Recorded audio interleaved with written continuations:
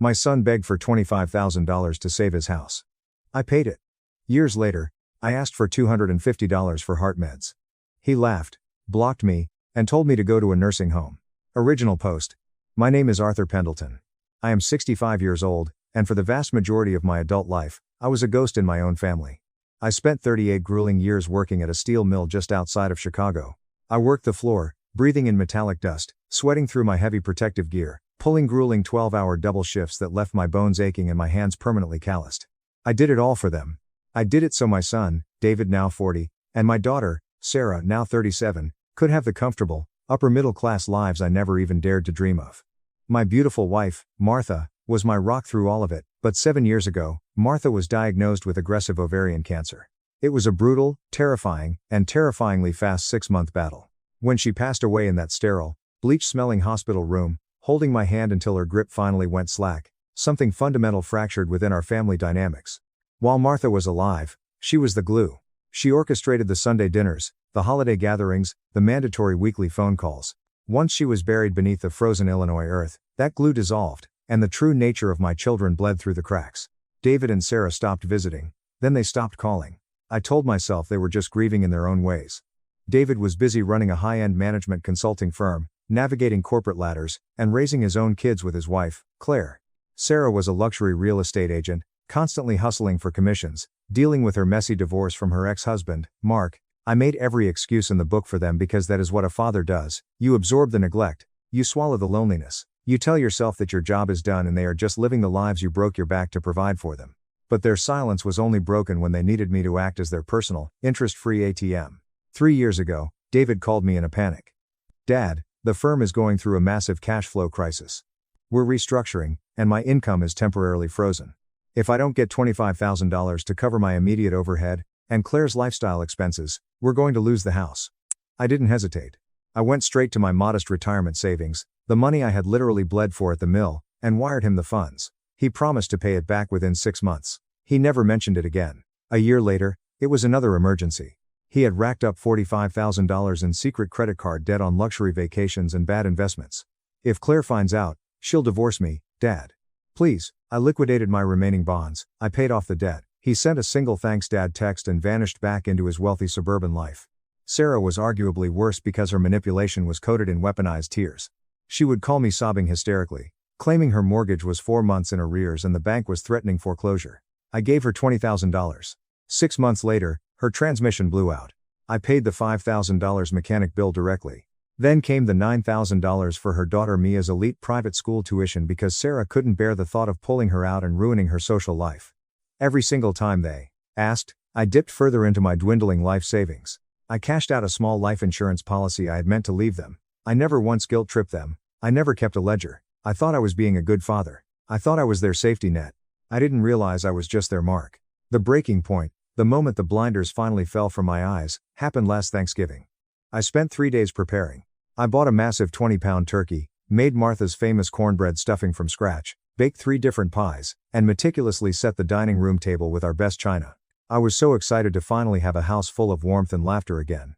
At 10:30 a.m. on Thanksgiving morning, David texted me, "Hey Dad, Claire's parents insisted we do Thanksgiving at their country club this year. Totally forgot to tell you. Catch up soon." 2 hours later, Sarah called, "Dad, I am just so emotionally exhausted from this week's open houses. I'm going to stay in bed and do a spa day. We'll reschedule, promise." I sat at the head of that massive, beautifully set table in absolute, deafening silence. I ate a single plate of turkey alone, listening to the ticking of the grandfather clock in the hallway. I packed the leftovers into Tupperware, filled my freezer, and eventually threw most of it in the garbage months later. That was the day I realized I had no children. I only had parasites. Then, 3 weeks ago, the universe intervened. I had been feeling particularly depressed and took a late-night drive to clear my head. I stopped at a rundown gas station in Naperville at midnight to buy a black coffee and, on a whim, bought a single Mega Millions ticket. I tossed it on my kitchen counter and forgot about it. 4 days later, I saw the winning numbers flashing on the local morning news. I grabbed my ticket. I checked the numbers. Then I checked them again. Then I sat down heavily in my armchair, my heart hammering against my ribs like a trapped bird, and checked them a third time. All 6 numbers matched perfectly. The jackpot was $415 million. The lump sum cash payout was $248 million after taxes. I didn't scream. I didn't celebrate. I didn't immediately call my kids. Instead, a cold, calculating calm washed over me. I picked up my phone and called Thomas Vance. Thomas is a brilliant, 60-year-old estate attorney I've known for 2 decades. He handled Martha's estate, and he is a man who operates with absolute discretion and ruthless legal precision. I drove to his downtown Chicago office, walked into his mahogany-paneled boardroom, and slid the ticket across the polished table. Thomas looked at the ticket, looked up at me, and all the color drained from his face. "Arthur, my God. Have you signed it? Have you told David or Sarah?"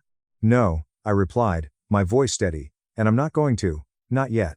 I want you to set up an irrevocable blind trust. I want the trust to claim the winnings so my name stays completely out of the public record. I want multiple layers of corporate LLCs protecting this money. Because before I give my children a single dime of this fortune, I am going to find out exactly who they are when they think I have absolutely nothing left." Thomas leaned back in his leather chair, steepling his fingers. He had seen the way my kids treated me over the years. He nodded slowly. "Sudden wealth doesn't change people, Arthur. It acts as a magnifying glass. It only exposes what was already there." "What kind of test are you planning?" "A simple one," I said. "I'm going to ask them to save my life, and we'll see what they choose." Update 1. By Tuesday of the following week, the legal machinery was complete. The trust had claimed the ticket. The $248 million was sitting securely in heavily diversified investment accounts managed by a top-tier fiduciary firm Thomas had aggressively vetted. Legally and financially, I was a ghost with $250 million. It was time for the test. I sat at my kitchen table, took a deep breath, and dialed David's number. He answered on the 5th ring, sounding incredibly annoyed. "Dad, I am literally stepping into a board meeting. Make it fast." "Dad." "David, I'm so sorry to bother you, but I am in terrible trouble," I said, forcing my voice to tremble slightly. "My prescription for my heart medication ran out. My Medicare gap coverage is messed up, and the pharmacy won't give me the pills. I have $0 in my checking account until my Social Security clears next week. I need the medication to keep my heart rhythm stable. Can you please loan me $250 just until the 15th. There was a long, agonizing silence on the other end of the line. When David finally spoke, his tone wasn't concerned. It was dripping with condescension. I opened the folder and began tossing bank statements and wire transfer receipts across the table like playing cards. March 2021. $25,000 to save your business. July 2022. $45,000 to pay off your secret credit card debt so your wife wouldn't leave you. Sarah September 2000. $20,000 to save your house from foreclosure. $5,000 for your transmission. $9,000 for me as tuition. I looked up at them. They were both staring at the documents, completely speechless. "Do you know how much I have given you two over the last 3 years? $185,000. Money I bled for. Money I sacrificed my own retirement for. And yet, when I called you begging for $250 to keep my heart beating, you told me to go to a nursing home. You blocked my number. You laughed at me for buying a cup of coffee." Letter. "Dad, we didn't know it was that serious." David sputtered, his eyes darting around nervously. "We thought you were just being dramatic. Where did you get the money for that car outside? Are you going into massive debt to spite us?" "That's the funny thing about tests," I said, ignoring his question. I reached into my shirt pocket, pulled out the laminated photocopy of the Mega Millions ticket, and slid it into the center of the table. Sometimes, failing them has catastrophic consequences. David picked up the paper. He read it. His jaw literally dropped open. He stopped breathing. He handed it to Sarah with a shaking hand. Sarah looked at it, and a horrifying, guttural gasp escaped her throat. $415 million? Sarah whispered, her eyes wide with a sickening mixture of shock and instant, rabid greed. "Dad, you won the lottery? Oh my God, Dad, this is amazing. We're rich. We can." "Stop," I barked. "There is no we. The money is already locked in an irrevocable blind trust. You will never, ever see a single cent of it. If you had shown me even an ounce of basic human decency, I would have set up generational wealth for both of you. You would have never worked another day in your lives. But you showed me exactly who you are. You discarded me the second you thought the ATM was empty. Dad, please, be reasonable." David pleaded, standing up, his voice cracking with desperation. "We made a mistake. We were stressed. You can't just cut your own children out of $500 million over one stupid phone call." "I'm not just cutting you out, David," I smiled, a cold, humorless expression. "I'm holding you accountable." I pulled the final 2 documents from the folder and slid them over. "What is this?" David asked, his hands shaking so badly the paper rattled. "That," I said, leaning forward, "is a notice of assignment of debt. You see, when you have hundreds of millions of dollars, you can afford incredibly ruthless corporate lawyers. My attorney, Thomas Vance, created a shell corporation called Pendleton Holdings LLC. Yesterday, Pendleton Holdings approached the bank that holds the loan on your luxury yacht, David. We also approached the lender holding your second mortgage, Sarah. We offered to buy your debts entirely in cash at a premium. The banks were thrilled to offload the risk. The blood drained from David's face so fast I thought he was going to pass out. Sarah began to hyperventilate. I am your creditor now, I stated softly, staring directly into David's terrified eyes. I own the paper on your boat. I own the paper on your house, Sarah. And because you have both missed payments in the past, you are technically in default of the original contract terms. I am accelerating the debt. You have exactly 30 days to pay me the full balances in cash, at a 24% penalty interest rate. If you do not pay, I will seize the yacht, I will foreclose on the house, and my legal team will bury you in so much litigation you won't be able to afford a cardboard box. You can't do this, Sarah screamed, tears of absolute terror streaming down her face. I'll be homeless, I'll lose Mia, you're a monster. I am the monster you created, I replied flatly. When you need help, and you have nowhere to turn, I want you to remember exactly how it felt to laugh at your father when he was dying. Get the hell out of my house. They refused to leave. They begged. They sobbed. David literally fell to his knees on my kitchen floor, clutching my pant leg, sobbing hysterically about how Claire would leave him. I felt absolutely nothing. I called the police and had them trespassed from the property. They were escorted off my driveway by 2 patrol officers, screaming and crying while Leo watched in stunned silence. I turned to Leo, who was staring at me with wide eyes. Pack a bag, kid, I said, clapping him on the shoulder. We're going to Hawaii. Update 3. It has been 8 months since the confrontation at the kitchen table. Leo and I spent 3 weeks in Maui. We stayed in a penthouse suite at the Four Seasons, went deep sea fishing, and ate steaks that cost more than my first car. I paid off his entire college tuition, set up a massive trust fund in his name that unlocks when he turns 25, and bought him a beautiful condo near his university. He is thriving, pulling straight A's, and calls me every single day just to chat. He is the son I always deserved. As for my biological children, the fallout was apocalyptic. David couldn't secure a loan to pay off the yacht debt because his credit was already maxed out. Thomas Vance executed the seizure flawlessly. We repossessed the boat. When Claire found out about the massive financial ruin David had been hiding, and that he had single-handedly cost them a $500 million inheritance by being a greedy sociopath, she filed for divorce. She took the kids, the house, and half his income in alimony. David was forced to file for Chapter 7 bankruptcy. He now lives in a depressing 1-bedroom apartment near the airport. He showed up at my gate once, standing in the rain, begging for a 5-minute conversation. I looked at him through the security camera, pressed the intercom button, and said, I'm blocking you. Consider it tough love. Then I went back to reading my book. Sarah's fate was equally brutal. I foreclosed on her house exactly 30 days after the notice. Without the house to maintain her facade, her real estate business collapsed. Her ex-husband, Mark, used her sudden homelessness and financial instability to take her back to family court. He won full custody of Mia. Sarah now gets supervised visitation every other weekend. The last I heard from Thomas, she is renting a room in a friend's basement and working the overnight stocking shift at a local Target. She sent me a 10-page handwritten letter last month, stained with tears, begging for forgiveness, claiming she had learned her lesson and was ready to be a real daughter again. I took the letter out to my backyard fire pit, poured a glass of incredibly expensive scotch, and watched the paper burn until it was nothing but ash floating away in the wind. People ask me if I feel guilty. If I feel sad that I destroyed my own children's lives. The truth? I sleep like a baby. I spent my entire life setting myself on fire to keep them warm, and they complained about the smoke. I didn't destroy their lives, their own greed, entitlement, and cruelty destroyed their lives. I just finally stopped paying the bill. Money doesn't change people. It just gives them the power to finally be who they always were. And now, I have the power. Top commands. User 1. Consider it tough love. Holy shit, I actually cheered out loud in my living room. That is the most brutal, calculated, poetic justice I have ever read on this app. The fact that you bought their debt just to legally ruin them is supervillain level genius, but completely deserved. Enjoy Hawaii, Arthur. User 2. The grandson is the real MVP here. A broke college kid giving up his last $600 to save his grandpa while the son in a yacht complains about boat maintenance. It perfectly highlights how wealth corrupts weak people. I'm so glad Leo got the Camry and the trust fund. He earned every penny. User 3. As a lawyer, I am salivating over Thomas Vance's legal maneuvering. Buying the debt through a shell LLC to enforce the default clauses is incredibly aggressive but 100% legal. Your kids played stupid games and won the ultimate stupid prize. You were a great father, they were just terrible people. My family secretly reported me for fraud on my own bank accounts after I refused to pay for a luxury trip. So, I canceled their entire financial existence. And watched their reality collapse. My name is Clara Vance, I'm 29 years old, and I work as a corporate fraud auditor in Charleston, South Carolina. My entire professional life revolves around dissecting paper trails, hunting down missing assets, and dealing with entitled executives who think they can hide embezzled funds in offshore shell companies. She has literally tracked lies for a living.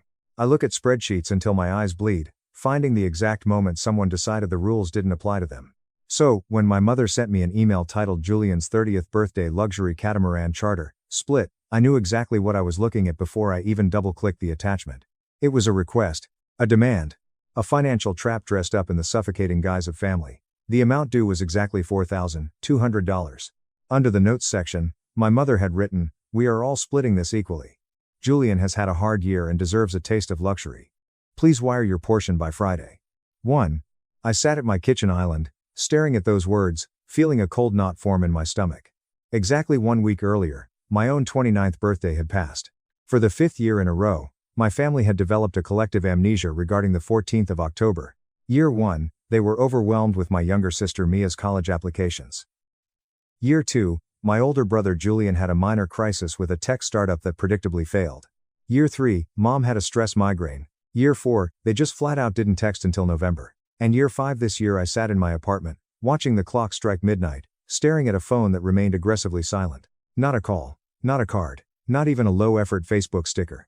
5 years of being forgotten. 5 years of telling myself they were just busy, stressed, distracted, human. But somehow, nobody was too busy to plan a massive, luxury catamaran party for Julian. Nobody was too stressed to reserve a private charter, order imported seafood towers, hire a DJ, and send me my mandated portion of the bill. My fingers were ice cold when I opened the attached PDF. There was my full legal name, listed right at the top under Time's family financial contribution. Not guest. Not daughter. Not sister. Contribution. That single word hit me harder than the $4,200 demand, because that was exactly what I had become to them. I was a payment method with a heartbeat. I scrolled down to the second page to view the itinerary and the guest list, and I saw a detail that made me laugh out loud in the ugliest, most hollow way possible. There were 28 names on that list. Julian's friends, his former frat brothers, Mia and her new boyfriend, my parents, aunts, uncles, even Julian's dog walker made the cut. My name was not on the guest list. They wanted my money on board, but they didn't want me. For a fleeting second, I pictured it. I imagined them laughing on the deck of that boat. Julian raising a glass of champagne, my parents smiling proudly, Mia taking perfectly curated pictures for Instagram, everyone enjoying a spectacular afternoon that I helped pay for, all while pretending I didn't exist. My chest tightened so violently it felt like a physical blow. Then, something inside my brain just snapped. It didn't go sad. It didn't go broken. It went dangerously, terrifyingly quiet. I opened my banking app, initiated a transfer to my mother's account for exactly $1.50, and typed a single line in the memo. "I'm not on the guest list.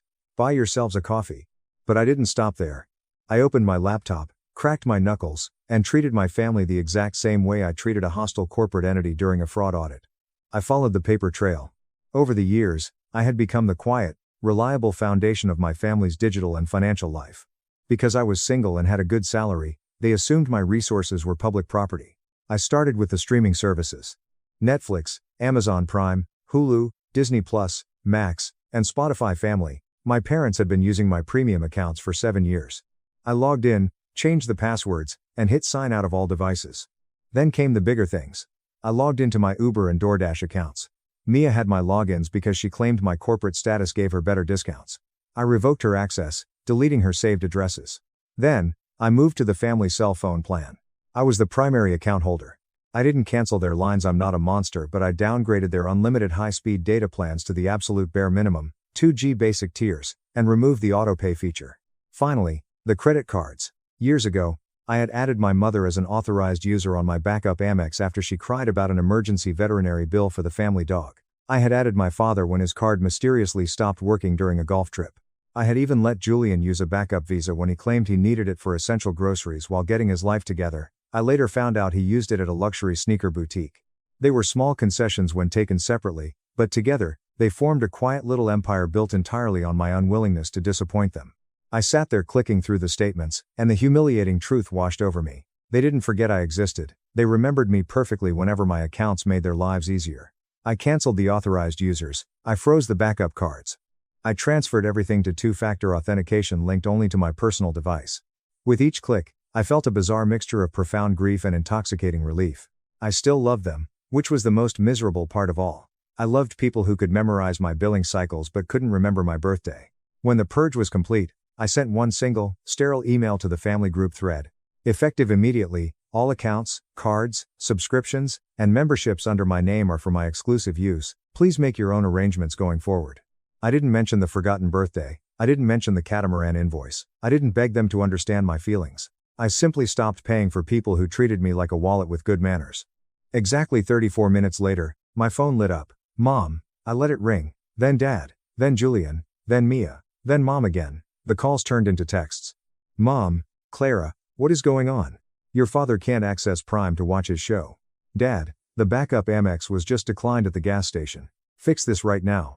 Julian. Why did Spotify kick me out in the middle of my gym set? Are you serious? Mia. This is incredibly petty. I literally have a date tonight and need an Uber. Not one of them said, happy belated birthday. Not one of them asked why I was upset. They only noticed the locked doors because, for the first time in their lives, they were standing on the outside. I placed my phone face down on the granite counter and laughed until tears streamed down my face. Around midnight, Mom finally sent a voice memo. Her tone was that tight, fake soft voice she used when she wanted to sound wounded instead of furious. Clara, sweetheart. I don't know what kind of mood you're in, but punishing the entire family over a little money is not like you. Julian's 30th is a milestone. You know how sensitive he is. Please stop this drama. Sensitive. Julian was sensitive. I was a utility company. I picked up my phone and typed back, my 29th was a milestone, too. 3 dots appeared, disappeared, appeared again. Finally, Mom replied, don't start drama over that again. You're an adult. That text murdered the very last ounce of hesitation in my body. Update 1. By the next morning, the family group chat had morphed into a digital courtroom where I was both the defendant and the crime. My father opened the barrage at 7 a.m. You embarrassed your mother last night. I let the silence stretch out, letting the ambient noise of the cafe, the clinking of espresso cups, the hum of the espresso machine fill the void. You didn't forget to invite me, I said softly, but with enough venom to make them flinch. You remembered to bill me. That means I existed to you as a payment source, not as a human being. Mom's eyes narrowed defensively. That is a very ugly, cynical way to interpret a simple administrative oversight. An oversight is forgetting extra napkins, I shot back. Leaving your daughter off a guest list while billing her $4,000 is a deliberate choice. I pulled out the rest of the screenshots and laid them out on the table like a detective presenting evidence at a murder trial. This is Julian calling me a pathetic spinster. This is Mia posting publicly that I sabotage family happiness. This is Dad telling me my birthday isn't the issue. This is the fraud alert after Mom tried to illegally bypass my security. And this is the declined $12,500 yacht payment you tried to force through after I explicitly told you no. Dad reached out to grab the papers, but I slammed my hand down on top of them. No. You're going to sit there and look at them. His face turned a dangerous shade of purple. You do not speak to your father like that. Then start acting like one. I snapped, my voice finally rising just enough to make the neighboring tables look over. The booth went dead silent. Mom's lower lip began to tremble. How dare you? How dare you sit here and judge us? No, Mom. How dare times you? I leaned in. How dare you teach me my entire life that love meant being financially useful? How dare you treat Julian like he hung the moon while treating me like the utility company that keeps the lights on? How dare you forget my birthday 5 years in a row, and then send me an invoice a week later like I should be honored to fund a party I'm banned from? Julian crossed his arms, trying to look tough but failing miserably. You're acting like we stole from you. It's family money. It is times my times money, Julian. I laughed bitterly. You used accounts I fund, you tried to spend on cards I pay. Pick a softer word than stealing, if it helps you sleep at night, but don't insult my intelligence. Mia muttered under her breath, this is exactly why nobody wants to celebrate you. You make everything so intense and difficult. I turned my gaze to my sister. No, Mia. Nobody celebrates me because I made it too easy not to. I smiled, I paid the bills, I forgave the oversights, and I pretended your table scraps were a feast. I trained all of you to believe I would accept absolute garbage treatment as long as you slapped the word family on it. Well, the free trial has expired. Mom's voice shook, abandoning the anger for pure victimhood. So what do you want from us, Clara? You want us to beg? Is that it? You want to sit here and watch us humiliate ourselves? I want absolutely nothing from you, I said, gathering my papers back into the folder. That is the entire point. Dad frowned, the reality finally starting to crack his corporate armor. Clara, don't be ridiculous. Families fight. You don't just walk away because people make mistakes. Mistakes? I asked, standing up from the booth. A mistake is forgetting to pick up milk. A pattern is forgetting your daughter's birthday for half a decade. A mistake is sending the wrong attachment. And, a mistake is sending the wrong attachment. A pattern is reporting fraud when I finally say no to being used. Julian tapped the table impatiently. Okay, speech over. Can we fix the catamaran payment now or not? The deadline is in an hour. I looked at my brother, genuinely marveling at the sheer density of his entitlement. I smiled. It was a real, genuine smile. Thank you, Julian. That was the clearest answer you could have possibly given me. I pushed my chair in. From now on, I am your daughter and your sister only when you are willing to behave like a family. Until then, I am not your emergency fund. I am not your streaming service. I am not your backup card. And I am definitely not your invisible ATM. Mom reached out, her fingers grazing my wrist. Clara, sit down. We are not finished here. I pulled my arm away. You're right. You're not finished. You still have to figure out how to pay the charter company by noon. I turned and walked out of the cafe. Behind me, I heard Julian practically scream, "Is she serious?" And Dad barking my name. I didn't look back. When I stepped out into the humid Charleston air, my hands were shaking violently, but my spine felt straighter than it had in my entire life. The fallout was spectacular, and messier than anything I could have engineered. By 1 p.m., the charter company officially canceled Julian's reservation. Because the cancellation occurred inside the 48-hour penalty window, they kept the $2,500 non-refundable deposit Mom had placed on her own debit card months ago. Julian lost the boat, Mom lost her deposit, and the family lost the illusion that my money would magically appear to save them. Julian tried to save face by moving the party to a crowded, overpriced waterfront bar, but half of his friends suddenly had schedule conflicts once they realized there was no free top-shelf liquor and no luxury catamaran to post on Instagram. A few days later, my Aunt Sarah called me. I almost sent it to voicemail, expecting a lecture, but her voice was surprisingly gentle. Clara, did they really try to bill you for a party you weren't invited to? I closed my eyes. Yes. They did. She was quiet for a long time. I am so incredibly sorry, honey. Your mother told us you were just having a mental breakdown over work stress. I had no idea. By Tuesday, Dad tried a new tactic, the guilt ledger. He emailed me an actual Excel spreadsheet titled Times Family Investment History. On it, he had itemized the cost of raising me. It included 2008 orthodontist, $4,500, 2012, prom dress, $250, an estimated grocery cost over 18 years, $35,000, and my share of the electric bill from when I was a teenager. At the bottom, he wrote, "Maybe you should remember who invested in you before you act like we owe you something." I stared at the screen, utterly repulsed. I replied with a single sentence, "Parenting is a legal obligation, not a loan with compounding interest." He didn't reply. For 2 full weeks, I blocked their numbers. I went to work. I slept through the night. I bought myself the birthday gift I had wanted for years, a solo weekend trip to Savannah, paid for by me, enjoyed by me. Eventually, the letters arrived. Handwritten letters in the mail, because they couldn't text me. Mom's letter was full of defensive phrasing, but she finally admitted the truth. They had centered Julian for so long they forgot how to treat me like a person. Dad's letter was stiff, but he admitted the spreadsheet was a shameful mistake. Mia sent an email apologizing for her Instagram post, admitting she was just jealous that I was financially independent while she still lived at home. Julian sent nothing. No apology, no text, nothing. And that silence taught me the final, most important lesson: some people only miss your benefits, they never miss your presence. You have to learn to spot the difference. I am currently low contact with my parents and Mia. We are slowly trying to rebuild, but the dynamic is permanently altered. They lost unlimited access to me, and I gained proof that I could survive their disappointment. Family isn't a title you get to wave around while treating someone like a resource. Top comments. User it. Parenting is a legal obligation, not a loan. God, I wanted to stand up and cheer when I read that. Your dad actually making an Excel spreadsheet of groceries he bought you when you were a literal child is the most unhinged, toxic boomer behavior I have ever heard of. You handled this like an absolute queen. Enjoy your money. You cerdo. The fact that your mom tried to report you for wire fraud to force a credit card transaction for a party is insane. If you hadn't called your bank friend to document that, she could have actually messed up your career as an auditor. Let Julian pay for his own life. He's 30, not 13.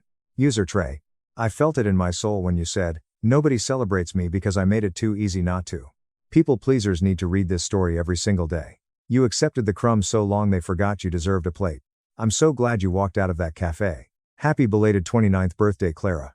My sister sabotaged my dream job, destroyed my reputation, and tried to ruin my wedding with my fiancé on her side. So I took back everything. My name is Harry, and I'm 31 years old. I got engaged to my fiancée Lily 6 months ago.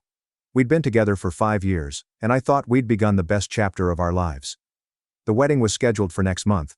But recent events have shown me how wrong I was about everything.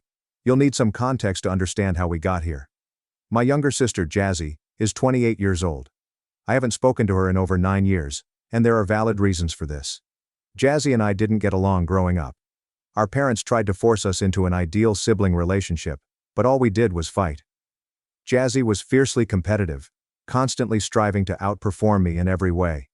I can still remember the event that set the tone for everything. I was 10, and Jazzy was 7. I had recently won a spelling bee at school, and our parents had taken us out for ice cream to celebrate. Jazzy, instead of being happy for me, had a complete tantrum right there at the ice cream shop. She cried that it wasn't fair, and that she spells better than I do. She requested that our parents question her right then and there, making the entire scenario terribly awkward and embarrassing. That was only the beginning. Her behavior became more sinister as we got older. If I got an A on an exam, she would study incessantly until she got an A as well. When I was 12, I won a local art competition, and my parents took us out to supper to celebrate. Instead of being pleased for me, Jazzy had a fit in the restaurant, yelling that she could draw better. She insisted on showing everyone her sketches right then and there, turning what should have been a happy occasion into a scene. That's only one example.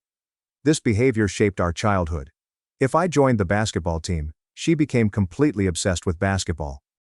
When I expressed interest in a lady in high school, Jazzy would go out of her way to be her best friend or gently flirt with her.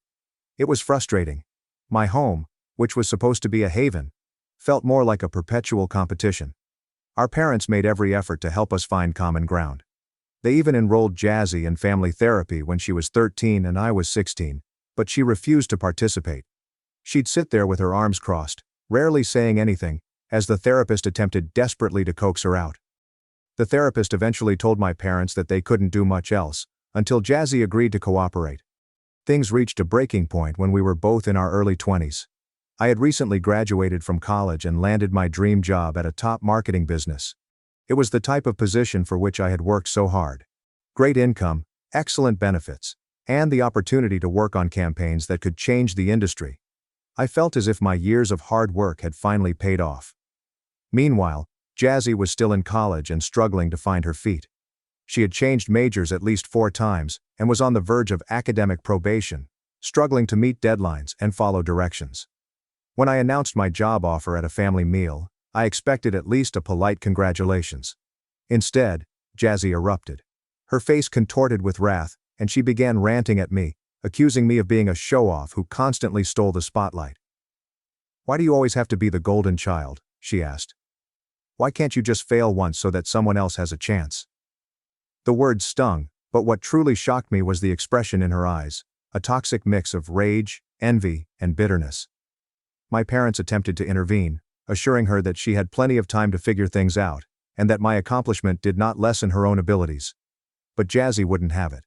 She stormed out of the room, slamming the door so violently that a picture tumbled from the wall. Later that night, I overheard her talking on the phone with one of her friends. She was saying stuff like, "He's not going to keep rubbing this in my face, and I'll make sure he gets knocked down a peg or two." I dismissed it as her normal dramatic venting. After all, we'd had our fair share of sibling squabbles over the years, and I assumed this was just another of her tantrums. But I could not have been more mistaken. A few days before starting my new job, I received an email from the firm's HR department. They had done an unexpected check of my background due to certain alarming materials that had come to their knowledge. Apparently, someone sent them faked emails and screenshots from false social media profiles, all in my name. These documents used harsh and discriminatory language portraying me as absolutely unsuited for the post. HR informed me that they were rescinding my offer, which left me astonished and devastated. The job I had worked so hard to get was gone in an instant. It did not take me long to fit the pieces together. Jazzy was the only person who understood enough about me to create such intimate and hurtful things. When I approached her, she initially seemed to be innocent, dismissing my claims with a cold smile. But as I pressed more, her facade crumbled. "Maybe you deserve to know what it feels like for once," she eventually whispered, her voice quivering with rage. "You've always been the favorite, the one everyone admires. It's about time you got a taste of failure." Her comments rendered me dumbfounded. My own sister had intentionally wrecked my future out of jealousy and hate. It wasn't simply a betrayal. It was a declaration of war. But she eventually broke down and admitted everything. She'd created the bogus accounts, fabricated the emails, and ruined my reputation, all because she wanted me to fail at something. Her voice was full of twisted pride, as if she had finally won some bizarre competition. I was crushed. This was beyond sibling rivalry. This was a premeditated sabotage by my own flesh and blood. I told her I never wanted to see or communicate with her again, and I walked out of the house that day. I crashed on a friend's couch while I tried to piece together my life. In the years that followed, I lost contact with Jazzy. My parents still saw her occasionally, but they knew better than to raise her around me. It was difficult for me to rebuild my career. I had to start with a lower-paying job and work my way back up, but I eventually got there. Now I have a wonderful job, helpful friends, and, until recently, Lily. When I met Lily 5 years ago, it felt like everything had finally clicked into place. She was nice, witty, and understanding. On our 4th date, I told her all about Jazzy. She listened and sympathized, acknowledging that family connections may be hard, and respecting my decision to cut links. I made one thing clear. Jazzy was not going to be a part of my life, especially at my wedding. At first, Lily appeared to comprehend. However, as we moved more into the wedding planning process, things began to shift. She continued bringing up Jazzy, implying that it might be time to forgive and forget. Each time I shut her down. The prospect of seeing Jazzy again made my stomach turn. This was meant to be the happiest day of my life, but having Jazzy there turned it into a nightmare. Lily would change the subject for a bit, but I could see she was unhappy. It all came to a climax last week as we finalized the guest list. Lily mentioned Jazzy again, and this time she refused to back down. I recall the precise moment when things began to disintegrate. We were seated in the living room, with the guest list spread out on the coffee table between us. I was already fatigued from a long day at work, and the last thing I wanted to do was revisit the same dispute we'd been having for weeks. But Lily was certain. "Harry, I really think you should reconsider inviting Jazzy," she added softly, as if to ease me into it. "She's your sister. Don't you think it's time to forgive and move on?" I clenched my jaw. She'd said those words before, but they hit me more this time. Perhaps it was the way she looked at me, with eyes full of hope and worry.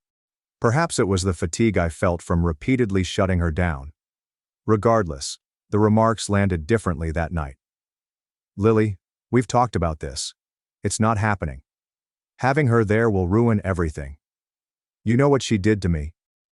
Lily sighed, her frustration scarcely concealed. "But it was years ago. People change. Maybe she's different now. Maybe she regrets it." I could feel the typical wrath rising. Regrets it. She destroyed my childhood, my career, my reputation. She knew exactly what she was doing. How do you just regret something like that? Her eyes scanned mine for any sign of compromise. "I'm not saying what she did was okay. I just think maybe she deserves a chance to make it right." I looked at her in bewilderment. "Why are you pushing this? Why does she deserve a chance to be at our wedding?" Lily's face hardened. "Because family is important, Harry. I can't imagine cutting someone off forever." The remarks stung worse than they should have. "Family? You think this is about some petty grudge? She didn't steal my toys or read my diary. She sabotaged my entire life. I had to rebuild everything from scratch because of her." She shook her head, her tone becoming sharper. "You're being stubborn. You're punishing her for a mistake she made when she was young." "That did it," I snapped. "A mistake? Do you know how humiliating it was to lose that job? To have my name dragged through the mud because my sister couldn't stand that I was doing well? That's not a mistake, Lily. That's cruelty." She crossed her arms and turned away. "Maybe she's grown. Maybe she wants to apologize. And maybe I don't care," I responded. "She made her choices, and I made mine. I told you this was a boundary for me. If you can't respect that, then maybe we shouldn't be getting married." Lily's eyes widened with shock. I could see the hurt on her face, like a shadow. "You're seriously saying that over this?" she blurted out. I responded, "Yes. Because it's not just this. It's about trust. You're supposed to be on my side, Lily. You knew how much this meant to me, and you're still trying to push me." We sat in silence, the weight of my words lingering in the air. My heart was beating, each pulse a stinging reminder of how far we'd strayed from the happy pair we were just months earlier. Lily spoke softly. I thought you'd understand. I thought love meant forgiveness. I shook my head, making my words barely audible. Love also means respect. And I can't respect someone who won't respect my boundaries. She said nothing after that.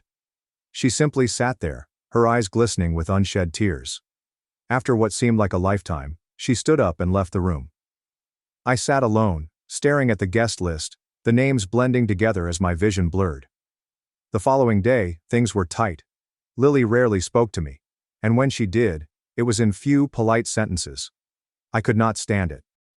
This chilly, detached version of her was worse than a yelling fight. It felt like a wall had been built between us, and neither of us knew how to break it down. I kept telling myself it will all be over. We adored each other. We had gone through so much together. Surely this was only a rough patch. But deep inside, I sensed something had changed.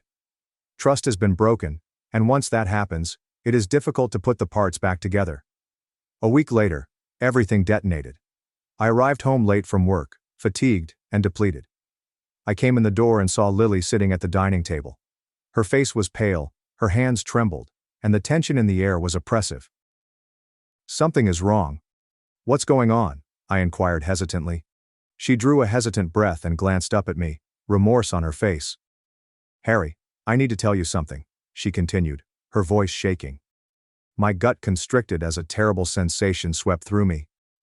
What is this about? I inquired, attempting to maintain my voice steady. I reached out to Jazzy, she murmured slowly, almost whispering. For a second, I thought I hadn't heard her correctly. You what? The words rang out louder than I intended. I found her on social media a few months ago, she explained, tears welling up in her eyes. I've been talking to her. I just wanted to understand what happened between you two and I invited her to the wedding. It felt like the ground had gone beneath my feet. I could not breathe. My skull vibrated with a low, deafening scream. You invited her? My voice trembled in amazement. I'm so sorry, she wailed. I thought it was the right thing to do. I thought if she came, maybe you two could finally. No. I interrupted her, my voice loud and quivering with rage. You went behind my back. You did exactly what I told you not to do. You betrayed me. Harry, please, she begged, her tears flowing freely now. I love you. I was just trying to help. Help? I asked, my laugh lifeless and frigid. You think this is helping? You knew how I felt and you did it anyway. This isn't love, Lily. This is manipulation. She grabbed for me, but I backed away, my heart splitting into jagged, terrible bits. Harry, wait, she exclaimed, her voice cracking. There's more. I thought she changed. I really did. But when I spoke to her, I realized I was wrong. She hesitated, as if the words themselves were painful to repeat. She hesitated, attempting to calm herself. She said, "Oh, you're his new girl. How can you even be with such a loser?" My chest squeezed as I clenched my fists. Of course Jazzy had not changed. Of course she'd lash out, even if someone tried to be friendly. Lily continued, tears running down her cheeks. That's when I realized you were right all along. I was so wrong to reach out. Harry, I thought I was helping, but I only made things worse. I see now how much she hurt you. I'm so sorry. Her words weighed heavily in the air, yet they did nothing to alleviate my feelings of anguish and betrayal. You should have trusted me, I stated softly but firmly. You should have listened when I told you what I needed. Lily wailed, her face in her hands, and I couldn't bring myself to comfort her. My heart was torn apart, and all I could think of was how the one person I'd trusted the most had gone behind my back, believing she understood better than I did. If you can't respect me enough to trust my judgment, then we have nothing left, I told you. She cried. Don't say that. We can fix this. I shook my head. The pain was too much to bear. No, Lily. You broke my trust, and without trust, there's nothing left to fix. I turned to walk away, each step heavier than the last. The air between us felt final, like a door slamming shut on the life we had created together. I knew it was over, and it hurt more than I could ever express. The silence in our flat felt oppressive following the fight. I spent the night in the guest room, staring at the ceiling and repeating every word we had said. My head felt like a cyclone from which I couldn't escape. Sleep did not come, only an unending cycle of rage, betrayal, and heartache. In the cold light of morning, the weight of everything landed on my chest. I could hear Lily moving around and the muted sound of her packing. I didn't have to inquire what she was doing. I sensed the life we'd constructed over 5 years was crumbling. Again, Jazzy prevented us from stopping it. When she eventually went out of the room, luggage in hand, our gazes connected. Her face was smeared with tears, yet her look was one of quiet resolution. "Are you sure this is what you want, Harry?" she inquired, barely above a whisper. I swallowed hard, my throat tightening. "No, Lily. This isn't what I want. But it's what you've left me with." She nodded and wiped her eyes with the back of her palm. "I never meant to hurt you." "I know," I replied, my voice cracking. "But that doesn't change what you did." We remained there for a minute, the air between us heavy with unspoken words. Then she turned to walk out the door. The sound of it closing behind her was a finality I was unprepared for. I sunk into the couch, the emptiness of the flat pressing against me. It felt like the walls were closing in, and the quiet was deafening in its finality. The following few days were a blur. I formally canceled the wedding, including the location, caterers, and florist. Each call seemed like another stab in the heart, as if I were disassembling a dream piece by piece. The reactions were mixed. My pals attempted to be supportive, but some of them clearly did not understand. Lily's family, on the other hand, made no attempt to conceal their outrage. Her mother called me a callous monster, accusing me of sabotaging a wonderful relationship over little sibling rivalry. Her brother, whom I used to be close to, sent me a long, furious text telling me I was making the worst mistake of my life. I looked at the screen, feeling numb. They didn't know the entire story. They didn't realize how far the pain went. In the midst of all this, my family decided to weigh in.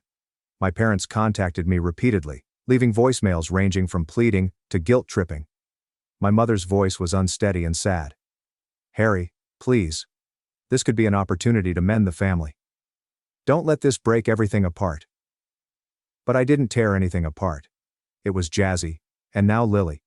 The people who were supposed to safeguard and support me had crossed borders that I could not forgive. One evening, after a long day at work, I arrived home to an email from Jazzy. I almost erased it before reading it, but my curiosity won out. The subject line simply read, "I'm sorry." The email was lengthy, full of apologies and explanations. She described how she spent years in therapy attempting to understand her jealousy and bitterness. She recognized that what she did to me was wrong, but she claimed to be a different person now. She wanted to reconcile, make amends, and be my sister again. I stared at the words on the computer, feeling just tiredness. Was I expected to trust that a few years of therapy would relieve the agony she had caused? Could money undo the pain of losing my ideal job, the embarrassment, and the years of effort to rebuild my career? The scars were too deep. I closed the email without responding. I spent the following weekend alone, attempting to comprehend everything. My thoughts kept going back to Lily. I missed her. The way she laughed at my stupid jokes. The way her eyes gleamed when she spoke about her interests. But I couldn't shake the sensation that the trust we had built was gone. It wasn't only about Jazzy. It was about Lily choosing to ignore something I had started from the beginning and do the exact opposite to show a point. I went to play basketball, hoping to sweat off my frustration. I lifted till my legs burned, concentrating on the physical agony rather than the emotional one. After that, I sat in my car, soaked in sweat, staring out the window. Was I being overly stubborn? Was it worth losing Lily for this? But every time I considered reaching out, I remembered the pain in my chest when she revealed she'd gone behind my back, the sense of betrayal, and the harsh awareness that the person I loved had not respected my boundaries. Regardless of how much I loved her, the wound was too fresh and too deep. On Tuesday morning I arrived at work feeling like a ghost. My manager, Ashley, a no-nonsense woman, drew me aside. She had always been supportive and today was no exception. "Are you doing okay?" she inquired, her tone quieter than usual. I forced a smile.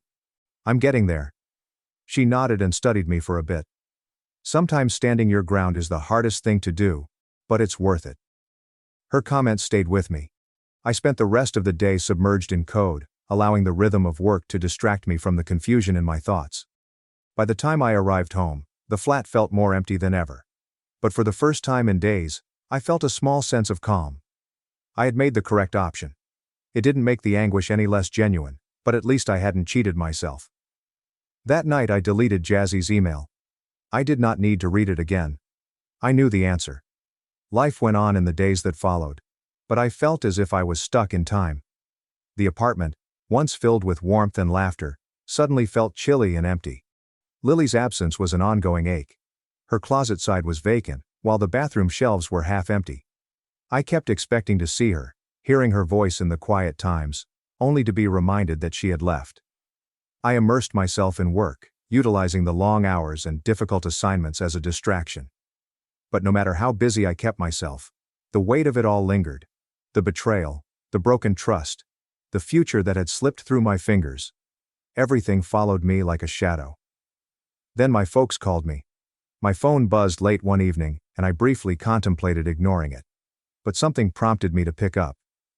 "Hi, Mom," I said with a bland voice. "Harry," she murmured, her voice wary. "Please attend supper this weekend. We need to talk." "I don't think that's a good idea," I said, exhausted. "Please," she urged. "It's important." Despite my better judgment, I agreed. Perhaps a part of me still hoped they'd understand, to finally comprehend my point of view. But deep down, I knew I was preparing myself for disappointment. Saturday evening arrived and I drove to my folks' house with my stomach in knots. My memories of my boyhood home were different now, tainted with a sadness I couldn't ignore. As I climbed up the steps, I took a deep breath to brace myself. My mom answered the door and greeted me with a strained smile. "I'm so glad you came," she whispered gently, drawing me into a hug that felt more like a plea than a comfort. I stepped inside and immediately realized something was wrong.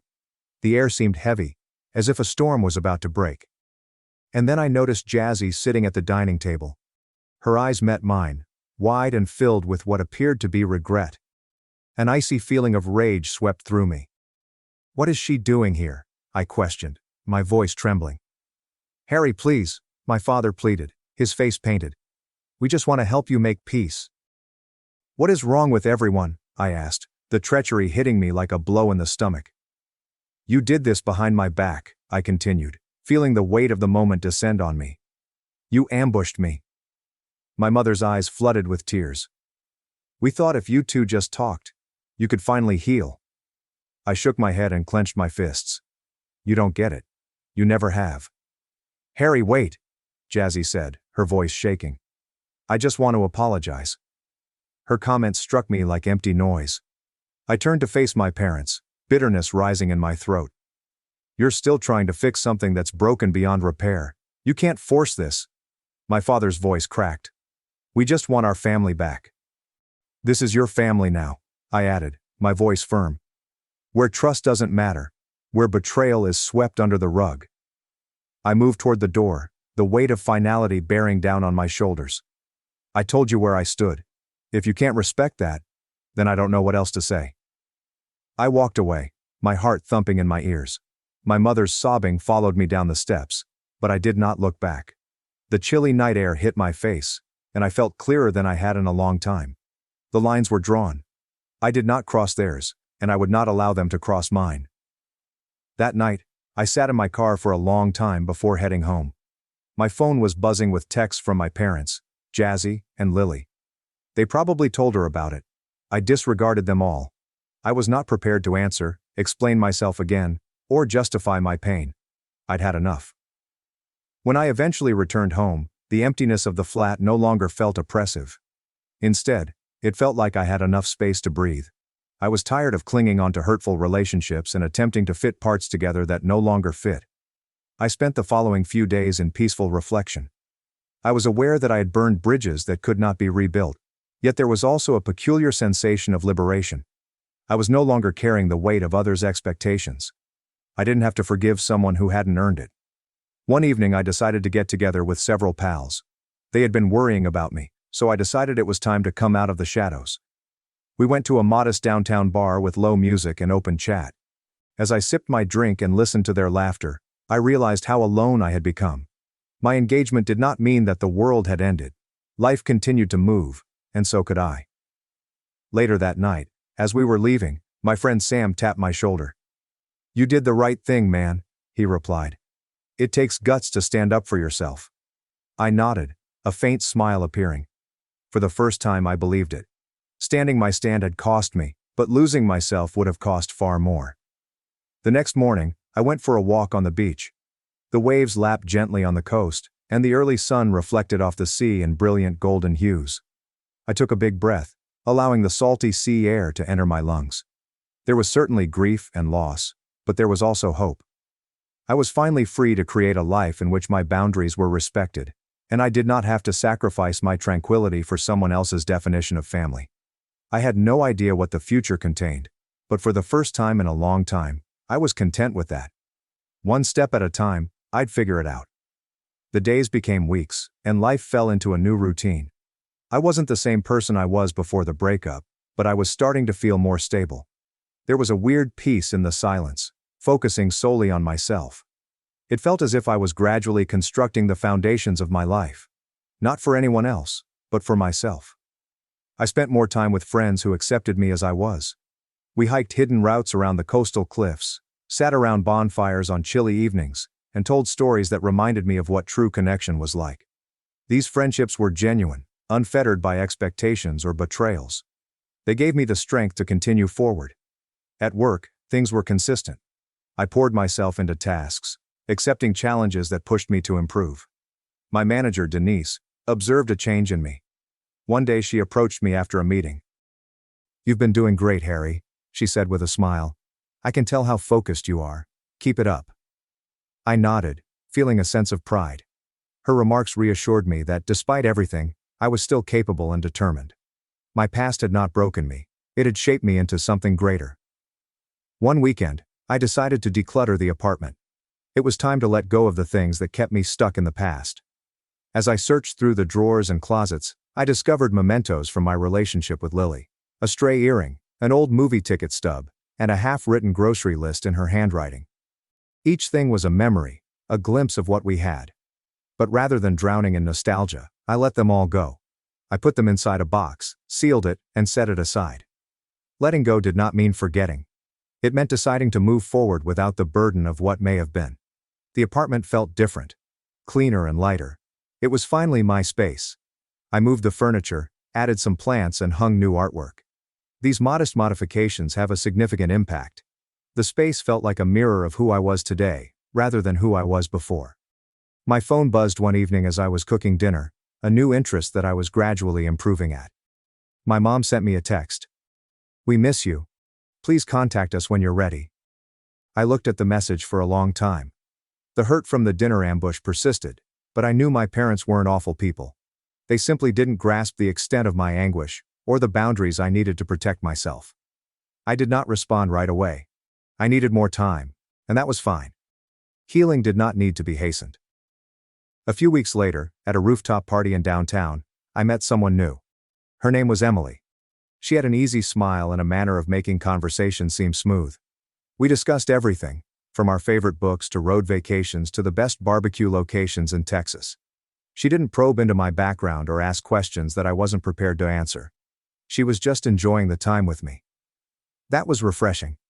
I did not have to justify myself or defend my bounds. I could just be. Emily smiled at me as the sky turned orange and purple with the sunset. "Feel like getting a milkshake?" she asked. I chuckled. "Sure, as long as I don't have to sing karaoke." She chuckled, and I felt a warmth I hadn't had in a long time. It was hardly the exhilaration of falling in love. It was a calm consolation to know that new beginnings were possible. That night when I walked back into my apartment, I discovered something. I wasn't over what had happened. Jazzy's deception and Lily's broken trust left lasting scars. But the scars did not define me. They were only half of my story. I felt stronger now, more aware of what I needed and deserved. I stood near the window looking out at the Austin skyline.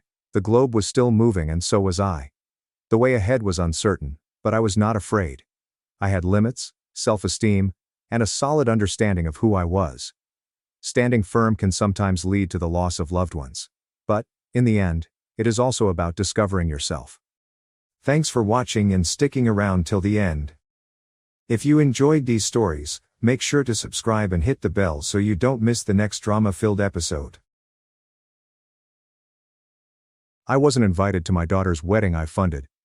Now my daughter's marriage has collapsed and I'm the one she's calling. I never imagined something like this would happen to me. But here we are. Kane, my 28-year-old daughter, declined to ask me to her wedding. Let that settle in for a moment. I was kicked out of a wedding that I was literally paying for. I'm still trying to comprehend everything, but I thought putting it here could help me make sense of things, or at least rant a bit. First and foremost, let me say that Kane has always been difficult. Even as children, we experienced ups and downs. But what parent or child doesn't, right? Still, I never expected things would go to this point. Yes, we've had conflicts in the past, but nothing prepared me for this. Anyway, I will try to be as clear as possible. Kane has been with her fiancé Arthur for some years. They're not exactly wealthy, so when they started arranging the wedding, I offered to cover the costs. It seemed like a great gesture, and I wanted to assist them get off to a good start with their marriage. I know weddings are extremely expensive, but because they were struggling financially, I figured why not? It was my way of showing support. I was pleased to help, and I felt she would enjoy it. Isn't this a significant moment? Your daughter's wedding day marks the beginning of a new chapter in her life. I wasn't anticipating a party in my honor, but some appreciation would have been good. Not long later, everything began to spiral out of control. I recall one talk with Kane in which I was simply trying to be helpful. Hey Kane, I was thinking about the seating arrangement. Do you want me to look into renting extra chairs, or do you have that covered? She barely looked up from her phone, rather distracted. I think it's fine, Dad. We've got it handled. I raised an eyebrow. Are you sure? I don't mind helping. I can cover the cost of some extra stuff if you need it. I said we've got it, okay? She snapped, looking at me for the first time in a long time. I was taken aback. Hey, I'm just trying to make sure you have what you need. It's no trouble. She huffed, rolling her eyes. Well, we don't need you micromanaging everything, okay? We're good. Small things like these started to mount up. I wasn't asking for much, I was simply trying to help. I couldn't understand why she was so short with me when I was only trying to help. Fast forward a little, and the wedding planning appeared to be going very well. Kane appeared to have everything under control. I didn't get too caught up in the specifics. I didn't want to intrude. I trusted her to handle things. But one day, I thought it would be good to include my brother Louis on the guest list. He and Kane have always been close, so I didn't think it would be an issue. Just one more person, correct? Not a big deal. When I called the wedding coordinator to see if they could include Louis, things became awkward. When I asked, the planner sounded slightly uneasy. They hesitated and then informed me that the guest list was already full. Full? How is this possible? This is a wedding, not a movie theater. You can always make place for one more, right? I pushed a little, believing I had misunderstood and made a mistake. Finally, after some back and forth, the planner forwarded me the guest list. And let me tell you, as I opened that list, my heart stopped for a moment. I was not on it. Neither was Liliana, my wife. At that moment, I was more than bewildered. I assumed it had to be an error. How could my own daughter leave me out of her wedding guest list? Especially because I am the one paying for it. That made no sense. So I contacted the planner back, attempting to remain cool despite my rushing thoughts. I asked them directly, why aren't we on the guest list? The planner hesitated again before dropping the bomb. They informed me Kane had specifically instructed them not to invite me or Liliana. To add insult to injury, she requested additional security to ensure that we could not even enter the venue if we attempted. I just stood there, startled. I couldn't believe what I heard. To learn that my own daughter was organizing her wedding behind my back, and that she had hired security to keep me out. I mean, what the heck? At that point I was outraged. I asked the planner for proof, assuming there was a misunderstanding. Perhaps there was a miscommunication or something. But no. They forwarded me the emails, and they were in black and white. Kane had been planning this for weeks, and it was obvious I wasn't welcome. I just wasn't sure what to do. I felt absolutely betrayed. I always thought I was doing something good for her. She was intentionally preventing me from attending her wedding. I can't express how much that hurt. What struck me the most was not simply that she had left me off the guest list. It was the fact that she had planned it this way. It was not an accident. It was not an oversight. She went out of her way to make sure I wasn't there. And why? We'd had a few arguments over the years. I did not always agree with her decisions. That is part of being a parent. You strive to guide your children, even when they refuse to listen. I couldn't stop thinking about how many times I had supported her. I was always there for her when she struggled in school, when she was hanging out with a terrible crowd, or when we were in difficult situations. Even when she was upset with the world, I tried to be someone she could rely on, and now she's keeping me out of one of the most important events of her life. And I don't know why. I do not want to be the victim here, but it felt like a slap in the face. A cool, planned slap. I've seen her become irritated with me over minor issues, but she always comes around eventually. It felt strange. This felt permanent. After hanging up with the planner, I just stood there staring at the email. I must have read it 100 times, expecting to find something that made sense of it all, but nothing did. The more I thought about it, the angrier I became. However, there was also a deep melancholy mixed in with the rage. It's difficult to define, but there's a sensation that comes over you when you realize your own child does not want you in their life. I kept asking myself what I'd done to deserve this. What could have gotten her this far? Sure, we've had our arguments, but I never imagined it would come to this. Blocking me from her wedding and making sure I couldn't even attend if I wanted to. It was as if she were punishing me.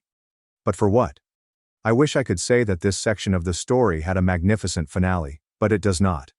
I was left stunned, puzzled, and heartbroken. I wasn't sure what my next step would be, but one thing was certain. It wasn't just about the wedding anymore. It was something far deeper, and I didn't know how to cure it. Well, after obtaining the guest list and not seeing my name anywhere, I was furious.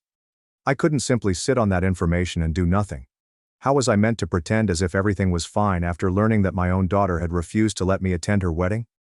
I felt I needed to confront Kane and find out what was going on. I couldn't let it go without having some answers. So I tried to call her. No response. I tried again. It went directly to voicemail. That was how things went all day. I got it. She's preoccupied with wedding preparations and such. But I was anxious for clarity at that point. I wasn't sure if I was angry or wounded, but I needed to talk to her. I left her a voicemail, asking her to call me back. Nothing, only silence. The silence was driving me insane. After a day or two of no response, I had reached my limit. If she didn't come to me, I'd go to her. So I got into my car and proceeded to her apartment. She did not live far from me. To be honest, I had no idea what I was going to say. I knew I needed to talk to her in person. I thought she might be able to explain it. Perhaps we can speak it out. Or maybe I was foolish, expecting her to have a reasonable explanation for everything. I was pumped up with adrenaline when I arrived at her apartment. My thoughts were full of things I wanted to say, but I had no idea what to anticipate. I knocked on the door, and after what seemed like a lifetime, Kane answered. She stared at me as if she expected this confrontation and wasn't surprised I was there. That made me extra upset, but I tried to remain composed. There was no need to go crazy from the start, right? We remained there for a bit, and then she simply inquired, "What do you want, Dad?" As if I were an unexpected visitor. I informed her right away. "I want to know why my name isn't on the guest list. Why the hell did you block me from your wedding?" She sighed, rolled her eyes and remarked, "I knew you'd find out eventually." That infuriated me even more. I asked her again, trying to keep my voice steady, but it was shaking by this time. "Why, Kane? Why would you do this?" She said, "I saved you the trouble of having to show up." She stated it nonchalantly, like if the whole incident was no great deal. I was standing there, about to burst, and she was acting as if it were any other Wednesday afternoon. "I'll send you the pictures if I have time," she said with an apathetic shrug. That was when I lost it. I couldn't hold back any longer. "What the hell is wrong with you?" I exclaimed. I was shaking, full of wrath and disappointment. Is this how she treated me after everything I had done for her? I didn't get it. How could a daughter refuse to allow her own father to attend her wedding and then act as if nothing happened? But it did not end there. She still had more to say, and none of it was positive. She began reciting all the reasons why she believed I deserved to be left off the guest list. She claimed I was never on her side, that I was always against her, and that I flaunted Liliana, my wife and her stepmother, in front of her. She even brought up topics from years ago, which I believed we had gone over. She mentioned moments when she needed me to stick up for her but I didn't, such as when she got into a fight with her cousin, or when she was having problems at school. I am not going to lie. Sometimes I couldn't defend her. She wasn't always correct, and I wasn't going to defend her when she was clearly incorrect. I tried explaining it to her, but she didn't listen. She was sure that I had been against her for years, that I had abandoned her, and that the entire wedding was her method of getting back at me. She even mentioned stuff from her younger years, such as the time she was caught with medications. Yes, she went through difficult times, but I was there for her. I supported her through it all, even when it was difficult. I didn't abandon her when she needed aid. I attempted to guide her, get her the assistance she required, and keep her on the correct course. But clearly, none of this mattered. In her mind, I had failed her in all the ways that mattered. Standing there, listening to her vent all of her rage, I realized how deep her animosity was. It wasn't only about the wedding. I had no idea she was hiding years of pent-up frustration. And the way she was flinging it all at me now, as if it was my fault she was so twisted up, was simply too much. At some point, I began to cry. I hadn't even planned it. It's just happened. I practically begged her. What did I do that was so terrible, Kane? Why are you treating me like this? I hoped, deep down, that she would show some guilt or empathy, that she would soften even little. But no. She stayed cold. You were never on my side, she said. You always cared more about your new life with Liliana. You didn't care about me. That hit me like a blow in the stomach. I attempted to convey to her that I'd always cared about her, and that I loved her above all else. However, she was persuaded that I had prioritized my new family over her. I wasn't sure what to say.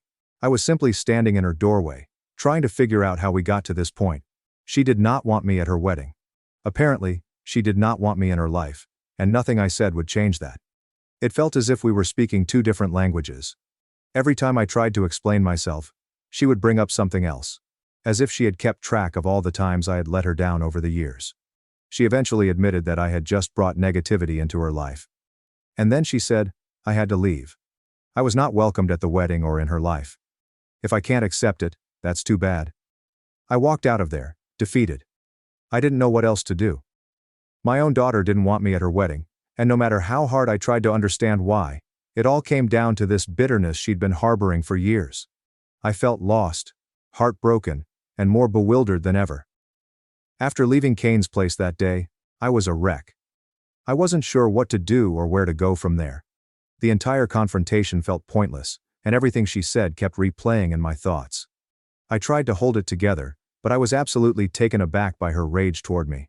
I knew we weren't very close, but learning that she thought so little of me hurt. A few days later, I still hadn't heard from her. I was attempting to give her some space, hoping that she might reconsider or at least calm down enough to speak logically. But deep inside, I knew it wouldn't happen. The wedding was quickly approaching, and I wasn't sure if I should just sit back and pretend everything was fine. I couldn't do it. I was at home with my wife, Liliana, explaining all that had transpired. Liliana has always been patient with Kane, far more so than I have been, but even she was fed up at this point.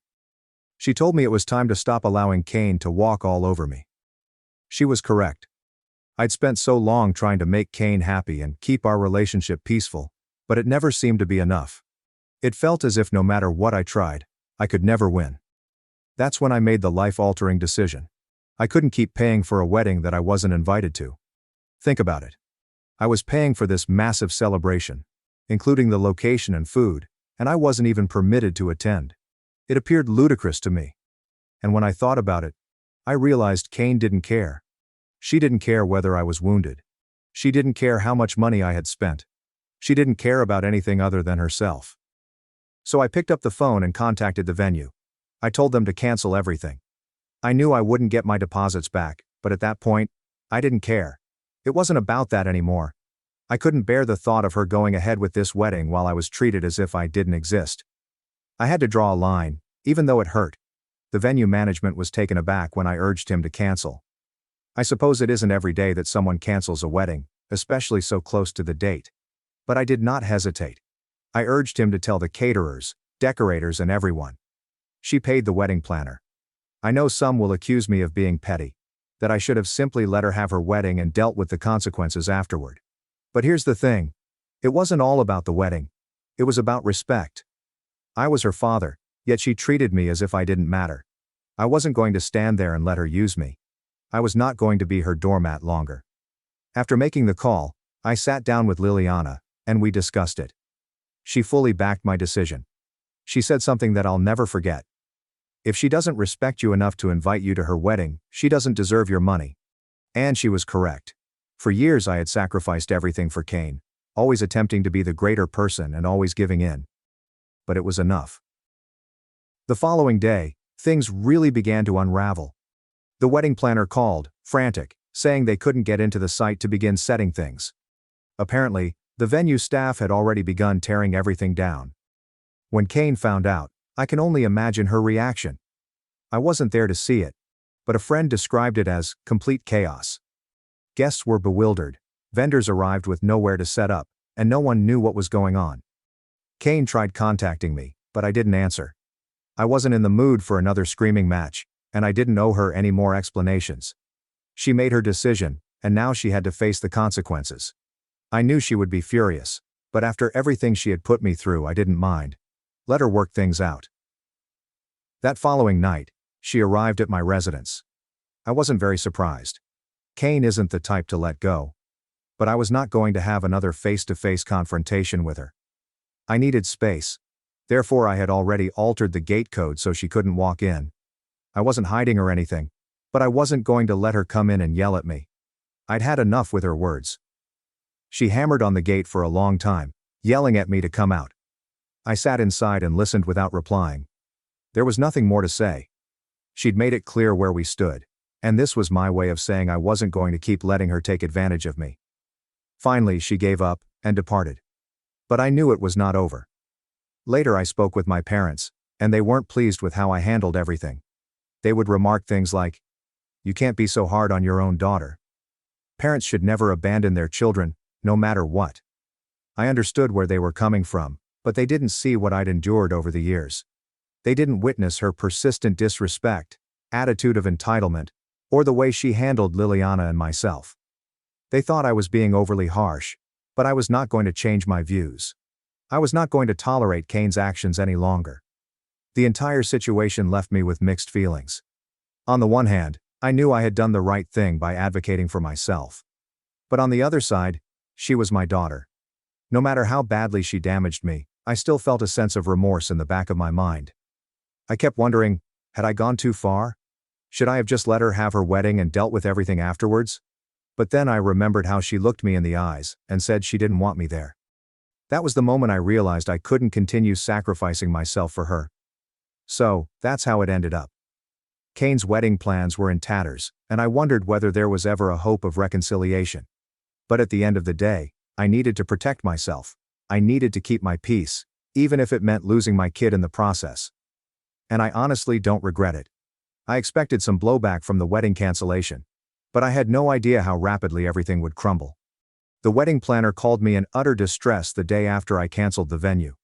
He began off politely, attempting to explain the problem, but it was clear he was losing control. The venue had already begun shutting down operations, and the caterers and decorators were unable to enter. Apparently, when they arrived at the venue that morning, security showed them the cancellation email I had sent. And that's when everything broke apart. He was calling to see if there was any way to save the situation, but I was done being polite. I opened up to him. "I'm not paying for anything. The wedding can go to hell. As far as I'm concerned, it doesn't exist anymore." He sputtered, attempting to reason with me, but I refused to budge. I'd made my decision, and I wasn't going to be pushed, simply because everyone else was losing their heads. He kept talking about how the suppliers needed to be paid, and how there was still time to remedy things if I just paid the remaining bills. I broke him off and said, "That's not my problem anymore. You'll have to talk to Kane about it." I then hung up. Part of me felt sorry for him. He was simply doing his job. But this scenario was no longer my mess to clean up.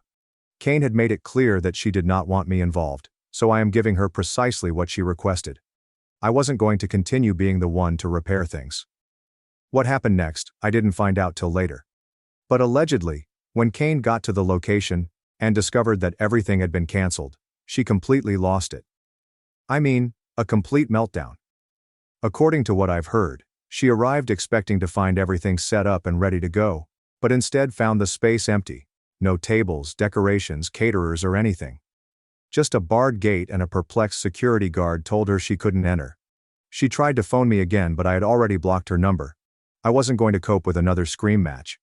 I suppose she assumed I was bluffing or that I would back down at the last minute. However, when she understood I was serious, things quickly escalated. When security told her she couldn't enter, she exploded. According to what I've been told, she began shrieking at the security officers, demanding to be let in, even threatening to sue the venue, which, let's be honest, was not going to get her anywhere. She attempted to push her way in once, which prompted the guards to call the cops. If Arthur, her fiancé, hadn't arrived just in time, I'm sure she'd have been jailed for trespassing. He was able to calm her down just before things went fully out of control. But by then, the harm had been done. Her ideal day was officially shattered. While all of the pandemonium was unfolding at the venue, I was at home, waiting for the inevitable knock on the door. I knew Kane wouldn't let anything like this go, and she showed up later that evening. She was knocking on the fence and shouting for me to come out, but I remained inside. I'd already concluded there was no use in engaging in another dispute. We had said everything there was to say. I could hear her yelling, telling me that I had ruined everything and was being selfish. Part of me wanted to go out and talk to her, explaining why I did what I did. But another part of me knew it wouldn't do anything. Kane had made up her mind about me a long time ago, and nothing I said would change it. So I stayed inside and let her vent, till she finally gave up and left. After she departed, I sat down with Liliana and we discussed what had happened. Liliana, as usual, was supportive. She continued telling me that I had done the right thing and that it was time I stood up for myself. But I couldn't help feeling conflicted. On the one hand, I realized I needed to draw a line. Kane's conduct had been out of control for years, and this was the last straw. However, I couldn't shake the guilt of ruining my own daughter's wedding. As the days passed, information traveled across the family about what had occurred. I still hadn't told anyone, but it appears that Kane went around telling her version of the story to everybody who would listen. I immediately had calls from family asking why I had done it, why I couldn't simply let her have her day. My parents were really disappointed. They disagreed with Kane's treatment of me, but they believed I should have allowed the wedding to go and dealt with the consequences afterward. I tried to convey that it was more than just the wedding. It was the culmination of years of hatred and disrespect. I couldn't keep being the one who fixed things, especially since she didn't want me there in the first place. I said they didn't understand. To them, it was just another father-daughter disagreement that could be resolved with time. But, to me, it felt much greater. It was more than simply a brawl. It felt like a watershed moment in our relationship, and I wasn't sure how to proceed. The remainder of the week was calm. Kane did not contact me again, and neither did I. I tried to allow myself some time to comprehend things, but the guilt kept seeping in. I kept thinking, was I being too harsh? Should I have just swallowed it up and let the wedding happen? I told Liliana about it again, and she reminded me of all the times Kane had walked all over me, and how I had given in just to keep the peace. She was correct. I spent years bending over backwards to keep Kane happy. And where did it lead me? She was left out of her wedding, one of the most important times of her life. There comes a time when you have had enough. I recall the way she looked at me in that last confrontation, cold and dismissive. And I knew I couldn't argue with her. This wasn't a minor argument. It was the culmination of years of bottled-up rage and hatred, and it was evident she was not going to back down. So that's how everything went down during the wedding. It wasn't pretty, and it was certainly not easy. But at the end of the day, I had to stand my ground. Even though I felt awful, I realized I couldn't keep allowing myself to be walked over. The fallout was messy but necessary. A few months later, I got a call from an unknown number. It was Arthur, Kane's husband. I immediately tightened up, fearing that anything had happened to her. He assured me that she was all right, but that she preferred to see me in person. I was startled. I asked him why, but he said he'd explain when we met. He said he was in town, and that if I had time, we could meet for dinner. I consented, secretly hoping it was a meeting to reconcile Kane and myself. I assumed she wanted to see me but was too ashamed to confront me, so Arthur served as an intermediary. I went with a lot of optimism. After all, I am her father. To my disappointment, Arthur was alone. When I asked about Kane, he stated he didn't know. My heart fell and I inquired about what had happened to her and whether she was all right. He informed me that they were separated. He then revealed that Kane was abusive in their marriage and suffered from severe rage issues. That she tossed and smashed objects about the house, even during minor fights. Arthur put up with it for as long as he could, but when it became too much, he parted from her. He informed me Kane had a psychological problem, and was always blaming others for whatever inconvenience she experienced. She was continuously fighting with him because they had to relocate to a distant place, when better career chances became available for Arthur. That change has no negative consequences for Kane. She found a job with a comparable wage in the same city. Nonetheless, she was unhappy about leaving her homeland. And that was only one thing. Kane was often furious with Arthur, and battled him regularly. He mentioned another reason he wanted to visit me in person. He wished to apologize. He told me that he observed Kane's violence to me, Liliana, and even my parents, but did not act because Kane had turned him against us. He claimed he brought suffering on himself by ignoring all warning indications. I replied that it wasn't his fault, but Kane's. Maybe I'm also to blame for not knowing how to better raise her. I also apologized to him for what he had gone through while with her. Arthur asked me for one final favor. He added that Kane was saddened by the separation and begged him to return to her, but he had ceased loving her due to the abuse he had endured. He wished her the best. He asked if I could reach out to her and help her through these difficult times. She literally has no friends because she lost them all thanks to her temper, he told me. She doesn't have any real or permanent friends in her life. He asked me to take her to therapy or anything like that. I told him I wanted to, but she would not let me near her. He understood my situation, and I understood his. We both wanted to help Kane, if she would let us. After understanding all of this, I couldn't help but visit Kane. And that was just what I expected. She launched an attack on me and Liliana. Even though I went alone, I didn't want Liliana to see Kane's rage. I apologized to her, hoping to calm her down. At that point, I didn't consider what was right or wrong. She was going through a difficult moment, and I wanted to help. I told her she could curse me all she wanted, but she needed to go to a therapist first. She refused to listen, and began bringing up things from the past. She yelled that she despised Liliana so much that she wanted to murder her. She stated she didn't want us at her wedding because she was embarrassed to introduce Liliana as her stepmother. She was ashamed of Liliana, as well as of my marriage to her. She refused to listen to me and threw me out of the house. She blamed me for all of her problems in life. I got up and said, I tried. But now I won't try again. There is a limit to patience, and I just exceeded it. Have a nice day, Kane. Then I walked out. Slowly. Deliberately. Without looking back. I did not bang the door. I did not raise my voice. I've just departed. Because there was nothing more to say. She had expressed her feelings clearly. So did I. It had been 2 years since that day.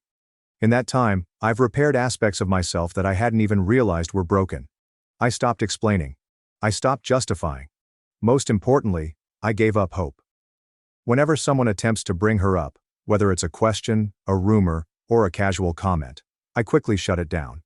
I simply respond, I'd rather not talk about that, and leave it at that. I no longer owe anyone an explanation. I'm at peace with my decision. I sleep better. I can breathe easier. Liliana and I are still together. A few days ago, my mother called. Her tone was soft and cautious, as if she was unsure where to begin. Gavin, I thought you should know. Kane's in a mental health center. I did not respond. I just listened. She's not doing well, my mother said hesitantly. They say she's struggling emotionally, mentally. Nonetheless, I said nothing. Finally she said, Do you think you'll go see her? I paused. Not because I was unsure but because I wanted to ensure she heard me correctly the first time. No, I replied. Not anymore. There was stillness on the other end of the line, but I didn't break it.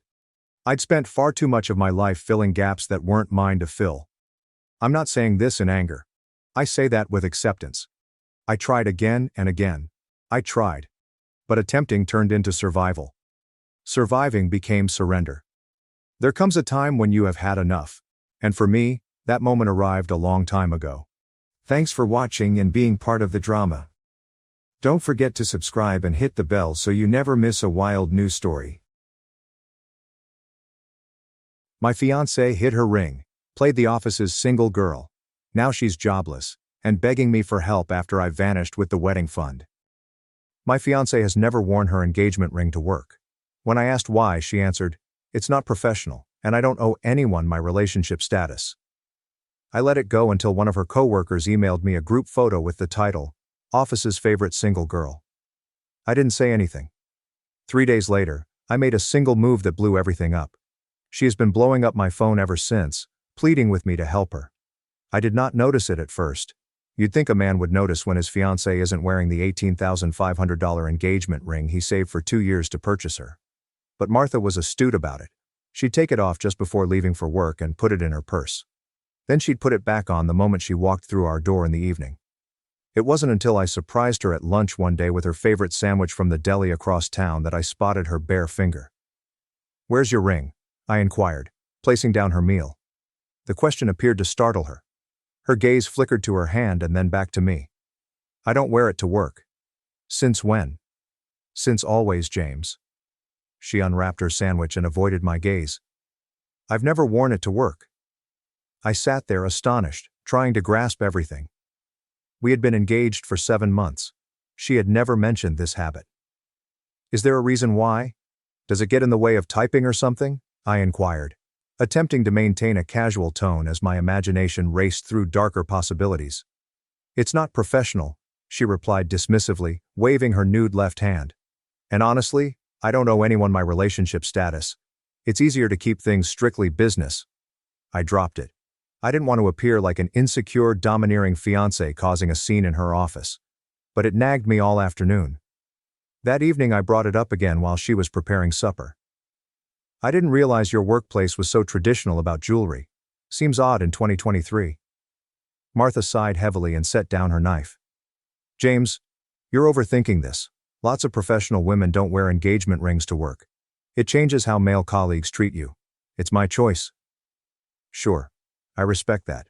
Just wish you'd mentioned it." She rolled her eyes. "Do I need to report every piece of jewelry I decide not to wear?" That's how the talk concluded. I feel a little silly for even bringing it up, slightly irritated, but successful in preventing more conversation. Except for what happened 2 weeks later, I could have easily forgotten the entire event. I was going through Instagram when I saw a post from Keith, one of Martha's coworkers whom I had met at their holiday party. It was a group photograph from an office happy hour. Martha was in the center of the group, holding a cocktail and giggling. The message was as follows: "Thursday drinks with the team. Office's favorite single girl showing us how it's done. Work family. Thirsty. Thursday. Single girl." I focused on those 2 words until my vision clouded. Then I focused in on her left hand, which was visible around her cocktail glass. There is no ring, obviously. The hashtag in the caption, however, took my breath away. This wasn't simply about not wearing a ring. She actively presented herself as single. Martha returned home that night to find the ring on her finger, as it always is. She greeted me with a friendly kiss.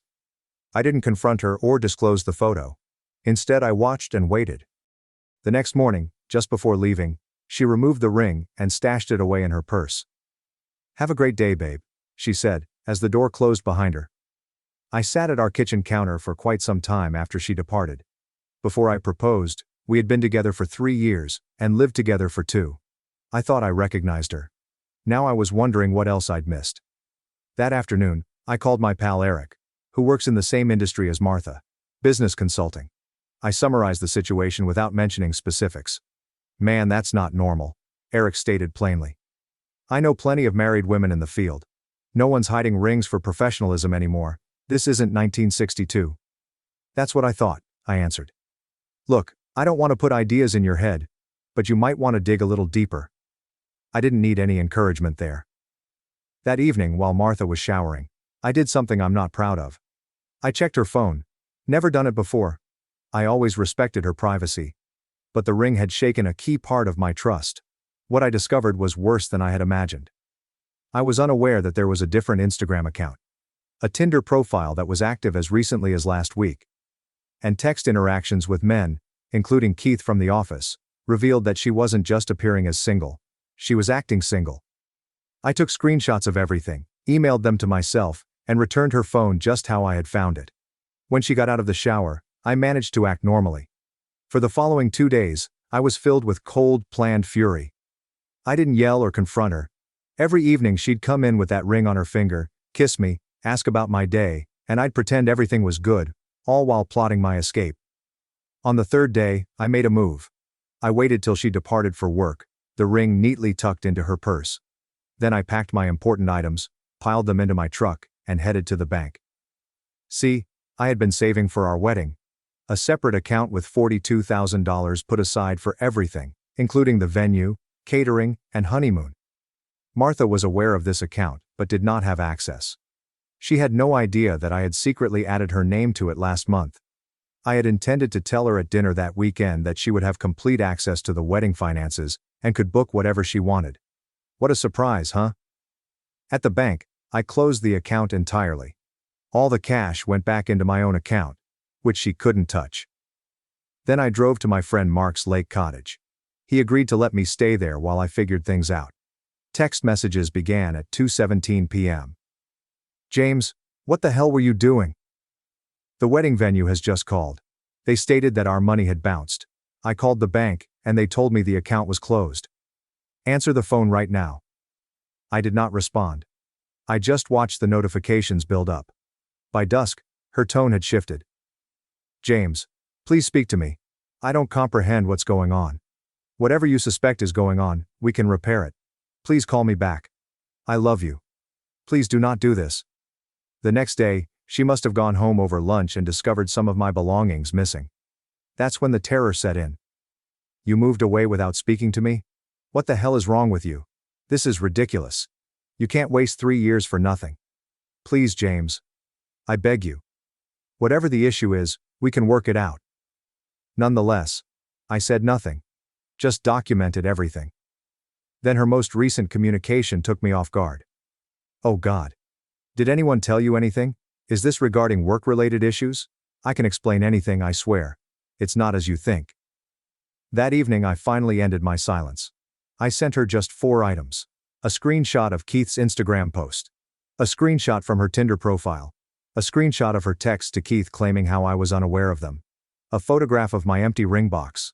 No comment. There's no furious message, just the evidence. Her response was quick. Phone calls, messages, and emails. She arrived at our apartment, which was now solely hers after I paid the following 3 months' rent, but removed myself from the contract.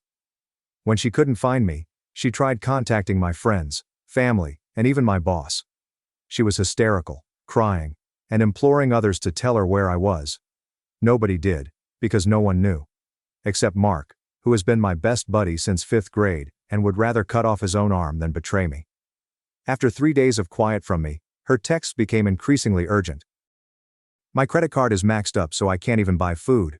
I was banking on the joint account to cover the rent next week. I'm terrified. Please help me. Keith just told me that they're letting me go from work. Someone forwarded the screenshots to HR. Was it you? How could you do this to me? My parents won't even speak to me. What have you told them? For the record, I did not send anything to HR or her parents. Did not have to. Keith panicked when he discovered I had their texts and confessed everything to their supervisor in an attempt to get ahead of the situation. What about Martha's parents? They figured it out when she called in hysterics about my emptying our wedding account. Her father called me instantly and I answered. When he heard my side, including viewing the evidence, he simply sighed heavily and remarked, "She's always been her own worst enemy." I am sorry, son. It has been 2 weeks now. I've relocated to a new flat. I filed for a clean break. Fortunately, we weren't married yet, so it's only a matter of dividing our few shared belongings. I kept the furniture I brought into the relationship and let her keep the items we purchased together. Fair is fair.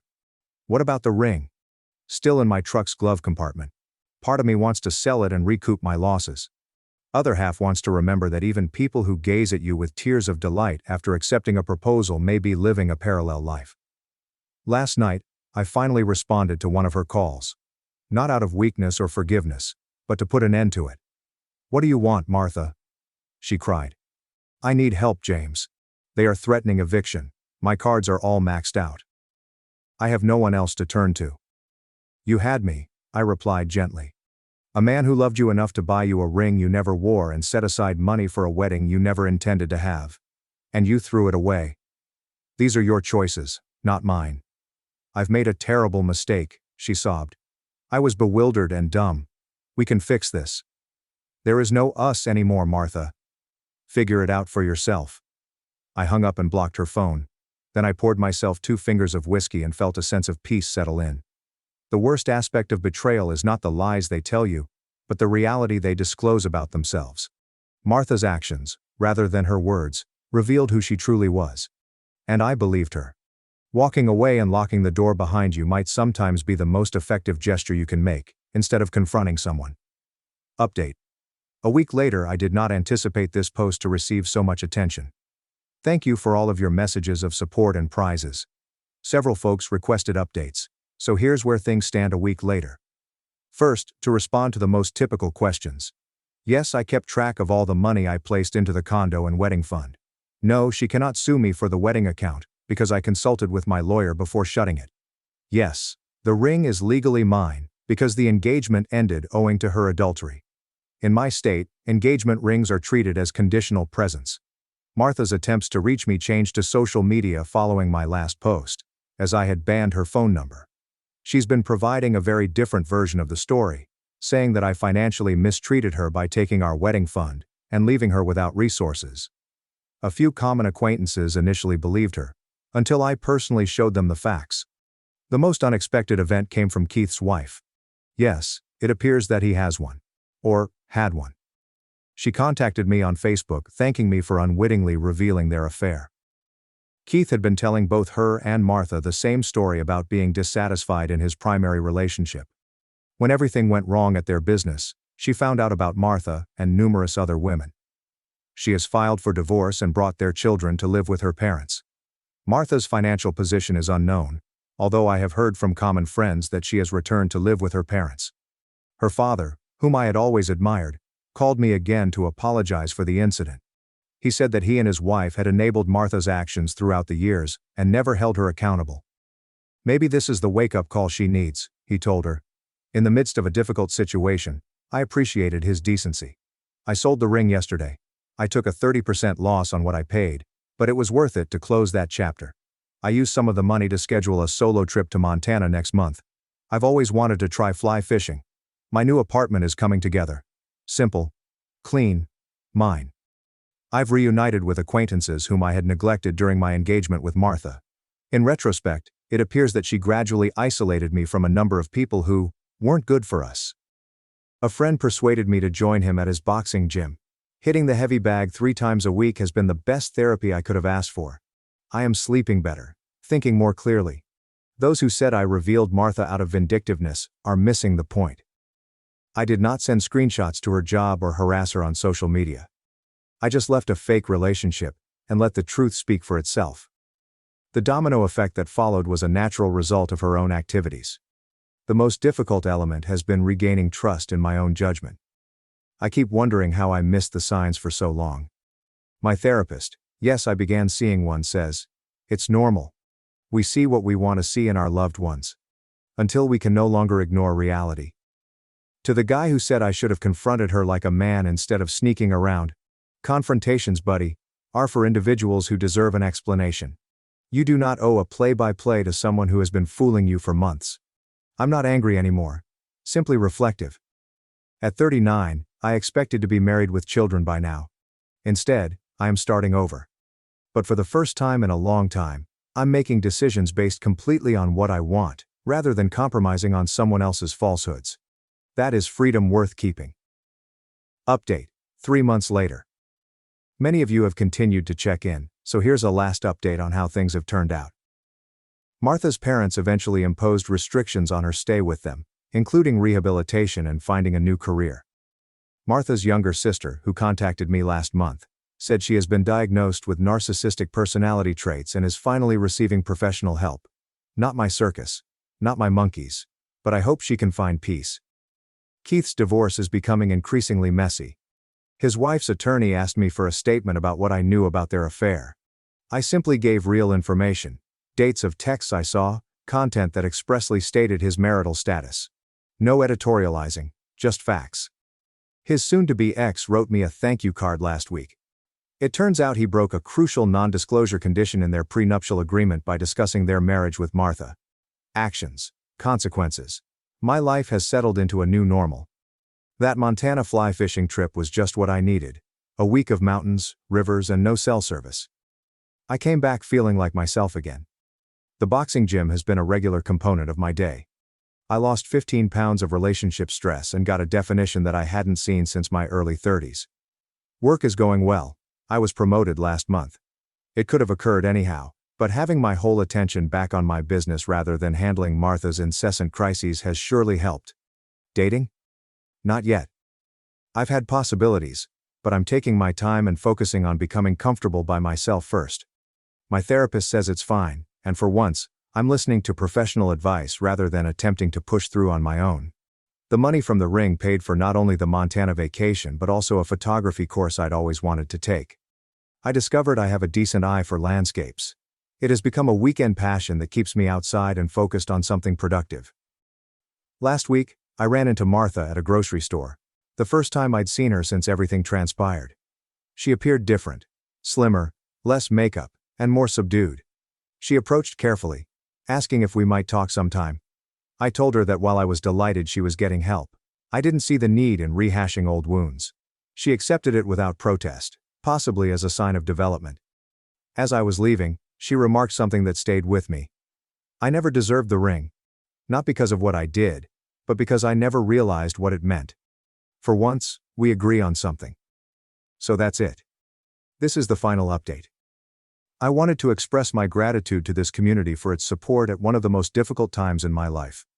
Your comments, notes, and shared experiences helped me realize that I wasn't insane for feeling deceived, and I wasn't wrong to move away. To anyone experiencing something similar, trust your instincts.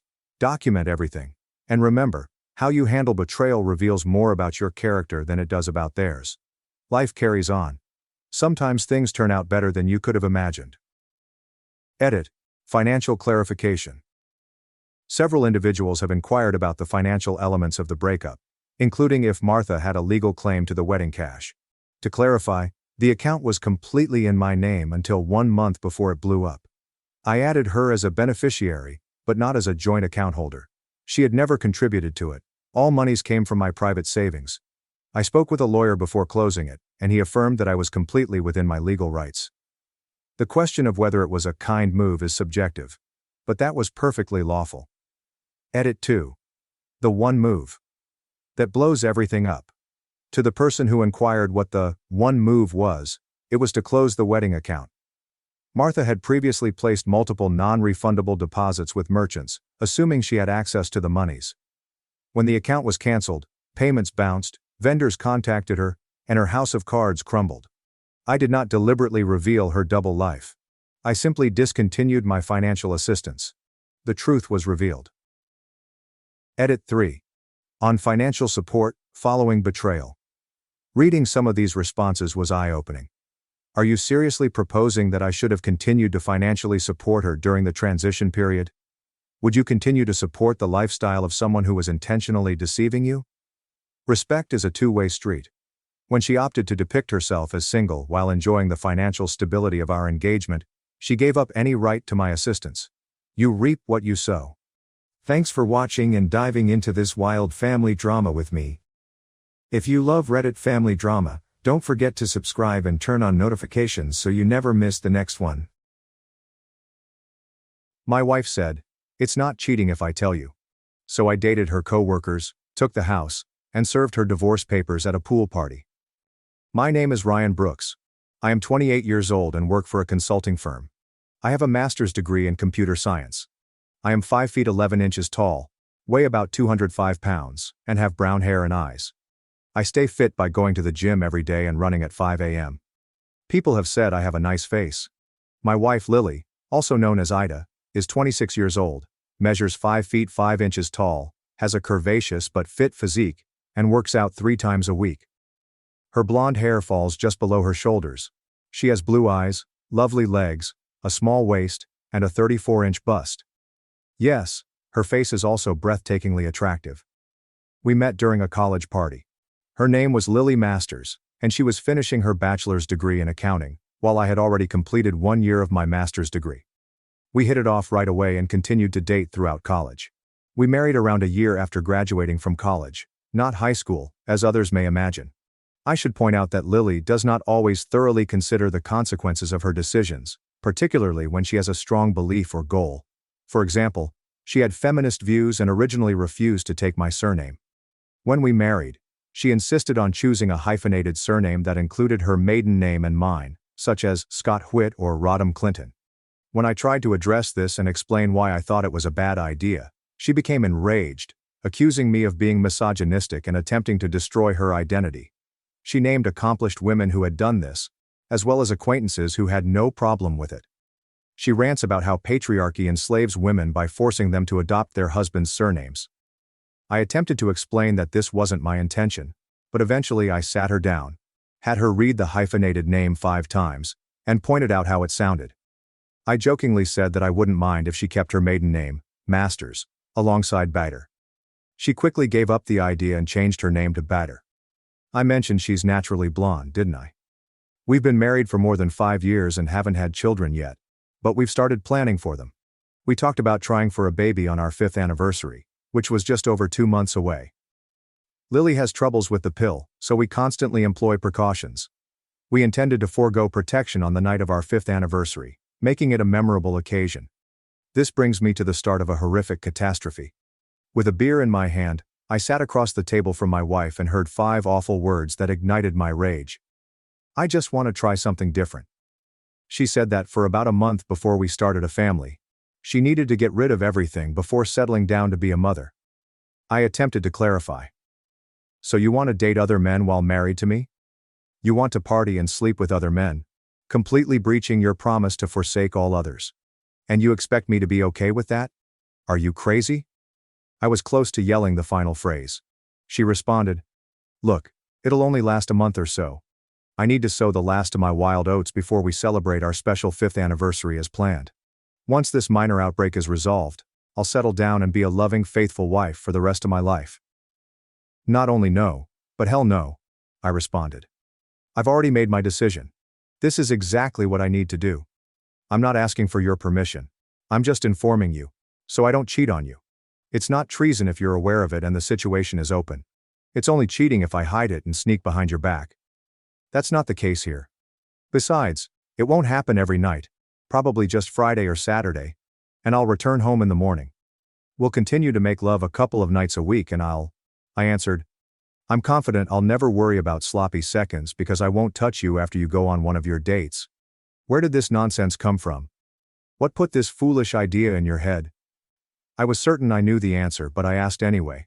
She said, "I told Susie about our plans to start a family." Susie, her full-time divorced co-worker, had cheated on all 4 of her ex-husbands.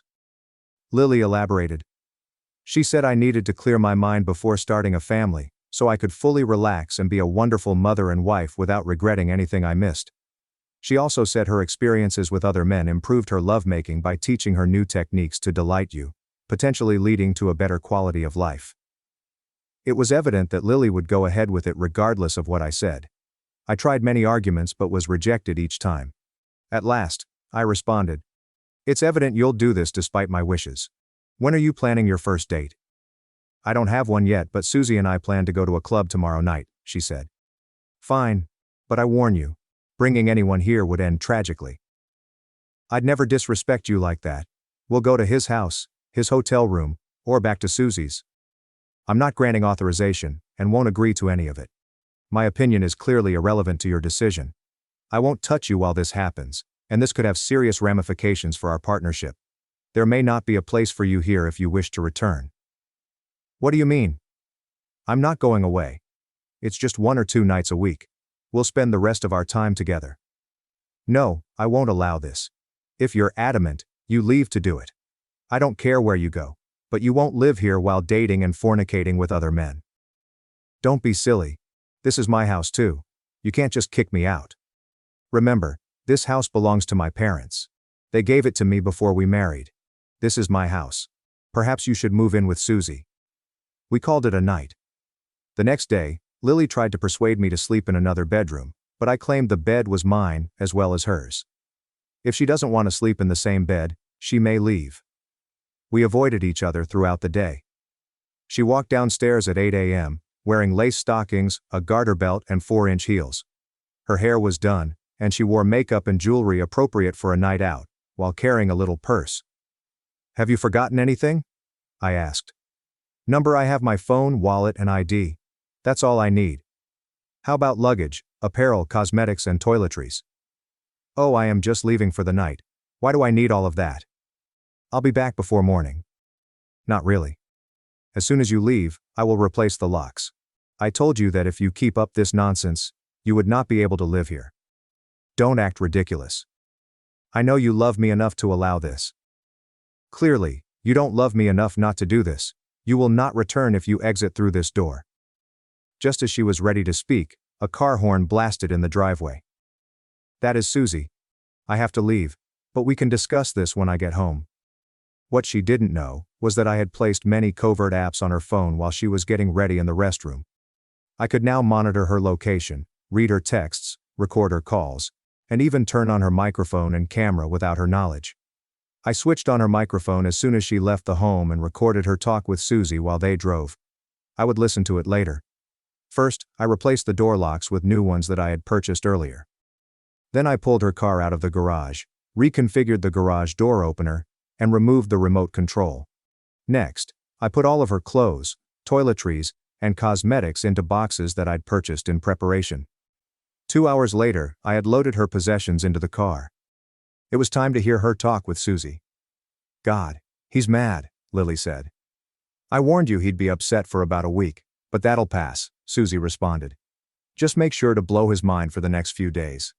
When he learns how much better things are, he'll accept it. Men are like dogs. You can get away with anything if you compensate them well. The proper application of women's techniques will alter their outlook. I just hope the person you're setting me up with doesn't leave me too sore to have energy tomorrow night with Rob. Be sure to soak in the bath tomorrow. That should help. Now remove your panties and leave them in the car. You will not need them today." "You are small." Lily laughed. They both chuckled. Let me describe Susie. She is a 5 feet 4 inches powerhouse with emerald green eyes, a stunning face, and long, fiery red hair that reaches her buttocks. She had a 38-inch chest, a slim waist, and the morals of a street cat. Her infidelity resulted in the breakdown of all 4 of her marriages, which is astonishing for someone who is just 26 years old and divorced 4 times before the age of 30. She had made it obvious that I was welcome in her bed at any moment, but I never took her up on her offer. This wasn't the first time she tried to coerce Lily into doing something foolish, generally by wanting to engage us in a threesome or more. So far I have avoided it.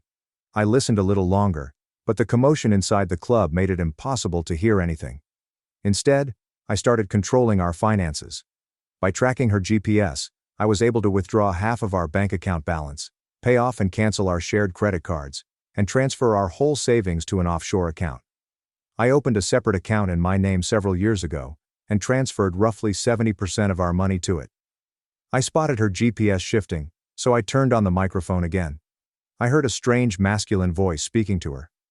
Her telephone rang. "Hello, Susie, how are you?" "Hi, girl. Did you leave with the person you danced with?" "Yes. We are going to your house for some alone time. I hope you do not mind if we use the spare bedroom for an hour or two." "It's not an issue, baby. I'll probably go there shortly with a friend. Let's have fun. I hope you need a shower once you finish so you may return home later." "I thought so. I have put some shampoo and body wash in the spare bathroom for you." "Thank you. See you later." I turned on the camera to get a peek of the man she was with. I only got a quick look as she put the phone away. He appeared to be about 30 years old, had thinning black hair, and was a little shorter than me. I turned everything off as they drove. When they arrived at Susie's, I listened until I heard them turn away from their phone. The camera was unlikely to work, and I needed her phone in the same room to capture audio evidence of her cheating. Lily called me. "Hello, honey. How are you? Where are you currently?" "B and I are at Susie's. We'll rest for a while, and then she'll drive me home. I will be back in a few hours. We just turned on a movie." "Fine. I just wanted to make sure you didn't get into a difficult situation." "I am fine. Stop worrying. See you in a few hours." "Fine. Goodbye." She must have been inebriated because she didn't notice I hadn't spoken anything affectionate, or told her I loved her. She also didn't realize I said goodbye at the conclusion. Miraculously, she brought the phone into the bedroom, most likely because she was chatting to me while walking there. Better yet, she placed it on the nightstand, leaning against the light, giving the camera a clear view of the majority of the bed. I'm sure I couldn't use this in court, but I didn't mind. Then I watched long enough to see they were intimate, then minimized the window and continued recording. If she was going out with other men, I saw no reason to sit at home and wait for her. What's beneficial for the goose also benefits the gander. Screw her. I also decided to have some fun and planned to rub it in her face. She did not return home and remained with Susie. I spent the weekend doing household maintenance and working on my 1972 GMC truck, which I had purchased cheaply years before. I'd added a custom 350 engine, a Borg Warner Super T10 4-speed manual transmission, a 12-volt rear differential, leather bucket seats, and matte black paint. All that remained was to connect the steel braided lines to the engine's fuel, radiator, and vacuum connectors. Work kept me distracted, particularly after I stopped speaking with Lily. I finished the truck and made it ready for the road. I also hired a lawyer and began drafting divorce documents. There was no way around handing her half of everything. The divorce rules in this state appear to have been written by hardcore feminists. Men are screwed in divorces, compelled to pay an adulterous spouse to support her philandering lifestyle. A man has few alternatives for self-defense. Friday evening came, and my truck was pristine. After showering, shaving, and applying cologne, I changed into new Levi's slacks, a black button-down shirt, and rattlesnake leather cowboy boots. I treated myself to dinner at a steakhouse, where the T-bone, baked potato, vegetables, and salad were all excellent. As I exited the restaurant, I looked up Lily's whereabouts. She and Susie had arrived at the club around 30 minutes earlier. It was time to carry out my plan, which I knew would drive Lily nuts. I parked a few spots away from her car, knowing she was the designated driver, which made my strategy easy. I came to the club with a strategy and a backup in case Susie had moral reservations. I found them easily. "Susie, I didn't realize you'd be here," I remarked, approaching their table with a drink and waiting for Lily to dance with another guy. "Rob, what are you doing here?" Susie inquired warily. "It's probably the same as you. Since I had just moved in, I decided to try this club and have some fun tonight. Want to dance?" I came with Lily. "How does this not hinder me from dancing with you? Besides, she is either in the restroom or on the dance floor. You've never backed down from dancing with me before." Her apprehensive visage softened into a grin. "Sure, I'd love to dance." We danced to 3 quick songs before the slow one began.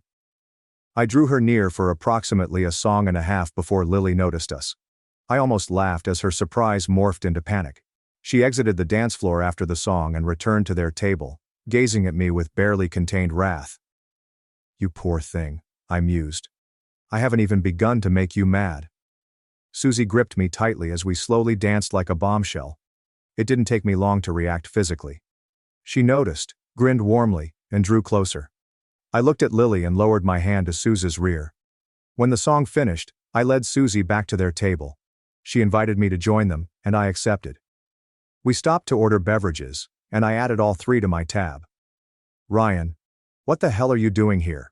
Lily hissed. "What do you mean? I'm doing the same thing as you, drinking, dancing, and having fun. Is that prohibited?" "Don't act innocent," she snarled. "You're here to ruin my evening." "Quite the reverse, Lily. I had no idea you would be here. We have not communicated since you moved out. I heard about this club from coworkers and went to check it out while you were not present." "Do you mean this is natural for you but not for me? That is hypocritical." I turned to Susie and began speaking, disregarding Lily's outburst. She attempted to make me envious by dancing flirtatiously with as many men as possible. I grinned, monopolizing Susie's attention. When another guy approached her, I'd bring her to the dance floor before they got to the table. They eventually stopped trying, presuming we were together. After a few hours I realized it was time. Lily was on the dance floor, and Susie was open. "Meet me at your place," I said quietly. "Lily will get there soon." "Does it matter?" Susie said. "She has her own room." "To hell with it. She's driving. She can get home. Let's go." I held her close while driving. Her dress fell to the floor as soon as we walked in. She dragged me into her bedroom. The night was fantastic. She certainly had a lot of practice. Just as I looked up, the front door banged shut. Susie speaks loudly during personal moments, and her room is adjacent to Lily's, separated by a narrow wall. We passed asleep around 2 a.m. from weariness. Breakfast was weird. Our morning activities awoke Lily. When I walked into the kitchen, she was already there with coffee. "Is everything fine?" she inquired, grinning. "I'll do it myself," I responded, retrieving a clean knife from the cupboard and stood near the Keurig while she filled her cup. There's no telling what was in her coffee. We had a small talk. Lily and Susie spoke briefly. Then I chatted to Susie. Lily recognized we were both gone from the club when she noticed my truck in the parking area. She yelled so loudly that the guy she had brought home left. She looked at me like a wolf at breakfast. Soon after, I departed. When driven, I can be tenacious. Lily collaborated with several attractive single women I met at her firm's events. I had their contact information and started contacting them. Within weeks, I persuaded the majority to go on dates. Some were hesitant since Lily and I were still married, but when I explained that we had separated, they relented. My actions caused tension between Lily and Susie, and Lily fought with other single women at work. I spent a wonderful afternoon dining, dancing, and getting intimate with Lily's colleagues. I utilized her phone's GPS and spy apps to make sure I was where she was. Her colleagues brag about their dates with me, which irritated her. She kept going out with men, but she and Susie clashed more. I overheard Lily shouting at Susie, "This is not how it was intended to work. He was supposed to wait for me to sow my wild oats before welcoming me back to start our family. He was not supposed to date or spend nights with other women." Susie was perplexed. "I did not expect it either. What are your plans?" "I've had my fun, and none of these guys can compare to Rob. Our anniversary is approaching, and we intend to start a family that night," Lily remarked, beaming. "He knows how to send a girl into orbit." Susie understood, but screamed, "Why did you bring him here and keep my husband awake all night just to appear cool?" The next morning, "I've wanted him for years. What was I supposed to do when he came at me like that? He turned it up and pressed all my buttons. I couldn't help it. He's my hubby. Show some respect." "Fine. I apologize. He stopped calling me. I doubt we'll meet again. Besides, he's checked out all our single coworkers. It's time to reclaim what's mine. I'll call him later and tell him I'm ready to return and start our family," says Lily. I grinned while listening. She had no idea what was coming. I contacted my lawyer for final instructions. With just over a week till our anniversary, I planned a spectacular celebration. Lily called, begging to come home, but I declined, explaining that I had plans and was planning on a surprise for her homecoming. I suggested modifications which she mistook as turning a bedroom into a nursery. I never said that. I arranged for her to arrive on our anniversary as a surprise. On Saturday evening, I threw a barbecue pool party. Lily had no idea I had installed the pool during the last 2 months. We were joined by friends, relatives, and some special guests. The doorbell rang promptly at 6 p.m. I told Lily to come, and she spotted the automobiles in front. When she realized we were having a party, she appeared surprised and carried her luggage into the home. "Everything's fine. The guest of honor has arrived," I told them. "Rob, what's going on? I thought we'd have a quiet romantic dinner," she said to him. "Number today is a major celebration, and I want all our family and friends to join us," I told them. "Okay, sweetie, it just surprises me. I didn't expect this," she told me. "Just place your suitcases here, we'll deal with them later. You've arrived in time for dinner. As the guest of honor, you and I will be first in line." Lily adjusted and started enjoying herself. We hadn't talked about her actions in the prior 2 months. We ate, drank, and laughed. After dinner, a light shone in the backyard, exposing the pool and other modifications. She hadn't visited the upper level, and hinted at wanting to see what I'd done, still believing I'd built a nursery. It was time for the final surprise. "Could I have your attention, please? I have a few announcements for this great day," I cried out. The stereo came to a halt, and everyone crowded near. "Thank you for coming. Aita, please join me." After she left, I went on. "First, yesterday was my last day at work. My former boss was the only one who knew, as I gave him 1 month's notice and explained my plans. I'm now starting my own consulting company, giving me more freedom to spend time with my family." Lily grinned as I emphasized, family. "As you know, today is our 5th anniversary. What most don't know is that we plan to start our family today. With that, I want to give Aita a special anniversary gift to commemorate our relationship." I moved aside and motioned to a hired woman near the group's edge. She stepped forward. "Aita Bader, you've been served," the woman explained. "What most don't know I replied. Is that 2 months ago, Ida told me she was going to date and sleep with other men. She didn't ask if I agreed. She just informed me and said there was nothing I could do. For the past 2 months, she's been living with her friend and taking different men to her home for intimate encounters. This is something I won't tolerate. To be fair, I also dated other women, but only after Ida broke her vows. No, Ida shrieked. For your actions, I'm giving you a divorce so you can be intimate with whoever you want. Rest assured, it won't be me. I told you I was renovating the house. You saw the pool and other downstairs upgrades. I also repainted the master bedroom, installed a larger shower and a jacuzzi tub in the master bath, and removed the wall between the 2 smaller spare bedrooms to create 1 large bedroom with its own bathroom. I did this for a specific reason. As I spoke, a red-haired mother and a 10-year-old girl approached me. I want you all to meet my lawyer, Tara, and her daughter, Simone. Tara is a single mother I met 2 months ago, on the Monday after Ida went to the club with her first guy. We've become very close, though we haven't officially started dating.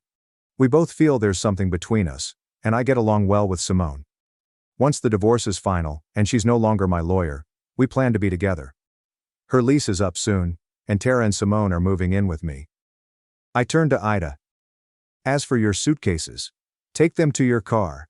You won't come back here. I told you I wouldn't stand for this, but you rushed ahead and ruined our marriage. Ida cried frantically. Her family yelled, and the majority of her pals fled. My family sat stunned. Tara and Simone quietly headed upstairs, bracing for this reaction.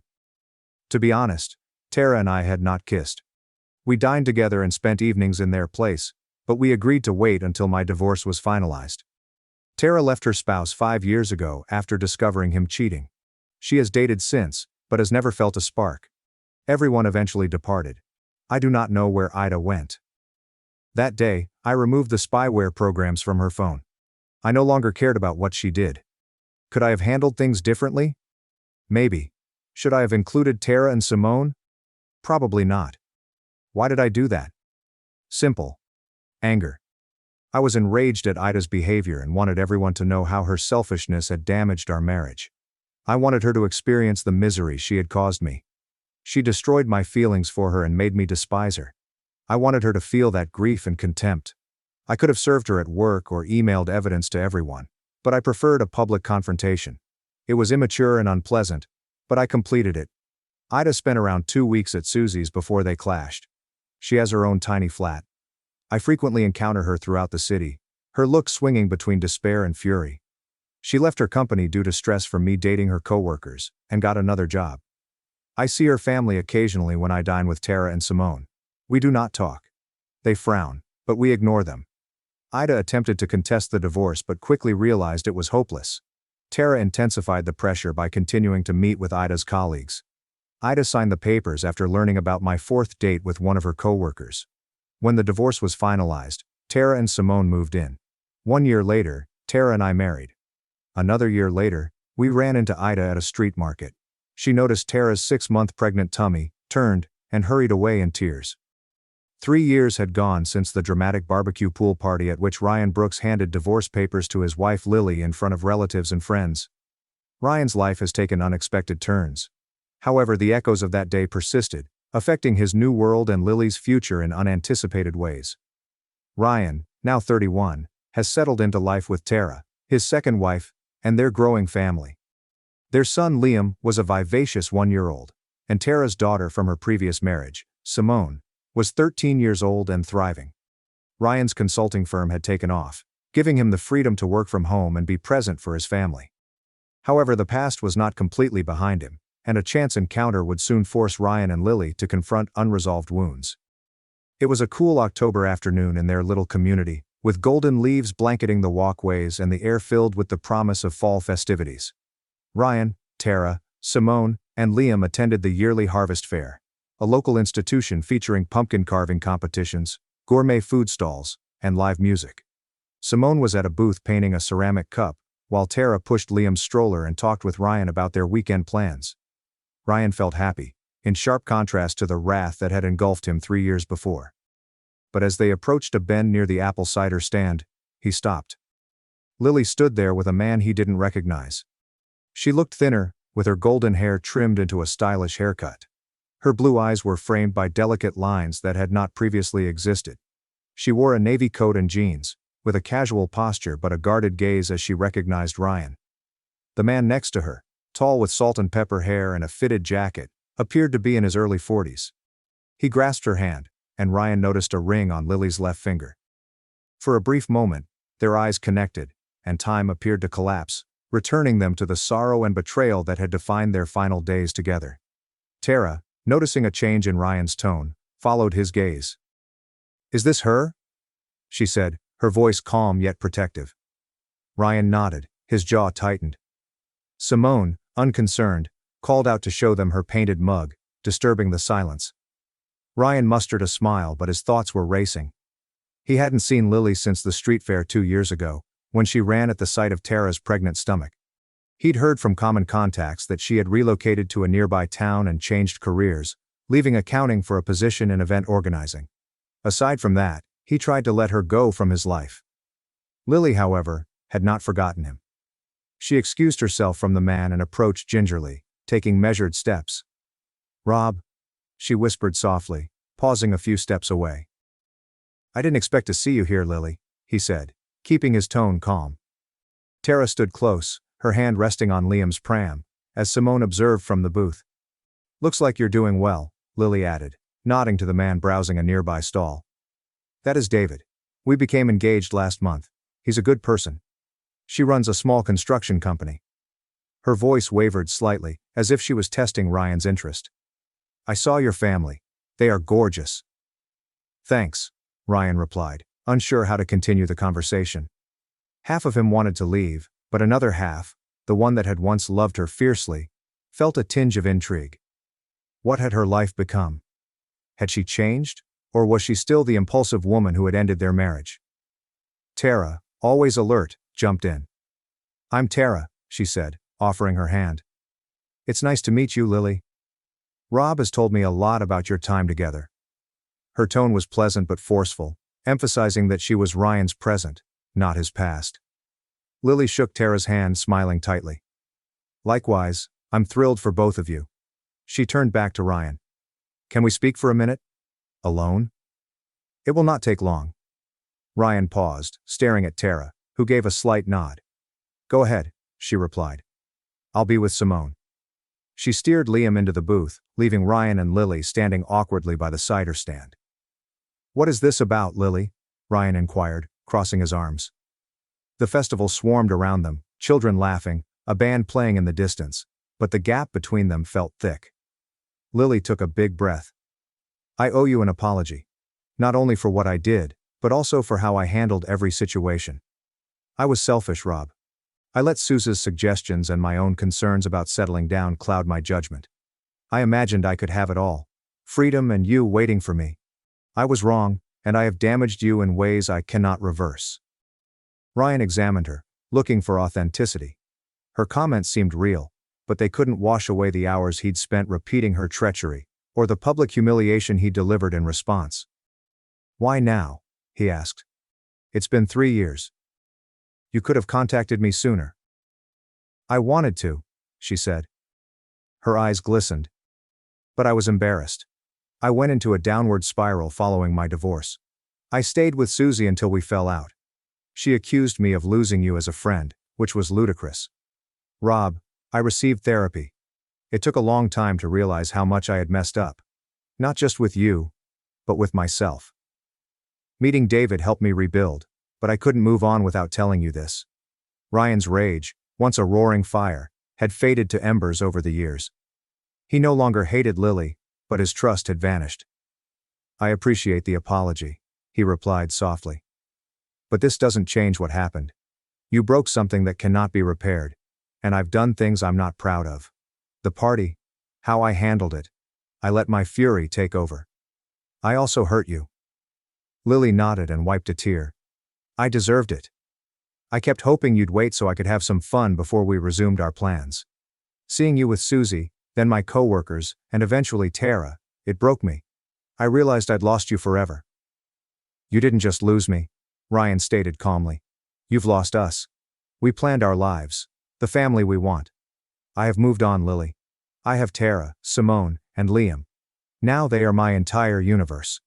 I hope you can make peace with David, but we can't go back. I know, she whispered. I'm not asking for that. I just wanted you to know I'm sorry, and I'm trying to be better, for David and for myself. She stopped, then added, Your son. He looks like you. I am delighted you received the family you wanted. Ryan softened somewhat. Thanks. I hope you and David develop something real. He looked at Tara, who was smiling with Simone, and felt grateful for his life right now. Take care, Lily. She nodded and took a step back. You too, Rob.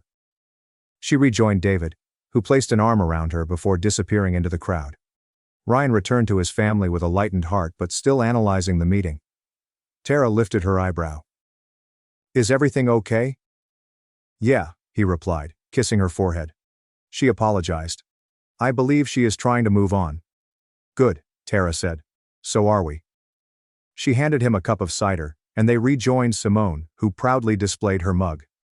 The remainder of the day was spent laughing, playing games and enjoying the warmth of their friendship. Ryan's thoughts occasionally strayed to Lily's words.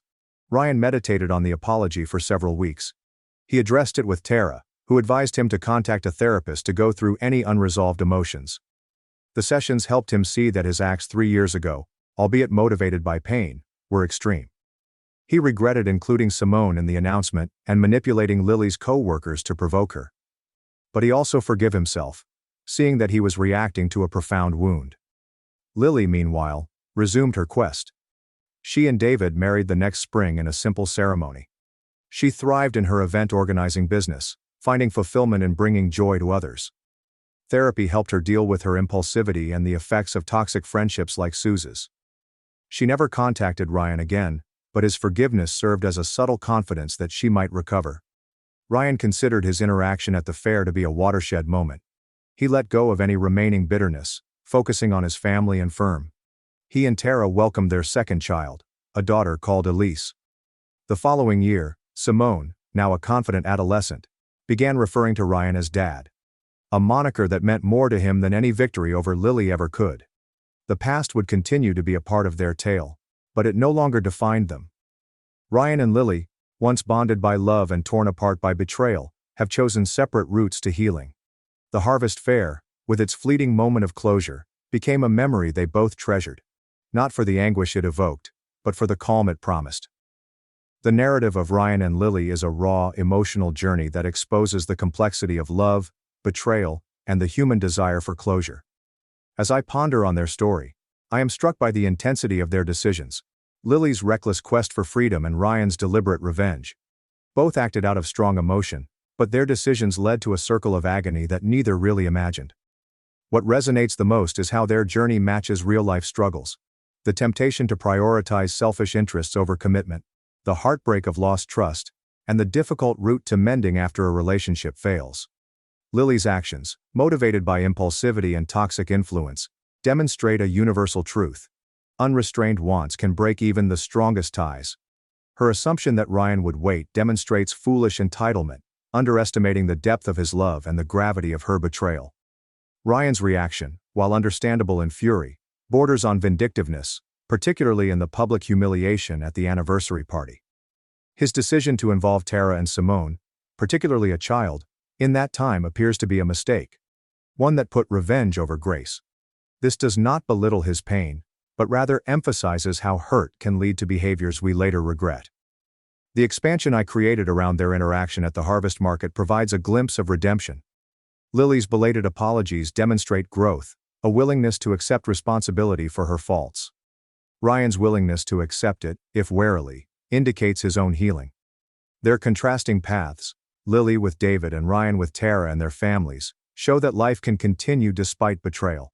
Not as a fairy tale, but as a messy yet hopeful process of starting over.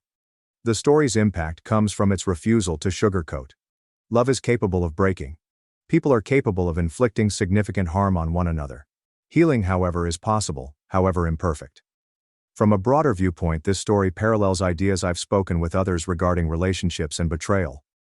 Ryan and Lily's story, like Daniel and Laura's and Jake's, emphasizes the value of communication, self-awareness, and the bravery to confront our mistakes.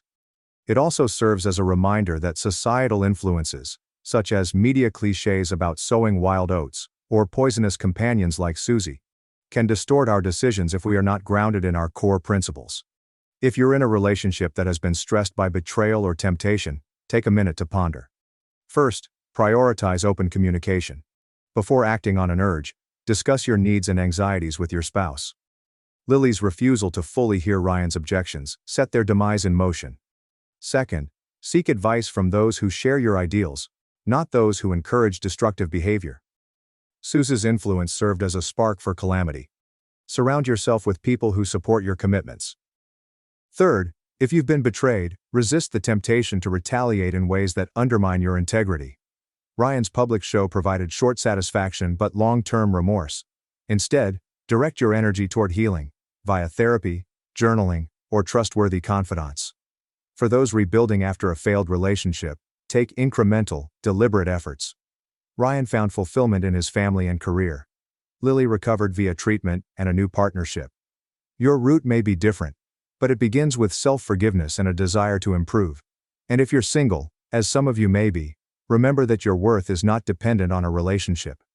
Create a life full of friendships, hobbies, and purpose, qualities that will complete you, whether you are paired or not. I would like to hear your comments on Ryan and Lily's tale. What did you think about their choices? Have you reached a similar crossroads in your own relationships? How did you navigate them? Thanks for watching and diving into this wild family drama with me. If you love Reddit family drama, don't forget to subscribe and turn on notifications so you never miss the next one. My brother's wife warned me about her sister. I married her anyway. Now I'm divorcing a woman who turned our honeymoon into a cheating spree. I am 28 years old, and my older brother Henry has been married to his wife Rose for approximately 4 years. They had dated for 2 years before that. I've always looked up to my brother, and Rose has always felt like a sister to me. Our family accepted her with open arms from the beginning. My parents had always said they wanted a girl, and Rose fit perfectly in. She comes over for Sunday dinners, even if Henry has to work late, assists my mother with her gardening, and has a knack of making everyone feel welcome. They're the couple everyone aspires to be, supportive, communicative, and really happy together. About a year ago, I began observing Rose's sister Tara at family gatherings. She's not like Rose, she's outgoing, energetic, and usually at the center of attention. Tara is loud and magnetic, whereas Rose is warm and restrained. She has a contagious laugh, and is constantly delivering stories that have everyone hanging on her every word. I found myself attracted to her. We talked during family gatherings, and there was certainly some flirting going on. She touched my arm when she laughed at my jokes, looked for me when she arrived at events, and texted me unexpected hilarious things throughout the week. I don't generally go for casual relationships. I tend to take things seriously, which is perhaps why I hadn't dated much previously. After a few months of back and forth at family gatherings, I finally mustered the guts to ask Tara out. I spent weeks deciding how to do it. I wanted it to be casual while also making it evident that I was romantically interested in her. I called her on a Tuesday evening after walking around my apartment for an hour, and asked if she wanted to go out to dinner sometime. She said yes, without hesitation. I was over the moon. I later discovered that Rose had cautioned Tara not to date me until she was serious, since it could complicate things for both families. Tara evidently dismissed her, claiming Rose was overreacting and needed to relax about things. Our first date went quite nicely. She wore a red dress that made it difficult for me to concentrate on the menu. The discussion flowed smoothly, and I felt a connection with this person that I had never had before. We stayed until closing time, and as I escorted her to her car, she kissed me first. I couldn't stop myself from calling Henry and Rose afterwards. I felt ecstatic, like a teenager after prom night. I also messaged my parents about it. Everyone looked thrilled for me, but I could tell Rose was still a little apprehensive. She texted me the next day, saying she was delighted I had a wonderful time, but cautioned me that Tara had a history of mistreating men. I brushed it off as a sisterly worry. Things progressed swiftly after that. We saw each other virtually every night for the first week, and within a month, we were formally dating. I introduced Tara to my friends and brought her to work gatherings. My pals seemed to like her, but my friend Chris drew me away at a barbecue and said she appeared to be high maintenance. I rejected it at the time. However, it was not all smooth sailing. We started having these disputes, sometimes over trivial matters, sometimes over major concerns. She'd cancel plans at the last minute because something better came up with her pals. Or I'd get frustrated when she spent the entire time we were together on her phone, constantly checking Instagram and texting people. I'd sometimes whine to Henry about how frustrating it could be, and I knew Tara would contact Rose to complain about me as well. Rose would periodically tell me that Tara had phoned her unhappy about something I had said or done, usually things I couldn't remember or didn't think were important. Regardless of the struggles, I was falling hard. I started wondering where she was all the time and who she was with. Looking back, I can see that I was growing possessive, but at the time, it seemed like I was simply invested in the relationship. I began checking her social media frequently, observing who commented on her images and who she tagged in posts. I'd ask her to text me when she arrived, when she left, and who would be at the gathering she attended. She seemed upset by it, but she typically complied, often with an eye roll or a sigh that made me feel unreasonable. But I couldn't help it. I was constantly afraid that I would lose her, that she would find someone more fascinating, less traditional than me. Then, 3 months into our relationship, I got a gut sensation that something was awry. Tara stated that she was going out with some work pals on a Friday night. She'd been mentioning this one coworker, Alex, a lot in the preceding weeks. It was always, "Alex said this funny thing today," or "Alex and I are working on this project together." I tried to dismiss it, but the feeling persisted. She was imprecise about where they were headed, and kept changing the subject when I pressed for further information. So I did something that I am not proud of. I decided to go to the pub where she indicated they would be. I told myself I'd just look in, maybe wave if she noticed me, and pretend I was meeting someone else if she inquired. When I arrived, I noticed she was sitting at a table with this guy. Just the two of them. There are no work friends in sight. They were leaning in close, laughing and holding hands. He slipped a lock of hair behind her ear. My blood was boiling. I remained there for about 5 minutes, paralyzed in amazement and anger, before storming over to confront them. Tara was surprised and guilty when she saw me. She attempted to explain that Alex was simply a coworker, that they were enjoying a pleasant drink, and that the others had canceled at the last minute. I did not believe her. The guy came up and told me to calm down, claiming I was embarrassing Tara and myself. Something in me snapped when he pressed his hand against my chest, pushing me back. I threw the opening punch. The next thing I knew, we were on the ground. Tables were knocked over, glasses broke, and the bartender yelled. Someone called the police. I got arrested for the first time in my life. They took me to the police and charged me with assault and destruction of property. I had to contact Henry to get me out since I was too embarrassed to call my parents. I felt humiliated when he and Rose arrived at the station at 2 a.m. In the car, I described what had happened. How I'd followed Tara because I was suspicious, how I spotted her with this guy, and how I lost my cool. Henry continued telling me that he understood, but I needed to suppress my envy. Rose remained quiet the entire way home, just staring at me with an expression I couldn't read. When they dropped me off, Mom hugged me firmly and said, "Be careful." I had no idea what she meant at the time. Tara called me the next day, infuriated. She also shared something I didn't realize. In the midst of the bar fight, I accidentally hit her. I didn't recall doing it, but she claimed she had a black eye. She sent me a snapshot, and sure enough, a bruise had formed under her left eye. I felt nauseous. I have never hit a lady in my life. I didn't intend to damage her, it was an accident in the heat of the moment. But the harm had been done. I couldn't stop glancing at that photo. I couldn't believe I was capable of causing such hurt, even unintentionally. Tara stated that she wanted to split up because she couldn't stay with someone who would stalk her and become aggressive. What is the worst part? She wasn't lying about Alex being only a coworker that night. She then provided me proof that folks did indeed cancel at the last minute. My jealousy had caused me to overreact at the exact wrong time. I also learned that Alex withdrew the assault accusations against me, but only after Tara begged him to. She later showed me the texts in which she told him that bringing charges would only make matters worse. "He's getting help, I promise," she had wrote. "Please do this for me." Alex hesitantly consented, saying, "I'm only doing this for you, not him." This made me feel even worse about the overall scenario. I was guilty, but Tara intervened and got me off. I begged her not to. During a tearful meeting at her apartment, I got on my knees and promised to seek assistance and work on my envy and resentment. I recommended counseling, including solo and couple therapy. I told her I loved her, that I was sorry, and that I would spend the rest of my life making up to her. She was hesitant, but decided to consider it. I sent her long messages apologizing, and promised to change. I researched books on anger control and jealousy and began looking into therapists. Eventually she decided to give me another try. She said she loved me too much to go. That she believed I could change. That the experience had scared her, but that the real me was kind and compassionate. We began visiting a therapist jointly. I also began individual counseling to address my rage issues. Things improved gradually. The therapist helped me understand my possessive behavior and offered me methods to deal with my jealousy. After 6 months of treatment and what I thought was significant progress, I invited Tara to come in with me. She enthusiastically accepted, explaining that she had been waiting for me to ask.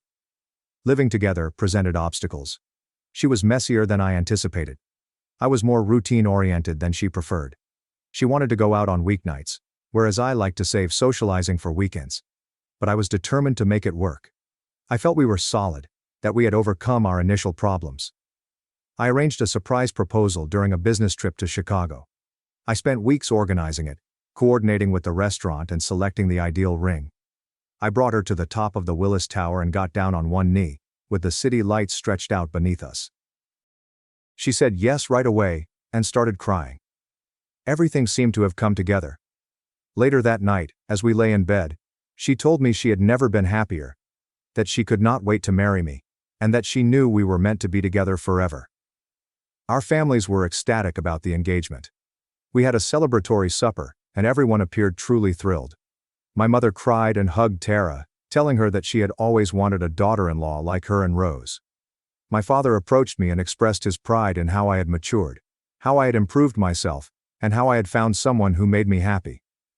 Rose pulled Tara aside during the celebration, with a serious expression on her face. Tara returned from the conversation smiling, assuring me that everything was fine, and that Rose was simply being protective as usual. She told Rose I had changed and that we were in a better place now. We spent the next few months planning our wedding. My parents were very generous, covering the majority of the expenses. Tara requested something elaborate. She had always wanted a big wedding, she said, with the perfect dress, venue, and flowers. I wanted to give her whatever she wanted. I remember sitting with her as she thumbed through bridal magazines, pointing out dresses she liked and color schemes she was thinking about. She was overjoyed, so excited about our future together. I felt like I was the luckiest man alive. The day was perfect. The ceremony was held in this lovely old church, followed by a reception at a country club overlooking a lake. She looked stunning walking down the aisle in her lace gown, her hair up and a few curls framing her face. I remember my hands shaking as I recited my vows, and her eyes welling up as she said hers. I remember thinking how fortunate I was, that all of the adversity had paid off in the end. Everyone complimented us on what a lovely couple we were, how happy we seemed, and how they could feel our love. Following the wedding, we went on a 2-week honeymoon in Bali. White sand beaches, crystal clear water, and luxurious resorts. Tara constantly posted pictures and texted updates to her family. In every photograph, we were smiling, arms around each other, the ideal newlyweds. She would carefully position us for each shot, sometimes taking dozens before she was satisfied. At the time, I found it endearing that she wanted to document every moment. Now I see things differently. We've been back for about a month. I had to take a business trip last week. It was the first time we'd been apart since our wedding. I called her every night and texted her updates throughout the day. She appeared distracted during the calls, saying she was just tired from work and that everything was fine. When I returned, something felt off. Tara was distant, spent more time on her phone and went to bed early, claiming to have headaches. I tried to brush it off as post-honeymoon blues or stress from returning to work. I prepared her favorite dinner one night, suggested we watch the show she had been wanting to see, and attempted to reconnect. Then yesterday, Henry called me. His tone was so serious that it made my stomach drop instantly. He asked if I was sitting down. Then he told me something that turned my world upside down. Rose had just told him that Tara admitted to cheating on me. Apparently, Tara had invited Rose over while I was on my business trip and asked her to cover for her when she went out with other men. Not man, men, plural. She admitted she had already cheated multiple times and didn't plan on stopping. She told Rose she loved the stability of marriage but wasn't designed for monogamy. Rose had been horrified and immediately told Henry, who felt obligated to tell me. I approached Tara as soon as she got home from work.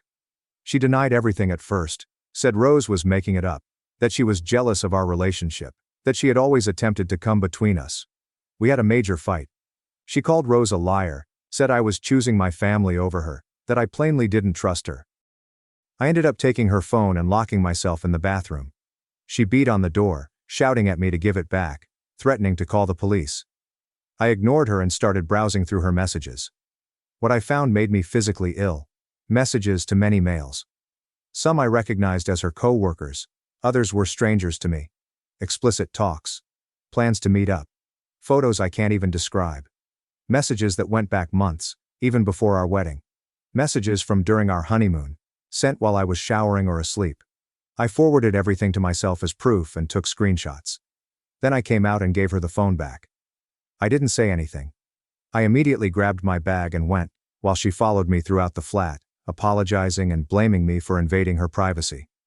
She grabbed my arm as I approached the door, urging me to remain, chat, and work things out. I released her hand and went away without looking back. I'm now staying at a hotel. I've contacted a lawyer regarding divorce proceedings. Everything I believed about our connection was false. I'm not sure how I'm going to face my family and friends. Everyone at the wedding. Everyone who congratulated us. Everyone who saw me swear to love her forever only weeks ago. I feel so foolish. Update 1. It's been a week since I learned about Tara's adultery and left our apartment. I've been staying in this motel, trying to comprehend everything. I still haven't returned to the flat. I can't face it yet. I can't see our wedding images on the walls, our combined things, the bed we shared. I've contacted my lawyer to begin divorce proceedings. It appears that you cannot acquire an annulment for infidelity. I cannot believe I am saying that. Divorce occurred after less than 2 months of marriage. The word feels odd in my mouth, as if it were something that only happens to others. Elderly individuals. People who have spent years together but have now grown apart. Not newlyweds who are still supposed to be on their honeymoon period. The lawyer adds that because the marriage was short, and there is overwhelming evidence of adultery, things should be simple. There are no children, thankfully. We had discussed starting a baby next year and had even decided on names during one of those late-night chats about our future. We do not own property together. We were renting an apartment while saving for a home. The only complication is that my parents paid for the majority of the wedding expenses, which totaled approximately $40,000. An amount that makes me sick to think about now, knowing it was all for a phony marriage. Given the conditions, the lawyer believes we may be able to recover some of the money. But I'm not sure I want to drag this out much longer than necessary. I simply want to get it over with. I want to terminate all links with Tara. I want to pretend that this chapter of my life never happened. Tara has been bombarding my phone with hundreds of calls, texts, and voicemails every day, alternately apologizing and blaming me. They claimed I was too controlling, that I drove her to it, and that my jealousy made her feel trapped. Then she tells me she loves me and wants to work things out, that we can go to counseling again, and that she will change. Then accuses Rose of meddling and attempting to destroy our marriage out of envy. It is exhausting. I have stopped responding. I blocked her phone number after a few days, but she keeps contacting me using various email addresses and friends' phones. I've saved everything for the lawyer, including evidence of harassment, in case we need it. Henry and Rose have been my rock throughout everything. They've offered a guest room, homemade food, and a shoulder to cry on. But I need some space right now. I need to go through this on my own before I can accept anyone's sympathy or concern. Rose feels horrible about telling Henry, which led to him telling me. But I told her she had done the right thing. I'd rather know the truth, no matter how terrible it is, than remain ignorant while my wife humiliates me. Rose stated she was unsure whether to inform me because of her loyalty to her sister. But she couldn't stand to see me betrayed in that way. She is a better sister to me than Tara deserves. The hardest part was informing my parents. They adored Tara. They thought she was the ideal match for me, especially after witnessing how much I had changed for her. The therapy and anger control. My mother had already started talking about grandkids, and had thoroughly accepted her. Mom cried when I informed them what had happened. Body-shaking sobbing made me feel much worse. Dad became quiet in the way he does when he's angry. His jaw clenched, his eyes stern. They wanted to know everything, but I spared them the majority of it. She simply stated that she had been unfaithful several times and that the relationship had ended. Mom inquired whether there was any hope of reconciliation. I said no, and I meant it. There is no going back from this level of betrayal. I have taken some time off work. When I described the problem to my supervisor, he understood. I was just told to take my time and check in whenever I could. My coworkers are unaware of the circumstances. All they know is that I am dealing with a family emergency. I keep repeating our connection in my thoughts, looking for cues I missed. She was not always clear about her plans. The girls' nights ended unusually late. She mentioned her coworkers too many times. Was she cheating since before we got married? Was the bar encounter with her coworker Alex really what I thought it was? Did she sleep with him the night after I was arrested? I'll probably never know the whole truth, and that may be for the best. Each new revelation is like a fresh stab in the gut. I have not been sleeping well. I keep having dreams in which everything is normal.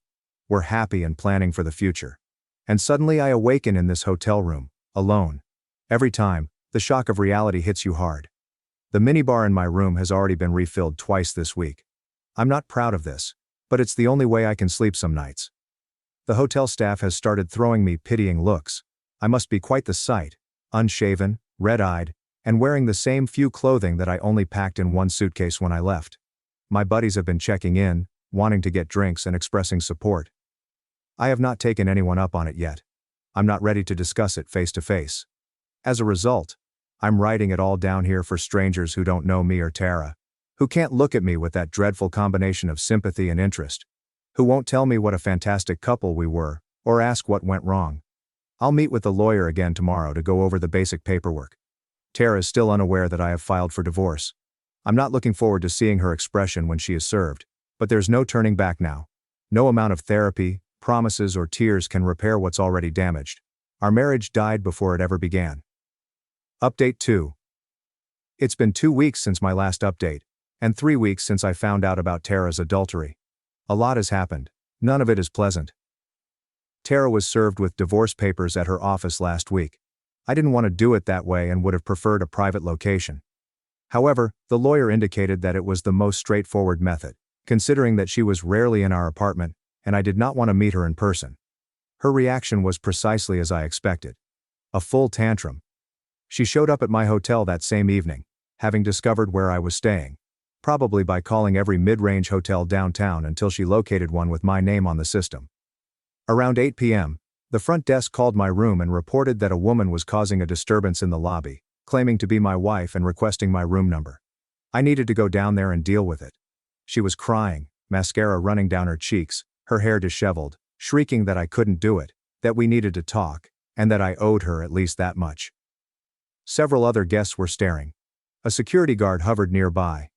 Despite everything, I felt embarrassed, angry, and a lingering hurt from seeing her so distraught. I agreed to speak with her briefly at the hotel restaurant. In retrospect, I should have just had security take her out. The conversation went nowhere. Just a never-ending round of accusations and explanations. She tried everything, including tears, pleading, wrath, and manipulation. According to what I read, the communications I discovered were simply flirting, and that nothing physical ever occurred. A lie. She claimed she had a sex addiction and needed therapy, not abandonment. She said she was going through something, that she had been unsure about what she wanted. But now she knew. It was only me. Forever. Then she turned back to blaming Rose, saying she was attempting to undermine our marriage because she was jealous of our connection, and that she had always envied Tara's independence and passion. When none of it worked, she threatened to inform everyone that I had been aggressive, citing the bar event in which I accidentally hit her during the fight. She claimed she still had photos of the black eye, that everyone would believe her over me, and that I would lose my job, friends, and reputation. I stayed calm. I informed her that the divorce was proceeding, whether she participated or not, and that if she continued to harass me or spread lies, I would obtain a restraining order and prosecute her for defamation. I had preserved all of her text messages after all, evidence of her affairs and personality. Then I walked away. She followed me to the elevator, ranting, alternating between threats and pleadings, until hotel security intervened. I returned to my room and quickly called my lawyer to brief him on the situation. He recommended us to document everything and, if necessary, request a restraining order. The next day, I returned to her apartment to get more of my belongings. I asked Henry to accompany me in case Tara was there. She wasn't, probably at work, though I honestly had no idea what her schedule was anymore and didn't want to know. I packed up the majority of my clothes, some personal belongings, my computer, and vital documents. Everything was left behind, including the furniture, kitchen supplies, and wedding gifts. I only wanted my personal belongings, things that were important to me before Tara, untainted by our relationship. Henry helped me transfer everything to his car. We didn't say much during the process, but his presence provided comfort. I have moved out of the hotel and into a tiny furnished apartment on a month-to-month lease. At least I can cook for myself and try to build a routine. I've returned to work, but it's difficult to focus. My mind wanders regularly.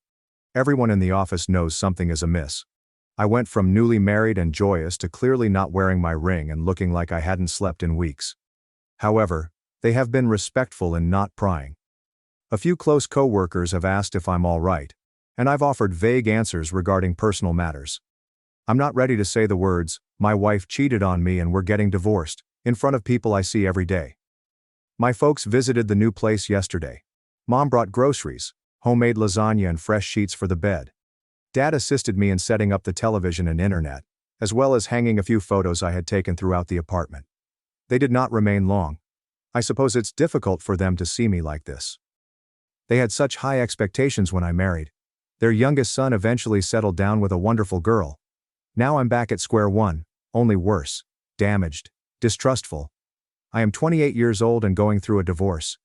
When they went, Mom grabbed me tightly and whispered that things will improve with time. I wanted to believe her. According to the lawyer, Tara is contesting the divorce, claiming there is no proof of adultery. I forwarded to him all of the messages I had saved from her phone. Dozens of explicit conversations with at least 4 different men, plans to meet at hotels while I was at work, and complaints about how boring I was in bed compared to them. He claims it is more than enough evidence that her contest is merely a delay tactic. She's just trying to drag things out, perhaps hoping I'll give up and agree to counseling or something. Not happening.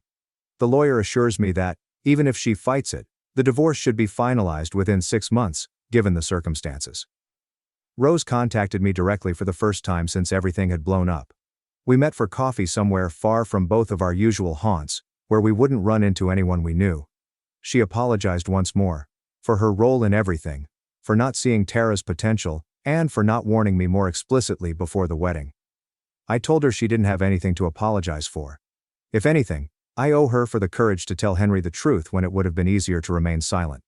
She stated that Tara has been disparaging her to their parents, claiming she ruined Tara's marriage out of spite. Their father appears to be skeptical, having always seen through Tara's manipulations. But their mother is torn. Family drama is no longer something I need to be involved in. But it pains me to see Rose suffer because she did the right thing. Everything is exhausting me right now. That's all for now. I may submit an update later if something happens. Thanks for watching and sticking around till the end.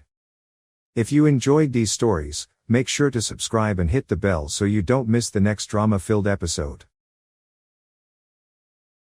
My parents paid for my brother's wedding before he proposed. Then took a cruise on my birthday and didn't even call me. My brother Kevin was promoted last spring. A large one. Company-wide announcement, champagne in the office type of thing. Senior management. Corner office. The works. My folks were elated. They took him and his girlfriend on a week-long luxury cruise around the Mediterranean. Complete bundle. Everything is rated 5 stars. Every day they shared images of meals on the balcony, matching robes and sunset toasts with sentiments like, "So proud of our boy." I liked the photographs, sent a congratulatory message, and even contacted Kevin before they departed to say, "Well deserved, man." I then returned to work. 3 months later, I too was promoted. Not as spectacular as Kevin's but still impressive. I was promoted to lead my firm's analytics department. It was the first time I'd ever handled others. This was the first time my name appeared on the internal newsletter. I told my folks during supper. They grinned and said, "That's great." My father nodded and said, "Well done." My mother inquired about the clothing code in her new work. And then the subject moved back to Kevin. His girlfriend recently launched a boutique. They had adopted a dog. I wasn't expecting a matching vacation, but I figured there could be something. A card, a toast, a gesture. Instead, they headed for the lake cottage that weekend. Only the two of them. No invitation. There's no message. Just a selfie from the dock with the text, "Finally, some quiet." At first I persuaded myself it wasn't important. Not everything needed to be celebrated. Not everything required fanfare. However, 2 weeks later, I learned from my aunt that they had volunteered to pay for Kevin's wedding venue. They weren't even engaged yet. When I asked my mother about it, she dismissed it. "We just want to make sure they're set up when the time comes." Set up. As if they were constructing a future they didn't think I needed or deserved. I considered approaching them, but I didn't want to appear jealous, petty, or like I was keeping score. So, I buried it. Until my birthday rolled along. It arrived on a Tuesday. I wasn't anticipating anything major, maybe dinner or a cake. But when I called to see if they were free, my father stated they were leaving town for a quick break. I inquired where. "Same cruise line we took with Kevin," he repeated. "They gave us a discount for returning customers." I did not say anything. He interrupted the silence with a chuckle. "We'll take you next time." But we both knew there'd be no next time. Not for me. That night I sat alone in my apartment, eating takeaway and going through their latest cruise images. Kevin commented on one, saying, "Looks familiar." Dozens of likes. Nobody mentioned me. Nobody ever did. And that's when something in me altered. Not into rage, not yet. However, we are now aware. This was not about a trip. It was all about position. Regarding how people saw me. Not as a second son. But as the one who needed nothing. The one they could ignore because he didn't fight back. Because I never created a scene. They thought they recognized me. But things were about to change. 2 weeks following their second cruise, we held a family supper. It wasn't formal, just a Sunday cookout at my folks' home. This was something we had done 100 times before. Kevin and his girlfriend were present. There were 2 aunts, an uncle, and our cousin Sam. I almost did not go. But something inside me wanted to see whether they would say anything. If the vacation images released on my birthday included even a sliver of an apology, an acknowledgement, a late toast, anything. Instead, I received a nod from my father, and a half hug from my mother. Number: "Happy birthday." Answer: "How's the new role?" No. "Let's sit down and catch up." Kevin was once again the main topic of the night. His firm invited him to speak at a regional leadership event. My parents were beaming as he explained the invitation, guest list, and keynote lineup. Everyone applauded. Someone asked if he was nervous. His lover stated, "He was born for this." I took a sip of beer while watching. Nobody asked about my promotion. Not even once. When the food arrived, I helped carry drinks from the kitchen. Nobody noticed. I refilled my glasses. I picked up a plate that someone had dropped. Still invisible. At one time, my mother asked if I could photograph the group. I lifted up the phone, positioned them, and saw it. A photo of everyone shining, arms around each other. Kevin is at the center, and I am not in the frame. Literally. She didn't ask me to be in the picture. I returned the phone and went inside on the pretense of checking a message. But I did not come out immediately. I stood in the corridor, just out of sight, listening. They were discussing Christmas arrangements. Kevin and his girlfriend were going on a trip overseas. My mother said that this was their gift to themselves. My father offered to chip in for the flights. Not a single beat was skipped. Nobody wondered if I'd be around. Nobody inquired what I was doing. It was as if I were a guest at my childhood home.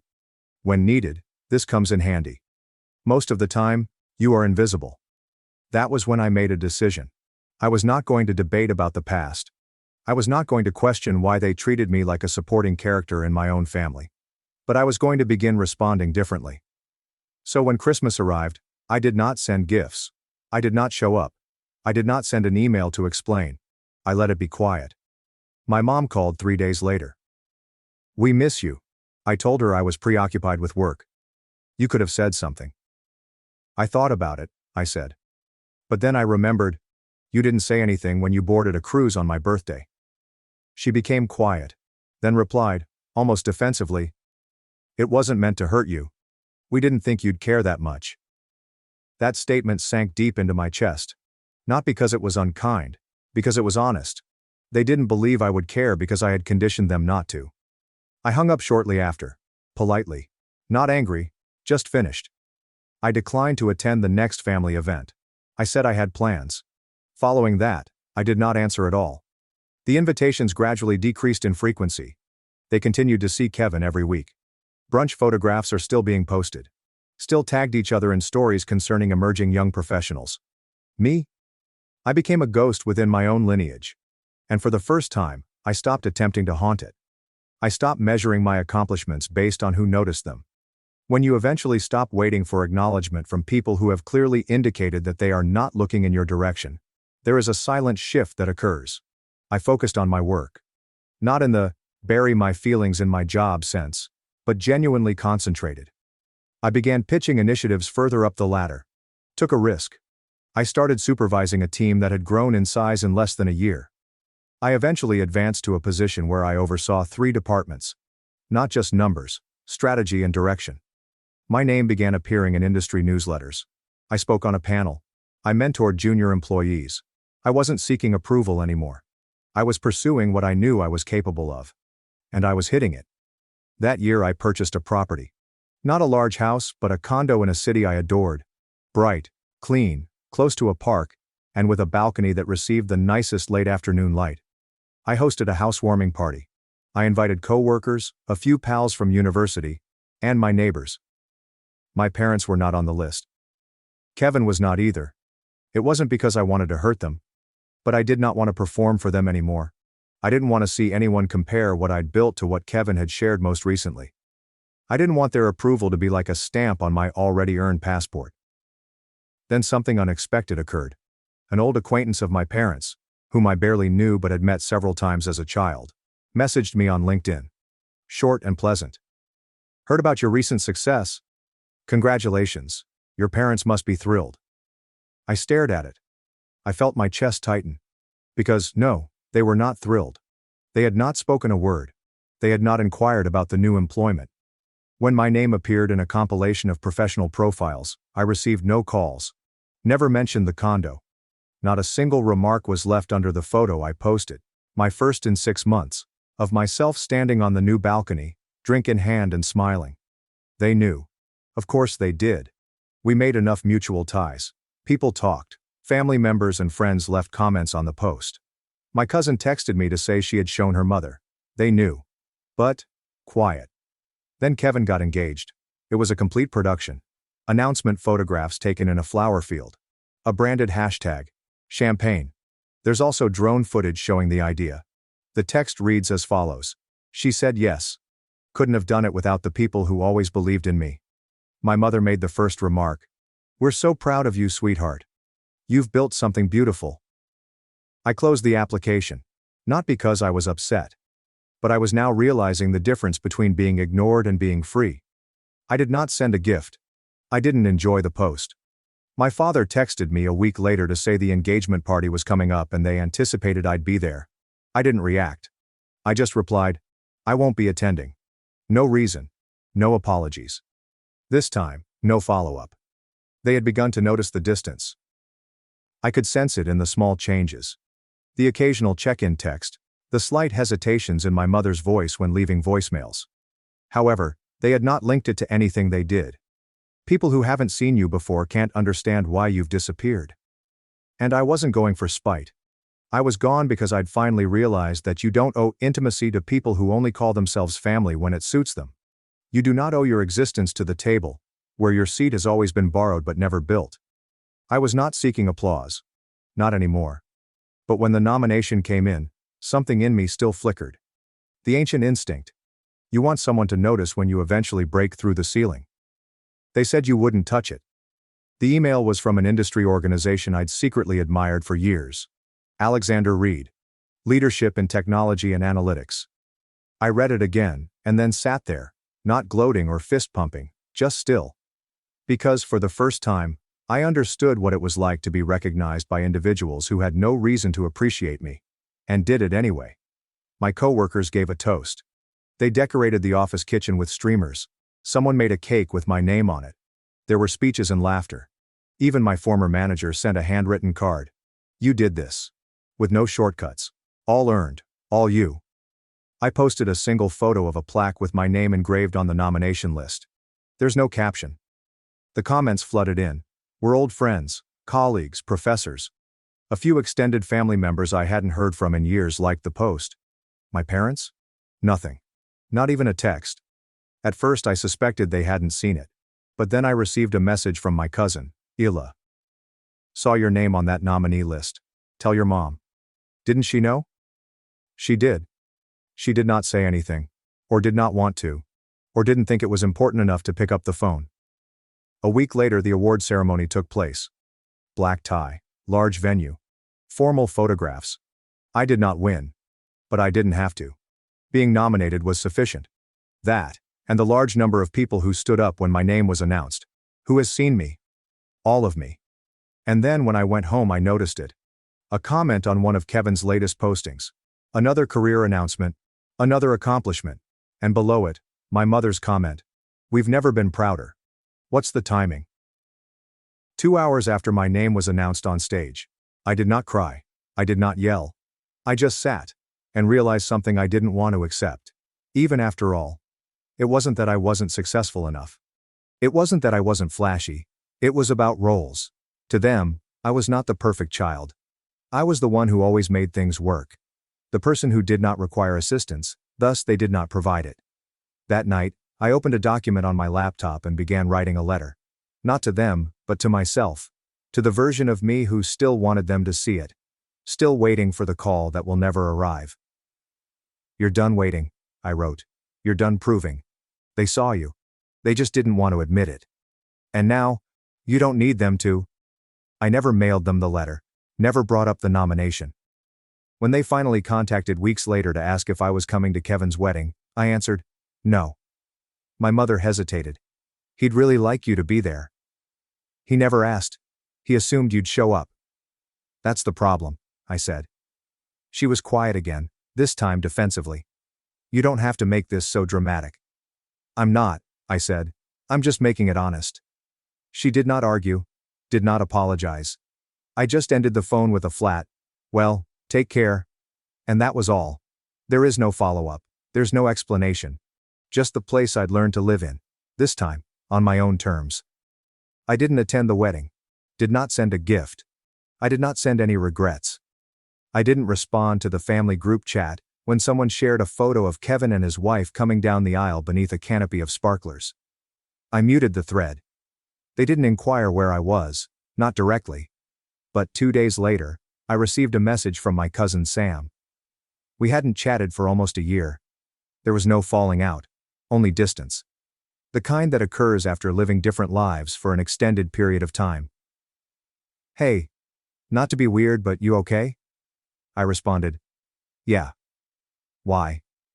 Just, everyone noticed you weren't at the wedding. Your mom looked kind of off about it. Thought you might have had a reason. I reflected on that for a moment before responding. She knew I wasn't coming.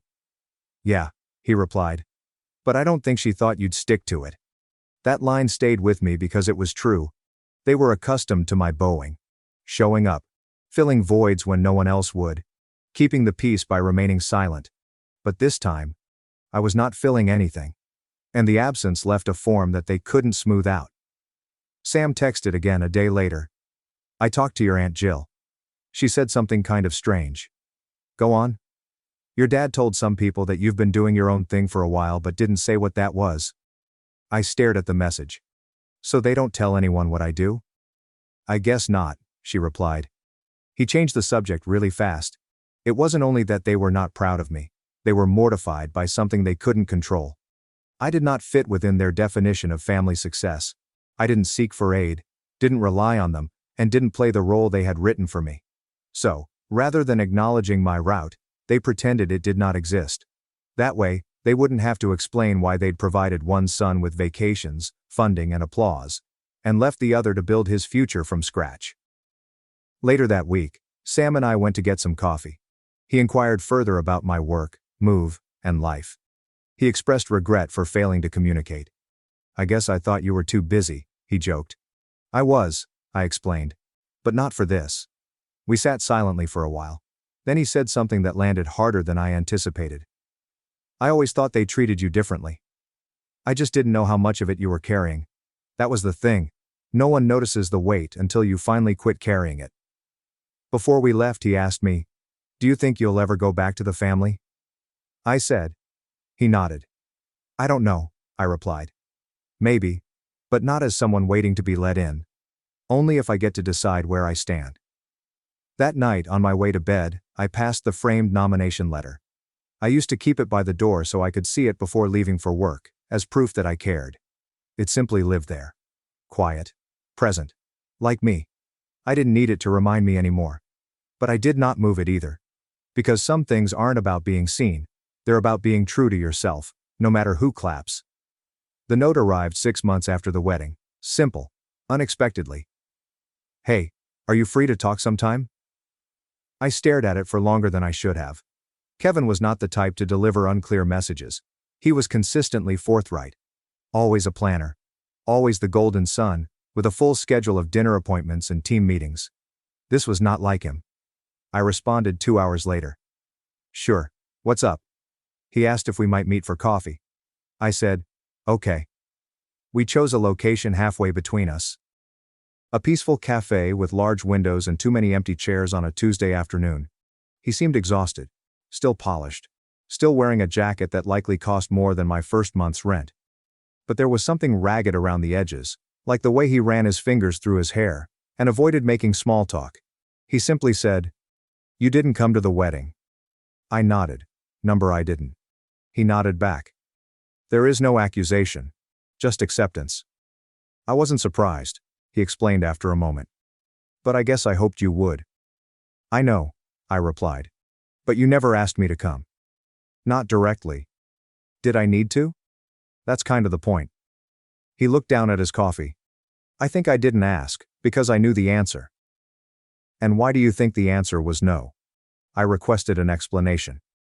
He exhaled. Because we left you behind, and we acted like you were the one who walked away. That silenced me. Not because it was dramatic, but because it was true. And it was the first time someone in my family had said it aloud. You know what really hurts? I asked. It wasn't the cruises, or the funding, or even being ignored. What then? It was the stillness. It was seeing you all congratulate each other again and over while I waited on the sidelines, as if it were usual. Like I was the quiet one, when actually, I just grew tired of having to accomplish things in a place where there wasn't a chair for me. He did not argue, did not defend our parents, just listened. They didn't mean to make it that way, he finally said. I know, I replied. But they still did. We spoke for more than an hour. Regarding the childhood differences. In small ways they favored him. They made assumptions that I was all right on my own. Then he said, I think I liked being the favorite because I didn't know what it was costing you. And I didn't know what being forgotten was doing to me. I corrected myself. Until I stopped pretending it didn't hurt. Before we left, he asked if I would ever consider returning. Not for them, but simply to show up. To be seen. Maybe, I said. But it would have to be different. I'd like it to be. That mattered more than he realized. Because he wasn't presenting a way back to the previous setting. He was opening a door that I didn't need to crawl through. That night, I received a message from him. Thanks for today. I hope it's not the last time. I said, that's up to all of us. And only once. I thought we might try. Not because we had to fix everything. However, we were finally telling the truth. Spring arrived silently. No announcements. There are no formal invitations. Just a group message from Kevin. Thinking of doing a casual dinner at ours next weekend. Open to anyone who wants to come. No pressure. I almost disregarded it. Not out of resentment, but because I wasn't sure what showing up meant anymore. Would this be awkward? Performative? Would it be like walking back into a house that had forgotten I existed? However, something about the message was odd. No assumptions. There is no schedule. No passive guilt. Just an opening. So, I went. Kevin's apartment was not what I expected. It wasn't spectacular or showy. Just a nice living room, soft music, and a long dining table that appeared to have witnessed a few genuine discussions. I stepped in, and for the first time in years, no one made a big deal about my entrance. Look who's here, isn't a dramatic statement. Kevin simply says, hey. Glad you made it. And someone else, my cousin Layla, smiled and pulled out a chair. "This one's for you." It was not a throne. It was not carved in gold. It was just an ordinary wooden chair. But that was there on purpose. And that meant more than anyone in the room could have imagined. We discussed work briefly. I suggested a new recruit and a shift in leadership. Kevin posed intelligent inquiries. No sideways jabs. There's no faking astonishment at my answers. My Aunt Jill commended how I handled the community panel she had viewed online. Someone brought up the wedding. But not as a weapon. This is only a chronological marker. No one tried to make me feel awful about missing it. Because they were beginning to learn that absence does not always imply rejection. Sometimes it's the only language someone has left after being spoken over for too long. As the evening came to a close, Kevin grabbed me away as everyone was cleaning up. "I didn't tell Mom you were coming," he said. I raised an eyebrow. Didn't think she'd want to know? Didn't think it was her business. He continued. "She'll find out. And she'll have feelings, but you don't owe her anything." I nodded. "You sure she won't give you grief for inviting me?" "She already does," he mused. "Might as well make it worth it." That was the first time I laughed about everything. Genuinely, not out of irony. Not bitterness. Just relief. Because that was the first time. We weren't pretending. Kevin walked me out that night. There are no weighty words, no theatrical handshakes. Just, "Next time, you're bringing dessert." And I answered, "Only if I get to pick the playlist." Driving home, I didn't feel triumphant. I didn't feel like I had won an invisible war. I just felt anchored. I felt like I had finally stopped orbiting a family system that had never made room for me, and instead watched it gently tilt to meet me halfway. Not because I requested it, but I stopped performing for it. Certain things had not altered. My parents still hadn't called. Still posting about Kevin. Still lying that the distance was coincidental. But I no longer required their recognition. I'd developed something outside of their spotlight. And I had allowed it to grow long enough that it did not shrink in their shadow. The chair at Kevin's table did not undo what had occurred. But it didn't have to. Because I did not show up to change history. I showed up to live, without apology. You don't always receive an apology. You don't always receive a round of applause. Sometimes, all you get is your name repeated again, not as an afterthought, but as a person worth getting out of a chair for. And sometimes, that is more than enough. Thanks for watching and diving into this wild family drama with me. If you love Reddit family drama, don't forget to subscribe and turn on notifications so you never miss the next one.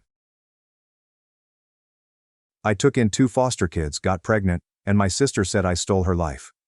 Then my mom kicked me out and missed my 28-week ultrasound. "You're taking children from more deserving parents," my sister said, when she discovered I was pregnant after fostering 2 children.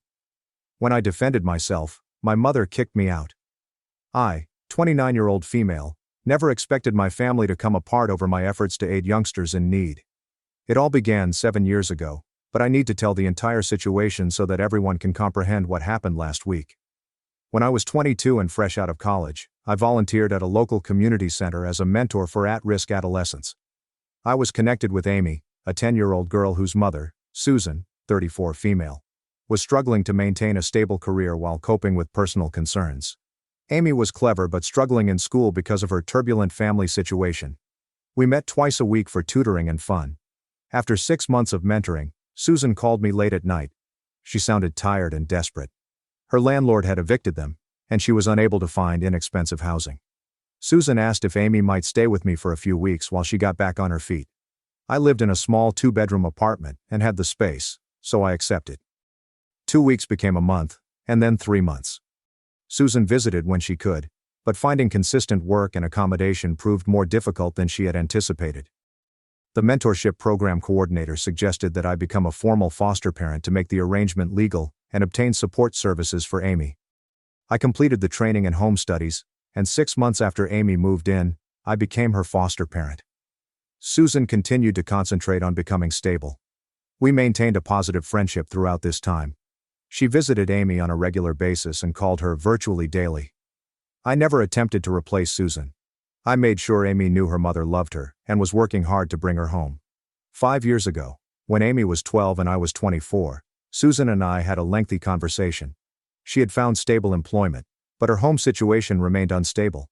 and she was worried about removing Amy from the school where she had finally begun to thrive. We thought it would best for Amy if I became her legal guardian. Susan had a difficult dilemma. I saw her sign the paperwork with tears flowing down her cheeks. She did it because she felt it was best for her daughter. Life has settled into a new routine.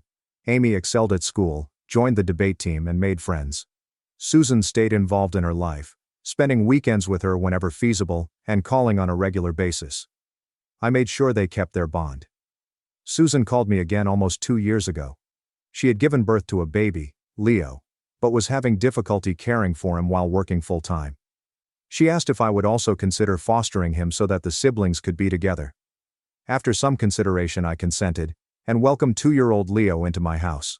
I moved us to a 3-bedroom house with a yard using money I had saved from my accounting work. Last year, I met Kevin, 31 million, at work.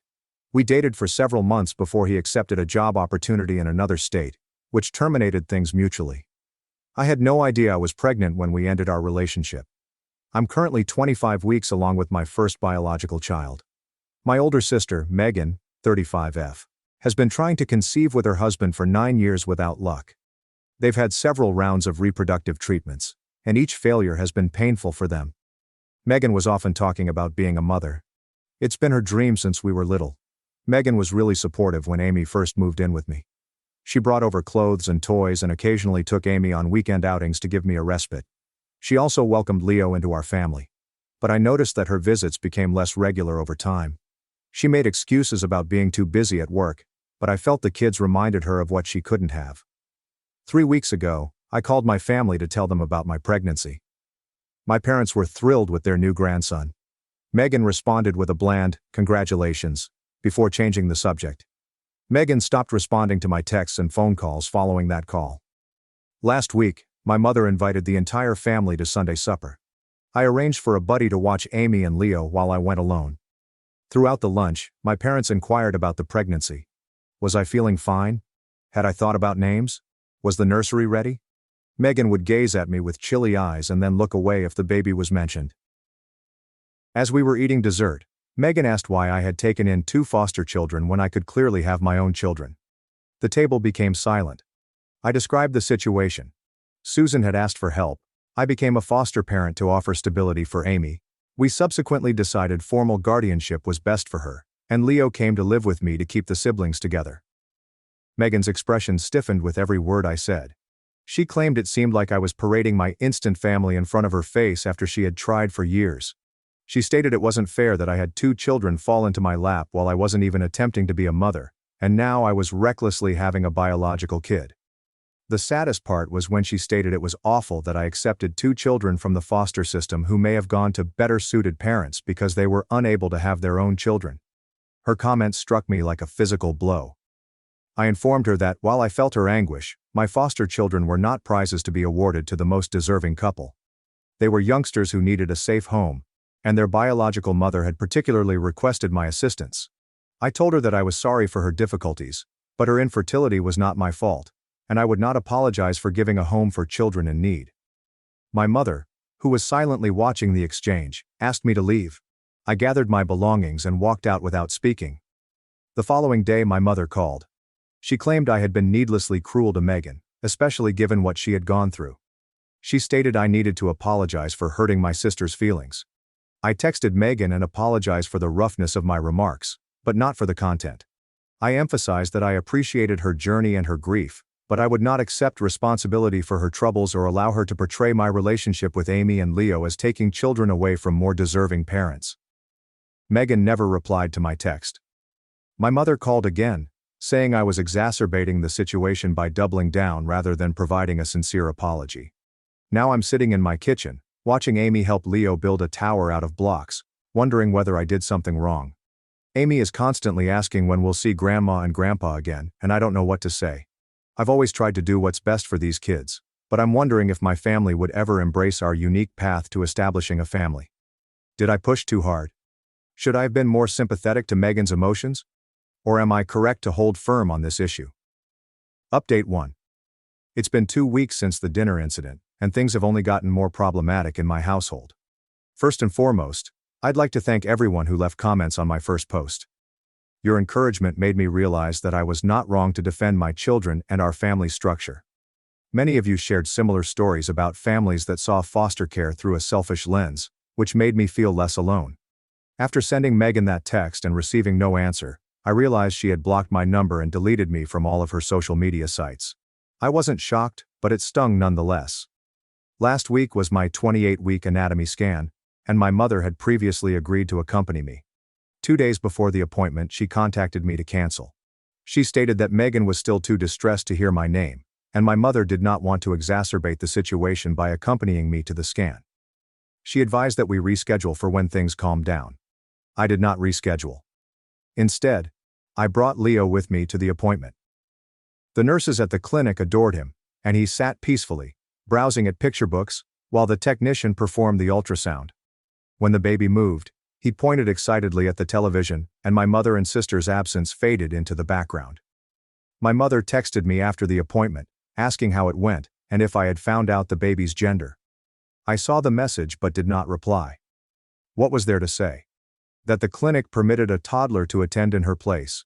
That a stranger expressed greater interest in my pregnancy than my own family? My father called. He is rarely involved in family disagreements and prefers to remain impartial, so his contact shocked me. He stated my mother had told him about skipping the anatomy scan and that he wanted to check on me. He listened as I told what had happened since supper, occasionally asking questions but generally allowing me to speak. When I had finished, he remarked something surprising. He felt Megan and my mother were mistaken. He stated, providing a home for children who needed one was never something to apologize for.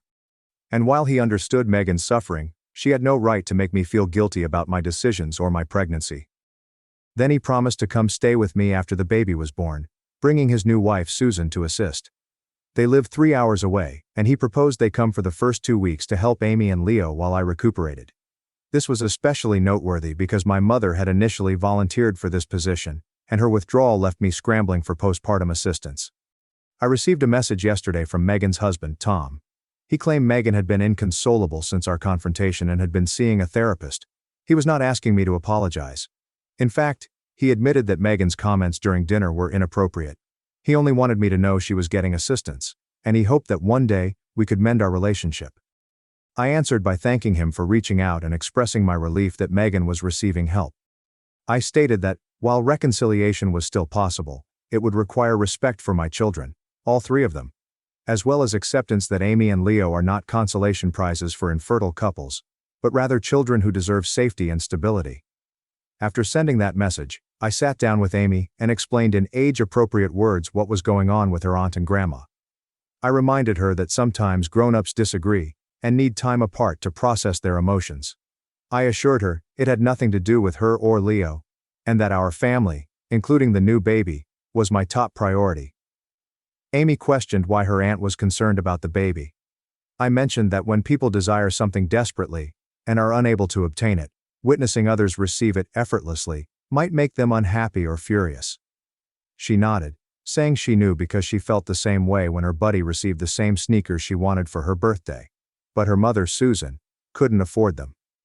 The wisdom of a 14-year-old occasionally astounds me. This morning I texted my father to accept his offer of postpartum care. I immediately called Susan to give her an update on the issue. She now makes monthly trips and calls Amy twice a week. She is doing fine. She recently received a raise at work and has been living in her apartment for more than a year. She expressed concern about the family strife and offered her own assistance, suggesting that she take both kids for a weekend before the baby arrives to provide me time to prepare. I'm still processing my emotions about my mother's behavior. Her decision to put Megan's comfort before attending a significant milestone in my pregnancy betrays her allegiance. For the time being, I've opted to limit my contact with her in favor of focusing on those who have supported me and my children. The baby is a male. The scan revealed that he is measuring accurately, with all tests returning normal results. Amy is ecstatic to be getting another brother. She has already chosen a plush elephant, the first toy I gave her when she came to live with me, to pass down to him. Leo doesn't exactly understand what's going yet, but he pats my belly and says, "Baby," smiling. I still haven't chosen a name for this little one. With everything going on, that assignment is falling down my priority list. I have about 12 weeks to work this out, so any suggestions are appreciated. Update 2. It has been 3 months since my last report, and the baby is now 3 weeks old. So much has happened, and I've been meaning to post an update. But infant life takes precedence. First, consider the birth. Alexander James, we'll call him Alex, arrived 2 weeks early, weighing 7 pounds, 2 ounces. Labor was uncomplicated but arduous, lasting 14 hours from start to end. My father and Susan came the day before I went into labor, almost as if they anticipated the event. They took care of Amy and Leo while I was in the hospital, and invited them to come once Alex and I were settled. Amy's reaction to her baby sibling was everything I had hoped for. She cradled him with care, her expression a mix of astonishment and pride. Leo was more interested in the hospital bed controls than the baby, although he did pat Alex's head and say he was tiny, which I consider a triumph. Susan also paid us a visit at the hospital, bringing handmade blankets for the baby. She sat with me when Amy showed her the baby, and she subsequently expressed her pride in the young woman Amy is becoming. These moments of connection through our unique familial relationships mean everything to me. Now for the scenario with my sister and mother. My mother texted me when she found out I was in labor, wondering which hospital I was at. I didn't react until after Alex was born, sending a quick message with his birth information and a single photo. She responded by asking when she could come to visit.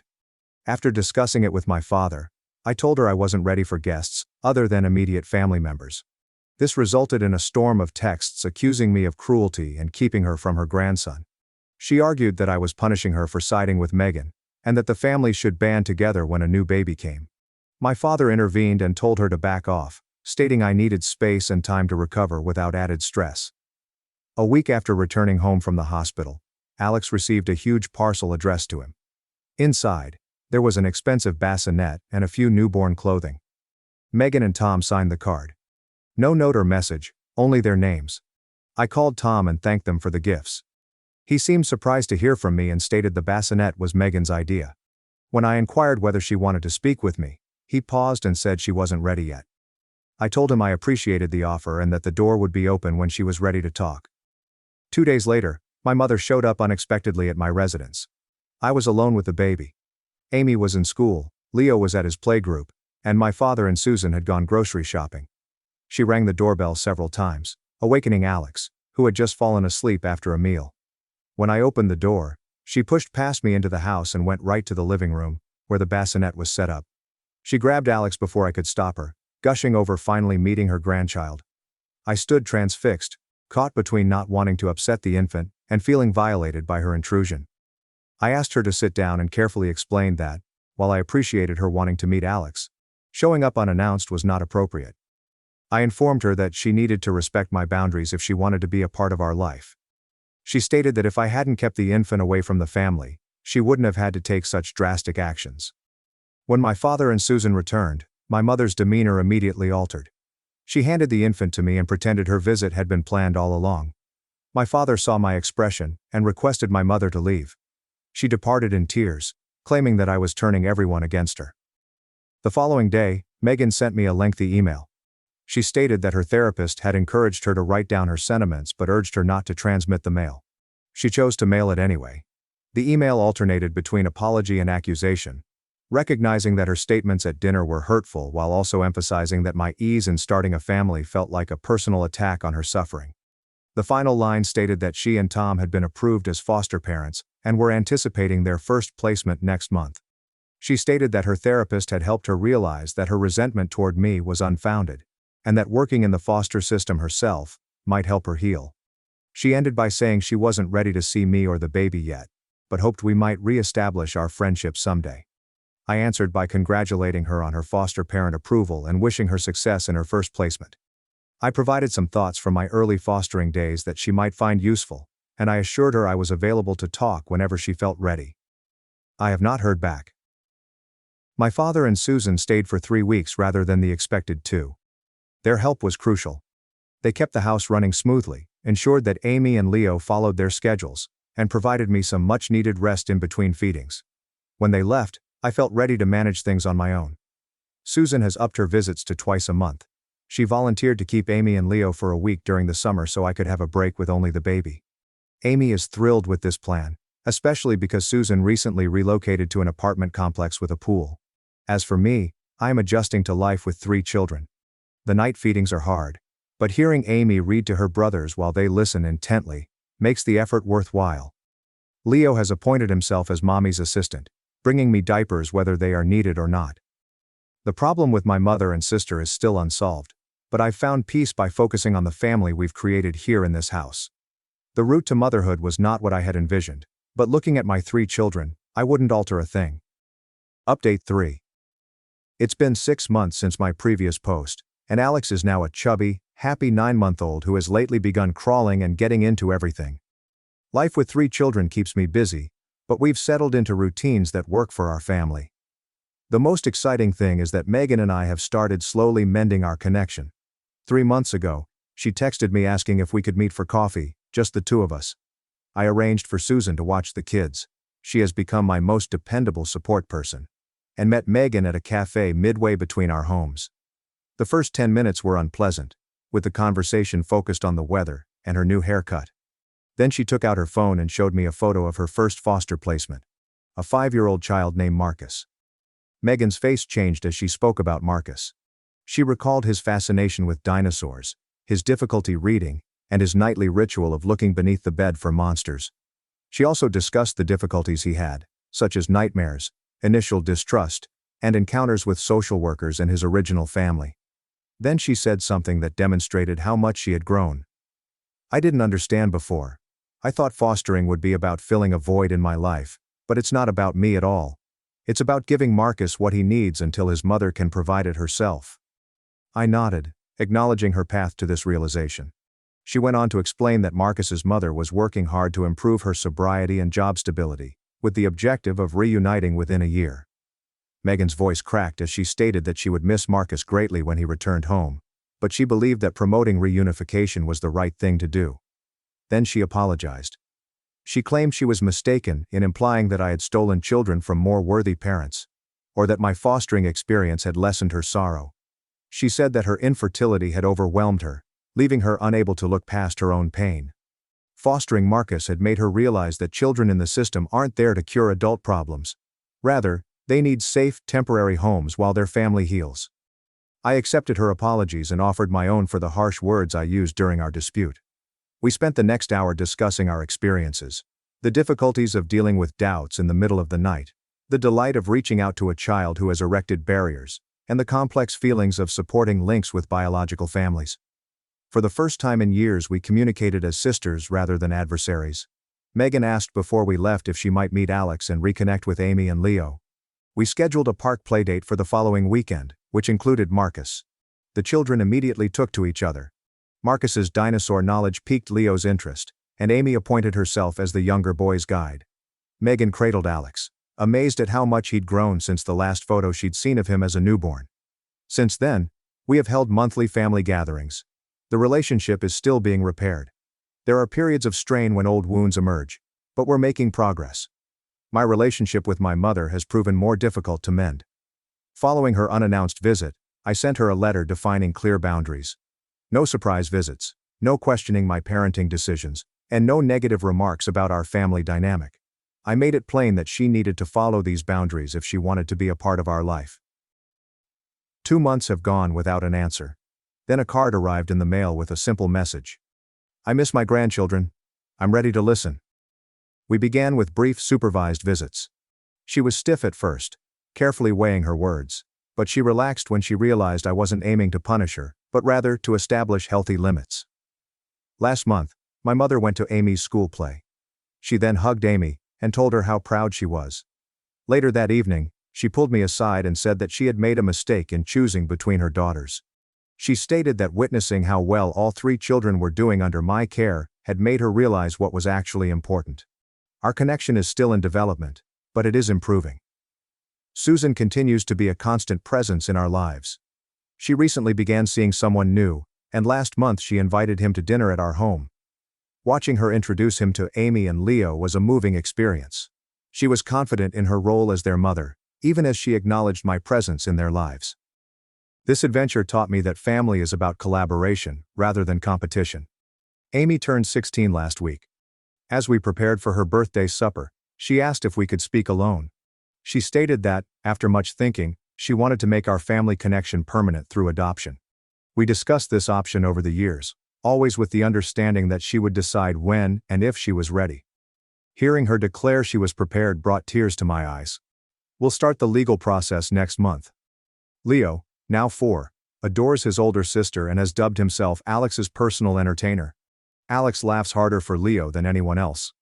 Megan and Tom are set to welcome their second foster child, a newborn whose mother needs time to complete a treatment program. Megan asked me for advice on how to set up a nursery, and we spent hours discussing the practical and emotional elements of fostering a newborn.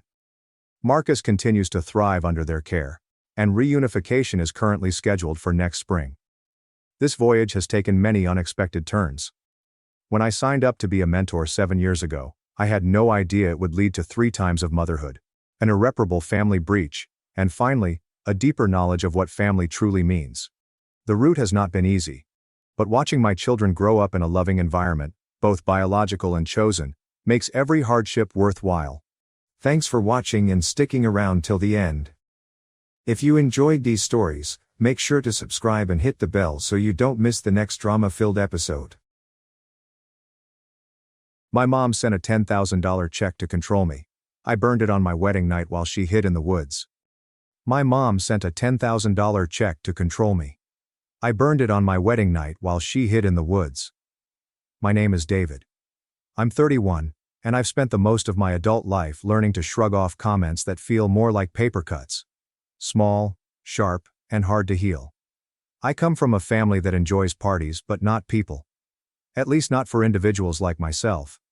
You know the type. Families who base your worth on Instagram likes and compare your life milestones like a scoreboard. I was never the winner. My sister Brooke, on the other hand, is the current MVP of our family highlight reel. Blonde, loud, and impeccably curated, she got engaged at 23, married at 25 in a 3-day ceremony at a vineyard, and has been giving themed baby showers for her children like she's auditioning for a lifestyle magazine. Me? I was a late bloomer. The quiet one. This is the maybe he's just not into commitment type. Every time I brought a girlfriend home, it became a series of subtle interrogations disguised as conversation. So you're okay with his job? You know he still rents, right? Oh, you met on an app? That's cute. Still, I showed there for every birthday, holiday, and christening. I sat at the folding tables, smiling as they forgot to put my name in the group photos. I brought gifts, which they did not open in front of me, and made nice conversation while being reminded that I was the last single person left. The hardest part, however, was Brooke's wedding. I recall arriving early in a respectable suit, nothing flashy, but neat, and being stopped at the door by one of the planners with a clipboard, who asked whether I was David, the +1. I wasn't even on the seating chart. When I located my seat, it was at the overflow table, alongside the groom's distant cousins and a few college roommates who didn't know where to sit. During her address, Brooke remarked, "To everyone who made today beautiful, you know who you are, and you're sitting right here in front of me." I was not. I was 3 tables back, near the restroom line. Brooke called me away later that night, while everyone was dancing and cutting the cake. She was tipsy, beaming, and full of self-satisfaction. "You know, Danny," she remarked, waving her wine glass like a scepter. "Some people just aren't wedding material. But it's okay. Not everyone needs the spotlight." She chuckled and kissed my cheek as if it were a praise, not a stomach punch. I smiled. I always grinned.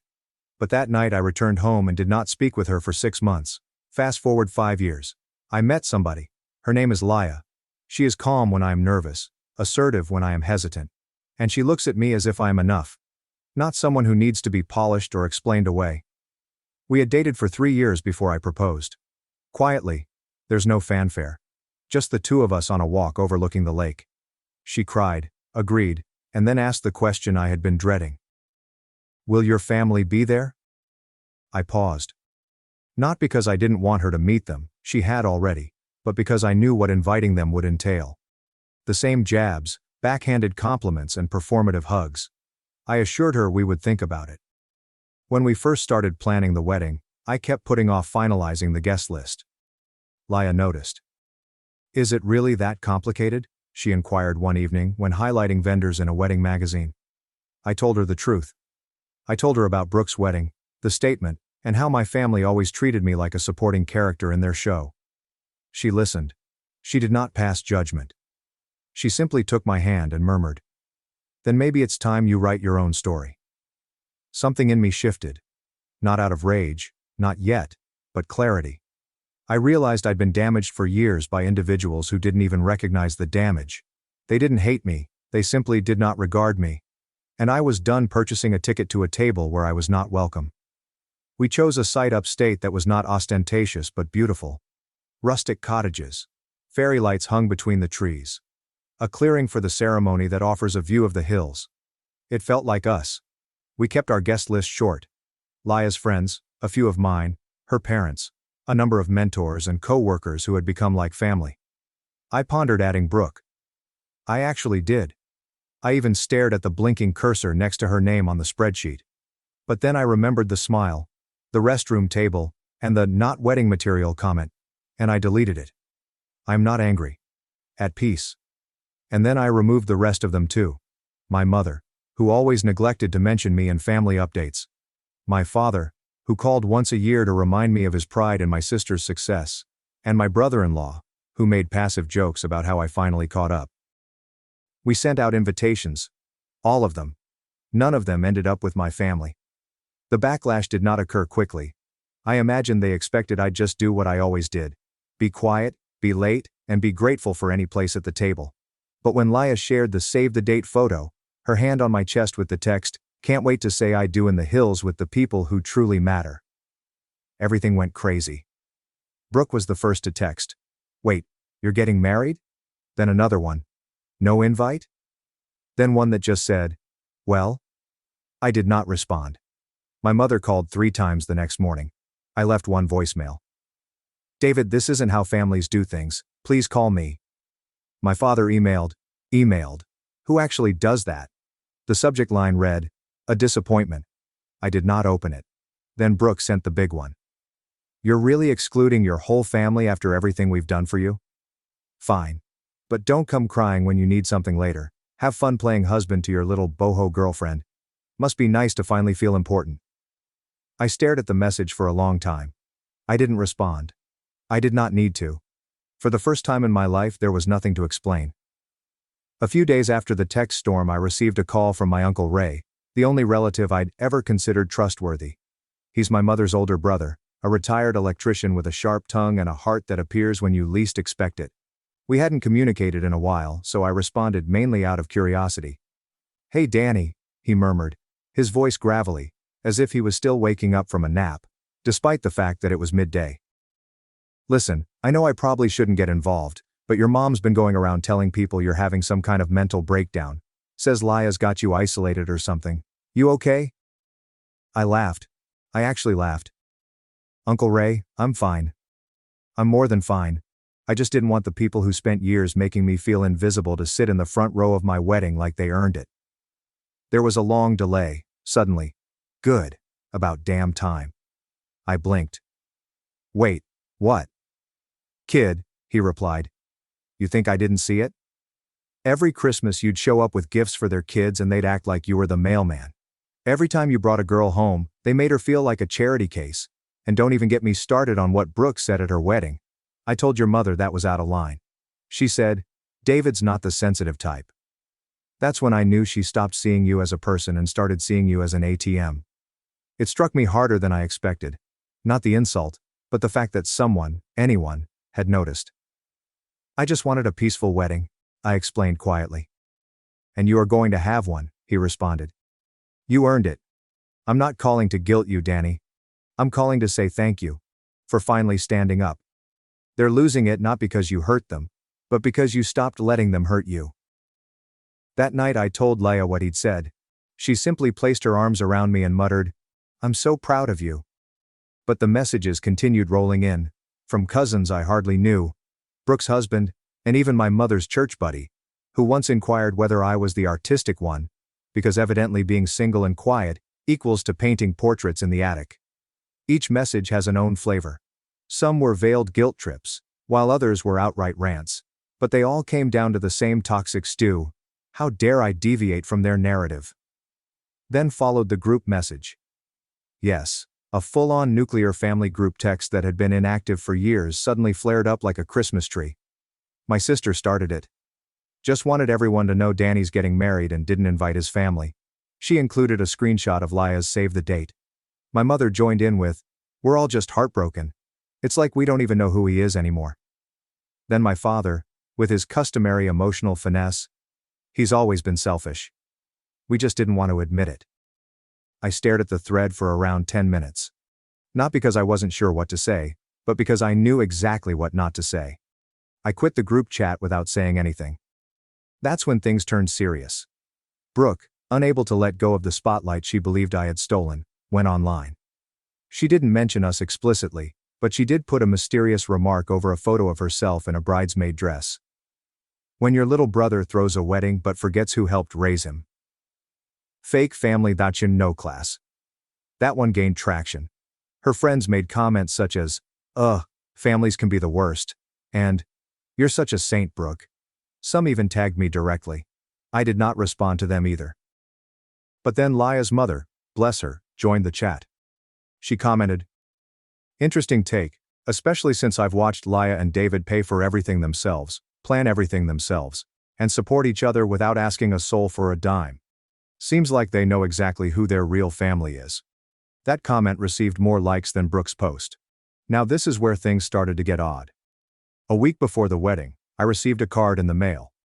There was no return address, but I immediately recognized the handwriting as my mother's. Inside was a 3-paragraph letter written in blue ink. The first paragraph was an emotional guilt trip about how she carried me for 9 months, stayed up with me during fevers, and always gave her all. The second paragraph devolved into veiled scolding. How family is something you can't avoid, how I was embarrassing myself in front of the extended family, and how I needed to reconsider the image I was creating. And the final paragraph, that was the kicker. "If you marry this girl without inviting your family, don't bother coming back. Don't call when you need help. Don't expect us to welcome you at Christmas. Actions have consequences, David." I carefully folded the letter, returned it to the envelope, and tucked it into the drawer next to the old RSVP cards. I didn't show Laya straight away, not to protect her, but because I didn't want her to bear the burden I had already spent years learning to bear. I got up earlier than intended on the wedding day. The air was cold, and the sky was overcast in a wonderful, soft, photographic way. Laya was getting dressed in another cabin, so I got a moment to myself. No noise, no buzzing phone. Just the sound of wind through pine trees and the aroma of something new beginning. Then my phone lit up. A new number. I almost disregarded it, but something compelled me to respond. It was Brooke. "I just want to know why," she exclaimed immediately. "No greetings. Why would you do this to us? To me? After everything?" I sat on the porch's edge. "You really don't know?" "No, I don't. This is the most vindictive thing you've ever done. Not inviting your own family? You've humiliated us. People are asking questions. They're wondering if something's wrong with you." I let the silence stretch. Then I said, "Brooke, you told me I wasn't wedding material. That I didn't belong in the spotlight. You made me feel small for years. And now that I'm finally happy, you're upset I didn't hand you a front row seat to it?" "You're overreacting," she exclaimed. "It was a joke. God, you're so sensitive." There it was. The term I'd heard all my life. "I'm not sensitive," I replied calmly. "I'm just done." She began to speak again, but I hung up. And then I shut off the phone. By the time the guests arrived, I felt better than I had in years. The music played. Soft laughing permeated the air. And one by one, folks who decided to be in my life appeared, radiating joy. As I went behind the trees, waiting for my cue to walk down the aisle, the coordinator raced up to me, wide-eyed and breathless. "There's someone at the gate." I raised an eyebrow. "Who?" She paused. "Your mom. And your sister. And I think your dad's parked across the road. They're not on the list, but they're saying it's a family emergency." I glanced at her, my heart beating steadily. Then I smiled. "Tell them the guest list is final." Then I walked down the aisle. The ceremony itself was everything I hadn't realized I needed. No flower walls. There's no drone footage. No 6-piece string quartet. Just close pals, loving glances, and vows made while surviving storms together. When I saw Laya strolling toward me, her hair braided with small wildflowers and that calm, brilliant smile, I realized how far I'd come. Not just from the awkward child at the back table, but also from the man who used to go to great lengths to be tolerated. I didn't think of my family at all during the ceremony. Not once. My hands didn't shake, my voice did not falter. The weight of their absence did not seem like a loss. It felt like there was enough space to breathe, to stand up straight, and to finally take center stage without someone rolling their eyes in the background. The ceremony concluded with shouts and laughter, as well as hugs that last a little longer because the individuals who give them truly mean it. Everyone carefully made their way to the reception area, which was brilliantly lit outside and included long wooden tables, hanging lights, and mellow music flowing through the dusk. It seemed like something out of a peaceful dream. Elegant, yet not pretentious. Intimate, but not small. Then the photographer appeared, pulling me away with a bewildered expression. "Hey," she said modestly. "There's a group of people kind of lingering near the trees at the edge of the venue. They haven't come in, but they're watching. Do you want me to do anything?" My jaw clenched. Before I turned to look, I knew. Sure enough, 3 individuals appeared across the little gravel road, half hidden behind the tree line. My mother, dressed in a pale blue gown I'd seen her wear to a gala years ago, standing stiffly with her arms crossed. My father had his hands in his pockets and was pretending to examine a brochure from a neighboring lodge while glancing at the wedding tent. Brooke, of course, wore a white pantsuit. White. Even from that distance I could see her face, pursed lips, flared nostrils, scanning the tables as if she was calculating who recognized her and who may notice she wasn't there. I grinned back at the photographer. "You don't need to do anything, just crop wide if they're in the background." She laughed, a little relieved, and returned to her camera. But as I watched the 3 of them stand there, like unwelcome souls haunting the edges of my delight, something in me changed. Not anger. Do not be afraid. Not even satisfaction. Just clarification. These individuals did not show up out of love. They did not show up because they missed me or had any regrets. They came to see what they believed they were entitled to, but weren't. They wanted to stand on the precipice of my happiness, and decide how much of it they would let me enjoy. And now that they had no say, they weren't sure what to do with themselves. The remarks began as the sun fell, casting everything in the golden tone that photographers seek like treasure. Laya's father delivered a touching toast that left everyone laughing and crying in equal measure. Then my best friend Oliver stood up, raised his glass, and said something that silenced the entire tent. "To David, the most loyal friend I've ever had, who spent years giving love to people who didn't see it for what it was, who finally found someone who saw him, and chose him. This guy has absorbed more punches from life than most individuals twice his age and has always shown up for everyone. But today, he stood up for himself. And it's about time." People applauded. Some stood. I didn't cry. But I could have, because I understood the version of myself who had longed to be seen had vanished. The person sitting at the table was not attempting to prove anything to anyone. I'd already won, not for vengeance but to recover the life they'd always told me I wasn't destined to have. My phone chimed just as dessert was served, little apple tarts and tiramisu squares. Brooke sent one message. It reads, "You are seriously going to regret this."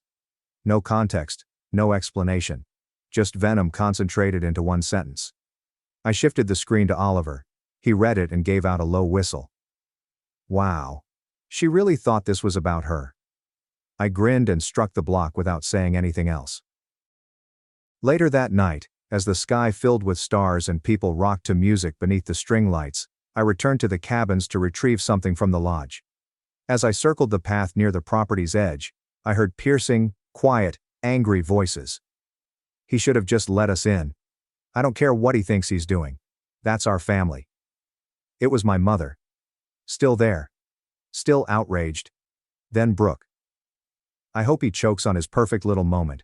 Let's see how long it lasts once real life kicks in. I stood there for a second, just out of sight. I should have gone away and let it go. But something inside me told me to take a step forward, despite the years of silence, the swallowed pride, and the numerous times I accepted being an afterthought. So I did. I stepped through the trees and into their view, surprising all 3 of them. My mother gave a gasp. Brooke's eyes narrowed. My father just stared. "I know you're upset," I continued with a calm voice. "But you weren't uninvited. You were never invited. Because this day wasn't about correcting your version of me. It was about celebrating the person I've become without you. And the fact that you're here, hiding behind trees instead of being surrounded by love, tells me I made the right choice." Brooke clenched her jaw. "You think you're better than us now?" "No," I replied. "I think I'm finally free of you." Then I turned around and went away, back to the laughter, the light, and the people who had actually arrived. I didn't look back as I stepped away from the ghosts of my past. Each stride felt like an exhale that I had been holding in for years. The wedding was still alive behind me, with music floating through the trees, fairy lights twinkling like soft stars, and Laya's laughter reverberating with a warmth that no family occasion had ever provided me. I didn't need to see their faces to remember what I had left behind. I could feel it. 3 people standing in quiet, astonished by the one person they assumed would always come crawling back, eventually going away. When I returned to the reception, Laya drew my attention from across the dance floor. She was now barefoot, her shoes left under a table, her dress flowing as she twirled in a leisurely circle with her niece on her hip. She smiled at me as if nothing was missing. For the first time in my life, I agreed. We danced. We laughed. We cut the cake with no passive-aggressive remarks or forced photos. Our friends made uncomfortable and amusing toasts. Someone spilled red wine and blamed it on former exes. People stayed late, long after the music should have ceased. Nobody looked at their watches or pretended to care. They were just there. And so was I. When the night came to an end and the last lanterns were turned off, I sat with Laya on the cabin porch, wrapped in a blanket, in solitude. Just the 2 of us. She leaned her head against my shoulder. "I saw them," she replied gently. "I know. I wanted to say something, but I didn't want to ruin it." "You didn't," I muttered. "They couldn't ruin it, even if they tried." She reached into her pocket and took out a small white envelope. "This came while you were getting ready. I didn't want to hand it to you before the ceremony." I took it gradually. My name was written in my mother's handwriting yet again. There was a $10,000 check inside, along with this note: "For the wedding expenses. We know things are probably tight. Don't let your pride ruin your marriage before it starts. Think about your future. Mom." There were no signatures. No warmth. Just assuming I was still on sale. I chuckled and slipped the check into the fire pit near us. The flames spread swiftly, twisting the paper into black wisps that floated into the air. Laya did not say anything. She simply drew the blanket tighter about us, and we stayed there until the fire died down, the last ember blazing like the final word. I never had to utter a thing. A week later, we were back at home. Married. A peaceful marriage. The venue had been cleaned, the deposit had been paid, the images were being edited, and the silence from my family was deafening. At first I believed they'd finally accepted it. My decision to break the cord they'd been yanking all my life. But then the repercussions began. Not from them, but from everyone around them. It started with a voicemail from my cousin Rachel. "Hey, I don't want to be weird, but your mom's been telling people you had a mental breakdown at the wedding. She said you kicked them out and that you banned the family because Laya doesn't like them. But I saw the photos. You guys looked happy. So, I just wanted to check. Are you okay?" I replayed the message twice. Then I checked Facebook. Sure enough, the day following the wedding, my mother wrote an ambiguous status. "When you raise someone with love and they repay you with exile, you have to let go and pray they find their way back before it's too late. Heartbroken Dars family, first." The responses were filled with sympathy. "Praying for you. Kids can be so selfish these days. You're such a strong woman." And of course, one from Brooke's closest friend. "Ugh, I still can't believe he didn't even let you stay. Disgusting." It would have been funny if it hadn't been so deliberate. They were spinning the story, attempting to reclaim control of a narrative they had lost. In their view, I was unstable, theatrical, and dominated by a manipulative wife, a cautionary story. So I did something I hadn't intended for. I replied. Not through a Facebook post or text thread. I wrote a letter, a real one. I printed it up, wrapped it in an envelope and shipped it to my parents, Brooke, and a few relatives who had expressed worry. There's no drama. Just facts. Dear family, you've made it apparent that your narrative of my life makes more sense to you than the truth ever has. So let me say it once, plainly. I did not experience a breakdown. I did not exclude you for malice or manipulation. I choose to start a new chapter in my life with individuals that love me for who I am, not what they expect me to be. Brooke, You once told me I wasn't wedding material and didn't deserve the spotlight.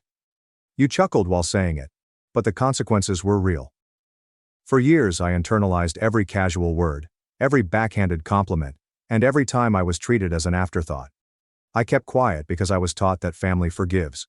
But forgiveness necessitates remorse, and you have never acknowledged your words or actions. Mom, your check did not come from love. It arrived with strings. It was a leash presented as a gift. I do not need it. We never did. You were not excluded from my wedding. You were just never included in a moment that you had no role in creating. I've spent my life trying to be accepted by people who perceive me as the family's financial burden, the emotional punching bag, and the one who doesn't fit in. I'm done fitting into a mold you created out of bitterness and entitlement. I did not take you out of my life to punish you. I let you go because holding you is breaking me, and I will not carry that any longer. David. I sent the letter and moved on. There was no response, no apologies, not even a text. However, something unexpected began to develop gradually over the next few months. A cousin I hadn't seen in years messaged me, saying she always thought I was treated unfairly. An old family friend contacted me and said she was proud of how I stood up for myself. Even my Uncle Ray called again, this time in a calmer tone. They won't say it, he said to me. But they know. Deep down, they know. And it was enough. Leia and I moved into a new apartment 3 months after our wedding. It wasn't large, but it had a balcony, morning light, and enough room for a piano she acquired at a thrift store. She's playing while I'm cooking. Sometimes I just stop to watch her fingers glide across the keys, as if they're rewriting the soundtrack to my life. And every now and again, when the music floats through the open window and everything feels too calm, I recall that folding chair from Brooke's wedding. I remember the smirk, the side comments, and how they always acted as if I had to earn their love. I smile, because I finally understand that love is not acquired via pain. It was picked, and I choose to live without them. No more waiting for permission. No more shrinking to fit. No more setting a place at a table where I was never actually welcome. This life, imperfect, wonderful, and mine, is what I created when I stopped asking for permission. And I wouldn't trade it for a place at anyone's table. Not even theirs. Thanks for watching and sticking around till the end. If you enjoyed these stories, make sure to subscribe and hit the bell so you don't miss the next drama-filled episode. Family replaced me, on vacation with my fiancé's mistress. Called me the affair baby. I waited a year, then exposed them in front of 50 guests. I, 22 female, need some serious guidance on how to deal with any of this. I discovered about a week ago that my entire family had been assisting my fiancé, 23 male, in concealing his affair with my closest friend, 23 female. I made this account since I honestly don't have anyone else to tell this to. Honestly, my brain assumed that internet strangers would be the greatest option. Fortunately, none of my relatives or friends use Reddit. To provide additional emotional context, my fiancé and I have been together since 8th grade, on and off till 2020. I apologize if this is too long, but there is so lot to process, and I just want to refresh myself with everything I have while also figuring out how to approach my family, best friend, and fiancé with respect. To provide perspective, below are their names and ages. John, a half-brother, is 26 years old. Mary equals half-sister, 27. My mother, Angie, is 56 years old. Peach is my best friend, and soon-to-be ex-best friend. Alex is my fiancé, soon-to-be ex. So, a week ago, Alex was taking a shower and left his phone on the bed. My fiancé and I have an open phone policy, as we have both been cheated on in previous relationships. Go figure. Seeing my circumstance, I packed my suitcase for a family trip that would begin after my rehearsal supper tomorrow. I could hear his phone continuously going off. He yelled from the shower that I should mute his phone. I went to get his phone and discovered that it was Peach calling him. I was intrigued at first. But since she was a member of my bridal party, I didn't think it was too strange. I muted the phone and quickly messaged Peach using my own phone. Here's a paraphrase of our conversation. My response. Hey Peach, my fiancé is in the shower RN. What did you need? Peach, as usual. Oh, nothing LOL, just wanted to confirm with him the flowers for your bouquet and aisle. Your mom. That's weird. I didn't change my mind on any flowers or anything. The florist was contacted last month and everything was paid for already by Tony. Tony is the man who married my mom. Mrs. Peach. Are you sure? I remember him telling me you changed your mind. After that, there was the normal wedding discussion. In retrospect, I should have thought it strange that she would phone him 6 times to confirm a flower pick, when she could have just texted me or Alex. When Alex got out of the shower, I informed him Peach had tried phoning him about my flower selections. I asked him what made him think I'd changed my mind about the wedding flowers. He paused for a moment. I now realize he was procrastinating and making the, "oh, I'm thinking" face.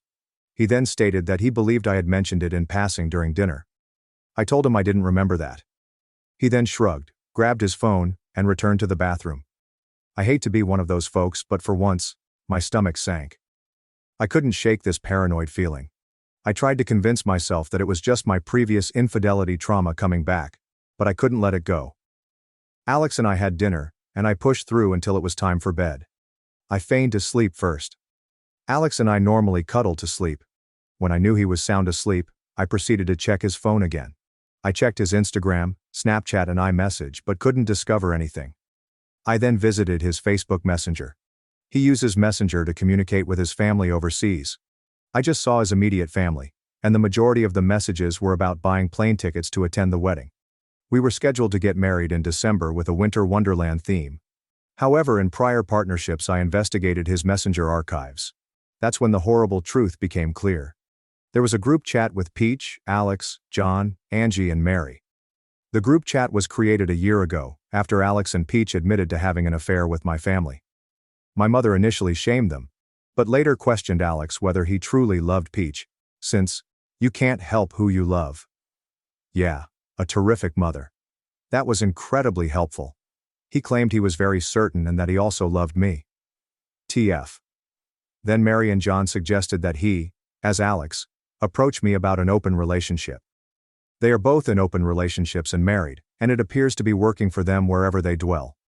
At this point, he and I were already engaged. Alex mentioned that it seemed too deep to bring up. Angie, my mother, even though I despise the term at this point, stated that they would cover for Alex and Peach until he felt confident enough to discuss an open relationship with me. As I read, all I could think was, how could my family betray me like that? Peach, how could you betray me like that? We have been buddies since kindergarten. We even grew up alongside Alex. How could she possibly fuck my fiancé while yet claiming to love him? All of this in this horrible group chat, and Alex has the guts to declare he loves me as well. For him to experience firsthand what it is like to be betrayed. I really wanted to vomit. However, I was only taking screenshot after screenshot.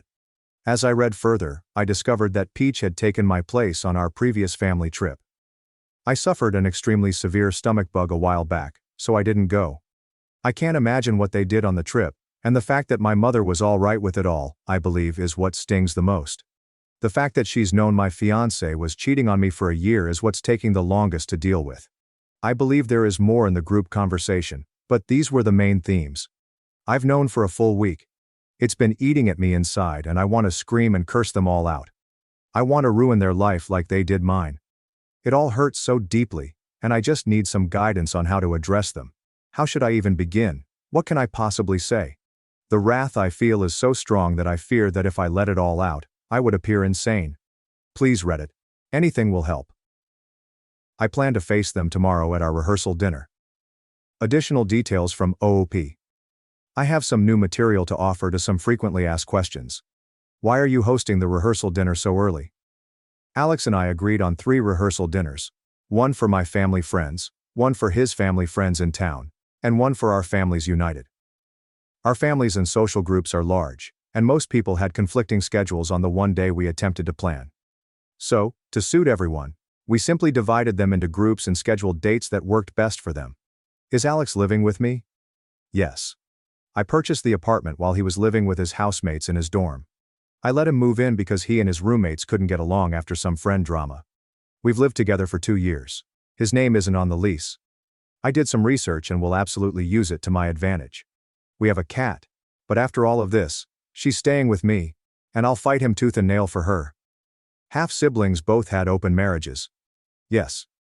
They jumped on the humans aren't meant to be monogamous bandwagon. They both have poly relationships, which they discussed with their partners. So, on their end, nothing is wrong. My relationship with my mother?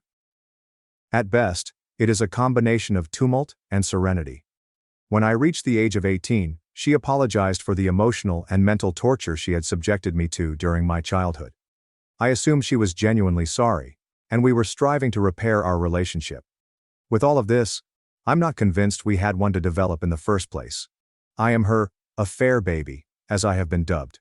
My mother is deeply devout, and she believed that if she confessed, she would be rescued and redeemed. The reverse occurred. She was booted out of her church group. Anyone who lives in a small town is aware that rumors spread quickly. Tony, my mother's husband, forgave her and chose to relocate to improve their image, I suppose. According to one Redditor, this episode could be the reason she hates me. But I can't understand how this could be my fault, or why she would hang on to that grudge for so long. Does anyone know that I saw the messages? Once I took the screenshots, I removed them from his phone and saved them on mine. I have a passcode for my gallery, NSFW content. I changed my code, and Alex has not checked my phone, so I feel protected in that regard.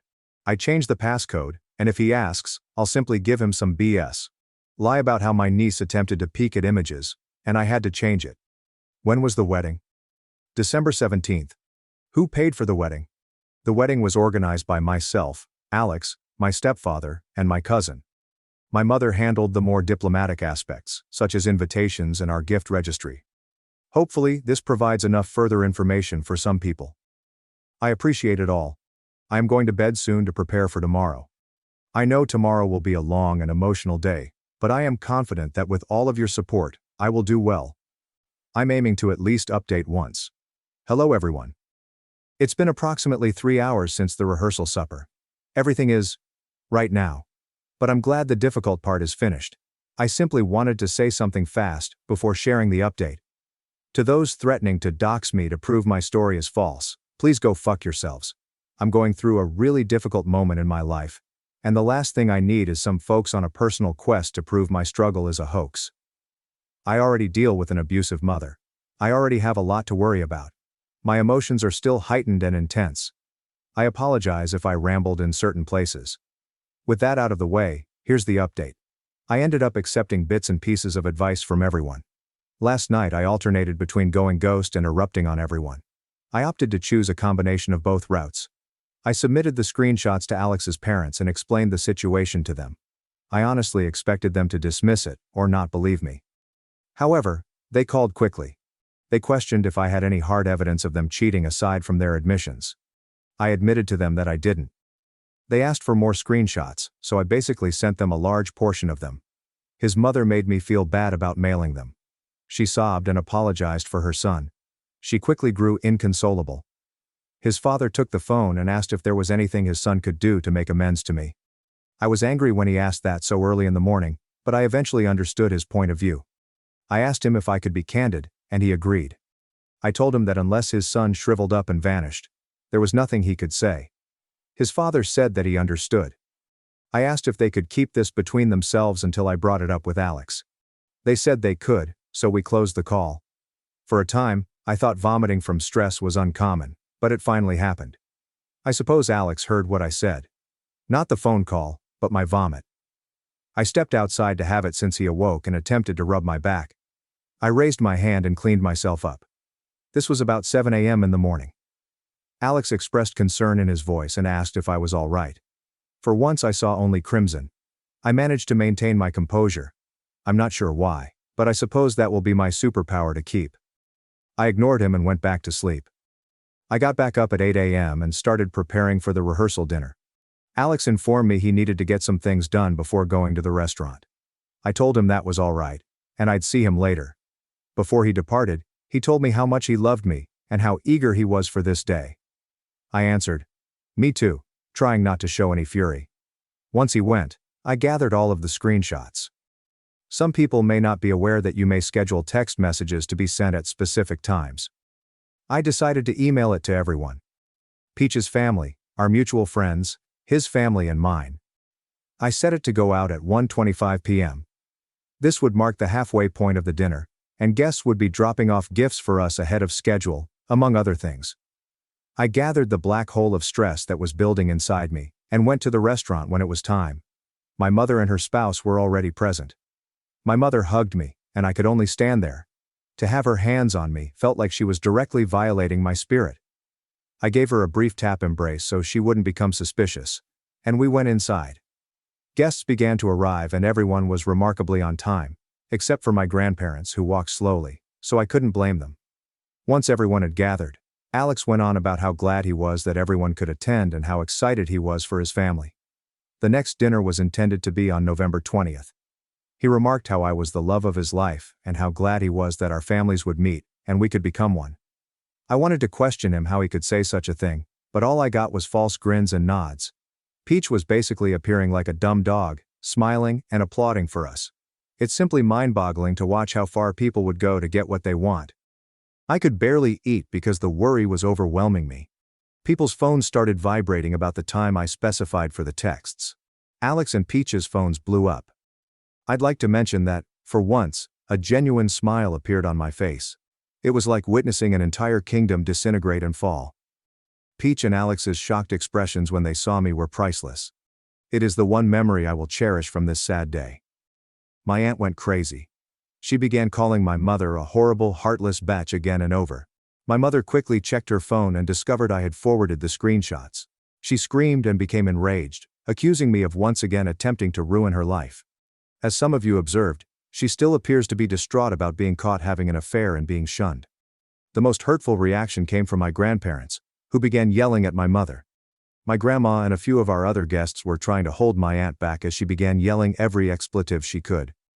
My grandfather was screaming at my mother that he hadn't raised a whore. Everyone is in a state of hysterical yelling and wailing.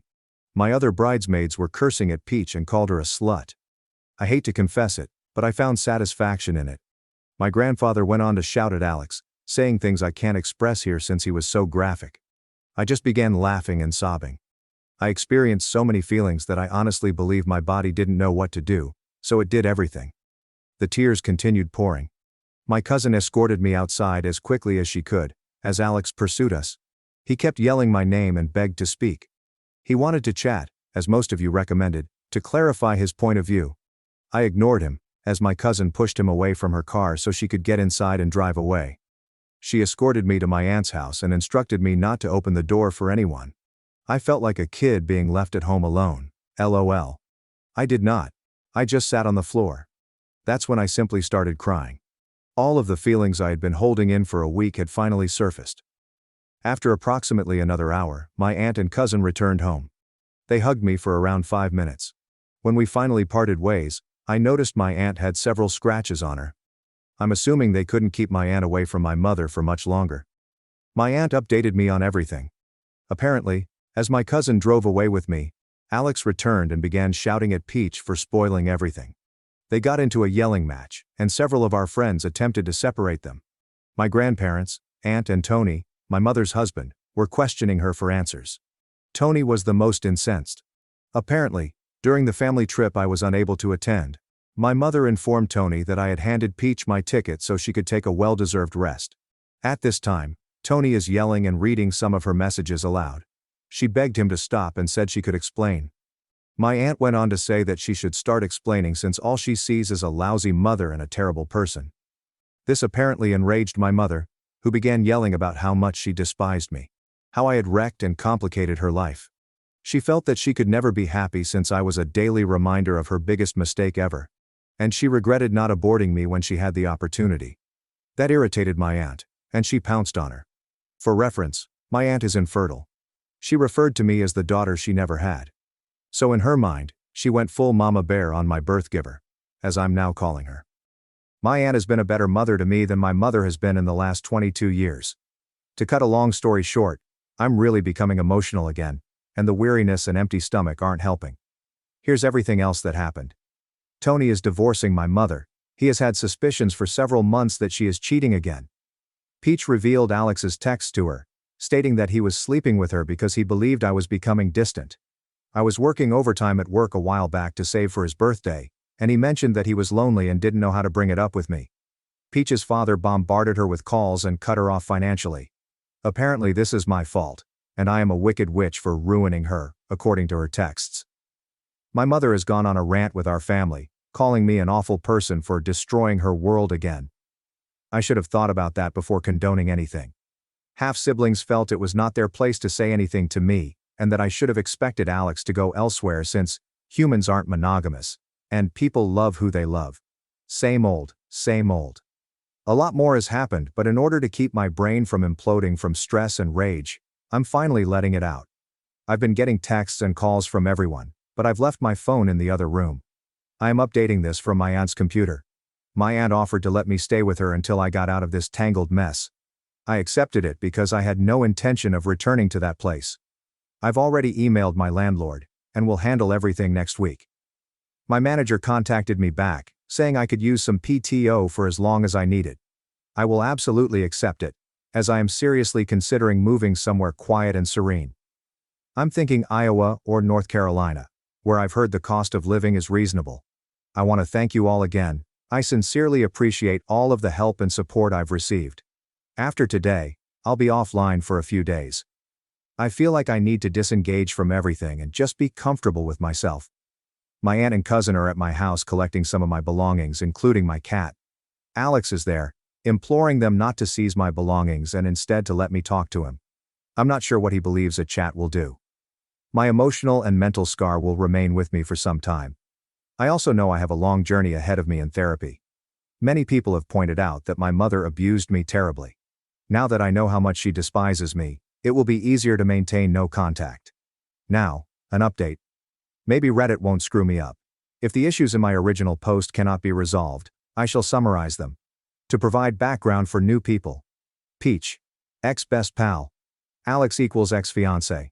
The egg donor is my mother. Tony is the egg donor's soon-to-be ex-husband. I messaged Alex's parents with the screenshots. His parents were really upset. I ordered text messages to be delivered to everyone during the rehearsal dinner. I also forwarded the screenshots to Peach's father. He is her only parent. Her mother is no longer with us. Bless her. I also made sure it went to Peach's family. I added them to the scheduled bulk SMS after deciding they needed to know. I also forwarded them to my family, Alex's family, and my own. Everything became chaotic after the allocated time had passed. My now ex-friends were berating Peach for the reasons why things had escalated. Peach's father had cut her off financially. My grandparents, aunt and Tony began interrogating my mother for explanations.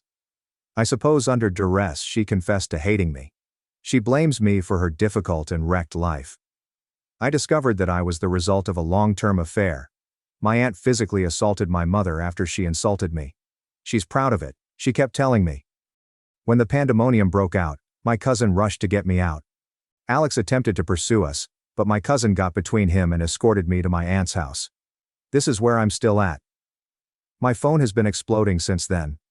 When my aunt returned home, she went over everything with me again. They collected my belongings from the apartment. The most important thing to me was my cat. And this is where my previous update left off. However, things have rapidly escalated. I turned back on my phone after waking up and taking a long, hot shower. I couldn't even unlock it or clear alerts before receiving a call from one of my bridesmaids. I responded, and she immediately began yelling at me about how I could ignore Peach and Alex in their time of need. At first I was perplexed, given that I no longer care about them. I asked her not to yell at me, but she did anyway. She yelled, "Peach self-harmed." When she sent me the photographs, they were very top surface level, so the scar appeared as a small blot. Whether or not it was deep enough, it rocked me. I wanted to sneer on the phone because I knew she was doing it to raise support for her cause since I hadn't responded to her texts yet. She also informed me Alex attempted to overdose. His pals discovered him in my apartment, sleepy. They rushed him to the hospital where he was cleared because they didn't need to pump. They are keeping him under watch for the next 72 hours, which is a good thing. Just because I despise his guts doesn't mean he deserves to die. Following this, my friend circle was severely divided. I have no intention of speaking with either of them because I did not respond to them prior to their actions. I don't care what they do to get attention, as long as they leave me alone. During the initial encounter with my egg donor, Tony discovered that my egg donor had lied to him, claiming that Peach may take my ticket to accompany him on the trip. They returned home and began bickering more because Tony mentioned his thoughts about my mother cheating. She began yelling at him and admitting everything. She told him that my half-siblings are not his, among other nasty things. He had to contact the police to take her off his property. Tony followed up with me this morning. Yes, he is divorcing her. His lawyers are drafting the documents within the next week or so, and they informed me that my mother admitted that I was the result of a long-term affair she had with his best buddy. My egg donor is a very vile woman, as I'm about to discover. However, after learning that Tony is receiving documents, she attempted to backpedal. She's been calling my aunt, imploring her to persuade Tony not to do this, or else she'll be homeless. She has tried calling Tony and his family, but they have all ignored her. Smile. However, this wasn't enough for my egg donor. She knew my aunt's schedule and attempted to abuse me. My cousin was still with me, so she couldn't come inside. Hearing her scream at me, however, exacerbated some of my very basic anxieties, and I began to panic. My cousin led me upstairs. Then we heard a huge crash. My mother broke through the window, ran upstairs, and assaulted me. For the first time in my life, I responded to my egg donor. I finally vented all of my rage onto her. My cousin was fighting to keep us apart, so she had to rush to get our neighbor. I only have a few scratches and bite marks, but otherwise, I am fine. I am also filing charges against my egg donor. Hopefully I can obtain a restraining order. To be honest, my mother fled before the police arrived, but I provided them with Tony's address in case she attempted to return. I see that those terrible people won't stop until they obtain a response from me. On the odd side, I received a call from my half-sister. She started to apologize, but I cut her off since I didn't want to hear it anymore. She then scoffed and had the audacity to ask me to keep my nieces while she, her husband, and her boyfriend went on a trip. I adore my nieces and nephews, but I told her to go fuck herself. If she wanted me to watch her nieces, she'd have to ask my aunt. She began yelling about how I was being unjust to her and punishing her children. I said I was punishing her. She said, never mind, and that I couldn't see my nieces. This was something I expected, but it still crushed my heart. I'm very sure she's telling them I despise them. I'm retaining the screenshots, and my aunt and cousin have promised to back me up if they contact me again in the future. This is everything. So much. But I honestly expect more to happen. I know one thing about my egg donor. She hates losing. I know she perceives this as a loss, and she will not stop until she wins. My half-brother has blocked me on everything, and I believe he is siding with my half-sister. I'm simply so emotional, but I wanted to give you an update. I'll update again if anything else happens, but if not, this will most likely be my final update. I just want this show to finish. In excellent news, I begin treatment next week. My aunt and cousin are already packing Alex's belongings and dropping them off with a friend of his. His name is Kyle. He's on my side and has been a great assistance to me throughout this. He dropped off my favorite fruit with my aunt this morning. He also told me that I could chat to him at any moment. I inquired if he would continue to communicate with Alex, and he answered no. He's only holding on to his belongings till his parents can pick them up. I greatly appreciate him. But that's all for now. I will post an update in the comments once I receive the restraining order. Thanks for watching and being part of the drama. Don't forget to subscribe and hit the bell so you never miss a wild news story. My husband's family mocked my juvenile record for years. So I exposed their family's darkest secrets at my baby shower in front of everyone. I'm a 34-year-old lady who has been married to my spouse for just over 2 years. He hails from an old money family, the kind that casually mentions legacy and pedigree in everyday speech. They live in a separate world, with country club memberships, private schools, and vacation houses on the lake. My background is not like that. I grew up in a working-class area, where you learned how to mend a tire and save leftovers for the next meal. At 15, I committed a stupid mistake and shoplifted something tiny from a convenience store.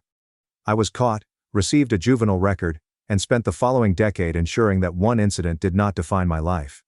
I got my act together, graduated from high school with outstanding marks, received a computer science degree, rose up the ranks in technology, took some risks, and eventually founded my own firm. It took years, but the firm eventually took off. These days, I lead a wonderful team and help design things that have a genuine impact. You'd think that would be enough to get over an adolescent mistake, especially because I've never disguised it. My husband knew about it before we began dating seriously. He never raised the subject. His family, on the other hand, views it as an inside joke that they all get to enjoy at my expense. The first occurrence was subtle. We attended a family dinner a few months before the wedding.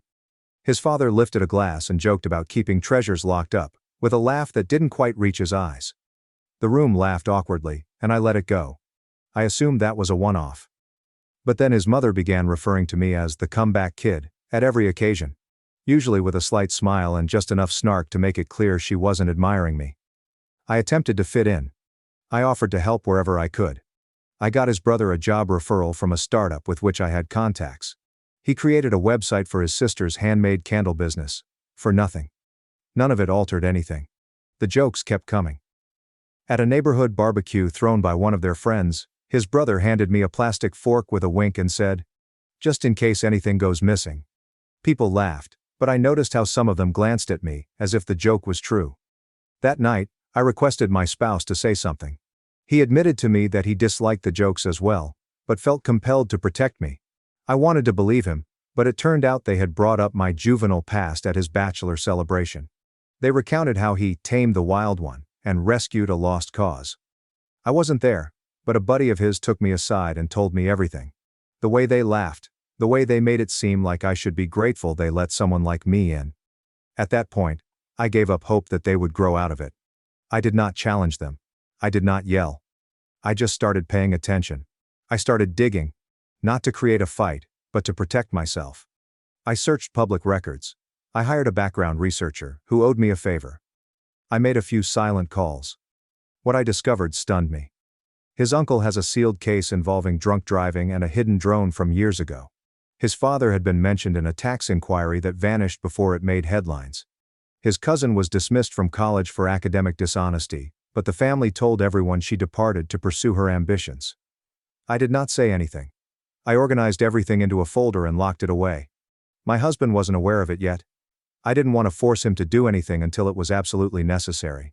But I wasn't going to stand there smiling if they continued to use my past as a party trick. Then came the baby shower for our first kid. We held it at our home and tried to keep it simple. My parents were present, as were other close friends. His family arrived early with great gifts and big smiles. His father rose up and made a toast. I hoped he'd be respectful for once. Instead, he added, "It's amazing what someone can accomplish after juvenile hall." Everyone chuckled as if it were just another comedic line. Except for this time, my folks were sitting right there. My colleagues, our pals. That was the moment I realized I needed to act. Not to seek vengeance. Not to start any drama. But to establish a border they couldn't cross again. I'd been quiet for too long. They tried too hard to be kind. I wasn't the 15-year-old child they used to tease about. I had fought hard for everything I had, and I wasn't going to let anyone, especially those closest to my husband, drag that single moment around like a leash.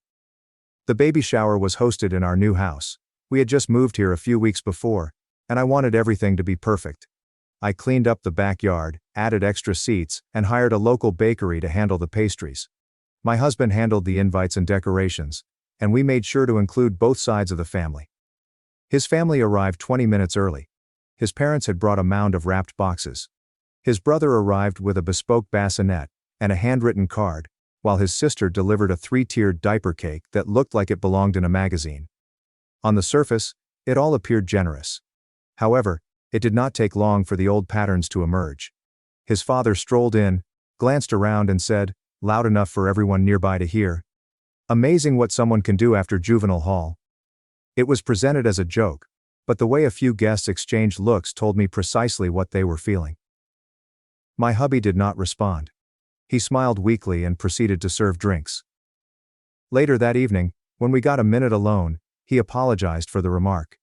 He noted how his father is just like that, brought up his blood pressure, and how the stress of the confrontation would exacerbate matters. It wasn't the first time he'd explained it as humor.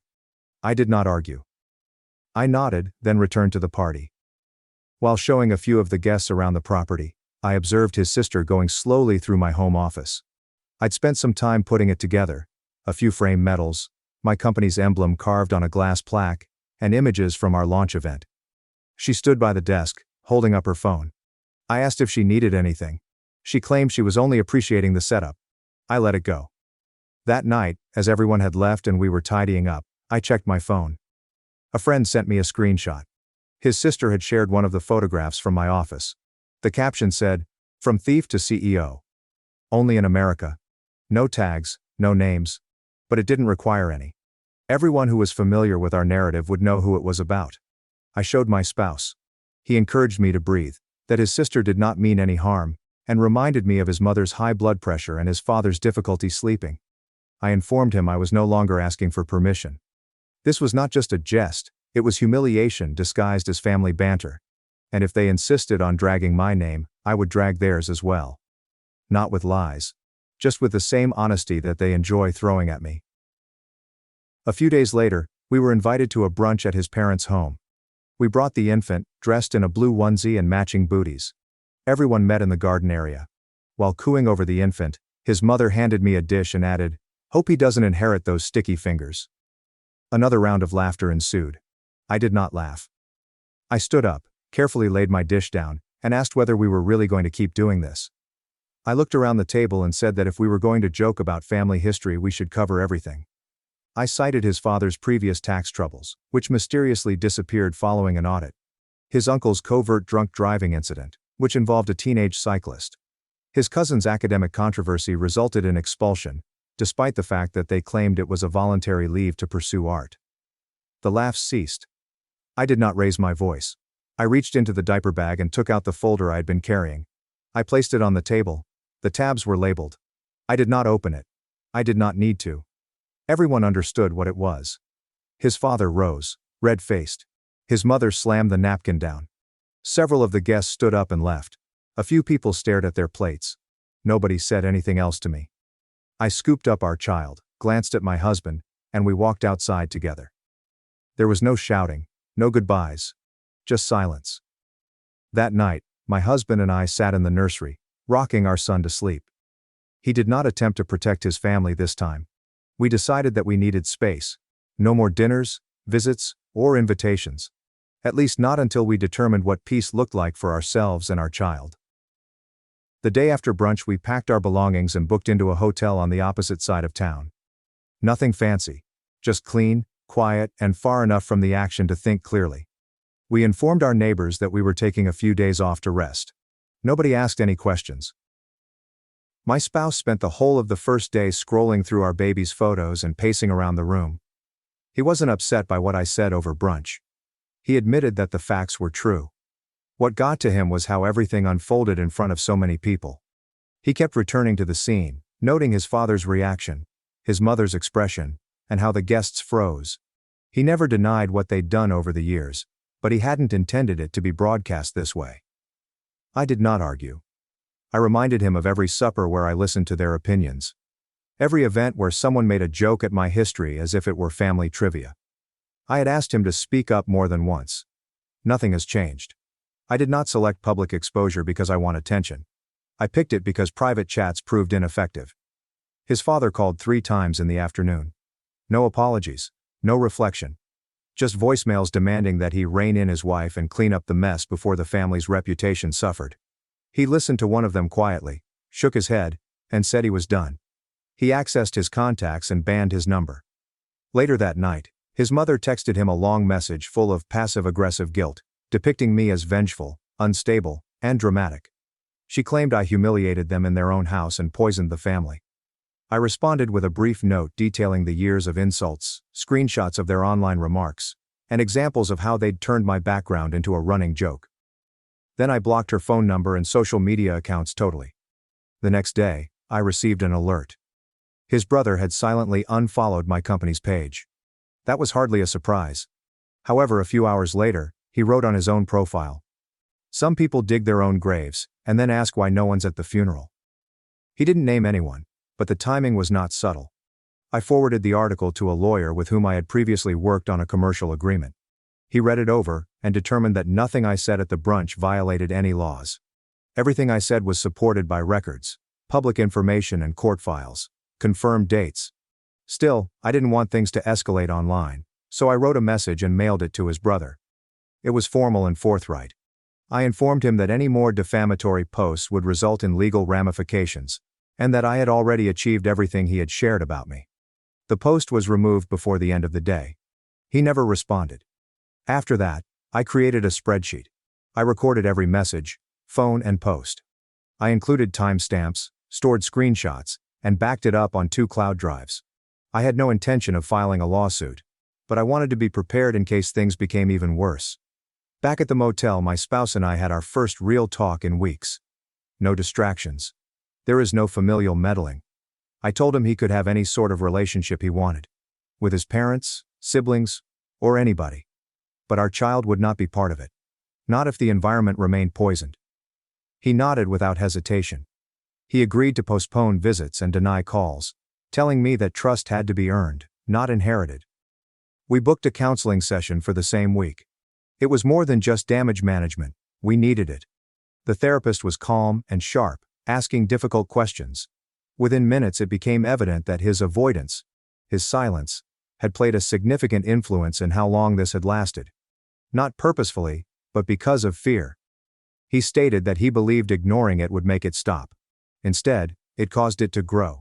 I wasn't irritated during the session. I just recounted what had occurred. Name-calling, online remarks, the baby shower toast, and the brunch. The therapist did not jump to conclusions. She helped us devise a strategy. Part of it included what I suggested. A formal conversation with anyone in his family who truly wanted to repair trust, but not over dinner or casually.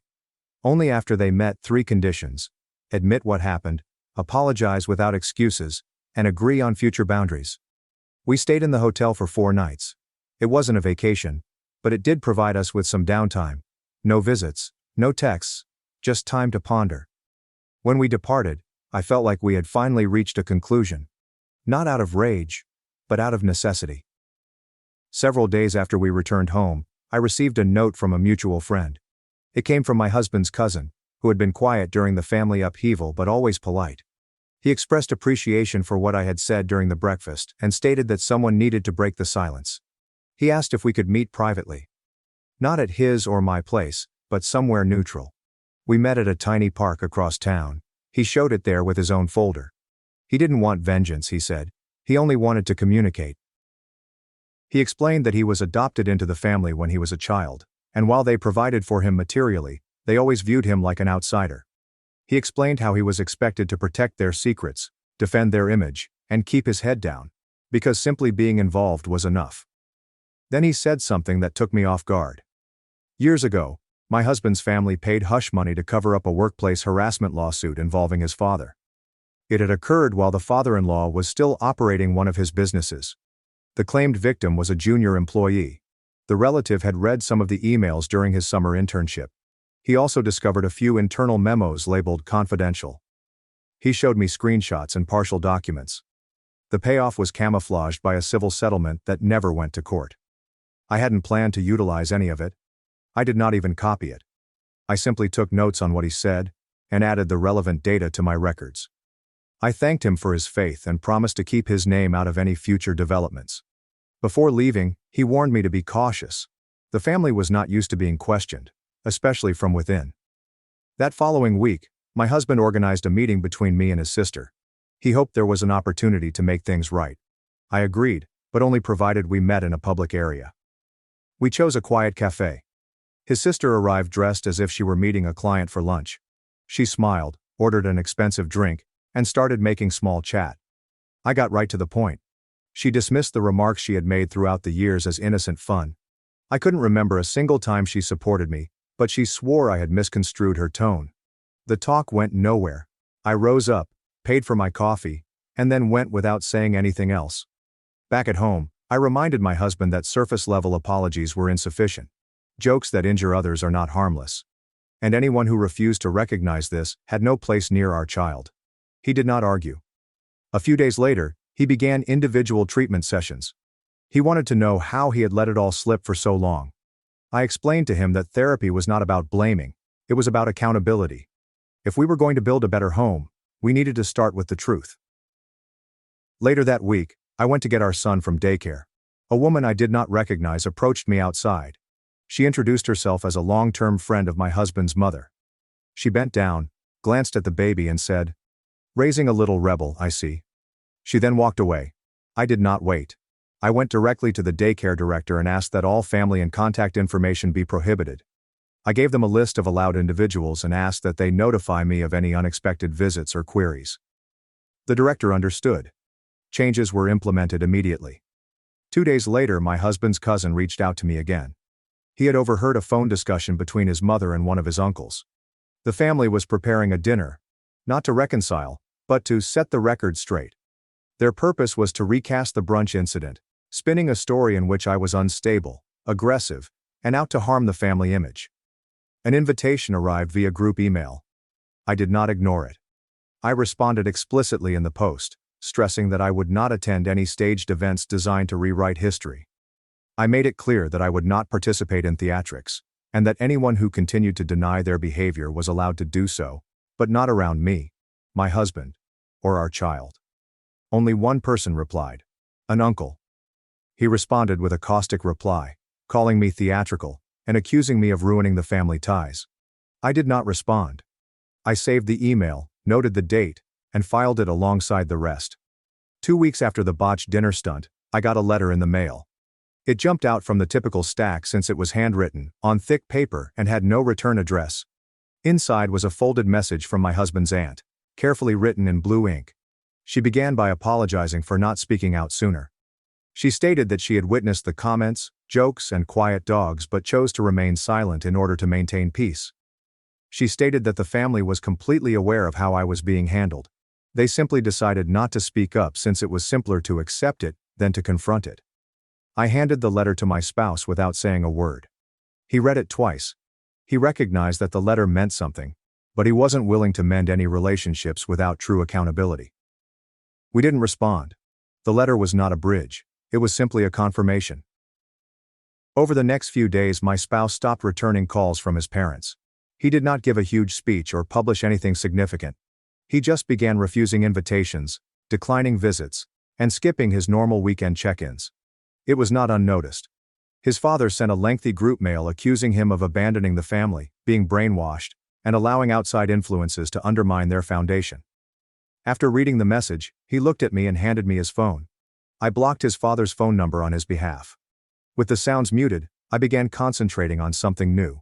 I had an idea for a long time, which came to mind after the first barbecue joke about plastic forks. A children's book. Not about me specifically, just a simple story about second chances and how mistakes do not define you. I began outlining it at night, when our baby was asleep. While I was working on the manuscript one evening, my spouse received a message from an old childhood buddy. Someone who was present during our wedding planning, and had laughed along with the family jokes back then. This time, she sent a message expressing her remorse. She stated that she joined because it was easier. But she also mentioned that the family had been calling around, spreading rumors. Not just my past, but also my company. Whispering that I fabricated documents to obtain funds, or used someone else's credentials to launch my first project. I contacted a public relations specialist the next day. Someone with experience in crisis reputation management. We sat together, and I laid out everything. Screenshots, dates, and messages. They got to work swiftly. Over the next week, they discovered a pattern of social media posts with IP ranges that corresponded to activity from my husband's brother's former employer. It was sloppy, but sufficient to demonstrate intent. I had the findings notarized, copied, and stored safely. Then came the moment that revealed how far the talk had spread. During a typical pediatric exam, the nurse made a passing comment about how nice it must be to have turned everything around. It was casual, given with a smile, yet it had a certain edge, as if she knew something. It was as if she had heard a version of my life that she didn't know. I did not raise my voice. I just corrected her, provided her with the right time frame, and explained that juvenile records were sealed and should not be discussed in the hallway. I asked for her name and took note of it. Then I wanted to talk with the clinic manager. When we came home that afternoon, my spouse expressed his desire to try one more thing. Not to fix the family, but to feel less alone. He organized a video chat with both sets of grandparents, his and mine, simply to converse. His purpose was not to fix what was faulty, but to determine if anyone from the older generation could grasp the big vision. The video call occurred on a Sunday evening. Both sets of grandparents were on. My spouse led the conversation. He did not raise his voice. I did not sugarcoat anything. He took them through the timeline, the years of subtle humiliation, the continuous jokes about my background, and the quiet that followed whenever someone crossed the line. He described why we had stepped away and what needed to happen before we could return. His grandparents did not argue. In fact, they performed better than expected. His grandfather leaned forward, saying he was tired of the family pretending that appearance was more important than morality. He told us a story that none of us had heard before. How he made a significant financial error in his 30s, a terrible investment that almost lost the family firm. But nobody made that into a punchline. Nobody used it to define him. He claimed what they had done to me was not only unfair, but also cruel. I remained quiet for the whole of the call. Let him talk. Allow them to listen. But for the first time, I witnessed someone on his side not just listen to us, but also stand up and say, "This was wrong." It did not repair everything, but it mattered. A few days later, my husband informed me that his cousin, the one who revealed family secrets, had decided to relocate out of state. He'd gotten a new job and was cutting ties with everyone but us. He stated that he was weary of walking on eggshells and wanted to start over somewhere where he would not be viewed as a liability. Around the same time, his sister reached out. She sent a message asking if they could meet at a spa to reset things. My hubby did not rush to accept. He asked for my opinion. I mentioned that it seemed like damage control rather than actual change. He agreed to meet, but only in a public place, and with a friend present for support. The debate ended abruptly, with no resolution, and only a boundary established where none had previously existed. The aftermath arrived the next day. His mother wrote a lengthy message full of guilt-tripping, veiled threats, and emotional manipulation. She discussed family loyalty, legacy, and how my spouse had changed. She made no mention of the real events, only blaming us for driving the family apart. Without consulting me, my husband permanently disabled his mother's phone number. After that, we sat down and made our decision. We would not be attending any family-hosted celebrations in the near future. No holidays, no birthdays. Especially not on our child's forthcoming first birthday. We didn't want to spend the day managing tensions or avoiding derogatory remarks. We desired bliss. We desired peace. So we devised our own schemes. We only invited those who had supported us, friends, neighbors, a handful of cousins, my husband's aunt, who had written the letter, and his cousin, who was due to leave. We hosted it in our garden, with minimal decor, a leased play area, and a handcrafted cake styled like a storybook. Only laughter, music, and space for our son to crawl about without hearing anything sharp disguised as a joke. After the visitors left and we cleaned up, I sat down at my computer and began writing something I'd been thinking about for weeks. This is not a letter to reconnect. Not an olive branch. Just a statement of record. Something to send if someone tries to contact you again without resolving the issue. I outlined the time frame, history, and expectations. I didn't mention any names. I did not make any threats. It was just a message. If somebody wanted to be a part of our life, they had to be honest and accountable, not nostalgic and denial. A week after our child's first birthday, I finished the letter. It was not emotional. It was not written as a plea. It was a formal, simple communication sent to every member of my husband's family.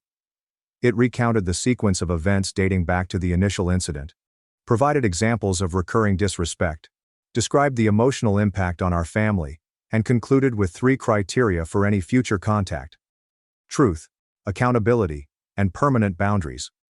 Within 2 days, the responses began to come in. No apologies, only rage. Several of his cousins responded bitterly, accusing me of dividing the family and making a big deal out of nothing. I didn't participate. I blocked each of them and recorded the messages in my log. The only call with clarity was from my husband's grandmother. It lasted less than 30 seconds. She said, "You both did the right thing." And then she hung up. We drew a line in the sand that day, not because we were angry, but because we had finally witnessed what peace could be like. And once you do, you can't pretend the turmoil was ever normal. 3 years have passed since the letter. Our son is 4 now, curious and gentle, unaffected by the shadow that once hung over our household. Last month, we received a formal envelope in the mail with an address I didn't know. Inside was an invitation to his grandfather's 75th birthday party. There was a handwritten note at the bottom that read, "No strings attached. Just family." My spouse stared at it for a long time before placing it on the counter. "What do you think?" he asked. "I think we've been here before," I said. That night, we spoke it out. Not in wrath or terror, but with understanding. We spoke about what walking back into that house would imply. What message would it convey to our son, who was now old enough to remember faces, detect tension, and absorb unspoken information. 2 days later, my husband's cousin, who had moved away, called. He had received the same invitation. He told us that his parents divorced last year, and that the family dynamic had changed. His father, one of the relatives who had been very harsh to me, had a health scare that seemed to change his mind. The cousin wasn't making excuses, but rather providing background. "Are you going?" I questioned him. "Only if you two are," she responded. "And only if we go in together." We decided to send a response that was neither an acceptance nor a rejection. My husband wrote a quick note stating that we would consider attending if his father was willing to meet with us privately first. We proposed a downtown coffee shop, neutral ground. To our amazement, his father consented. When we came, he was already there, but appeared smaller. 3 years had aged him more than time could explain. When we approached, he stood awkwardly and extended his hand to me first, rather than his son. "Thank you for coming," he replied, his voice lacking the assurance I remembered. The discourse was not dramatic. There were no tears or elaborate apologies. Instead, he spoke quietly about his regrets, about discovering too late what he had lost. He mentioned treatment, something I never expected from him. He discussed his own father's tendencies, which he had never questioned until they cost him his kid. "I'm not asking for forgiveness," he added at length. "Just a chance to know my grandchild before it's too late." My husband and I shared glances. We had a lengthy discussion about our boundaries before coming. "We'll attend the birthday," I said. 2 hours no more. Our son stays with us at all times. One comment about my past, one whispered joke, and we leave permanently. He nodded and slipped an envelope over the table. Inside was a formal letter of apology, copied to everyone who had witnessed the brunch event 3 years prior. He had already sent it. "It won't undo anything," he responded, "but it's the truth." We went to the birthday party the following weekend. It was not ideal. Some family members were stiffly courteous, while others were truly kind. His mother hugged my husband for too long before offering me a tentative handshake. His sister kept her distance until our kid approached her, intrigued by her dangling earrings. As we were leaving, his grandfather, the man who had stood up for us during that years-old video conversation with both sets of grandparents, took my hand. "You know," he continued softly, "sometimes a family needs to break before it can heal properly." I didn't inform him that we weren't returning. Not really. That one nice afternoon did not undo years of abuse. That we were still monitoring and being cautious. Instead, I just nodded. On the way home, our kid fell asleep in his car seat, clutching a modest gift from his grandfather. A wooden puzzle box with a hidden chamber. "Are we doing the right thing?" my husband inquired, eyes fixed on the road. I returned my gaze to our sleeping son before turning to the man beside me, who had finally learnt to stand steady. "I don't know," I replied honestly. "But I do know we're doing it right on our terms, with our boundaries. And that's not nothing." We did not really rejoin the family after that day. Instead, we maintained a deliberate and limited presence. Occasional lunches in public areas, short visits with obvious outcomes. Holiday greetings featuring professional family images but no personal updates. It was neither reconciliation nor forgiveness. It was coexistence, under certain conditions. My company continues to expand. This time around, I used my real name to publish my children's book. The folder containing family secrets remained hidden away. Not forgotten, but no longer important to be visible. We formed our lives around people who saw us for who we were and yet loved us. Friends become family. Neighbors who showed up without an agenda. Colleagues who respected limits. We did not have to burn bridges to attain peace. We simply needed to quit crossing the ones that led nowhere good. Thanks for watching and diving into this wild family drama with me. If you love Reddit family drama, don't forget to subscribe and turn on notifications so you never miss the next one. My parents laughed at my online business for years, until I made $1.2 million and left their golden girl speechless at her own graduation party. My name is Aiden. I'm 31. And if there's one thing I've learned about family, it's that they'll support you the most, unless your success makes them uncomfortable. I never took the standard route. While the majority of my relatives were away at university studying law, medicine, or whatever else would get them a LinkedIn badge and parental bragging rights, I was holed up in my childhood bedroom, creating an e-commerce brand out of thin air. Initially, the company only sold bespoke phone cases, then t-shirts. Then it snowballed. While they were submitting resumes and praying for internships, I was doing taxes for an LLC and managing 6 figures of merchandise. But, according to my mother, I was still between jobs. That's how I was presented at weddings and reunions. This is Aiden, he's figuring things out. As if my company didn't exist until someone in a suit claimed it did. The graduation celebration that broke the camel's back was for Sophia, my cousin. She was 23, had just graduated from a prominent institution with a degree in international relations, and was the family's golden girl. You know the type. Class president, knows 3 languages, volunteers at shelters, and somehow looks like a Disney princess in every shot. Growing up, I never had any problems with her. To be honest, we were civil. Not particularly close, but yet not antagonistic. But Sophia always had this air about her, as if she wanted everyone to clap at the end of each phrase. Her parents, my aunt and uncle, fueled it. Every minor accomplishment was celebrated with a party, a framed award, a group SMS, and a Facebook album titled, Sophia's Big Moment. When I received the invitation to her graduation celebration, I knew what to expect. A catered outdoor affair at their suburban home, complete with string lights, champagne, and an exorbitant tent rental. What I didn't foresee was the role I would be assigned. When I arrived, I drove up a little early to avoid the usual bustle, only to be met by Aunt Kara, Miller's mother, waving a neon vest as if I'd just clocked in for work. "That's fantastic, Aiden. We hoped you could assist with the parking situation. We have cars backing up down the street." No hello. There was no, "Thanks for coming." Just a vest, a walkie-talkie and a pat on the back, as if I were a college freshman working valet on weekends. I blinked at her. "I am not working at the party, Kara. I came to celebrate." She laughed as if I had told a joke. "Please help us out for an hour or so. You're skilled at logistics, correct? Your small internet thing?" I should have gone away then. I should have given her the vest and told her no. But something in me, probably my cursed familial loyalty, made me accept it. I spent the first 90 minutes of the party waving SUVs into grass patches and assisting elderly relatives with their walkers over difficult terrain. Nobody relieved me. Nobody brought me a drink. When I eventually sat down at one of the fold-out tables in the rear, sweaty and dusty, the genuine celebration had already begun. There was a large banner across the yard that read, "Congrats Sophia," in sparkling gold. A red ribbon was placed over the driveway gate, which appeared to be disguising a brand new Kia Soul. Guests gathered around the cake table to sip beverages and dine. My mother, who was seated front and center, gave me a half-hearted wave, as if she had raised Sophia herself. I noticed my name scrawled on a paper place card hidden beneath a beautiful fern in the buffet line, distant from the main tables. Sophia was shining.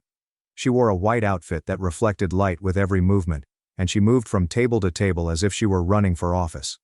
When a microphone was delivered to her, she tapped it dramatically before laughing. "I just wanted to thank everyone for coming," she said, raising her champagne flute. "It means so much to be surrounded by people who value hard work and real education, especially in a time where it's so easy to get distracted by online hobbies." She smiled straight at me. The pause was intentional. The delivery was razor sharp. And how did they react?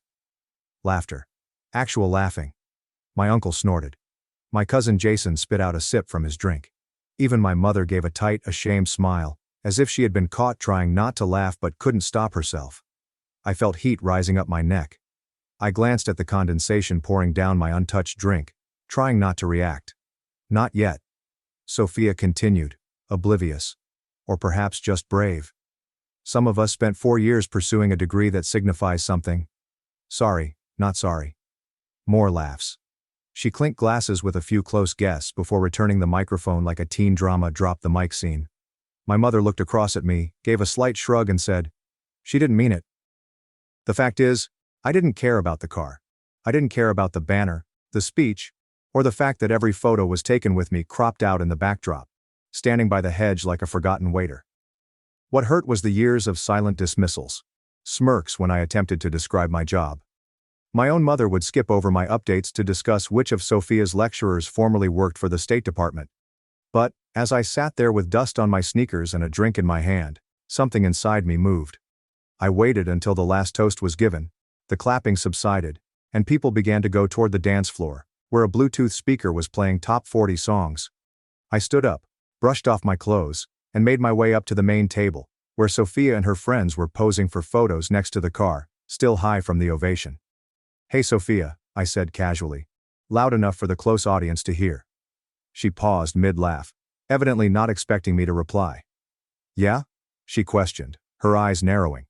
I raised my glass and grinned. "Just wanted to say congrats. Really. Must feel great knowing your degree got you here, and it's awesome that your family supports you so much." I took a large sip. My little online hobby just cleared $1.2 million this year. But hey, nice Kia. Silence. Sophia's smile froze. Someone behind her dropped a fork. My uncle's mouth dropped open. My mother blinked twice as if she couldn't process the words. I did not wait for their reactions to subside. I simply nodded, turned on my heel and walked away toward the gate. The last thing I heard was someone whispering, "Wait. What did he say?" And I had no intention of staying for what happened next. As I walked down the gravel road to my car, I could feel the stairs piercing my back like heat bulbs. I did not turn around. I did not need to. I had played my part. I had spoken everything I needed to say, and I knew that small mic drop moment would reverberate throughout the gathering like a pebble on still water. The fact is, I hadn't planned on saying anything. I actually hadn't. However, years of being the family's quiet afterthought, the one who got the short end of the talk and the long list of favors, had finally added up. And Mallory's arrogant little jab? That was the last straw. When I got into my car and drove away, no one came after me. Not yet. But by the time I arrived home, parked in front of my stylish 3-bedroom house, which I purchased outright last year, my phone had already started buzzing. First came the texts. One from my mother. "That was uncalled for, Aiden. You embarrassed the entire family." Then another. "We'll chat later. Please do not make a big deal out of it." Then Aunt Kara asked, "Was that really necessary?" Sophia worked hard to earn her degree. You are not the only one having accomplishments. I didn't respond. I turned off my phone, dropped it on the kitchen counter, and let the silence of my home wash over me. That night, I got the best sleep I'd had in months. The aftermath occurred in waves over the next 2 days. Monday morning, I opened my business email and discovered 3 fresh interview requests. Apparently one of Mallory's friends looked up my company after the party and was really happy with what we'd accomplished. Built, not fallen into. This isn't some minor online activity. That word meant something to me. A month ago, I might have forwarded the inquiries to my assistant. What about now? I took the calls myself. For once, I wanted others to hear my story. Tuesday evening, my mother arrived at my door. She didn't text me first. She just rang the doorbell, clutching a Tupperware container, as if it was still 2006 and I was a college student in need of lasagna and life counsel. I opened the door slowly. "Hey," she said a little too quietly. "I brought dinner." I stepped back and motioned her in. She hovered in the entrance, surveying the living room as if it were the first time she'd seen it. The minimalist furniture, local art pieces, and smart lighting. All of it screamed success in a language she had never bothered to understand. "You've done well for yourself," she finally replied. "Yeah," I replied. "I have." She placed the Tupperware on the countertop. "You embarrassed Sophia and the entire family. She is devastated." I folded my arms and leaned on the kitchen island. "Mom, she mocked me in public. I did not start anything, I finished it." "But $1.2 million. She stated it like it was a sin, as if saying it aloud would call an IRS demon. "It's the truth." She stopped, her jaw stiff. "Why haven't you told me?" I laughed, not unkindly. "I did. You simply never wanted to hear it. You liked the version of myself that needed assistance. That fits into your tiny story. Aiden, the dropout, is still trying to figure things out. You could pity me. But I stopped needing it a long time ago." She sat down hard, as if my words had knocked the wind out of her. "I wasn't trying to pity you," she added quietly. "No?" I asked. "So, why was Sophia always so motivated, while I was just the kid who made stickers in his room?" She did not have an explanation for that. Instead, she explained, "Sophia's looking for work, you know. Nothing has come through yet." I grinned tightly. So the actual degree didn't open every door after all? That earned me a scowl. "Don't be cruel." "I am not. I'm just tired of pretending. I have not earned a place in this household. She stood up and brushed phantom crumbs from her blouse. She wants to apologize, she muttered. Does she? I raised an eyebrow. She said she went too far. I did not respond since I didn't believe it. Not yet. Later that night I looked at my phone for the first time since Saturday. Sophia's text sat unread. Hey, about the party. I shouldn't have said what I said. That was messed up. Can we talk? I stared at it for a long time, not because I didn't know what to do, but because the power dynamic had shifted, and everyone knew it. For years, they assumed I was the man scraping by on Wi-Fi in a dream. No, I was the one who developed an empire while they weren't looking. The following weekend, however, was when things really began to spin out of control. Aunt Kara called me directly. There's no warning. Just a voicemail. Aiden, I need to talk to you about something important. We've run into a bit of a financial situation. I didn't want to bring this up, but your uncle's hours got cut, and the lease on Mallory's new car isn't exactly manageable. I know things got tense, but we're still family, right? That's when something clicked. They weren't simply humiliated. They wanted something. I listened to the voicemail twice, not because I wanted to hear what she said again, but because I couldn't believe how quickly the tone changed. Just days before, I'd been the family joke in a vest, directing automobiles into grassy areas. Now I was at the emergency exit. I did not call Aunt Kara back right away. I didn't even respond. I let it rest, leaving her to wonder if I had heard it. Allow the discomfort to increase. I recognized this pattern. It was predictable. First the derision, then the stillness, then the sudden tenderness and the, "we're still family" line, as soon as they needed a favor. And make no mistake, this was a favor. A pricey one. I sat down at my kitchen table, opened my laptop, and went to Sophia's Instagram. She'd shared a carousel of photos from the party, including the banner, speeches, and the keys to her new automobile, with a comment, "To new beginnings and real work that makes a difference." Right. Real work. That phrase again. I browsed through the comments and saw dozens of likes from extended family, acquaintances, and former classmates. A handful of them tagged her and expressed how amazing she was. One of them even said, "Can't wait to work with you at the embassy." That made me smirk. I knew Sophia hadn't received a single job offer. Not because she told me, but because my mother had accidentally let it slip while half defending her in my kitchen. The girl who toasted to genuine degrees and derided internet hobbies was now 3 months into post-graduation unemployment, and plainly stressed out. Still, I had no plans to do anything. I wasn't looking for blood. Not yet. Then came the second call. This one came from my uncle. Aiden, hello. I just wanted to clarify the air. You know we love you. Always have. What about the whole party thing? Just a little playful taunting. Sophia has a great sense of humor, doesn't she? She takes after her father. He grinned nervously. Kara mentioned the lease and left you a message. We're simply a touch tight this month. It would be very appreciated if you could float us the first few installments to keep things running smoothly while Sophia settles in. I mean, you did say your business was going great, right? I sat there in startled stillness, clutching my phone like a live grenade. The arrogance was nearly artistic. There was no mention of the years I had spent quietly footing costs for birthday gifts, Christmas feasts, or family emergencies, while they offered me folding chairs and backhanded compliments. There was not a single acknowledgement that Sophia's words were cruel, not mocking, humorous, or a joke. No apologies. Just more entitlement. Simply more of the same. That's when I opened the spreadsheet I'd saved for years. Not excessively. Just be methodical. Every dollar I'd ever given or spent on this family. From the $300 I loaned Jason for textbooks, which he never paid back, to the $2,000 I lent Kara and her husband, when their roof began leaking 2 winters ago. I had been guilted into doing every favor. I paid every bill quietly to keep the peace. What is the grand total? $42,860. $42,860, not including interest. Not including emotional labor. Not to mention the way they made me feel like a glorified piggy bank with no actual accomplishments. I looked at the number for a long time. Then I took a big breath and began crafting a note for Sophia. Hey, got your text. Been thinking about it. Appreciate the apology, but I've been thinking maybe it's time for some clarity. For everyone's sake. You're right, by the way. You did work hard. I just don't think that justifies mocking other people's success. especially when you don't fully understand it.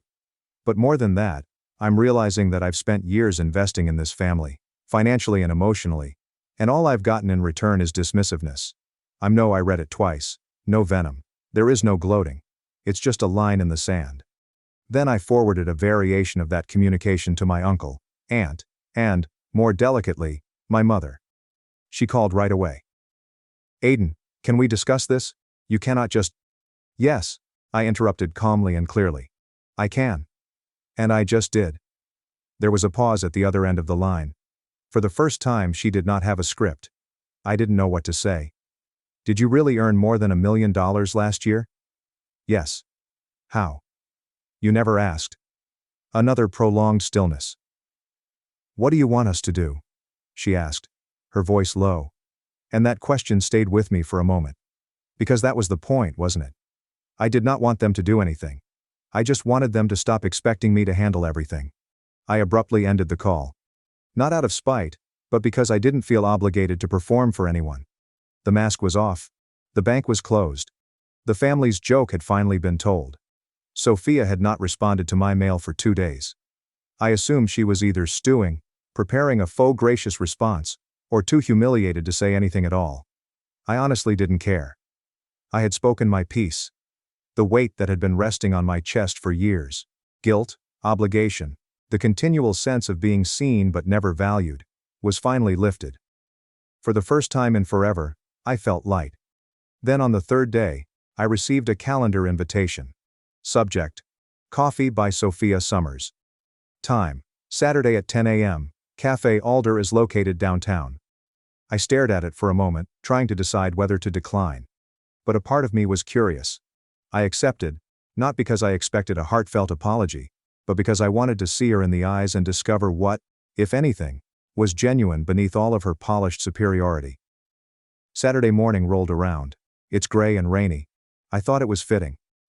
I arrived 10 minutes early and got a black coffee with no frills or distractions. She arrived 5 minutes late, dressed in a cream blazer, heels and a countenance full of well-managed humility.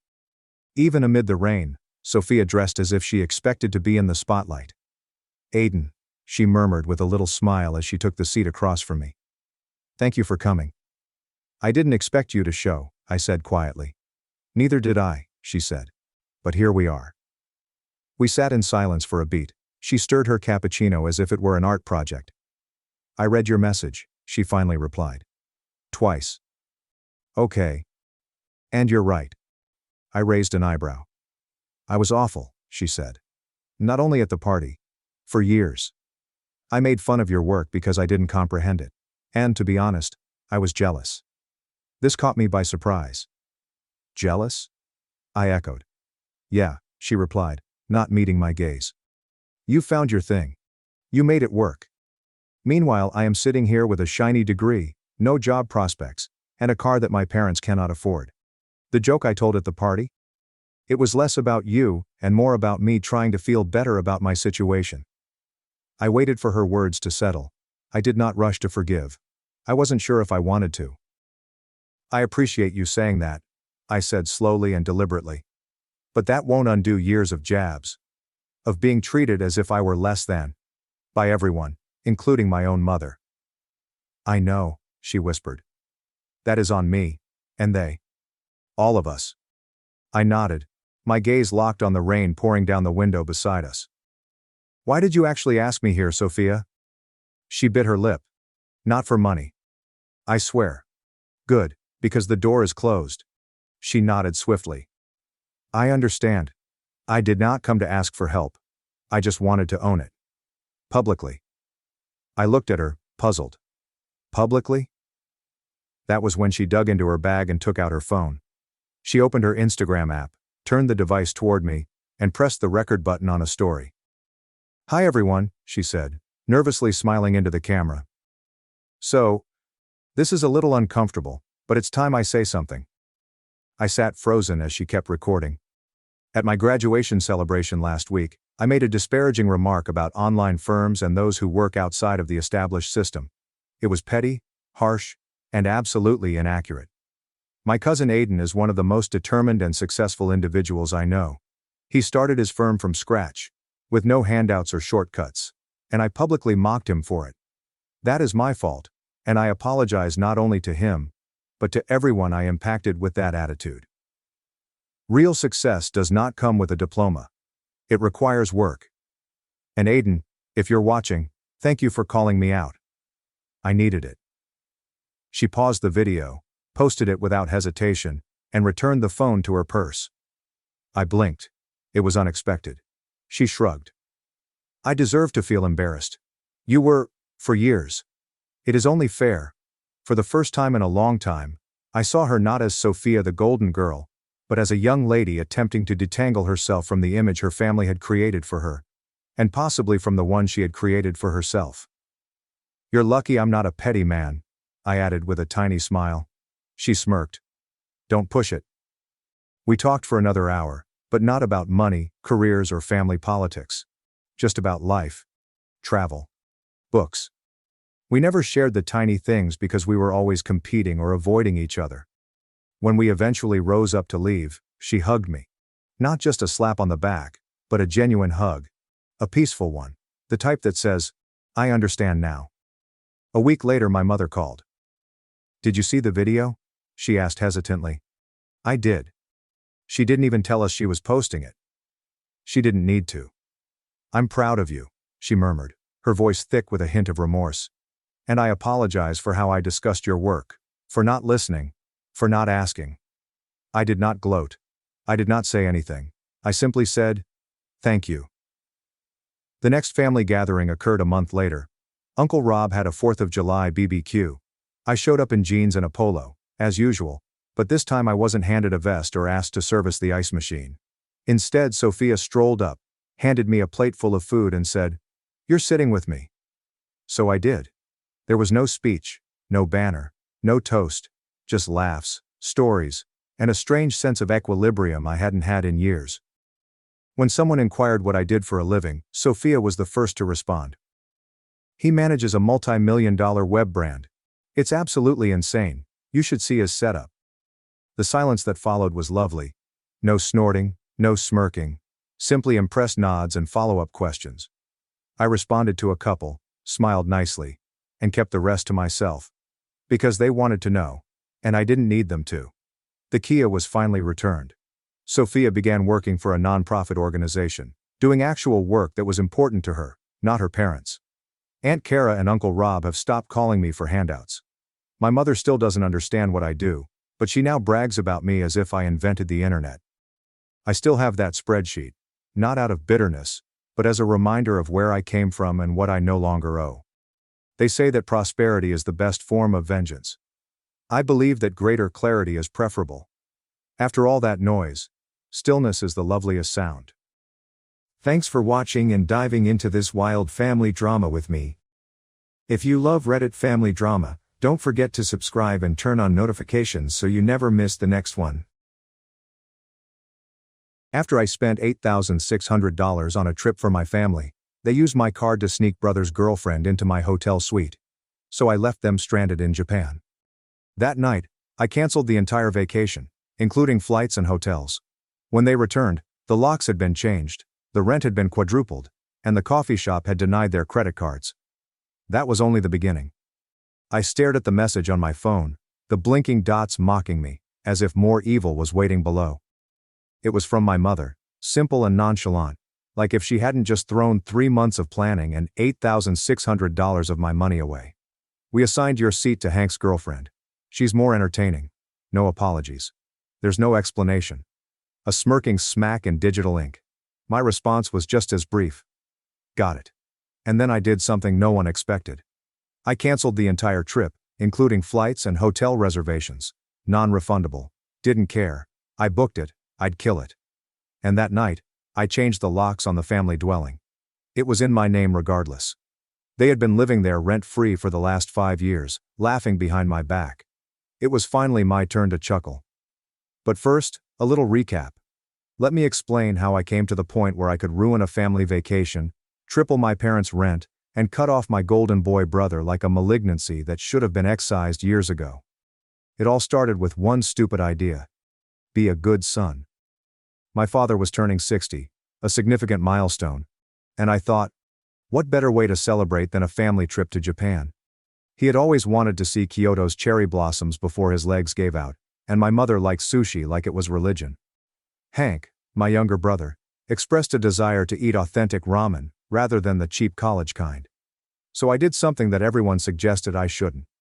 I paid $8,000 for 100 flights, motels, bullet train passes, and restaurant reservations. I planned the trip around my job deadlines, spent weekends calculating hotel closeness to shrines and stores, and compared ticket pricing. I even upgraded their flights to premium economy. I didn't care about luxury for myself. I purchased a cheap seat and a little room in Osaka because I imagined this was what love looked like. But Hank constantly finds a way to remind me of my place in the family. Not my favorite. Not an enjoyable one. Only the guy who pays. So, when I read the text, "We gave your spot to Hank's girlfriend." I wasn't surprised that she's more fun. It was evident. And clarity is dangerous in the hands of someone who has been abused for too long. They always assumed I'd be quiet, until I didn't. It began with guilt. That is how they hook you. Not in love, not even under obligation. It's just guilt. My parents had never asked me to pay for anything directly. No. They favored subtle techniques. Hank is doing his best, but it is quite difficult for young people these days. You're fortunate to have a stable employment. Not everyone can say that. Your father and I are proud of you, as you are aware. We only wish Hank had your drive. Initially I paid because I wanted to. Hank was my younger brother. I figured that helping him finish college was the appropriate thing to do. I paid for his tuition, books, and even purchased him a laptop after his previous one inexplicably broke 2 weeks before exams. However, help quickly became an expectation. 3 months after graduating, he had yet to apply for a job. He said he was still sorting things out after spending the entire day playing FIFA on the couch. I'd return home from a 12-hour shift to find him eating takeout and resting his feet on my coffee table. I paid for the food. In the house that I owned. And Mom would reply, "He just needs some time. Don't put pressure on him." Dad didn't even look up from his iPad. "Let the boy breathe," he'd say, as if I were the problem. It grew worse when Hank got a girlfriend named Madison. She insisted that I name her Mads. Moved in 2 months after they began dating. There is no rent, of course. There is no discussion. Just, there was a sudden appearance. She took over my kitchen, Netflix and Wi-Fi. One time I caught her trying on my dress shoes for a TikTok video. "I'm portraying a role," she remarked with a wink. "Do not be odd." Hank laughed. "Dude, chill. She's funny." Funny. That word would haunt me. Still, I remained mute. I kept paying. Because of family. What would Dad say if we fought? Because you earn more than enough. When Hank lost the job I helped him get, showing up late 3 times in his first week, I covered his car payments to keep his credit from deteriorating. Madison totaled her old automobile, so I co-signed for a used Mazda. In my name. I realized this is stupid, and I didn't blink when they said that they wanted to join Dad on his birthday trip. I modified the plans. We've added extra rooms, rebooked hotels. I even changed my own PTO schedule to make it happen. And what did I receive in return? "We assigned your seat to Hank's girlfriend. She's more entertaining." That wasn't simply an insult. It was a revelation. Because that one sentence verified what I'd always suspected. I wasn't fun, liked, or respected by my family. I was useful. A wallet with a heart. And the worst part? I would let it happen. But they weren't finished. Not even close. The morning after they arrived in Tokyo, Hank texted me. "Yo, can you wire us some spending money? Mads forgot her card, and Dad says the conversion rates are terrible." I didn't respond. An hour later, another one. "Don't be salty, man. This is meant to be about Dad, and not you." I almost flung my phone across the room. They had stolen my position, vacation and moment. But they still wanted more. But I remained quiet. Allow them to enjoy it. Allow them to publish their filtered reels of family love while I sat at home in a now empty house with a wrath I couldn't describe. Until day 5 of their journey. That's when the hotel called me. "Mr. Adams, we're contacting you because the credit card on file for the group reservation has been refused, and there is an error with the guest list. A non-authorized individual has been added to the suite." Ah. So that's how they got it done. They had changed me out for Madison without informing the hotel. I used my card to pay for her place. I thought I would never notice. That was the moment. Not an insult. Not the money. Not even being excluded from my father's 60th birthday trip.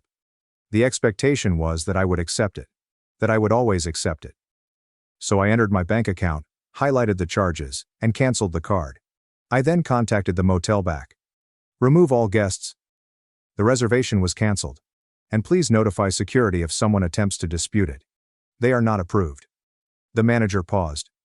Sir, they are still in the room. I am aware, I said. They can navigate their own way home. When they returned and discovered that everything had changed, I was in the kitchen when I heard the car doors slam. Voices followed. Loud and terrified. My mother makes a high-pitched whine. Hank yelled. Madison's voice rose over them all, loud and angry. I did not rush. I stirred the coffee and waited. Then came the thumping. Boom, boom, boom. Open the door, Hank's voice. We know you are in there. I proceeded to the front entry, coffee still in hand, and looked through the peephole. There they were. All three. Red-faced, disheveled. Luggage is piled on the porch. Madison was barefoot for some reason. I unlocked the deadbolt and opened the door just enough to meet their eyes. Whatever happened to our keys? Hank demanded. I drank my coffee. Oh, you mean the ones that I rekeyed? They don't function anymore. Really, man? He snapped. Are you serious now? I nodded calmly. Dead serious. Mom pushed past him. We've just gotten off a 14-hour flight. We are fatigued, hungry. You are trespassing, I said. This is private property. Madison said. You are joking. Her tone was caustic and sarcastic. Are you really shutting out your own family?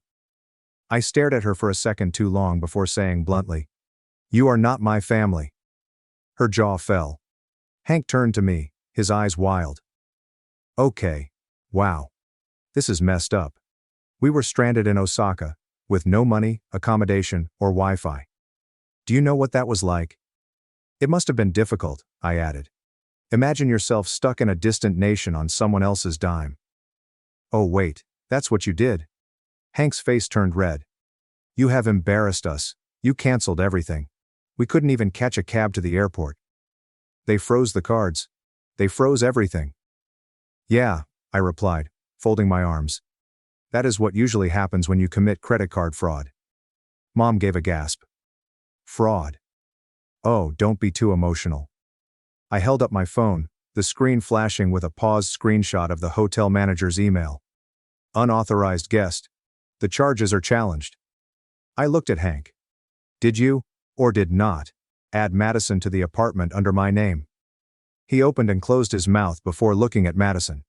She shrugged. I stepped back and allowed them to view inside the house. Not much was left. The sofa was gone. The dining table is gone. All the furnishings they used to lounge on, as if they owned the place? Donated. The walls were unadorned. I'd cleaned up everything they touched. Mom stepped forward and stated, You emptied the house. Correction, I said. My residence. Hank clenched his hands. We have lived here for years. Without paying rent, I added. Without contributing. Without regard. Mom's face distorted. We are your family. This is disgusting. You're punishing us for a single error. I laughed once. One mistake? You stole my vacation. I used my credit. They threw me out of my own preparations for my father's birthday because I wasn't entertaining enough. Do you hear yourselves? Madison rolled her eyes and remarked, You are being petty. You are upset because we had a better time without you. That's when I went completely outside and shut the door behind me. Do you think this is about Japan? I inquired, keeping my voice quiet. You think this is only one trip? Number this is about every second I spent sacrificing for you. Every $1 I gave. Every time I allowed you to stay here rent-free, you laughed behind my back. We did not, Mom started. You did, I interrupted. All of you. And now I'm finished. Hank shook his head in disbelief. So we're homeless now? No, I replied. You've got 2 weeks. Rent has tripled. You bear the cost of utilities. And the guest suite was locked. If you wish to stay, you must pay. He scoffed. You can't be serious. Madison folded her arms. You can't just evict us. Actually, I responded, taking a copy of the lease agreement from my coat pocket. I can. It is lawful. It's finished. Your credit card was denied this morning at the coffee shop. I received a notification. The quiet struck like a bomb. I turned and walked back inside. Hank came at me and grabbed my arm. Wait. Please, he said. His voice crackled. You do not comprehend. I don't have anywhere to go. Madison felt this vacation would bring us closer to the family. She did not mean to hurt you.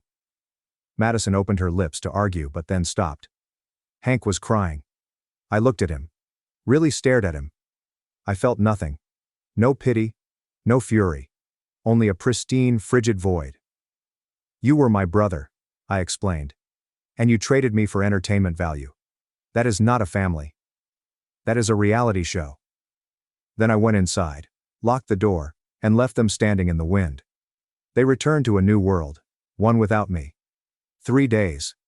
That is how long it took after they returned for the true mayhem to begin. The first morning following their return was peaceful, too quiet. I expected yelling, guilt trips, and maybe a torrent of messages on the family group chat. But nothing. I ate breakfast alone, coffee, a croissant, and an oddly gratifying sensation of calm. It was a silence I hadn't experienced in years. Not the type you hear, but the kind you carry within you. But on day 4, my phone finally turned on. Can we speak? Mom. I am sorry for what occurred. We've all made errors. Please do not do this to your father. I did not respond. Not because I had nothing to say. I simply didn't owe them an explanation anymore. For the first time in my life, I felt no need to defend myself to people who never listened. Then the real fallout started. The cards were blocked. Madison attempted to buy coffee downtown, declined. Twice. I received the push notice and smiled. She shared a story. Some folks are simply vengeful. I deleted it 5 minutes later. A week after the new lease began, the rent was quadruple the previous rate. I received an email. Hello. We are having trouble with the new rent. Could we discuss alternatives? No name. Only the family account. I ignored it. Jobs. Hank, who had spent years lounging about my house without a single proper job, suddenly began taking on part-time jobs. A gym friend informed me that Hank was now folding towels at the front desk. I was not moved to sympathy. I've moved into a modest loft apartment downtown. Concrete floors. Tall windows. Everything is minimalistic. There's no family-style clutter. There are no borrowed shoes in the hallway. No half-eaten leftovers that were not mine. I awoke at 7 a.m., went to the gym, worked from home, and went for evening walks. For the first time in years, every hour, dollar, and breath belonged to me. There were no texts asking for help with the groceries, no guilt trips about needing a little aid until payday. There were no calls from mom stating, "It is your brother. How do you say no?" Just silent. In week 2, Hank finally texted, "I acknowledge that I made a mistake. I really do." Mads left. She claimed she did not sign up for this. I understand it now. You were correct. I stared at it for quite a while. This was the same Hank who laughed at my goals, thought I was overly serious, and didn't know how to have fun. Now he was alone, left by the fun girlfriend, forced to confront the issue without his human credit card. I didn't respond. Then the actual bomb dropped. A letter from a lawyer. My attorney indicated that your parents are claiming partial ownership of the residence. Based on alleged financial contributions over time, we have requested proof. So far, they have not sent anything. I laughed. Not because it was humorous, but because it was so stupid that it didn't deserve anything else. They were always convinced that if I possessed anything, they had rights to it. I remembered my mom's line. "Sweetheart, this is a family home. What's yours is ours." What about now? Now, ours meant nothing. Mom wrote another message. "We did not raise you to be like this. What does Dad think?"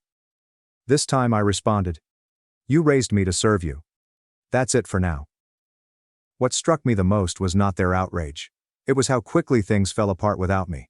Hank was working 10-hour shifts and hustling to pay bills. Mom began calling old acquaintances, the ones she used to ridicule for raising ungrateful children. Dad? As usual, silence reigned. He'd been silent through every quarrel, insult, and treachery. His commitment was to neutrality.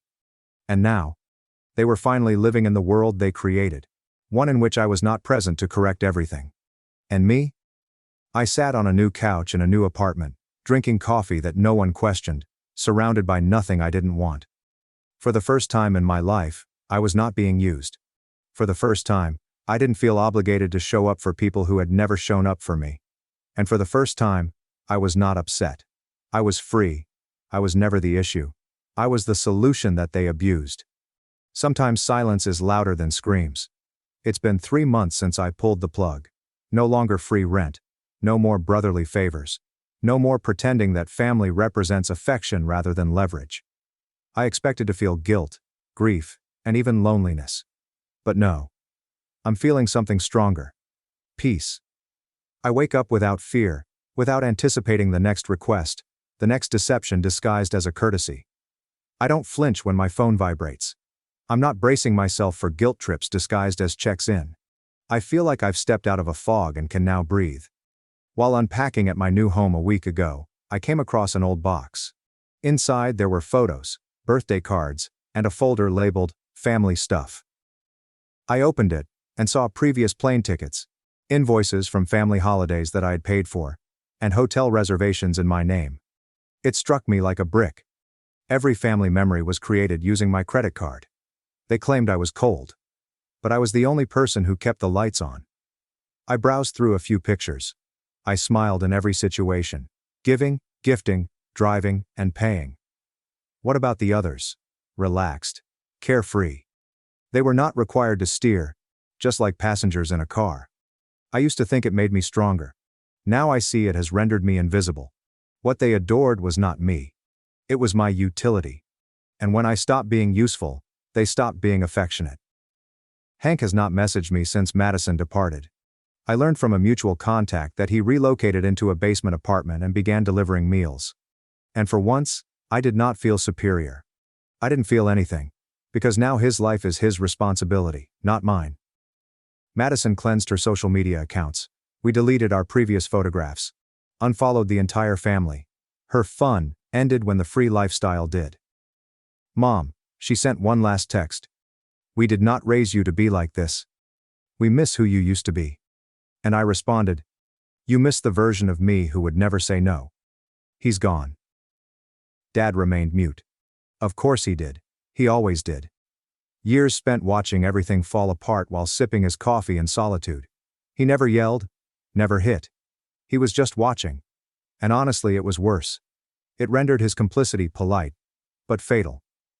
I stopped expecting them to provide closure, so I gave it to myself. I sat alone one night. No television, no phone. Just myself and a glass of wine, as the lights outside flicker on in neighboring flats. For the first time in years, the silence did not feel empty. It felt deserved. That night, I scrawled something on a sticky note and taped it to my mirror. I owe no one more than I do myself. I've been reading it as a prayer every morning since. It's funny how the folks who previously drained me now label me remote. They say I have changed. You bet I did. I used to be the bridge they walked across. Now I'm the ocean they can't cross. Lisa, Hank's ex, messaged me a few days earlier. We rarely spoke back when they were together, but she was always kind. Quiet. You were the only person who saw through it. The way they handled you was inappropriate. I'm glad you departed. You've saved yourself. It struck me harder than it should have, because I'd begun to suspect that perhaps I was the problem. Lisa reminded me that I wasn't insane. I was the first to wake up. I used to think that walking away was selfish. Now I understand. It is self-preservation. They taught me that love requires sacrifice. But it was never their sacrifice. Only my. They labeled me cruel. I call it clarity. They labeled me heartless. I call it healing. They labeled me selfish. But only after I'd stopped being theirs. And now for the greatest part? I don't detest them. I do not wish them any pain. I don't owe them anything anymore. And freedom? It's like you're taking your first breath. Next week, I'll be heading to Iceland. Solo trip. I had always wanted to see the northern lights. Never went. There was always another person's emergency. This is someone else's drama. Someone else's vacation, at my expense. But not anymore. This time, I will go for myself. And when I'm standing under that dazzling sky in the frigid air, thousands of miles away from everything I used to carry, I'll finally say it out loud. I'm not your safety net. I am not your backup plan. I'm not your bank backup or fool. I am me. And for the first time in my life, that is enough. Thanks for watching and sticking around till the end. If you enjoyed these stories, make sure to subscribe and hit the bell so you don't miss the next drama-filled episode. Dad told me I wasn't his son anymore on Father's Day. So I cut them off, and now they're begging me to save the business I built for them. On Father's Day, my father brought my brother and his sons fishing. I discovered it by looking at images online. I called him. He said, "You're not a part of this family in the same way they are." I questioned what he meant. He responded, "You're a disappointment. I don't tell people you're my son." My mother got on the phone and said, "Why are you having difficulties again? Let them enjoy the day." I said, "Understood." That night, I cut contact. Later, I made a decision that struck them hard. Now they're knocking on my door. "Please chat to us. We need you." So, this is probably going to be buried because I don't post often and it's long. But or perhaps someone will get it or simply roast me. I do not care. Also, I'm typing this on my phone in the kitchen because I can't sleep. So that's why it's so messy. So Sunday was Father's Day, to be honest. I didn't think much about it at first.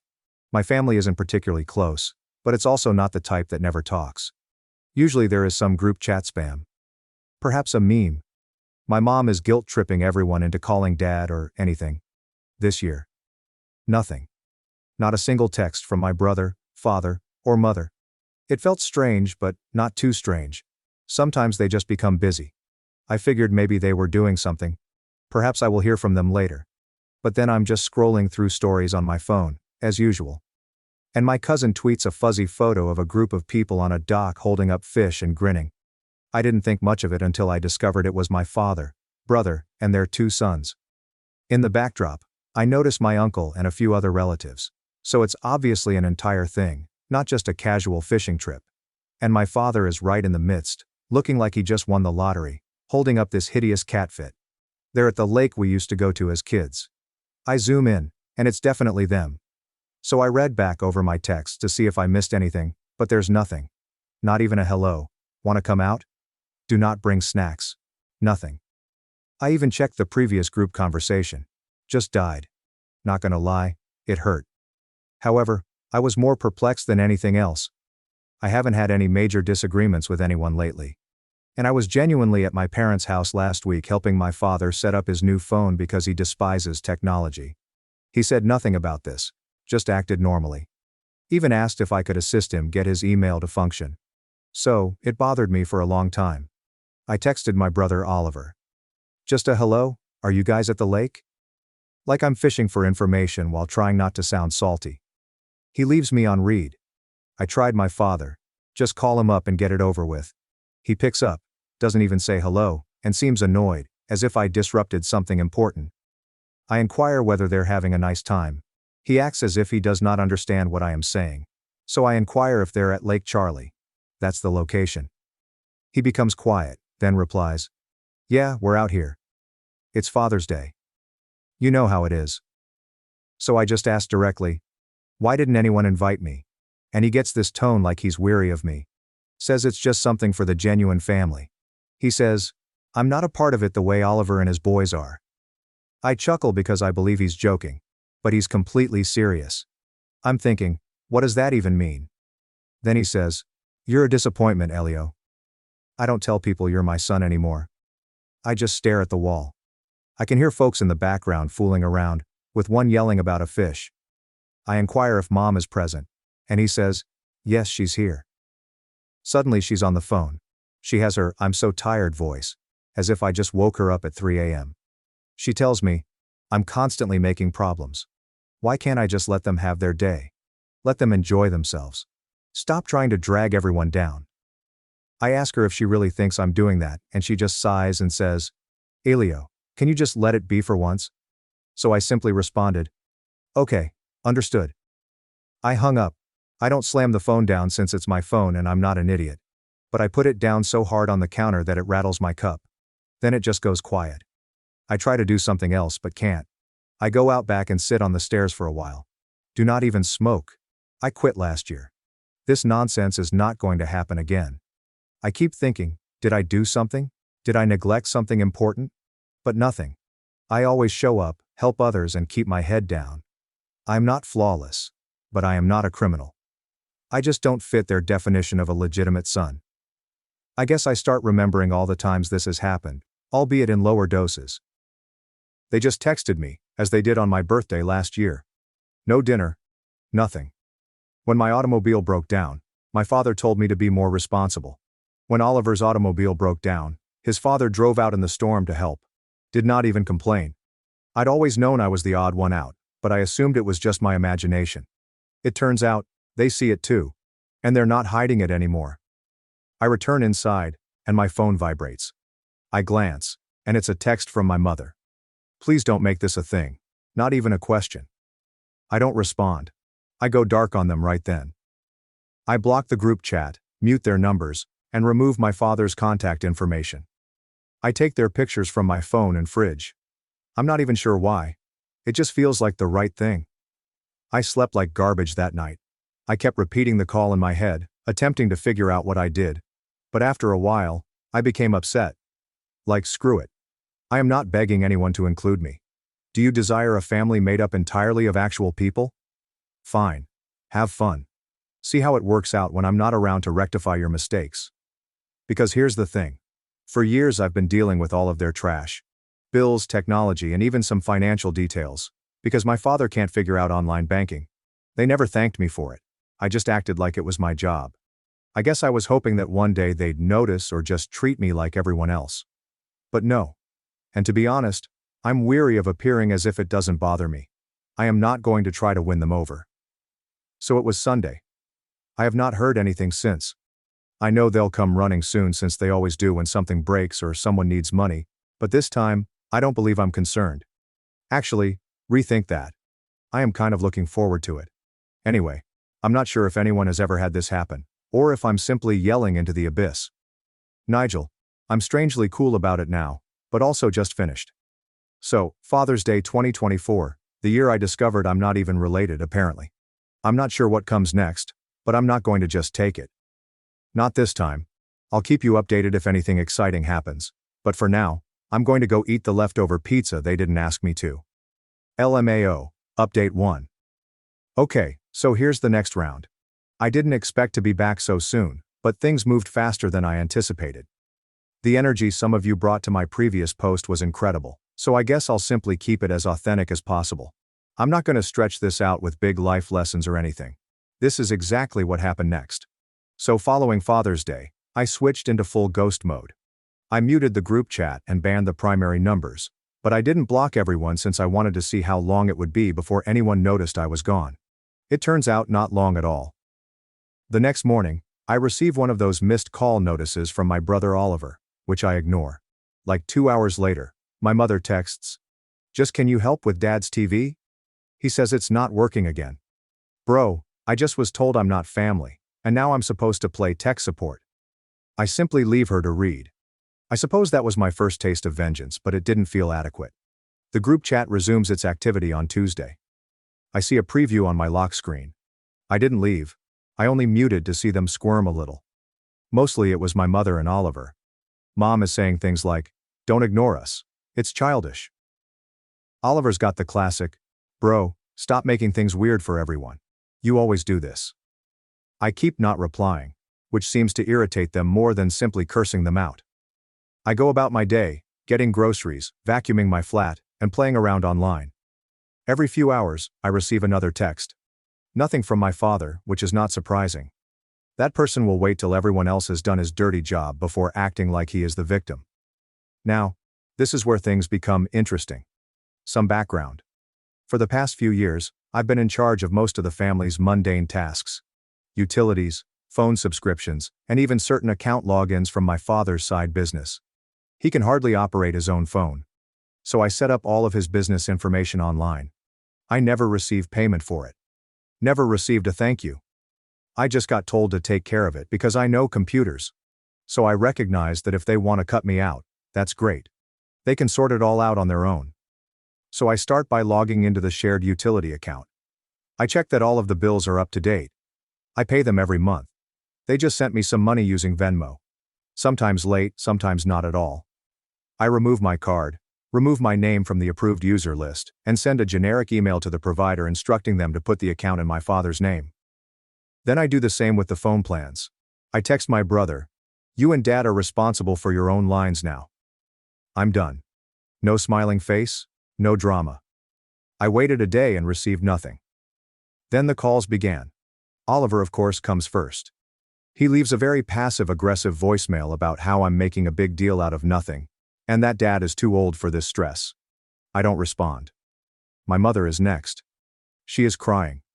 I can hear it in her voice, but she's also upset, as if I'm being unfair. I feel a little awful, but then I recall Sunday, and it all goes away. On Thursday, my father finally called. He doesn't even say hello before going on about how I'm being dramatic, how I usually do this, and how I'm causing problems for the family. I push back, telling him that he made it obvious that I am not family, so why should I do family chores? He attempts to explain that he didn't intend it that way, but then instantly tells me to stop acting out and grow up. I advise him to place the accounts in his name or lose the services, and then hang up. He calls back. I don't respond. While all of this is going on, I'm receiving texts from my aunt, Dad's sister, and even my cousin, the person who posted the phishing pic, asking what happened. I just sent screenshots of the texts from my father and mother. There is no explanation, only the facts. I don't want to engage into a huge controversy with the extended family, but I also don't want them to think I flipped out for no reason. Friday is when things really begin to fall apart for them. My brother sends me texts in all caps. "Why is the internet turned off?" Dad is freaking out. I urged him to call the firm. That was not my problem. He tries calling me. I forwarded it to voicemail. My mother arrives at my apartment, knocks for around 5 minutes, and when I open the door, she tries to walk by me into the kitchen as usual. I block her with my arm, telling her she cannot just walk in. She pushes past me nevertheless, goes straight to the refrigerator, and then starts complaining about how I'm spoiling everything. I ask if she wants a drink. She slaps my hand away, saying I am not humorous. She's not crying this time, just angry. She says I'm acting unusual. I told her she'd made me one. She slammed the refrigerator door. I tell her to leave. She eventually does, slamming the front door shut. Now, I am not claiming it felt fantastic, but it also did not feel horrible. I return to my phone, read through social media, and notice that my brother's wife has posted a passive hostile meme about people only phoning when they need something. I kind of giggle because she has always acted as if Oliver is the golden child, and I am just the spare. My cousin sends me a direct message wondering if I'm okay, so whatever. I'll just leave it to read. By Saturday, Dad's side gig account has been flagged since he is unable to log in. I modify the security information so that he can't just reset the password. I received a call from an unknown number. It's my father using someone else's phone. I guess he became turned off since the plan changed. He's ranting, claiming I'm destroying everything he's built. I tell him I'm not fixing anything. He can work things out like a true father. He hangs up. The problem is, my father treats me like this because he has always wanted a smaller version of himself. Someone who enjoys outdoor activities, sports, and fishing. I've never really fit into it. Oliver did, therefore he received the attention. I just get the chores, the dull stuff, and the invisible work. I believe he genuinely believes I owe him for not being the son he desired. However, I no longer do. The only time I feel uneasy is when my nephew texts me and asks if I want to play online with him. He's not sure what's going on. He's only about 10. I ignore it because I'm not going to get drawn into it. Later my brother texts me and says I'm a jerk for upsetting his child. Says I'm punishing the entire family for Dad's error. I don't respond. I'm not taking the bait. So, now it's Sunday again, 1 week after Father's Day. There are no utilities in their name, no phone, and no account access. I heard from a neighbor that my mother was at the store asking folks if they knew anyone who might help her get her phone to operate. My father's side gig has essentially stalled. Oliver is posting less online, which is the strangest aspect of all of this. The nicest thing is that I know they are all waiting for me to give in. They believe that if they guilt trip me enough, I will show up as usual and cure everything. Not this time. I am done. I know this isn't a thrilling conclusion, but it's just getting started. I still have a few plays remaining, and next week promises to be much more interesting. I'll provide another update if things become more complicated. For the time being, I'm eating chips and binge-watching YouTube like a villain. Update 2. So, I guess this is part 3 of Not Gonna Lie. Things got far messier than I expected. As I mentioned in the previous remarks, I was tired of being the family guy or whatever, and I'd already removed my name on bills and tech, but I had no idea how quickly the consequences would go beyond them texting me like angry children. So, first weird thing. Wednesday night, I'm boiling up some frozen noodles when I hear a loud beating on my door. I check the peephole, and it's my brother Oliver. I don't respond at first since I'm not trying to get involved, but he just keeps hitting. So I open the door slightly. He appears angry and tells me to grow up and stop toying with the family's belongings. He attempts to push the door open with his shoulder. I hold it and encourage him to relax. He gets this face and says, "I'm ruining everything for Dad and Mom." I tell him he can call customer service like everyone else, and he snaps, pushes the door harder, and nearly gets inside. I shove him back and tell him to get off my porch. He calls me a loser and walks away, slapping the railing. I shut the door and stood there for a moment, listening to him stomp down the stairs. I check my phone and discover that my mother has also been calling. She leaves a voicemail, her voice unsteady, informing me that I'm making your father sick from stress. Oliver claims that he is unable to reconnect the utilities, and that his father's business has been frozen. I get about 4 more texts from her inside the next hour, all variants of, "Come talk to us. Stop this. You're making it worse." One enraged one simply said, "This is not what family does." I nearly laughed. Yes, no kidding. The next day, as I go back from the store, I see my father's car in the parking lot. I try to escape, but he catches me and calls my name. He looks tired, as if he hasn't slept, and he simply starts talking about how I'm being selfish, how I know how much he depends on me, and how I need to let this go. When he declared I wasn't his son, I promised him I'd let it go. He acts as if he can't remember saying it, tries to claim I twisted his remarks. I tell him he cannot have it both ways. Either I am family, or I am not. And if not, I'm not performing the job. He turns red. Says I am keeping the entire family hostage. I shrug. Say perhaps he should have considered that previously. He slams his car door so hard that I can hear it from halfway across the lot. By the weekend, I start receiving messages from folks I've barely spoken to. My aunt and cousin are the ones who uploaded the fishing choice. Even Anita, my brother's wife. Anita's message is simply, "What did you do? Oliver is losing it. Your father cannot access his bank account. Mom is constantly crying." I said, "Ask them." She responded with a torrent of text about how complicated family is, and how I shouldn't make this a public disaster. I do not reply. Then there is the group chat. They all unmuted and begin wandering off. Oliver accuses me of acting like a baby and blaming everyone. My mother pulls the guilt trip, claiming that grandma is worried and sick. Dad simply says enough, and asks me to come fix it. I'll publish one message. If I'm not family, please don't ask me to undertake family work. Then I muted again. So the real fun begins on Sunday. Because apparently my father's side project requires him to have access to specific internet resources I put up for him. He is unable to invoice people. He is unable to access the primary account. And a client begins phoning my phone number because I was the original contact. I instructed them to call my father. Not my problem. Dad blows up my phone. Leaves voicemail messages. One in which he is nearly spitting out his anger. Says I'm trashing his reputation and years of work. I removed them that night. My mother returns to my apartment, beats on the door, and when I open it, she attempts to guilt me, saying, "Are you really going to let your father's business break apart?" I tell her, I'm not doing anything until they start treating me like I matter, not just the family janitor. She accuses me of being overly theatrical. I tell her to leave. She slaps my arm hard before storming out, slamming the door behind her. I lock it and sit at my kitchen table, eating cereal. The next morning, I see my brother's wife at the store, but she doesn't look at me. My cousin texts me and asks if I could just fix things for grandma. I tell her I'm not from the family, remember? She doesn't respond. What's wild is how quickly everything snowballs. Dad's business is essentially dead for the week.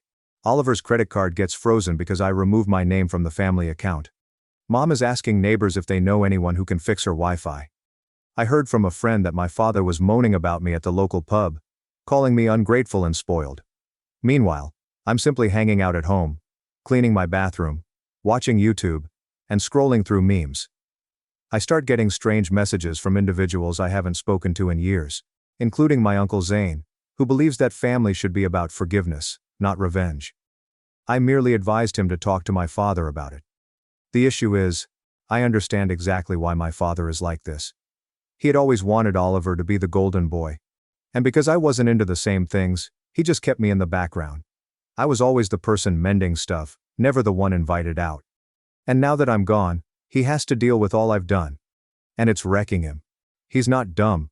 He just never imagined I'd walk away. I know some would accuse me of being harsh, but honestly, I'm tired of having them walk all over me. They want to treat me as an outsider. They can handle life without me. The last thing I heard this weekend was Oliver leaving a voicemail at midnight. Says I'm ruining the family, and if I don't repair it, don't bother coming back. I erase it, switch off my phone and simply sit in the dark for a bit. So, I suppose this is what happens when you push someone too far. I'm not sure what will happen next, but I will not back down. They can continue smashing doors and leaving angry voicemails. I am actually sleeping better than I have in months. I'll keep you updated if anything else exciting happens. I might go have some pizza. I don't know. Final update. So, I suppose this is the final post because there isn't much else to tell unless the home actually burns down or something. I'm not making predictions, just saying. Anyway, congratulations to everyone who suggested I avoid touch and let them stew. You received your wish, Ningle. I didn't even need to do anything. I just maintained my limits and let them tackle their own issues. But they were able to make it a disaster, all on their own. This week started strangely. I awoke early Tuesday morning because someone was knocking. Like, not just regular knocking, but the kind where you know the individual is angry or desperate. I ignored it at first, but then the doorbell rang. I get up and notice my brother's automobile parked crookedly outside my house. I stood in the hallway for a brief moment, listening to him grumble outside. He finally went, slamming the car door. Not barely 1 hour later, my phone explodes. Oliver sent 11 messages. First it's just picking up. Then it's all capitals. What have you done? She refuses to stop crying. Simply pick up. I stare at it, wondering, who is she? I know his wife is not the sort to cry. Then I see a missed call from my mother, a few from my father, and even my aunt. I simply shut my phone and prepared coffee. I'm not going to get drawn into any morning drama. A few hours later, I go to check my mail, and who is waiting in my lobby but my mother? She's wearing sunglasses, which reflects her whole, I'm not crying attitude. She asks me, "Are you really going to let this family fall apart?" I answer, "I didn't start it." She continues, "Your dad can't even look at your brother right now." Anita, my brother's wife, is saying she might take the kids and go stay with her sister, and grandma is phoning every day to find out what happened. I tell her, "Ask Dad." She says, "You know, he won't." Then she takes my arm firmly. And I ask her to let go. She simply lets go and stands in the hall, blocking the door, saying, "If I just come over and help them for one day, she'll make sure Dad apologizes." I tell her, "There's nothing you can give me." "I want to." She continues, "You're being so cold, Elio. This isn't you."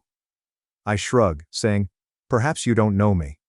She shakes her head and storms out, slamming the lobby door. Not even 5 minutes later, my brother calls again.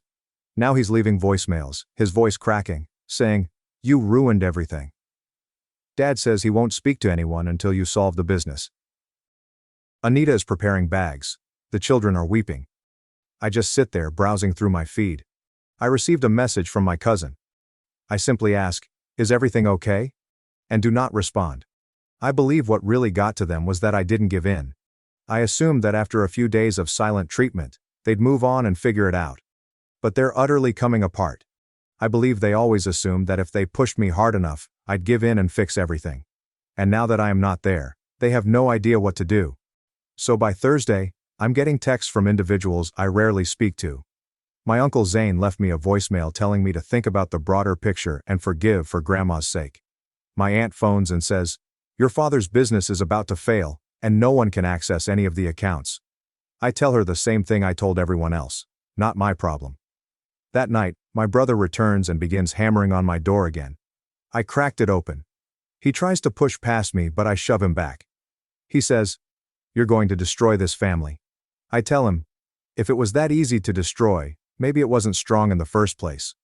He tries to say, I'm being dramatic. I tell him, I'm just tired of being the backup plan.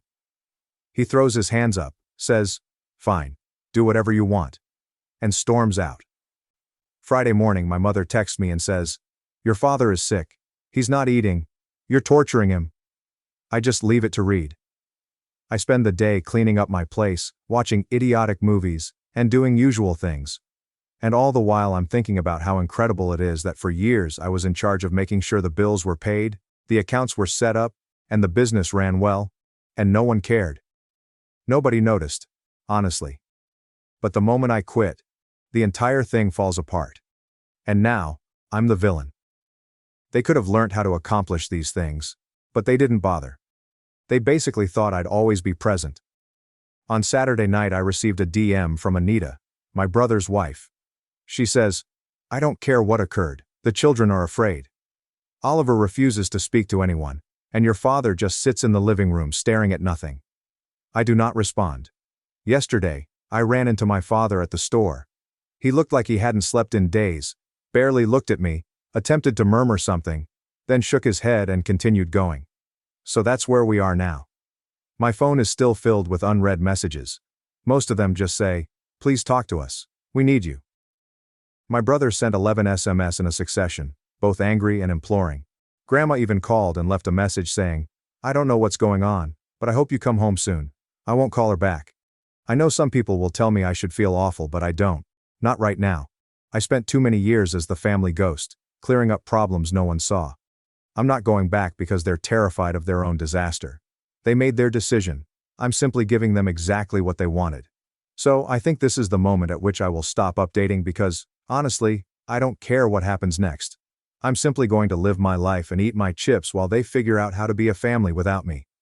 Nell, it's quiet, tranquil. Thanks for watching and being part of the drama. Don't forget to subscribe and hit the bell so you never miss a wild news story. Family said I was just a guest in my own home. So I canceled every payment, moved into my place, and let them drown in the debt I used to cover. While I was in college, my sister took over my room. Dad said you didn't live here anymore. I answered, cool, then stop asking me to pay the mortgage. The stillness was deafening when I hit something unusual that summer. 3 years of college had passed in a haze of half-priced energy drinks, soul-crushing group projects, and evenings I can't quite recall. But this trip home, the one following exams, was meant to be my reward. I had been looking forward to my bed, bookshelves, and the scratchy carpet under my desk, where I used to pace all night in high school. You know, home, or what I believed was still home.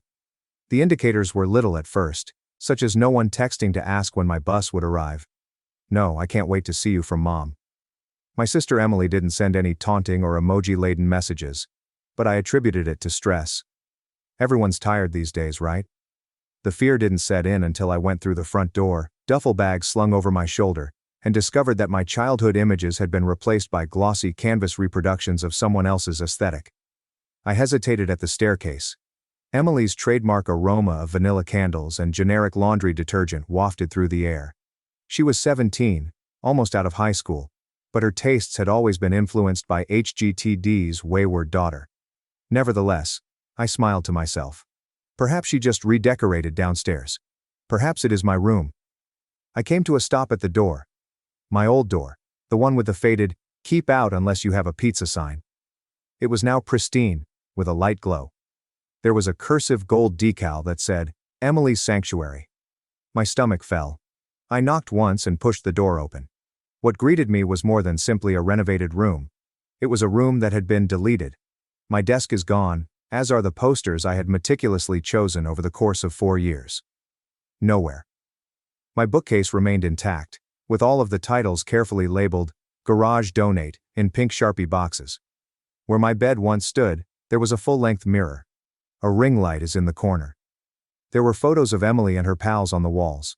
Her makeup was spread on a fresh white vanity. My voice broke the silence. Where's my belongings? Emily barely glanced up from her phone on the bed. Oh, Dad packed it all up. You mentioned that you no longer live here. I gave a blink. What? We redid it last month. You have been gone for 3 years, you're practically a guest now. I turned, walked out, and found my father in the kitchen, flipping through a stack of mail as if it were any other Tuesday. Dad, I murmured, trying to keep my voice normal. Why is Emily in my room now? He asked, not looking up. Since you do not reside here anymore. There was no apology or hesitancy, just a flat tone as if it was the most obvious thing in the world. I was staring at him. He was the same man who texted me last month. Could you contribute a little extra towards the mortgage? You still officially live here, correct? Technically. I took a long breath. My voice was soft, but it hit like a hammer. Okay, I replied. Stop asking me to pay my mortgage. The subsequent hush was deafening. Emily had stepped out of the hallway, phone dangling in her hand and lips slightly parted. No one said anything. It seemed as if I had violated some implicit agreement that I was meant to keep contributing and never question where it all went. But not this time. It was the beginning of something different. After that, please stop asking me to pay the mortgage. My father merely stared at me as if I had cursed at him, as if I had crossed some invisible line I had no idea existed, but I didn't flinch. I let the silence continue. He eventually cleared his throat, said something about attitude and exited the room. I did not follow. Instead, I went outside and sat on the back porch steps, the wood still warm from the sun. I glanced out over the yard, the same one I used to mow weekly. The shed slanted slightly to the left, as it usually did. The grass had slightly overgrown, and I noticed Mom's new flower garden. Her favorite color was lavender. That was new to me, but I didn't notice it. Not exactly. I was thinking of money. 3 years. That is how long I'd been mailing checks. Initially, it was $150 per month. Just a small gesture to help out. You still technically live here.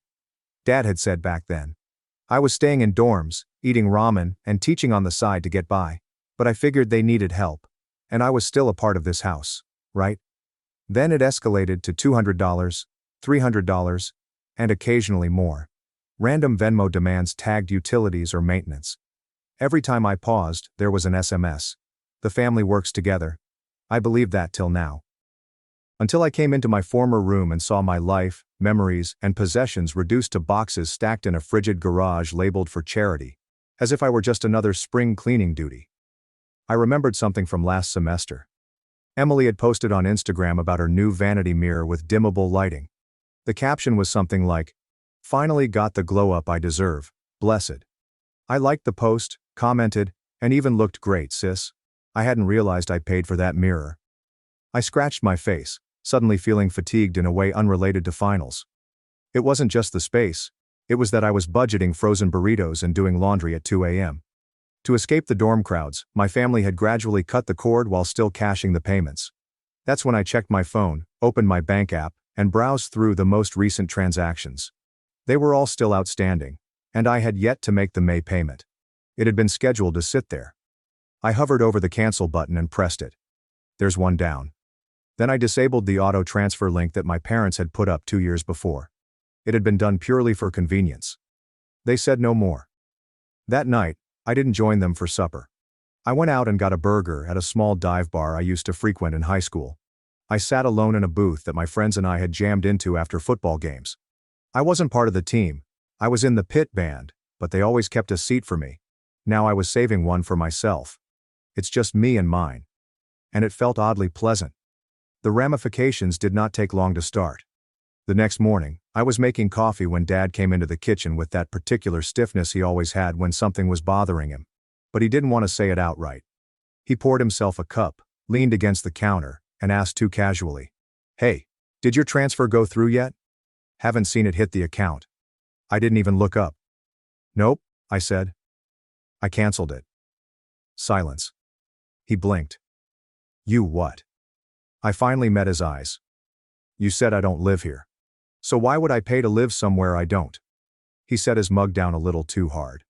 "Don't be dramatic, Mark." There it was. Dramatic.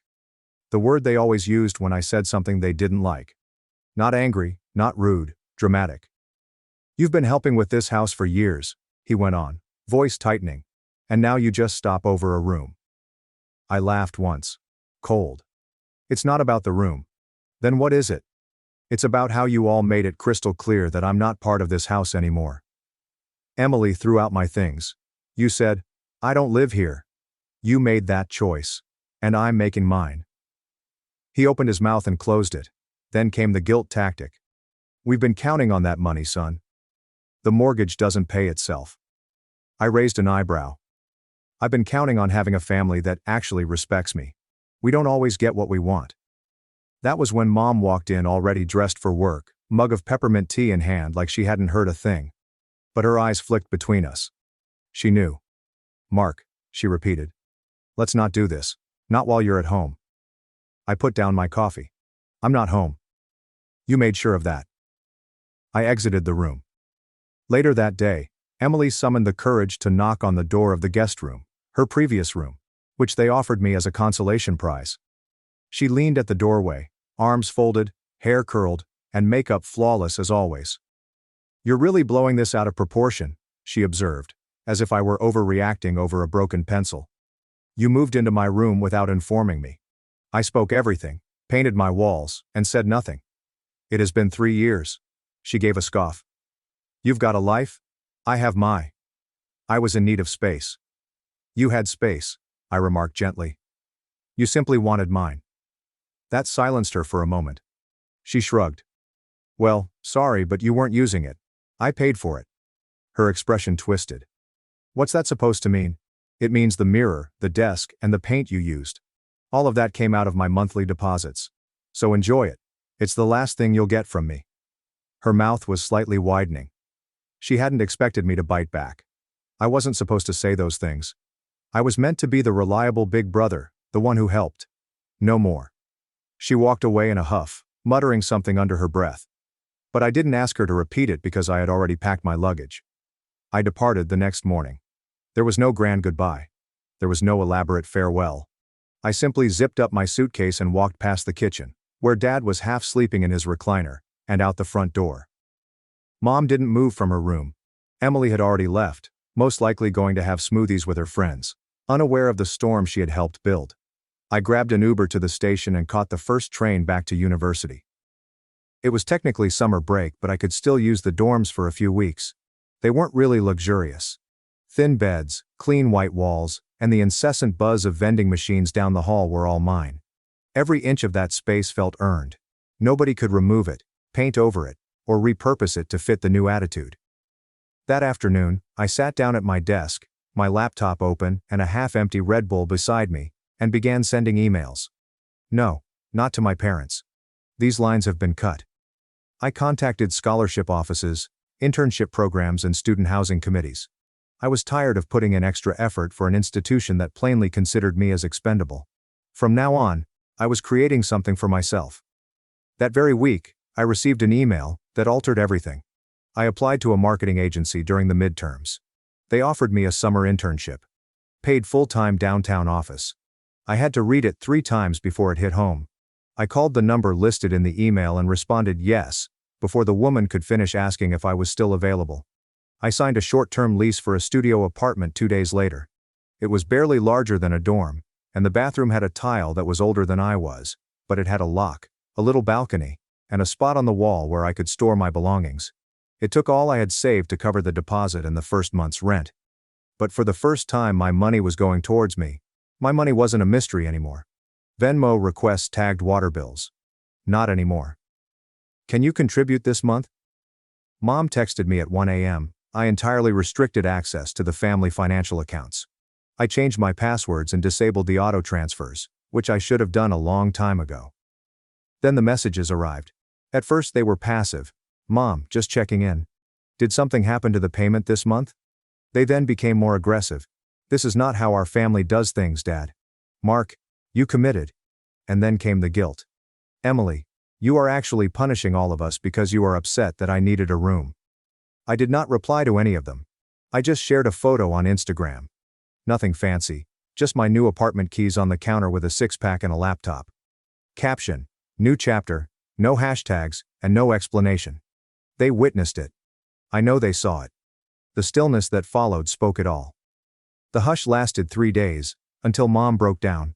I received a long, desperate email in my mailbox. The subject line. We should talk. She wrote about the tension she was feeling and how things had gotten out of control. How I had always been the reliable one. That last sentence made me giggle. Dependable. Like a paycheck with feelings. I didn't reply. The following day, a bank notification appeared, indicating another request from Dad. This time for $100 for a plumbing problem. I declined it. Seconds later, another $200 appeared. I declined again. That evening I shared a photo of my office badge. Only the lanyard and the firm's emblem are visible on a glossy glass wall. Caption: First week. That one landed hard. Nobody liked it, but I could feel their gaze on it. I envisioned Emily showing it to Dad, who was staring at the television in silent shock. In the meantime, I was busy constructing and living. Emily broke the silence first. Not with a message, but with a full-fledged outburst on social media. She captioned a blurry photo of her new room. Miss my peace. Some people are just selfish. Subtle.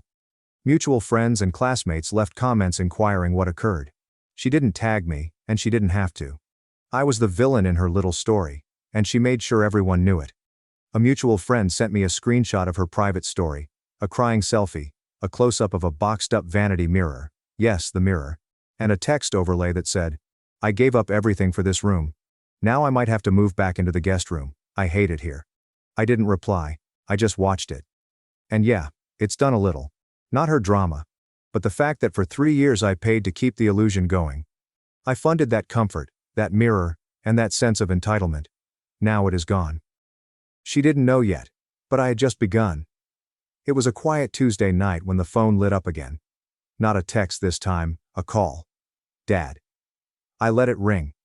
Then, just as it went to voicemail, he called again and again. Finally, curiosity got the better of me. I didn't answer, but I listened to the message. Mark, hey, just wanted to check in. Look, maybe I said things I shouldn't have. We miss you around here. Your sister's been upset. Your mom too. Maybe we can talk things over. Yeah. Come by this weekend. I stared at the screen. The audio is still echoing faintly in my head. Come by this weekend. Like nothing had happened. Like I could just walk back in and sit at the table, hand them a check, and pretend none of it ever hurt. I deleted the voicemail. Then I grabbed a beer from my mini fridge, stepped out onto my tiny balcony, and watched the city lights blink like distant stars. They weren't reaching out because they missed me. They were reaching out because they missed the money. After the voicemail, the floodgates opened. Text after text, email after email. Not just from my parents, but extended family too. My Aunt Cheryl, who I hadn't spoken to since I was in braces, messaged me on Facebook with, "Hey sweetheart. Maybe you should come home and talk things out. It's just a misunderstanding, I'm sure." Right. Uncle Pete chimed in with a group message. "The family doesn't give up on each other. You're better than this." It was coordinated, scripted, even like my father had gathered everyone and said, "Let's guilt him into fixing this." I didn't respond to any of them. Instead, I posted a photo. It was subtle. I captured a close-up of my apartment windowsill, showcasing a small potted plant I recently purchased. Sunlight streaming in. I didn't use any hashtags or tags, but I was confident they'd notice, which they did. My aunt stopped following me 2 hours later. The point is, I wasn't interested in retribution in the traditional sense. There were no loud clashes or spectacular announcements. I desired a quiet revenge. The sort that caused them to simmer in their own silence. The kind that resulted from good living. So I began living better. I prepared meals in my own kitchen. I purchased a rail bed frame and joined up for a gym membership. On weekends, I walked around the city, tried new coffee shops, and did freelance work to supplement my savings. Every modest improvement felt like reclaiming a piece of myself that I had been throwing away for years. And I made sure they knew it, not via gloating, but through consistency. I posted about getting my work badge laminated.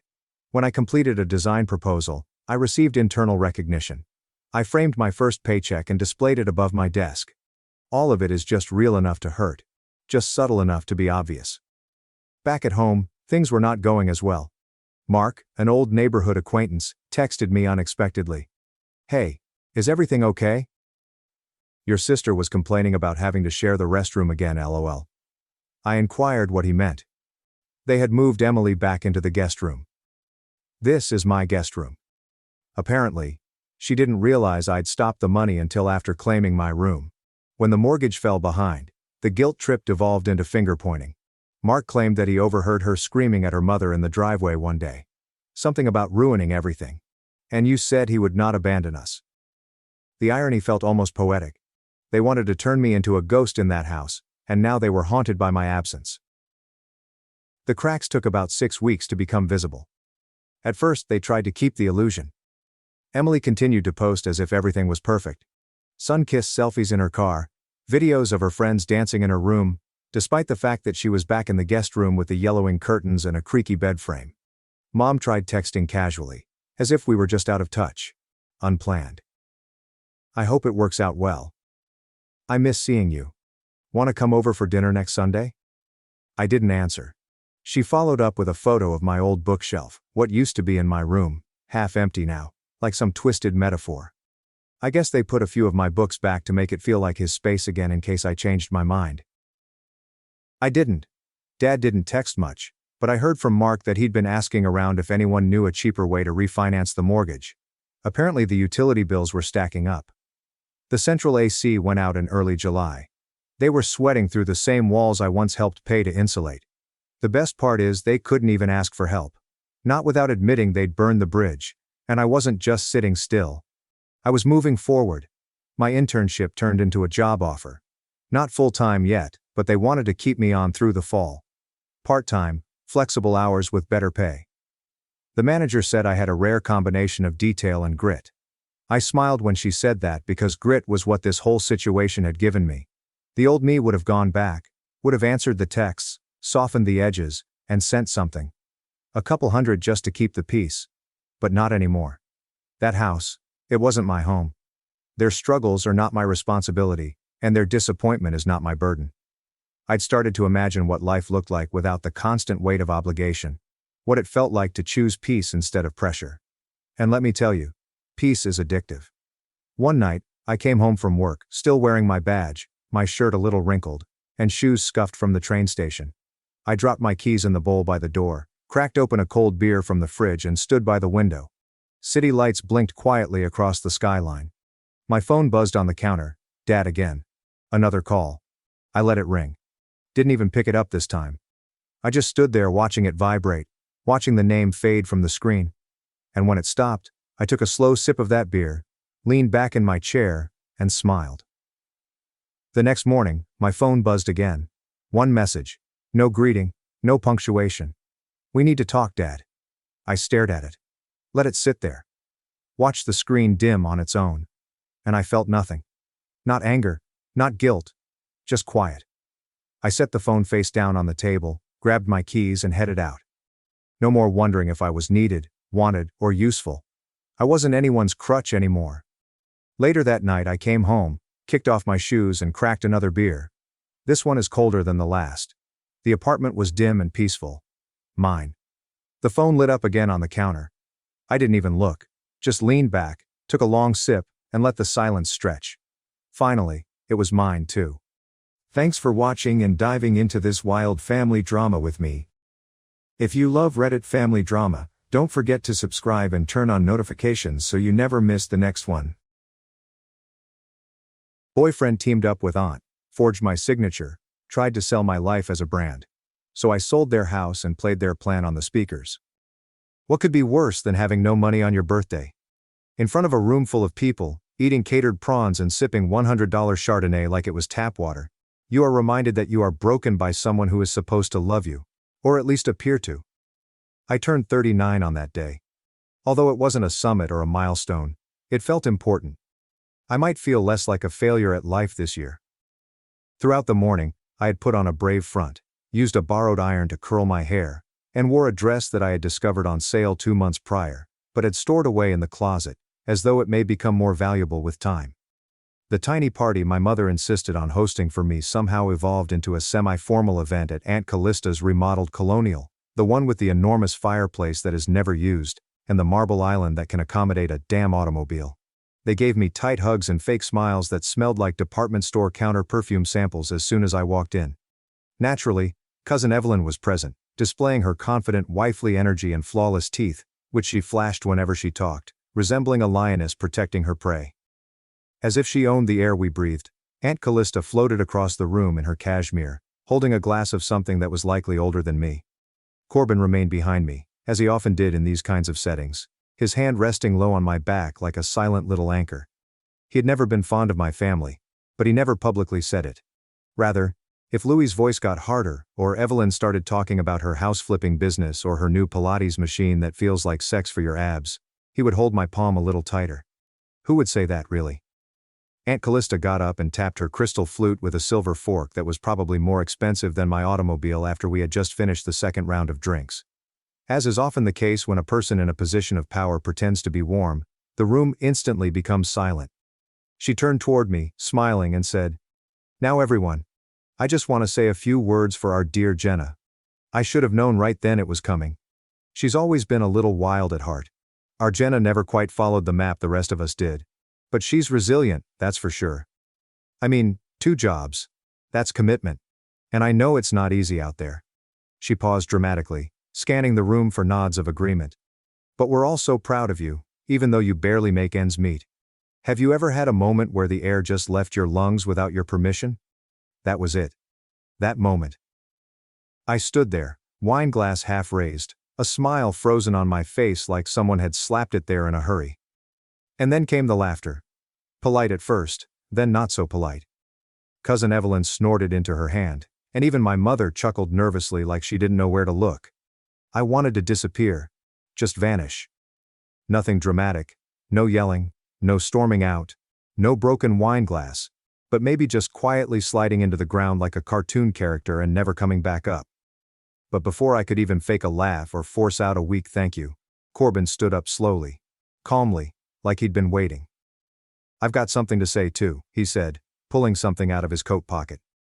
A small black box, not velvet, not flashy, just plain matte and serious. The room hushed, like, really hushed. You could have heard someone's Spanx snap from across the table. My heart climbed up my throat and lodged itself there like it didn't want to miss the show. Corbin looked at me. Not at Aunt Callista's. Not at anyone else. Just me. "Good thing," he said, smiling slightly. "She can afford to say yes to this." Guests. Literal gasps. Like someone in the room had just witnessed a live proposal. I blinked, frozen, then slowly took the box from his hand. My fingers felt too thick, too slow, like I was underwater. I opened it half expecting a diamond, or at least a flashy fake. But inside wasn't anything like that. It was a key, not a decorative one, not a charm or a pendant. A real solid brass house key nestled in a folded slip of paper that had my name written on it. The silence in the room thickened like syrup, stretching over every eye, every open mouth, and every shocked face. Evelyn looked like she was about to swallow her own tongue. Aunt Callista narrowed her eyes. Corbin leaned in, still calm, still soft-voiced. "This," he said, "changes everything." I stared at him. I wanted to ask what the hell he meant. I wanted to laugh, to cry, and to ask him why he did it like that. But mostly, I wanted to know what the key opened, and why everyone else looked so goddamn afraid of it. I stood there holding that key like it was burning a hole through my palm, trying to make sense of the fact that Corbin had just very calmly, very publicly thrown a wrench into my entire understanding of what this night was supposed to be. My birthday party, my embarrassment, my carefully measured survival mode life, and now suddenly a goddamn house key in a box in front of all these people who'd spent the last 10 years smirking behind my back about my choices, my jobs, my empty savings account, and the fact that I still drove a 15-year-old Toyota with a cassette deck. The silence didn't break. Not really. It just cracked around the edges while the air buzzed with that uncomfortable tension people get when they don't know whether to clap or cringe. Aunt Callista took a slow sip of her wine, her eyes narrowing the way they do when she senses something she didn't orchestrate. Evelyn was the first to speak, of course, because God forbid she not center herself for more than 30 seconds. "A key?" she asked, lifting one perfect eyebrow like she was genuinely confused. "To what?" Corbin didn't even flinch. He stepped closer to me, put one hand gently on the small of my back like he always did when he thought I might bolt, and said, "To a lake house. I bought it for us. It's in your name." That sentence should have hit like a warm breeze, right? Romantic gesture, surprise gift, Life-changing opportunity. But instead, it dropped into my stomach like a stone. My name. A lake house was bought by him without telling me, without even hinting. I looked at him then, not just at his face, but into it, searching for some sign that this was all part of some elaborate proposal, some sweet grand plan he dreamed up to make me feel special. But Corbin wasn't a grand jester. He was the guy who forgot Valentine's Day 2 years in a row and made up for it with a Target bouquet and gas station chocolate. He was steady, not surprising. Quiet, not flashy. So why now? Wait, I said, my voice catching in my throat. You bought a house? He nodded once. Yes, it's a small place. Nothing crazy, but private on the lake. I thought maybe we could have a fresh start. I didn't respond. I couldn't. My brain was still catching up to the part where I apparently now owned property, or didn't, or maybe did but didn't want to. I've known Corbin for almost 15 years now. We started dating back in 2018, which is almost 5 years ago. Wait, no, that's wrong. 7. It's been 7 years. Anyway, I pulled the small folded piece of paper from the box, the one sitting just beneath the key, thinking it was maybe just a sweet note or the address or something simple. But it wasn't. It was a legal envelope, a pre-printed contract with my full name across the top, and legal wording that made my stomach tighten with every line I skimmed. Corbin, I said, my voice sharper now. What is this? He looked at me like I was missing the point entirely. It's just paperwork to formalize the deed. I already paid for everything. I had it transferred into your name. That way, no matter what, it's yours. I felt every eye in the room drilling into the side of my head. I could hear the whispering already starting. Callista whispered to Evelyn. Evelyn whispered to her plastic-faced husband. And my mom just sitting there, blinking like this was all too much for her to process. I didn't agree to this, I said softer now, unsure if I was trying to calm myself or avoid another public scene. You don't have to agree, Corbin said, smiling that same patient smile he used when explaining something techie to me. It's done. You own it. Sign at the bottom, please. This weekend we can go. I want you to see it. My gut twisted again. Why now? Why this way? Why the hell would someone go behind my back to do something that was supposed to be a gift? And why was there already a signature on the last page that looked just like mine? I froze, staring at the page. That was my name, my signature, but I hadn't signed a damn thing. And as the room began to stir again with people murmuring and whispering and waiting for me to break into grateful tears or fall into ma. Because it wasn't a present. It was a setup. I didn't get any sleep at all that night. My thoughts kept going over every word of that document, every signature that wasn't mine but looked damn near close enough, and every courteous laugh that had reverberated in that living room when Aunt Callista made her little jibe about my wage. None of it was an accident. By the time I got home, Corbin was already asleep next to me, snoring softly as if he hadn't just dropped a live grenade into my life. The key sat on my nightstand, like a bomb I couldn't defuse, and at 7 in the morning I was still wide awake and vibrating with a slow, quiet rage that made my skin feel like it didn't fit.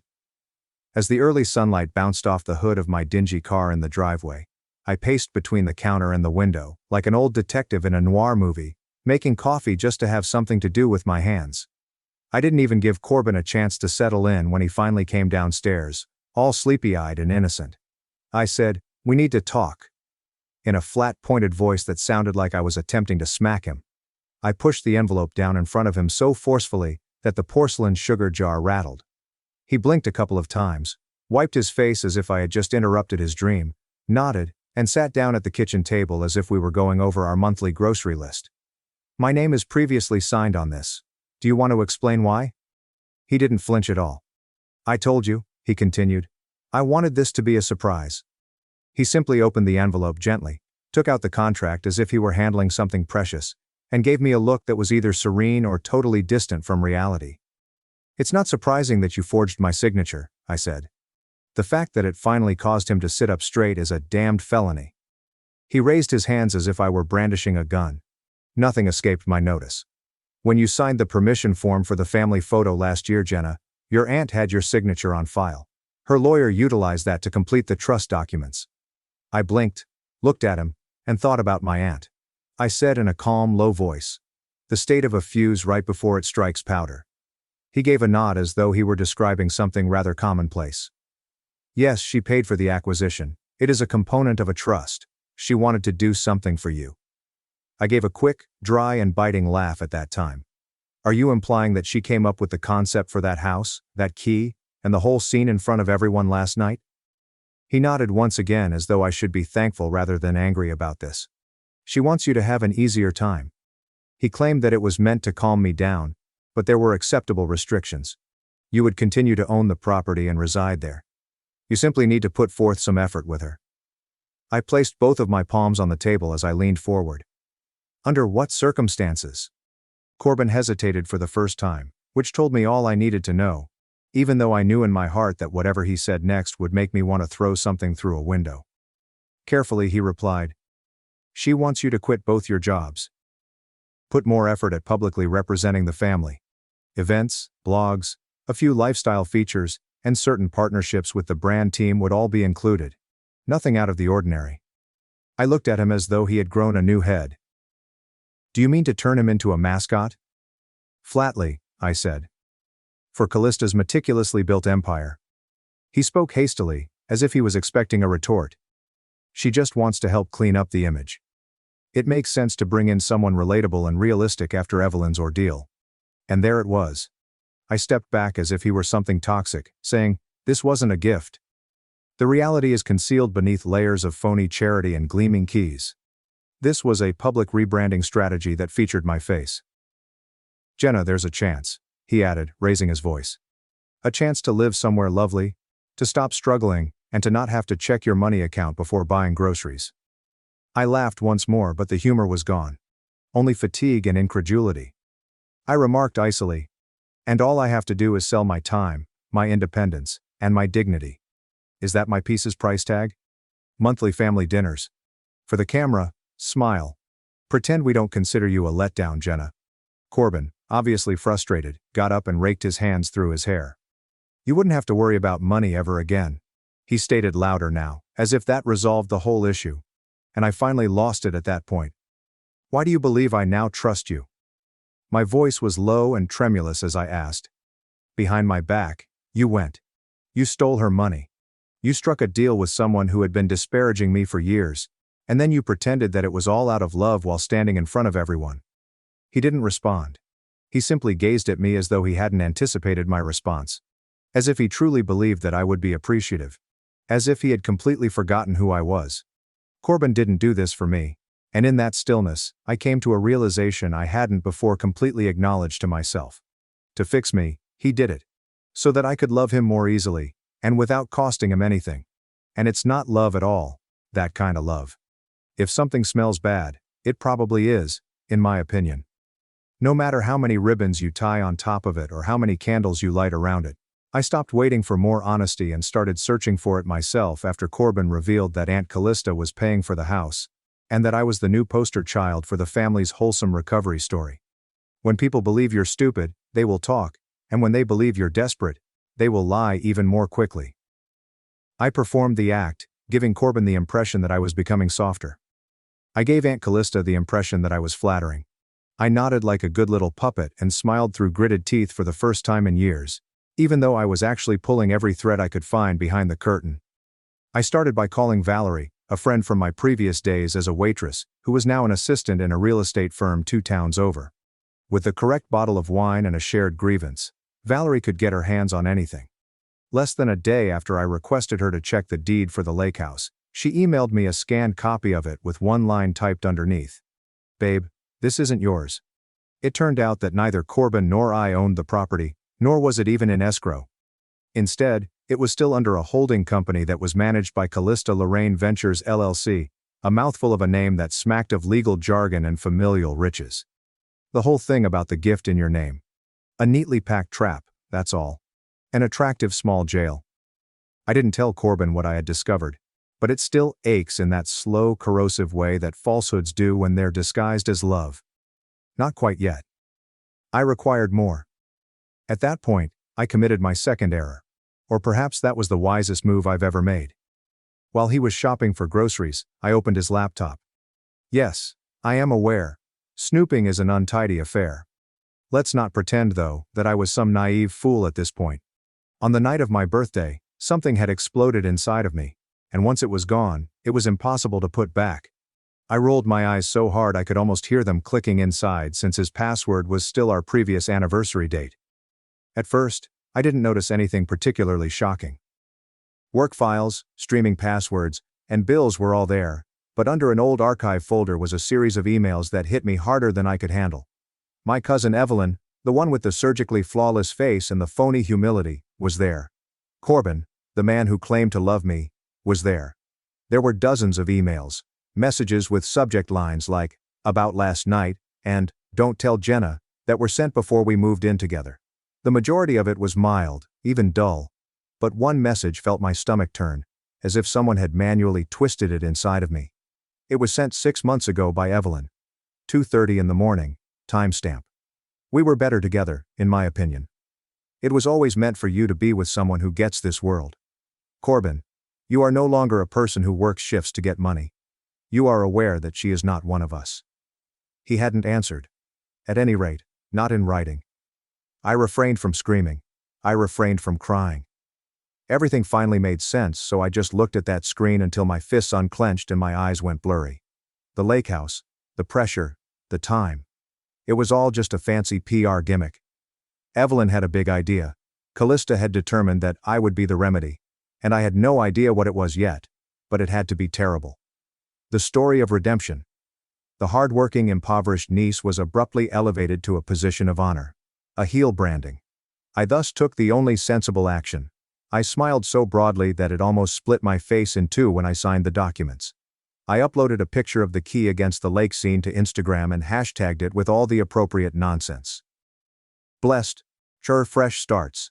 First, have faith in the process. Additionally, I labeled Evelyn, Callista, and even the family company.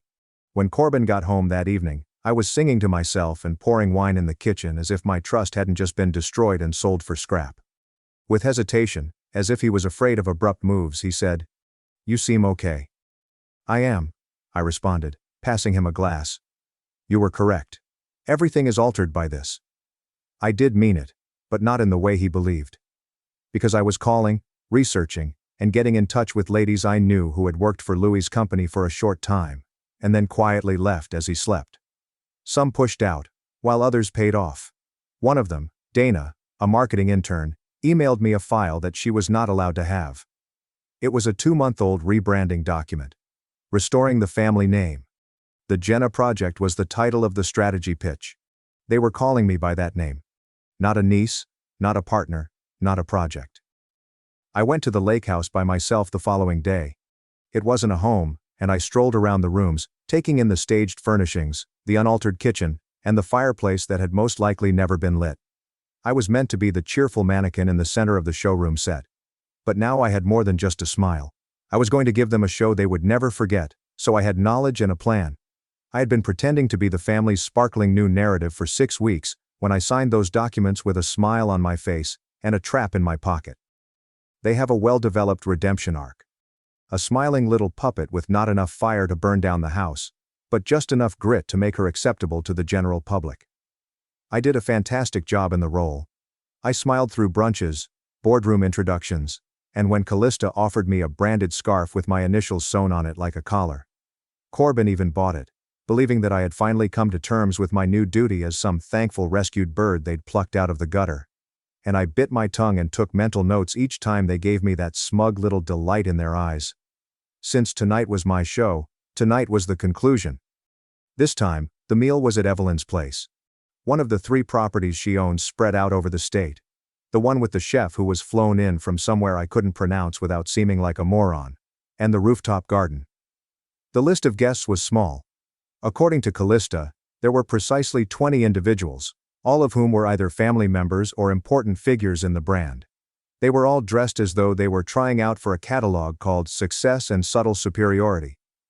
I also wore the same dress from my birthday celebration, which was still perfectly fitted, and reminded me of my true identity despite all the packing. Callista sat at the head of the long table, raising her wineglass every few minutes to make brief statements about hard work, family values, and authentic representation. Corbin sat next to me as if nothing had changed, his hand resting lightly on my thigh beneath the table as if he owned me again. Every time she uttered something she knew she didn't mean, her gaze shifted to me. I stood up calmly, poised, and just buzzed enough to make it fun when dessert was cleared, and the conversation veered into one of those awkward lulls where people start checking their phones under the table and loosening their belts. Evelyn, bless her plastic little heart, continued laughing too loudly at jokes no one made and clinking her glass against Corbin's, as if we were still acting like nothing had happened between them behind my back. I said, I wanted to say something. Callista's face brightened as if she had been waiting for me to finally settle in. I raised my own glass with a charming little smile that seemed too big to be true. Her gesture was grandiose. Of course, darling, she murmured. Please go ahead. I turned slightly to face the full table, cleared my throat and let my voice carry just enough to silence the last whispers and clinks of cutlery. I just want to thank everyone here tonight, I began, especially Aunt Callista for her generosity, her belief in me, and for giving me a chance to become part of something bigger. They all nodded, sipped wine, and smiled like trained seals when the dinner bell rang. I'd also like to thank Corbin, I said, my voice calm but tight around the edges, for thinking I was worthy of such a wonderful gift, and for believing in me when I didn't. Callista beams. Corbin squeezed my hand, and I dropped it. That house, I responded, still smiling. I sold it. Returned to the bank. Every penny goes to a nonprofit that helps women rebuild their lives after abuse, neglect, and manipulation. The quiet struck the table like lightning, and forks froze in midair. Glasses hung on lips that no longer knew what to do. I didn't need it, I explained, my voice low. Now I have my own thing. My own name. My personal future. Callista's face cracked first. Evelyn's jaw tensed, her eyes twitched, and her hand grasped the table edge as if she needed it to stay upright. She appeared to have been slapped. Corbin became completely still. Before anyone could respond, I took out my phone and tapped the screen. The speakers in the dining room had been connected all evening, playing soft background jazz. They now played something different, a recording with a voice. Callista's helper recorded without her knowledge. As clear as day. She's not family, she's a prefect. Evelyn messed up, and we need someone the public will support. Jenna is impoverished, hardworking, relatable, and gullible enough to accept a shiny key. Corbin has already agreed. She will be grateful. She will not ask any questions. I did not say anything. I did not have to. The room burst. Evelyn jumped up and rushed, tears streaming down her cheeks and her shoes clacking like bullets on the marble floor. Callista pulled back from the table so forcefully that her chair nearly overturned, her face white with rage, already yelling about legal ramifications, slander, and betrayal. Corbin rose up slowly, looking at me as if I had transformed into something he didn't recognize. Something sharper and colder than the woman he had once convinced himself he could control. Jenna, he said, his voice low and delicate. I didn't know she said that. I didn't. I shouted, don't say a word, and stopped him with a hand. You're more than just a coward. You're both. He opened his mouth again, but I was already on my way, already finished playing the part, already finished acting like the appreciative girl who didn't realize she was being used as a prop in someone else's redemption story. At the front door, I stopped just long enough to reach into my coat pocket and take out a small velvet box. The one I had discovered hidden in Corbin's drawer the previous week, the one that contained the ring he never gave, and threw it in the trash by the entrance without hesitation. Outside, the night was clear and peaceful, and for the first time in months, it felt like mine. I got into my car, started it, and as the headlights cut through the black driveway, my phone rang in the center console. There was one unread message from Evelyn. You were never supposed to find out, but Corbin truly loved you. I stared at the screen and didn't reply. Thanks for watching and sticking around till the end. If you enjoyed these stories, make sure to subscribe and hit the bell so you don't miss the next drama-filled episode. I flew 4,300 miles to surprise my wife at her friend's wedding, only to catch her kissing her ex. I took $500,000 and ended our marriage in 48 hours. When I discovered my wife fooling with her ex at a wedding, I quietly departed and made her regret it forever. When I first started dating, my father offered me some advice. He said, "Son, men of value do not tolerate disrespect, manipulation, or lies from women. Stay true to yourself, and always be a man of worth." Unfortunately, plans changed. Love. The merger meeting has been moved up, and I have to leave tomorrow morning. I won't return until late Sunday. I appreciate how important this occasion is, especially given that you are the maid of honor, but I was recently promoted to CFO, and missing this meeting would be disastrous to both the firm and our future. I sincerely apologize, I said. Are you serious? We have been planning this for a long time, and you are canceling at the last minute. I'll be there alone. Do you realize how embarrassing this will be for me? Couldn't anyone else go instead? Rachel responded. This deal is worth almost $2 billion, and I am in charge of it. We've been working hard on it for the past year, and no one else can take my position.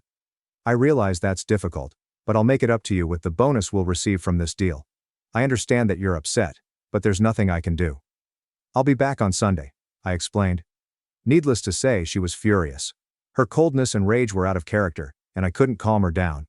So I prepared for my trip and spent the night in the guest room. I hadn't had any closeness or intercourse with her before my trip, which was unusual. I knew the wedding was important to her because of her friend Megan's troubles. Megan's ex-husband cheated on her during her life-threatening illness, and then abandoned her because he couldn't bear her delayed recovery, which upset Megan and exacerbated her problem.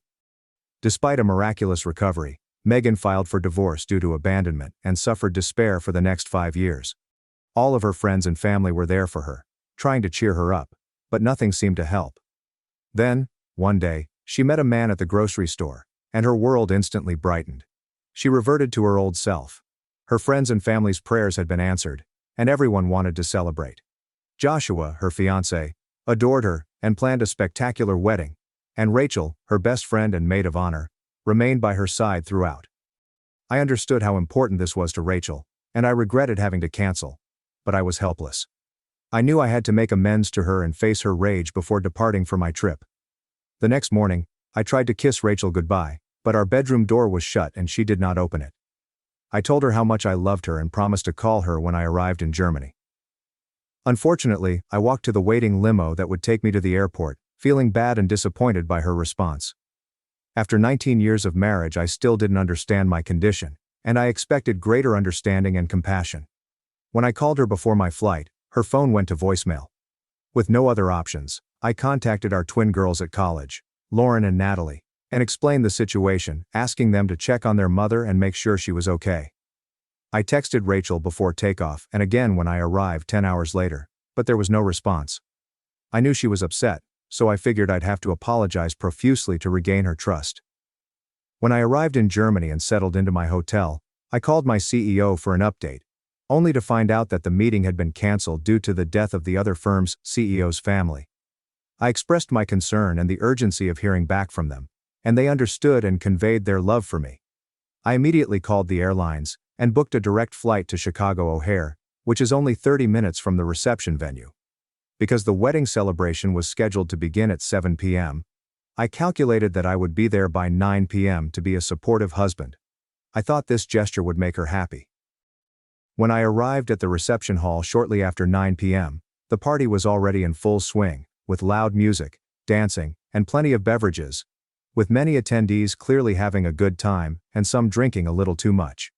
I was happy to be there and looking forward to seeing my wife again. I walked to the bar, ordered a double bourbon, and began looking around for Rachel, who was 5 years older than me and had recently divorced when we first met. Eric Adams was completing his residency at Mercy Hospital when their marriage ended due to his infidelity with a nurse from his profession. Rachel had thrown him out, heartbroken by his dishonesty, and she had envisioned a life full of children and joy, but her ex-husband's infidelity dashed those hopes. The divorce impacted her heart, both emotionally and financially, because medical residents make little money. When Rachel and I first met, it felt like a storybook romance. Despite her past pain and misery, I saw in her a wonderful treasure. Rachel began working as a waitress to pay her bills, and faced with difficult circumstances, she gained a thorough understanding of Megan's situation. Rachel and I spent 19 wonderful years raising our twin daughters together, and she appreciated my open and honest approach to our relationship, which gave her a sense of security. Her attractiveness drew me in right away, but it was her love and compassion that ultimately won me over. I assisted her in overcoming her obstacles and transforming her life for the better. Our marriage was built on trust, loyalty, and dedication, which kept us together until the unexpected incident at the wedding. I praised her for having the courage to leave her cheating husband, as well as her resilience in dealing with that terrible moment. Our twin daughters, Lauren and Natalie, were thriving in college, full of life and optimistic about their futures. At 44, Rachel was still stunningly beautiful, and I, 5 years her junior, was in peak physical condition thanks to my dedication to fitness and jogging. At 39, I felt like I was at the pinnacle of my life. We had a happy, loving family, and a marriage that appeared unshakable, until I noticed Rachel at the wedding, sitting alone with her ex-husband, Eric. I knew Eric was close to the bride Megan, but his attendance at the wedding, especially without his wife, surprised me. I was tired from my travels and fascinated by what I was seeing. I paused to observe them intently, noting how friendly they appeared together, regardless of their history, and decided to step back for a moment to get a better idea of how they were engaging. It wasn't long before I felt like my world was falling apart, and I was about to intervene and disrupt their intimate moment when she abruptly rose, took his hand, and led him to the dance floor. Rachel looked stunning in her tailored ivory gown, and I hoped this was just a dance, but her confidence as they proceeded through numerous slow songs took me by surprise. I sat back, nursing my drink, and watched how things progressed. Rachel had clearly been drinking, as evidenced by her flirtatious demeanor, which I knew could happen.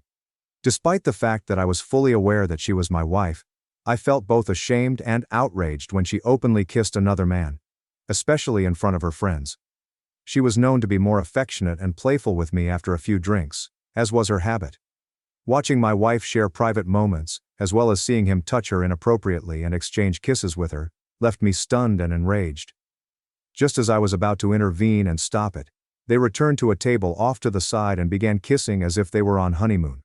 I could see his hands on her chest and her hand under the table, and just as I was about to approach them, I realized my marriage was over. I remembered what my father used to say. Hey guys, respect yourself.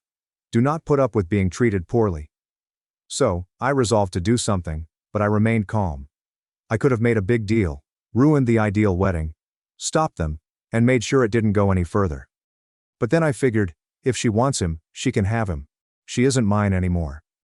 I got out my phone, zoomed in, and recorded several close-up photos and a brief video, then messaged her. Guess what, sweetheart? My meeting was rescheduled, and I returned early. It appears that you are in good hands tonight, and I'll go back home. I'm guessing you'll be spending the night with Dr. Eric. I got it now. Why have you been avoiding my calls and texts? Have a blast, and here's to our marriage ending. I'll be gone by the time you get back tomorrow. I hit send and waited calmly to see if she received the message while watching her.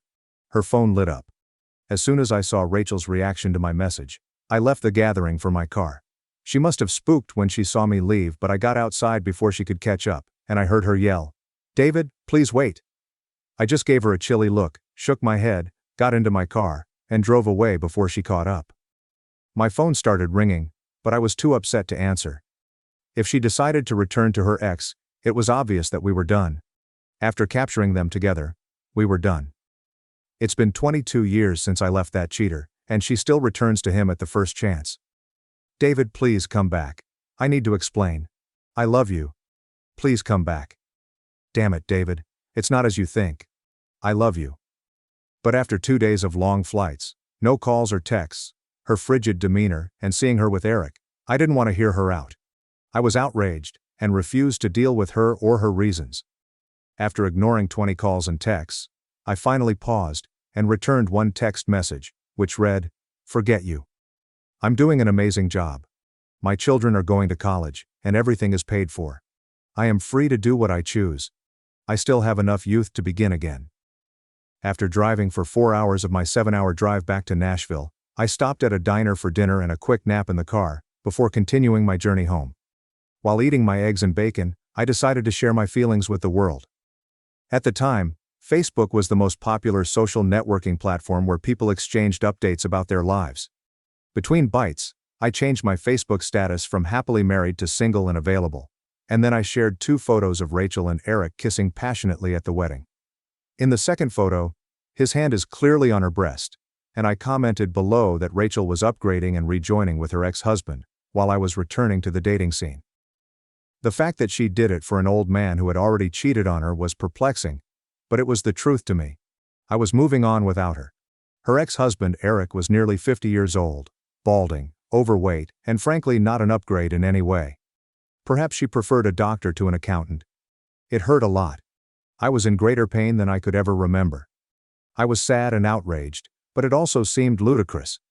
She is ending a 19-year marriage with an elderly man who cheated on her over 20 years ago. Forget her, forget him. They are made for each other. I'm not the type to tolerate such disrespect.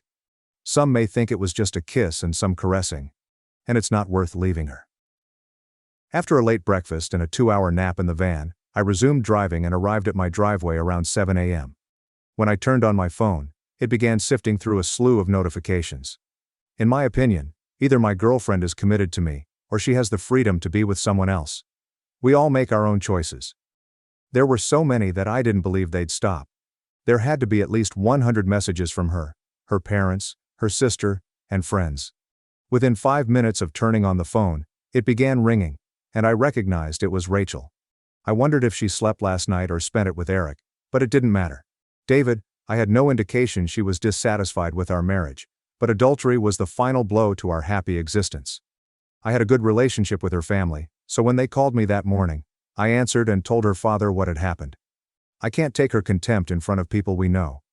She clearly still has feelings for that jerk, and now she can be with him. I intend to find a woman who will appreciate what I bring to the table and remain loyal.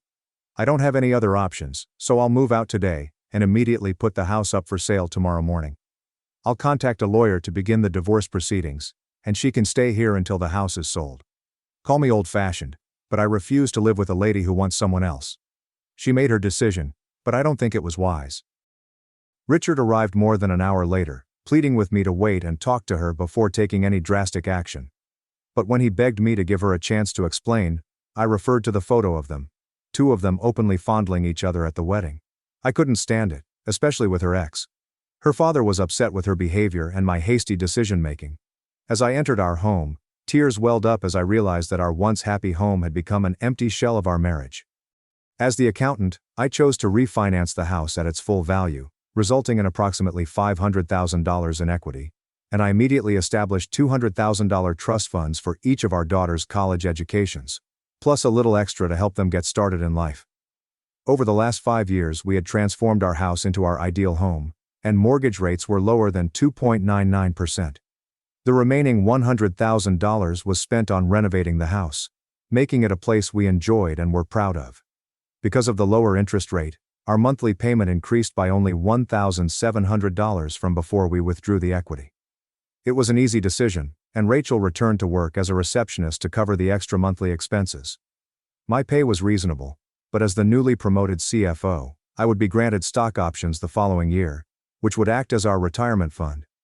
Rachel had no interest in our finances as long as her needs were met, trusting my financial skills while living comfortably. Despite my multiple attempts to explain the stock options, her lack of interest was obvious, but it didn't bother me too much. I was looking forward to our future. Fortunately, this merger, which coincided with the dissolution of my marriage, guaranteed a bonus in stock options worth approximately 40,000 shares. If successful, I would have to wait several years to exercise my options, but the prospect of the stock reaching $100 per share boosted my confidence in the future. Because the merger was delayed, the options would not be considered in the divorce settlement. I wanted to file for irreconcilable differences and split our assets, which totaled approximately $50,000 in savings. We would divide the proceeds from the sale of the house, but it was heavily mortgaged, so there wasn't much to divide. If Rachel remained true, she would be able to leave with her car and $25,000. At 44, she may have lived a loving life with a secure future, but my rage and humiliation had surpassed any attachment or memories I had for her. All I wanted was vengeance, and for her to realize how much she had lost. I hadn't seen Eric in 20 years, and seeing him again brought back a lot of memories, both happy and sad. He used to be my husband, and we had a great connection until he became unfaithful, which ended our marriage. We had a deep connection, and were quite close, but he wasn't as important to me as David. My current husband, David, is more beautiful, a great partner, and I adore him. However, I found myself with Eric, allowing him to embrace and kiss me, which I knew wasn't appropriate. I kept flirting with him while knowing I shouldn't. I guess I drank too much and was disappointed that David wasn't here with me. I should have stopped, but it felt good. Eric still seemed like the perfect match for me in some ways, and I thought a little flirtation was okay. Eric is now single, and David had not changed his plans to join me for this significant wedding, so I felt I deserved some pleasure. After Eric kissed me again, I felt happy on the inside, and we danced close together in a secret space. I figured a little kissing and proximity was fine because everyone else was enjoying the party and wouldn't notice us, and I planned to make things right with David later. Suddenly, when all of my friends were present, I received an SMS on my phone, claiming David was here. I didn't notice him at first, but I thought I saw him leave. I panicked, thinking I needed to explain myself but afraid he'd seen me with Eric. In a state of bewilderment, I told Eric that I needed to use the ladies' room. I dashed out of the wedding reception, my pulse racing, as I noticed the exit door slowly swinging shut down the hall. My high heels clicked against the floor, and I recognized David, who had seen me with Eric. I begged him to wait, but he simply got into his car and departed. I attempted to pursue him, but it was too late. His car was already moving away. Now he ignores my phone calls and texts. I've sent him numerous messages, but he hasn't responded to any of them. He's really upset, and I can't say I don't understand why. After attempting to contact him several times and sending 10 more texts, my heart plummeted when I finally received a harsh response from him. Forget you. 2 of my friends discovered me kneeling outside in the severe cold, wondering what had gone wrong. After I told them everything, they were both horrified by what I had done and concerned about the consequences for my marriage. They knew David well enough to know he was not going to let this go easily. The next morning, at 10 a.m. in Nashville, I began packing my belongings. I sat at the kitchen table, savoring one final cup of coffee at the house. We had returned home with feelings of despair and rage. I finished by leaving the empty cup in the sink and writing a small note for him. In it, I told him not to call me, and that we'd talk when the divorce paperwork was ready. I didn't even sign the note, but instead left my wedding ring on top as a final gesture before leaving for good. I opened my laptop, distributed our funds, and deleted our shared credit card after paying off the balance. I was solely responsible for myself starting today. If I agreed to the divorce, we could quickly end this disastrous marriage and allow me to return to Eric. If I contested the divorce, I would be responsible for all bills, including the mortgage and utilities, which I couldn't manage on my own. The house would sell quickly at the right price because it was in high demand. David drove out of our previous haven into an unexpected gloomy new world. Our friends at the wedding later told me that Rachel was upset when David left and that she couldn't stop crying until she passed out from excessive drinking and exhaustion from her uncontrollable sobbing. Her friends were concerned and felt bad for her. They attempted to contact David several times, leaving voicemails and texts to keep her from disrupting the wedding reception. They returned her to her hotel room, put her to bed, and checked on her several times throughout the night. When she awoke the next morning and realized what had happened, she contacted him several times, pleading for forgiveness and asking him to call her back. However, after witnessing Rachel's behavior, I refused to associate with her and ignored all of her attempts to contact me. On Sunday morning, I awoke with a bad hangover and the threat of divorce hanging over me. I traveled home at lunchtime and was picked up by my father from the airport. Later, I learned that David had informed my father that he would be unable to bring me up and that he would need to drive himself. My father's anxious expression indicated that I must have looked dreadful. My father was my source of strength, so when I saw him, I rushed over to hug him and cry on his shoulder. "Daddy," I said, sobbing. "I botched up, and I believe David left me." He kindly consoled me. "I spoke with him this morning, and it doesn't look promising." "What were you thinking, Rachel and Eric?" "I am not sure what happened. I was drunk and upset at David for not attending the wedding." "Daddy, I know I committed a mistake, but he has to forgive me. I didn't even sleep with Eric," I admitted. "Dear," he replied, "according to the images I saw, it could have been the same. I'm not sure David is the forgiving type, especially knowing him. Even being with another man in those images was a betrayal to him." When I arrived home, I hoped to find David waiting for me, but I knew he had already departed. I spent the day in tears, trying to reach him and apologize. The irony struck me hard when I realized I had cheated on David with the same man who had betrayed me years before. David, the man I adored and treasured, appears to have vanished in an instant.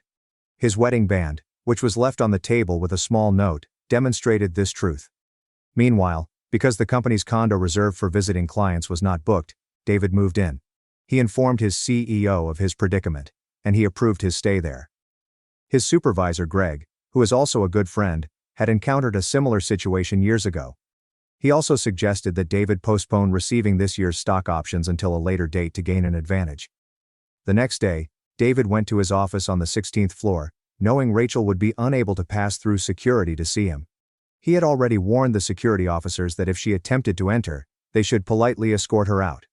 They did a wonderful job, and when Rachel arrived on Monday, she was instantly aware that she would be unable to see or speak with David at work. Regardless of all her efforts, David was determined not to contact her. She was unaware of where he was staying and unable to contact him by phone. Rachel felt isolated, remorseful, and terrified of what was ahead for her. In the midst of this, David's daughters panicked and begged him to speak with their mother. He told them, firm but gentle, that their mother had chosen to be with someone else, which he regarded as an obvious betrayal. Before they could argue, he made it clear that he takes infidelity quite seriously. He emphasized that what their mother did was cheating in his opinion. Lauren and Natalie understood and respected his decision. He tried to make them understand that their mother's decisions had consequences and that the divorce was unavoidable. However, he reassured them that he would always be there for them and wanted to retain them in his life. He also gave them a lesson, hoping they would remember to respect their future spouses and recognize the gravity of treachery, as many individuals would not tolerate such disrespect. Several unexpected incidents happened after David shared the Facebook post. Friends and relatives were calling to find out what was going on. But then something unexpected happened. David suddenly became quite popular with women. He started going out with younger ladies who were full of energy and enthusiasm, which he hadn't had in years. Rachel's frequent complaints and pessimism were replaced by thrilling dates, romantic text messages, and attention from women who were just looking to have fun. A month after that post, David met Emily, who later became his wife. They hit it off and became a couple soon after his divorce from Rachel was finalized. Rachel was not pleased to learn of David's new life. She was largely disappointed in herself, but she was also envious and furious that he didn't give her another chance before moving on. David declined all of Rachel's invitations to meet, and only communicated with her through their lawyers. They eventually sold their house. After paying the real estate agent fees and other selling expenditures, there was less than $1,000 in equity remaining. David decided Rachel should receive that modest sum. The lawyers fought hard to secure a percentage of David's future earnings, but the court determined that the settlement could not be based on what he might earn later. Instead, they estimated his average income to determine how much he should pay. Rachel had a job, so paying alimony would be straightforward. In the end, David agreed to pay her $22,000 a month for 2 years. It wasn't much compared to what she'd lost, but it was enough to carry her through until she could stand on her own again, or until she met someone else, which was clearly not going to be him. In the years that followed, Rachel and David never communicated directly again, but only through their attorneys. She moved to Chicago, where she joined a support group and eventually began living with Dr. Eric, with whom she had grown close. She didn't seem as pleased as she had once been with David. She was aware of the implications of her actions, motivated by anger and selfishness. But she had made her decision, and couldn't undo it. She had not been physical with Eric that night, but she treated her marriage as if she were single again. 3 years later, at their daughter Lauren's graduation, Rachel met David's new wife Emily, who was 28 and pregnant at the time, as well as their 1-year-old daughter Sophie. Rachel, aged 47, appeared significantly older, and Dr. Eric, who had arrived with her, remained behind quietly. Rachel was eventually able to speak with David alone after comprehending the situation. She wanted to apologize, regretting her choices and the life they might have shared. She saw the mistake of jeopardizing their lovely existence for nothing.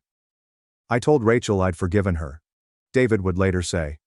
"While I never anticipated discovering her in someone else's arms, I was grateful for the wonderful times, our 2 beautiful girls, and the love we once shared." Although Rachel's actions were painful, they had led David to Emily, and to the creation of a new family, which helped him overcome his anger. David encouraged Rachel to concentrate on her future, assuring her that their history was behind them. He wished her well and stated his hope to see her at future family reunions. At that moment, Emily joined them, holding their child. David used the opportunity to introduce them. Their age difference was striking. Rachel, now 47, could easily have been mistaken for Emily's mother. This realization deepened Rachel's regret for the decisions that had cost her the love of her life over one night of impulsive, selfish behavior. Over the next decade, David and Rachel reconnected only at major family events, like their daughters' weddings. Rachel stayed unmarried and continued living with Eric, who treated her well, but lacked the passion and partnership she had once experienced with David. Seeing David with his new family and his young daughters, Sophie and Mia, often brought back bittersweet memories for Rachel. Her once joyful life with David was now a distant memory, replaced by quiet routine and lingering remorse. In a twist of fate that summer, after cashing in his stock options, David bought back the old family home when it came on the market. His entire family and friends, except Rachel, were overjoyed that they could reclaim the house filled with so many memories. Lauren and Natalie especially loved visiting and talking about their childhood in that loving home. Rachel knew deep down she would have adored continuing the life they once imagined together. But life moves on, and David was fully embracing his second chance. Now at 49, David was thriving. He was at the peak of both his personal and professional life, surrounded by love, stability, and purpose.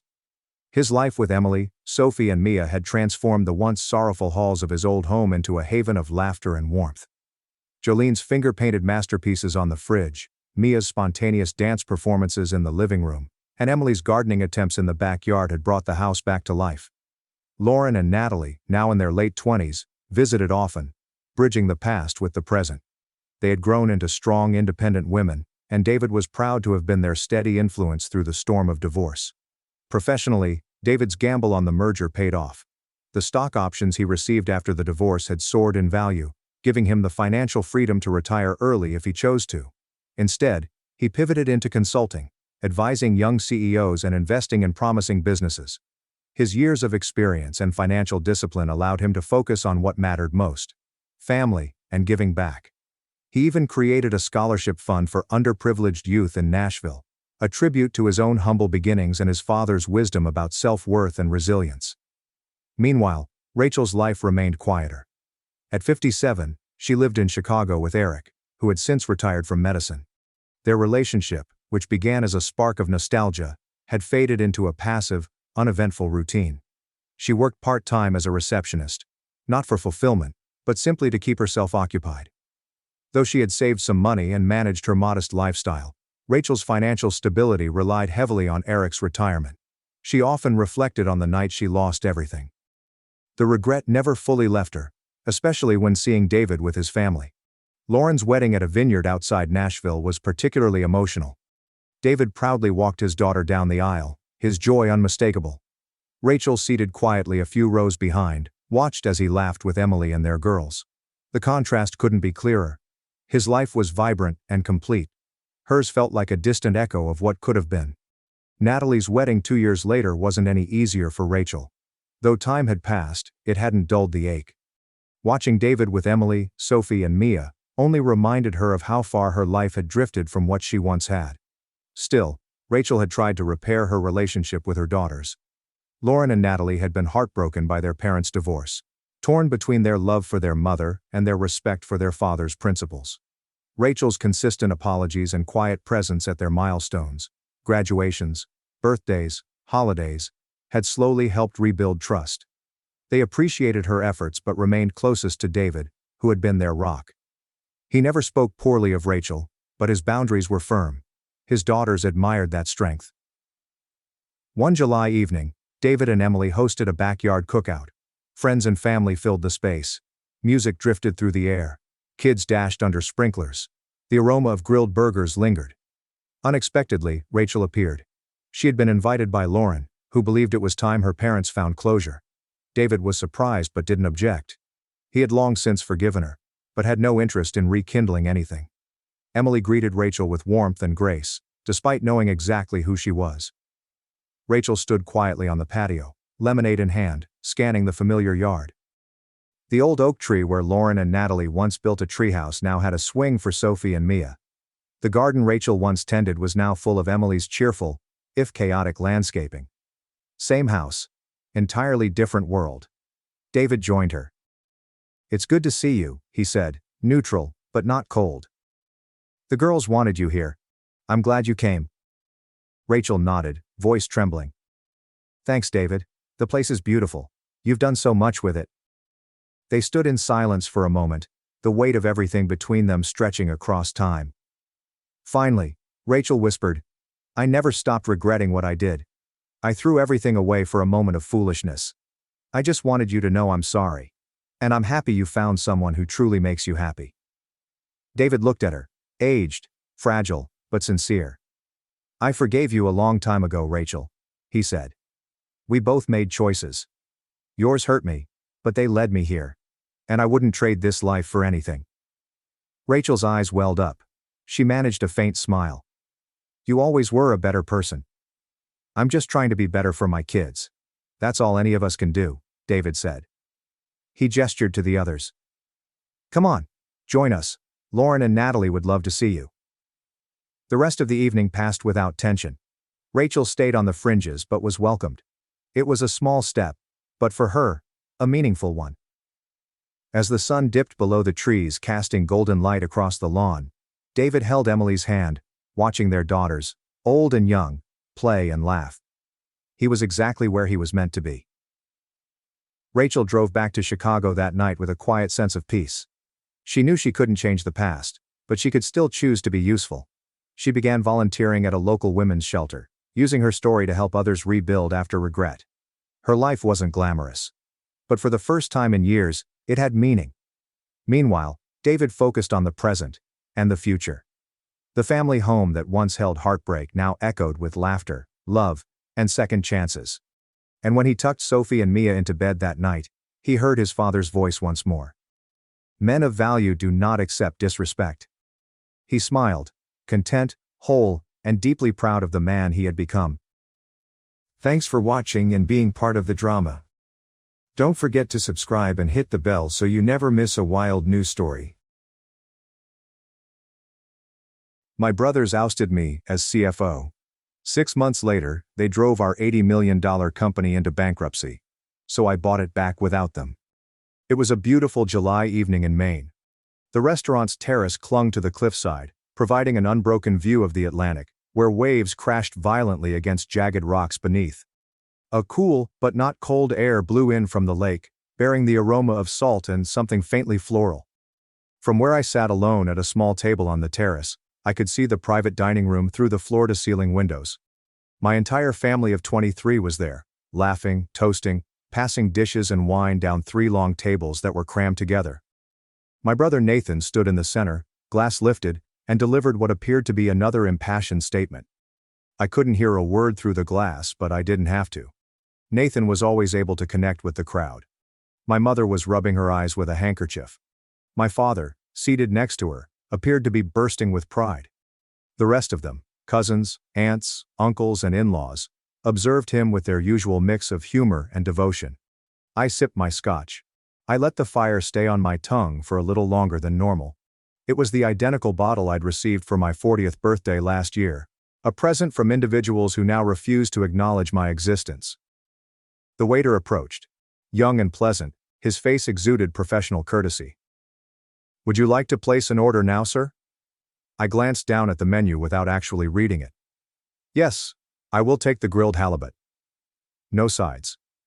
Very good, he remarked, turning away. One more item, I added. He paused. Yes, sir? I pointed to the private room. I would like to pay their complete amount, but I don't want them to know until after I leave. He blinked once, his mask slipping for a brief instant as he turned to face me and the celebration inside. Of course, sir, he said after a pause. I'll arrange it with the management. I nodded. Thank you. He chuckled, and I leaned back, listening to the dull thrum of laughter that made it through the thick glass. My name is Graham Langford. 3 months ago, I was the chief financial officer of Langford Shipping, my family's shipping firm, a position I had held for 15 years. 3 months ago, I was still with my family. I am the middle child of 3 sons. My father, Walter Langford, grew Langford Shipping from a single fishing boat to the largest private shipping enterprise on the East Coast. He used to tell this story at every dinner gathering.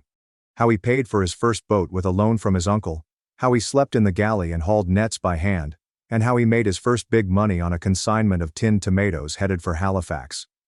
My older brother Nathan, was always the company's public face. He possessed the charm, smile, and unwavering confidence that made him ideal for client relationships. People fell in love with him immediately. Investors trusted him. He reminded us of our father, and he understood how to take advantage of it. Julian, the youngest, was the most inventive. He had the ideas. He was constantly experimenting, talking about new fuel-efficient systems or software for optimizing shipping routes. He was the type of guy who could sketch out a new logistics platform on a napkin and convince you that it would transform the industry. And then there was me, the numbers person.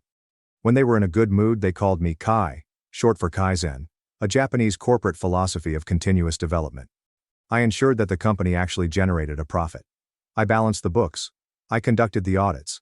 I managed the risk. For 15 years I worked 80-hour weeks.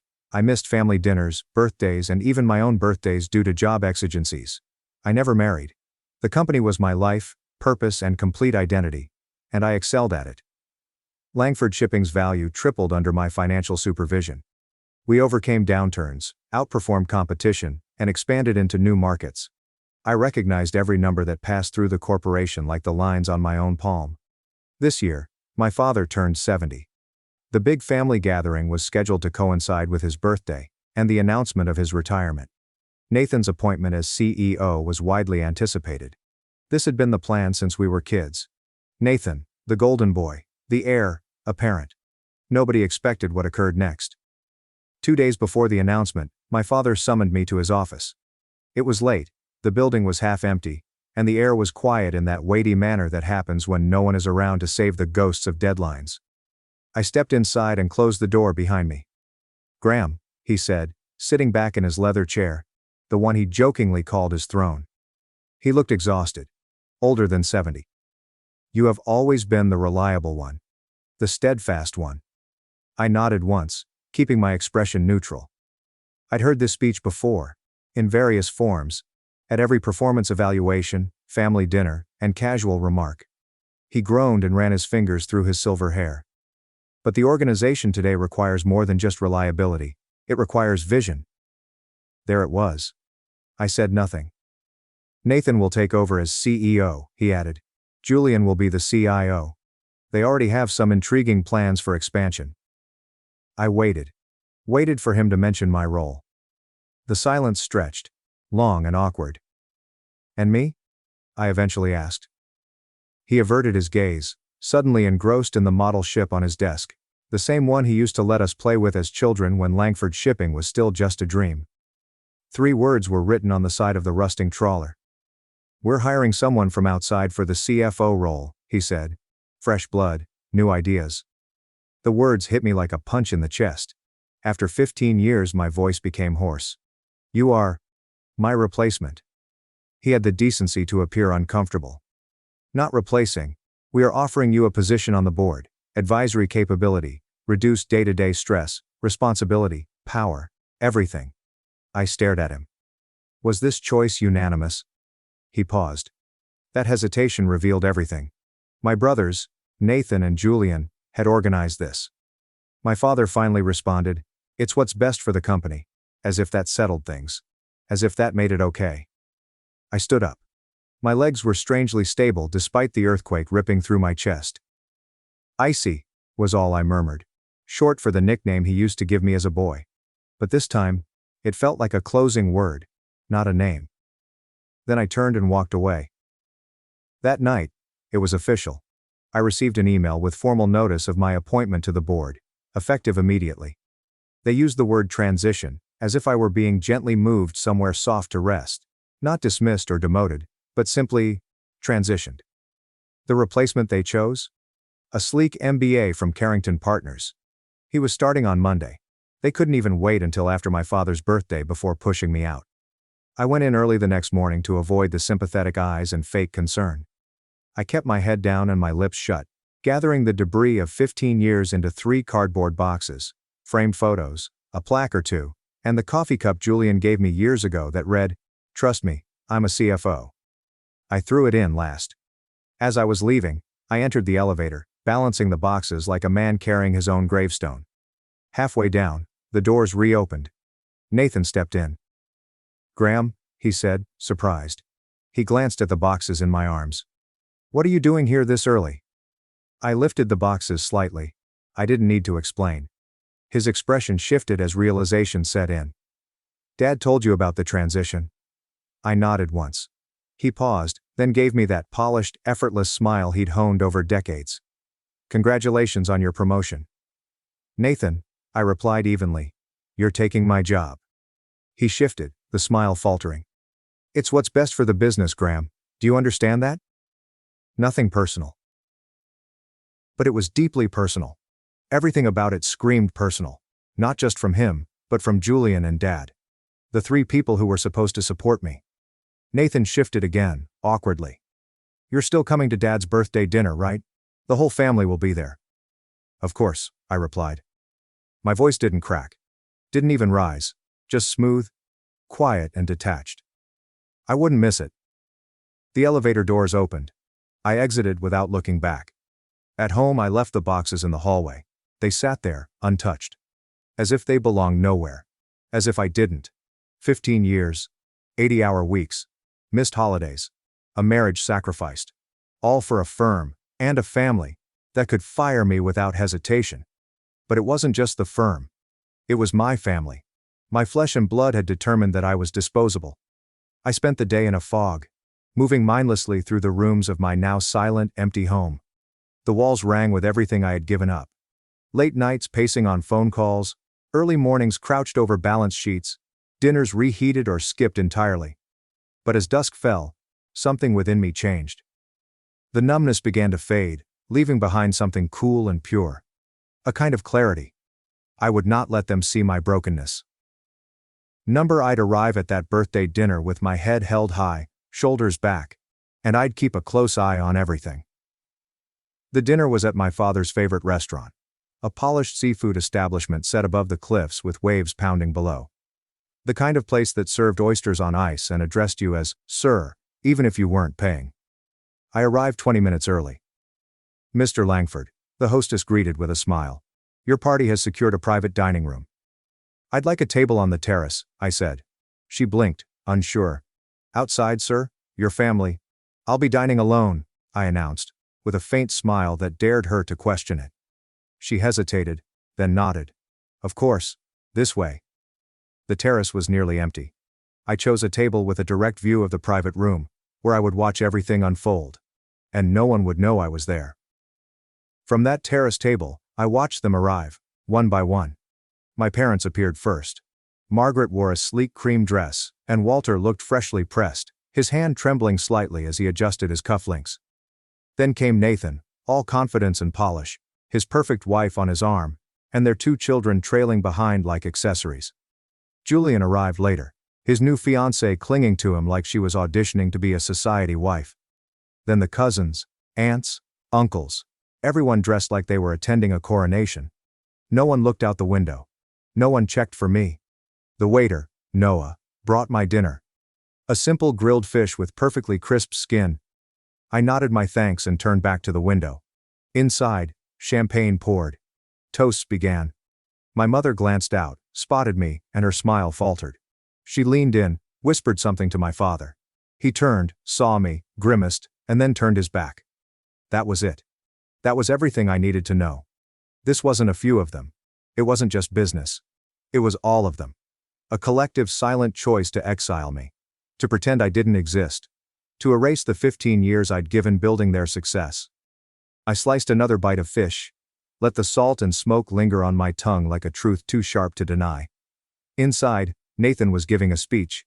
Probably rehearsed in the mirror that morning. Laughter and applause followed. Champagne bubbles caught the candlelight. The birthday cake arrived, gleaming like a trophy. I signaled to Noah. "Yes, sir?" "I'd like to pay for everything," I said calmly. "The whole evening, champagne, cake, all of it." He hesitated. "Sir, that will be quite a large bill." "I'm aware," I replied, offering a thin smile.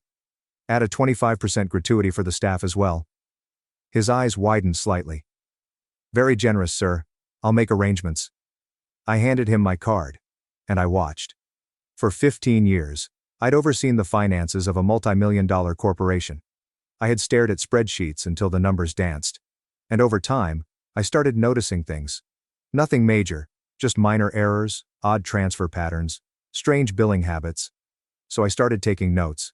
Quietly, thoroughly. I hadn't expected wrongdoing. It's just who I was. Careful, methodical. Those traits weren't sexy at board meetings. They didn't get standing ovations, but they kept the company solvent. They also left behind a record of everything. Every transaction, every inconsistency, every questionable judgment Nathan and Julian ever made. I didn't take any company files when I left. I didn't need to. Everything I needed was already secured. Not out of vengeance. Just good accounting. Inside the private room, my father leaned forward and blew out the candles. Applause echoed faintly through the glass. Glasses clinked. The chorus of Happy Birthday vibrated against the wood-paneled walls. I took another sip of my scotch. Let the burn anchor me in the moment. Noah returned with the black leather folder and my credit card. "Everything has been taken care of, sir," he said, handing me the receipt. "The management asked me to thank you for your generosity." I signed the slip, slid a few extra bills into his hand, then added, "One more thing." "Yes, sir? When are you going to tell them the bill has been paid?" He checked his watch. "The manager said he'd inform them when they ask for the check. Should be soon." "Perfect," I replied, rising and adjusting my coat. I looked one last time through the thick glass at the world I'd once belonged to. The family I'd helped build. The empire I had sustained with quiet diligence. "Tell them." I paused, choosing my words carefully. "Tell them it was a gift from the former CFO." Noah's eyes widened slightly. Then he nodded. "Yes, sir. I understand." I gave him a final nod and turned toward the exit. As I stepped into the parking lot, the air hit me differently, cooler, freer. It was like removing a heavy coat I didn't realize I'd been wearing. The Langfords had made their decision. Now it was time for me to make mine. Over the next 3 weeks I said nothing. No emails, no calls, no contact with anyone in the family. My silence wasn't emotional, it was strategic. I bought a modest cottage on the coast of Maine. Weathered shingles, a stone fireplace, and a view of the ocean. 2 hours from the Langford headquarters, close enough to watch, far enough to begin again. Then I started reaching out. Not as a rival. Not with bitterness, just polite check-ins. "How are your kids? How's the new CFO working out? Been on vacation?" These were clients who always preferred working with me, those who valued discretion and reliability over charisma. I didn't mention I'd left Langford Shipping. I didn't need to. They told me everything I needed to know. Service had declined. Response times were slow. Prices had gone up with no explanation. Longtime clients were frustrated, confused, or ignored. And the rumors spread. Julian had implemented a new logistics system that didn't account for tide schedules or port availability. Nathan had acquired 2 ships without infrastructure or strategy. Just impulse, and borrowed money. Everything was unraveling. 3 weeks after the birthday dinner, the first call came. "Graham." Nathan's voice was too bright. "How've you been?" I let the silence stretch. "Fine, Nathan. What can I do for you?" He cleared his throat. "We're having a bit of trouble with the Anderson account. They're threatening to walk. You've always had a great relationship with them, so I thought maybe..." There it was. Family. They only said it when they needed something. "I'm afraid I can't help," I said evenly. "You said new leadership was best for the company. I wouldn't want to disrupt that vision." And I hung up. More calls followed. Julian reached out next, his tone falsely casual. "Hey Graham. Just a couple of little hiccups. The new CFO's flagged a few things. Nothing big, just some entries that don't quite add up. Figured you could help us make sense of it all." "I'm no longer with the company, Julian," I replied. "You have a new CFO. They should be able to handle it." "Yes, of course. But some of this goes way back. It'd really help if..." "I'm sure your new team is more than capable," I interrupted. "I'm confident they'll figure it out." 3 days later, my father called. He skipped the pleasantries. "Graham, I've been reviewing the financial statements. Some of the notes don't make sense.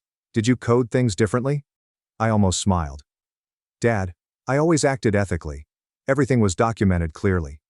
If something doesn't make sense, talk to your CFO. I'm not involved anymore." Silence crackled over the line. "I see," he said finally. "I hope everything works out," I added, and ended the call. Meanwhile, I was building something new.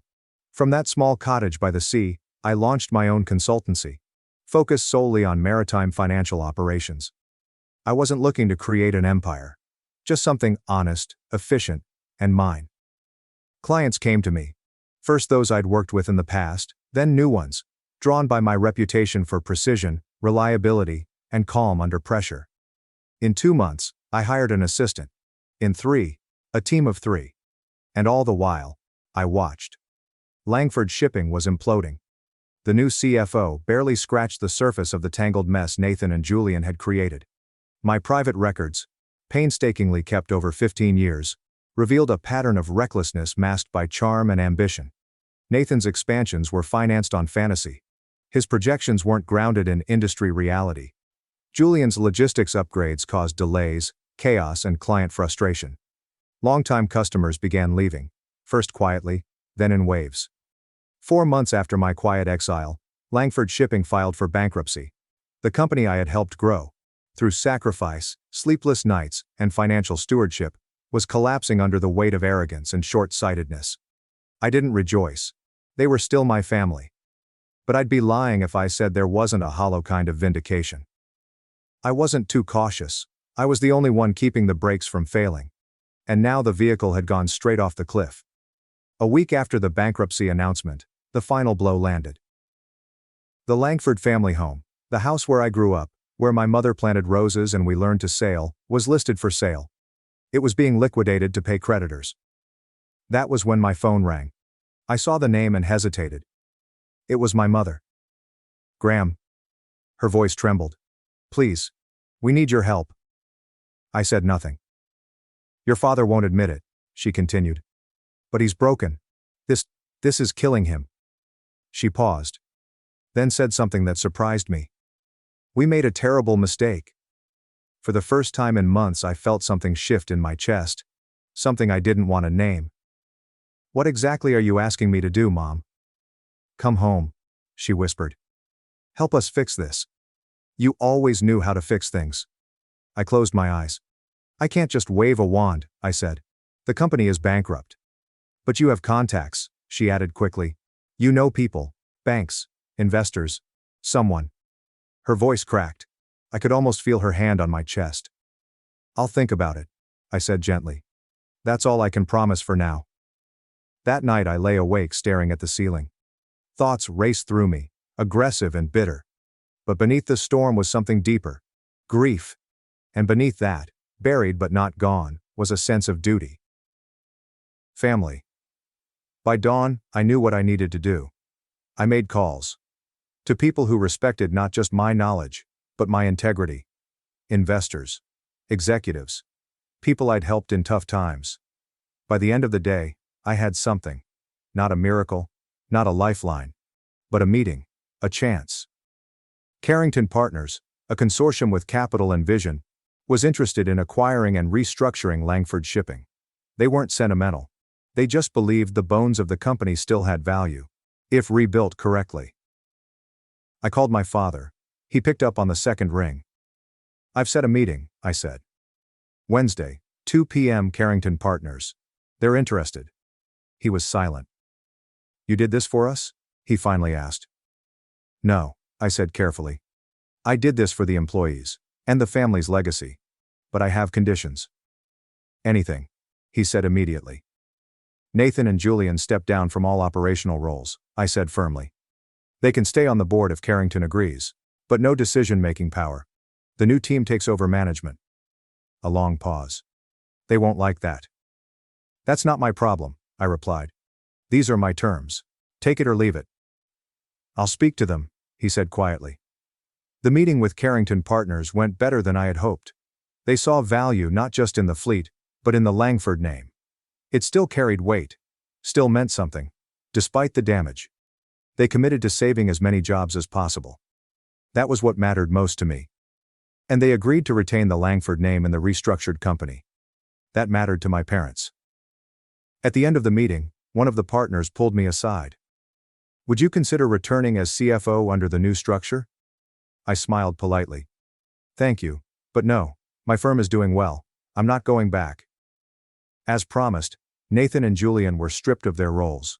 They were offered token seats on the board, titles without influence. Nathan's pride must have taken a blow. Julian's ego was certainly bruised. But they had no leverage. My father was named Honorary Chairman Emeritus, a symbolic gesture to preserve face.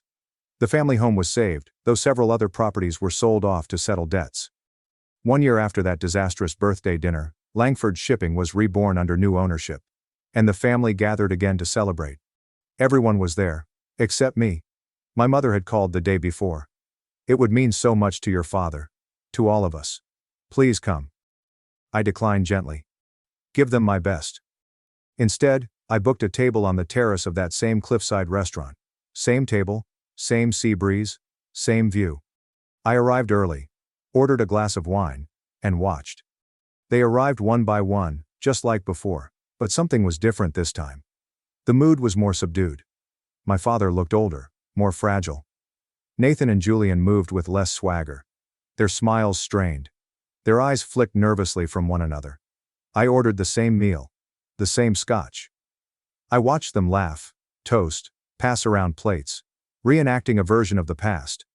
But I no longer felt like I belonged on the other side of the glass. And oddly, I didn't feel bitter about it. When the waiter came to take my payment, I handed him an envelope with my card. Please deliver this to the private room, I said. With my compliments. He accepted it, then looked at me with recognition. Sir, you were here last year too, weren't you? I nodded. You paid for their meal that night. Good memory. He hesitated. If you don't mind me asking, why again? Why pay for their celebration a second time?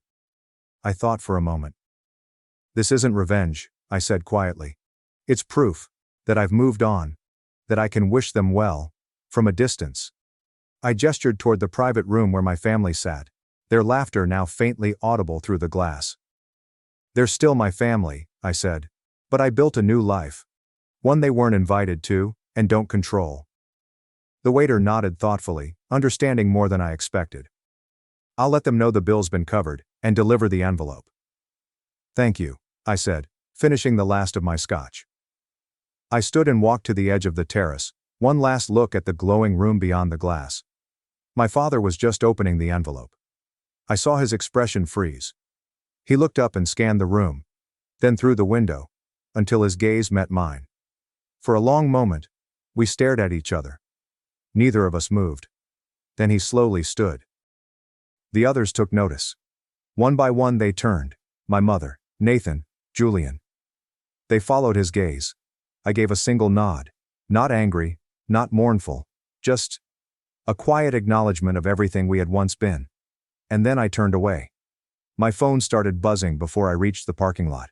I didn't check it. I let it ring. Maybe tomorrow I'd listen to the voicemails. Maybe tomorrow I'd decide if I was ready to rebuild some bridges, or let them stay burned. That night, I drove down the coast with the windows down, salt in the air, wind in my face. I was free. On my own terms. And for the first time in years, I felt completely at peace. My family laughed at my pitch on Christmas. 4 years later, I owned 10% of the hospital Dad worked at for 20 years. Now they're trying to reach me. At his 65th birthday party, my father, Leonard Whitmore, looked straight at me and declared in front of dozens of relatives, friends, and colleagues. 3 made me proud. 1 made me check our DNA. Laughter exploded through the room. Glasses clinked. Someone slapped the table. And in that moment, I knew. I didn't belong in that house anymore. I stood up quietly. No anger, no outburst. Just clarity. I reached into my coat pocket, pulled out a sleek black envelope. The one that held notarized documents giving my father 10% equity in the very hospital where he had worked for 20 years. And I placed it on the table in front of him. Then, calmly and coldly, I said, I was going to give this to you today. Not anymore. I turned, walked past my stunned sisters and out of the house without another word. A month later, my mother, Eleanor, called. Her voice trembled. She said she was proud of me. But it was too late. My name is Caleb Whitmore. I'm 30 years old and the founder and CEO of Nexus Care, a healthcare technology company headquartered in Austin, Texas. I built it from nothing. And this is the story of how my family's rejection helped me become the man they never thought I could be. Growing up, I was the youngest of 4 siblings, 3 older sisters and me. Our family lived comfortably in Houston.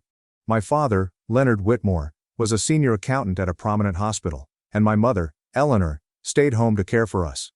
With a household income that easily cleared 6 figures, we never wanted for anything. My sisters were model daughters. Bianca, the eldest, was 10 years ahead of me and a brilliant student who became a physician. Serena, 7 years older, became a bank branch director. And Tessa, only 3 years my senior, launched her own law firm before turning 30. In the eyes of our extended family, Leonard and Eleanor had it all. 3 daughters who reflected discipline, intelligence, and success. And then there was me. Caleb, the one they stopped mentioning in conversations. I was different, not because I lacked ambition, but because I had a vision they couldn't understand. When I was accepted to study information technology, I expected some kind of encouragement. Instead, I got scornful. My father didn't shout, he didn't get angry. He just looked at me with quiet disappointment and said, "Men who sit behind screens all day end up chasing digital illusions." Then he laid out 2 paths. Follow in one of my sister's footsteps, and he'd cover everything. Or go my own way, and not get a cent. I chose my own way. After I chose to follow my passion for technology, things at home changed. No one told me to leave, but they no longer looked at me the same. If I entered the kitchen, someone left. If I sat in the living room, silence replaced conversation. Even dinner was served in shifts, one plate for me, separate from theirs. In those months before college, I worked part-time at a local shop. My feet ached, my hands were dry, and I came home late, but I was content. No one in the family asked how I was doing, not even my sisters. They'd tried to talk me out of my decision once, and after that, they chose to say nothing at all. When school started, I left with an old suitcase and a student loan barely big enough to cover tuition. I worked evenings and weekends to survive. Still, every Thanksgiving or Christmas, I returned when my mother called. She didn't ask if I was okay, just told me what time dinner was. I showed up anyway, not out of obligation, but because a quiet part of me still wanted to prove them wrong. After graduation, I worked for 3 years. I saved every penny, freelancing on the side, working late nights, skipping vacations. I paid off my student loans and had just over $100,000 in the bank. I didn't go back home anymore. The silence had made its point. But when I finally felt ready to start my own company, what would later become Pulseware Systems, I still believed there was a sliver of hope. That maybe, if I showed them the plan, if I laid out the numbers, they might believe in me. So I printed the pitch. And I went home. One last time. It was Christmas. The house was quiet when I arrived, earlier than usual. I asked everyone, my parents, my sisters, to gather in the living room for 20 minutes. They sat, reluctantly. I handed each of them a printed proposal, a business plan for Pulseware Systems, focused on healthcare technology, with market data, projections, and a request for a $100,000 investment in exchange for 20% equity. I didn't expect applause, but I also didn't expect what came next. My father, Malcolm, didn't even read the first page before scoffing. "You're standing in a room of professionals, law, banking, medicine, and you want us to back an app you built in your apartment?" Sylvia, my eldest sister, said, "You've got no clients, no cash flow, and you think the family should fund your startup? You sound like a risk, Landon." Then Diana, ever the logical one, asked, "If your idea is so great, why hasn't a single investor touched it yet?" Finally, Brielle, the youngest of my sisters, simply said, "Freelancing suits you better. Running a company, that's not you." They laughed. It wasn't loud, but it was the kind of laugh that strips away whatever self-worth you're holding on to. I didn't argue. I closed the folders, slipped them back into my bag, and stood up. There was nothing left to say. I left that night, walked back to my small rented flat, opened my laptop, and rewrote the business plan. This time for me alone. 2 months later, Pulseware Systems was born. Our first office was a room above a bookstore. The team, me, one junior engineer, and a part-time admin assistant. No family, no fanfare, just faith. In the beginning, Pulseware Systems survived on grit and late nights. We built simple platforms for local clinics, software to manage patient records, appointments, billing. Some months after paying rent and salaries, we had just a few $100s left in the bank. There were days when I'd sleep under my desk after fixing bugs until 3 a.m. Contracts got delayed. Clients ghosted us.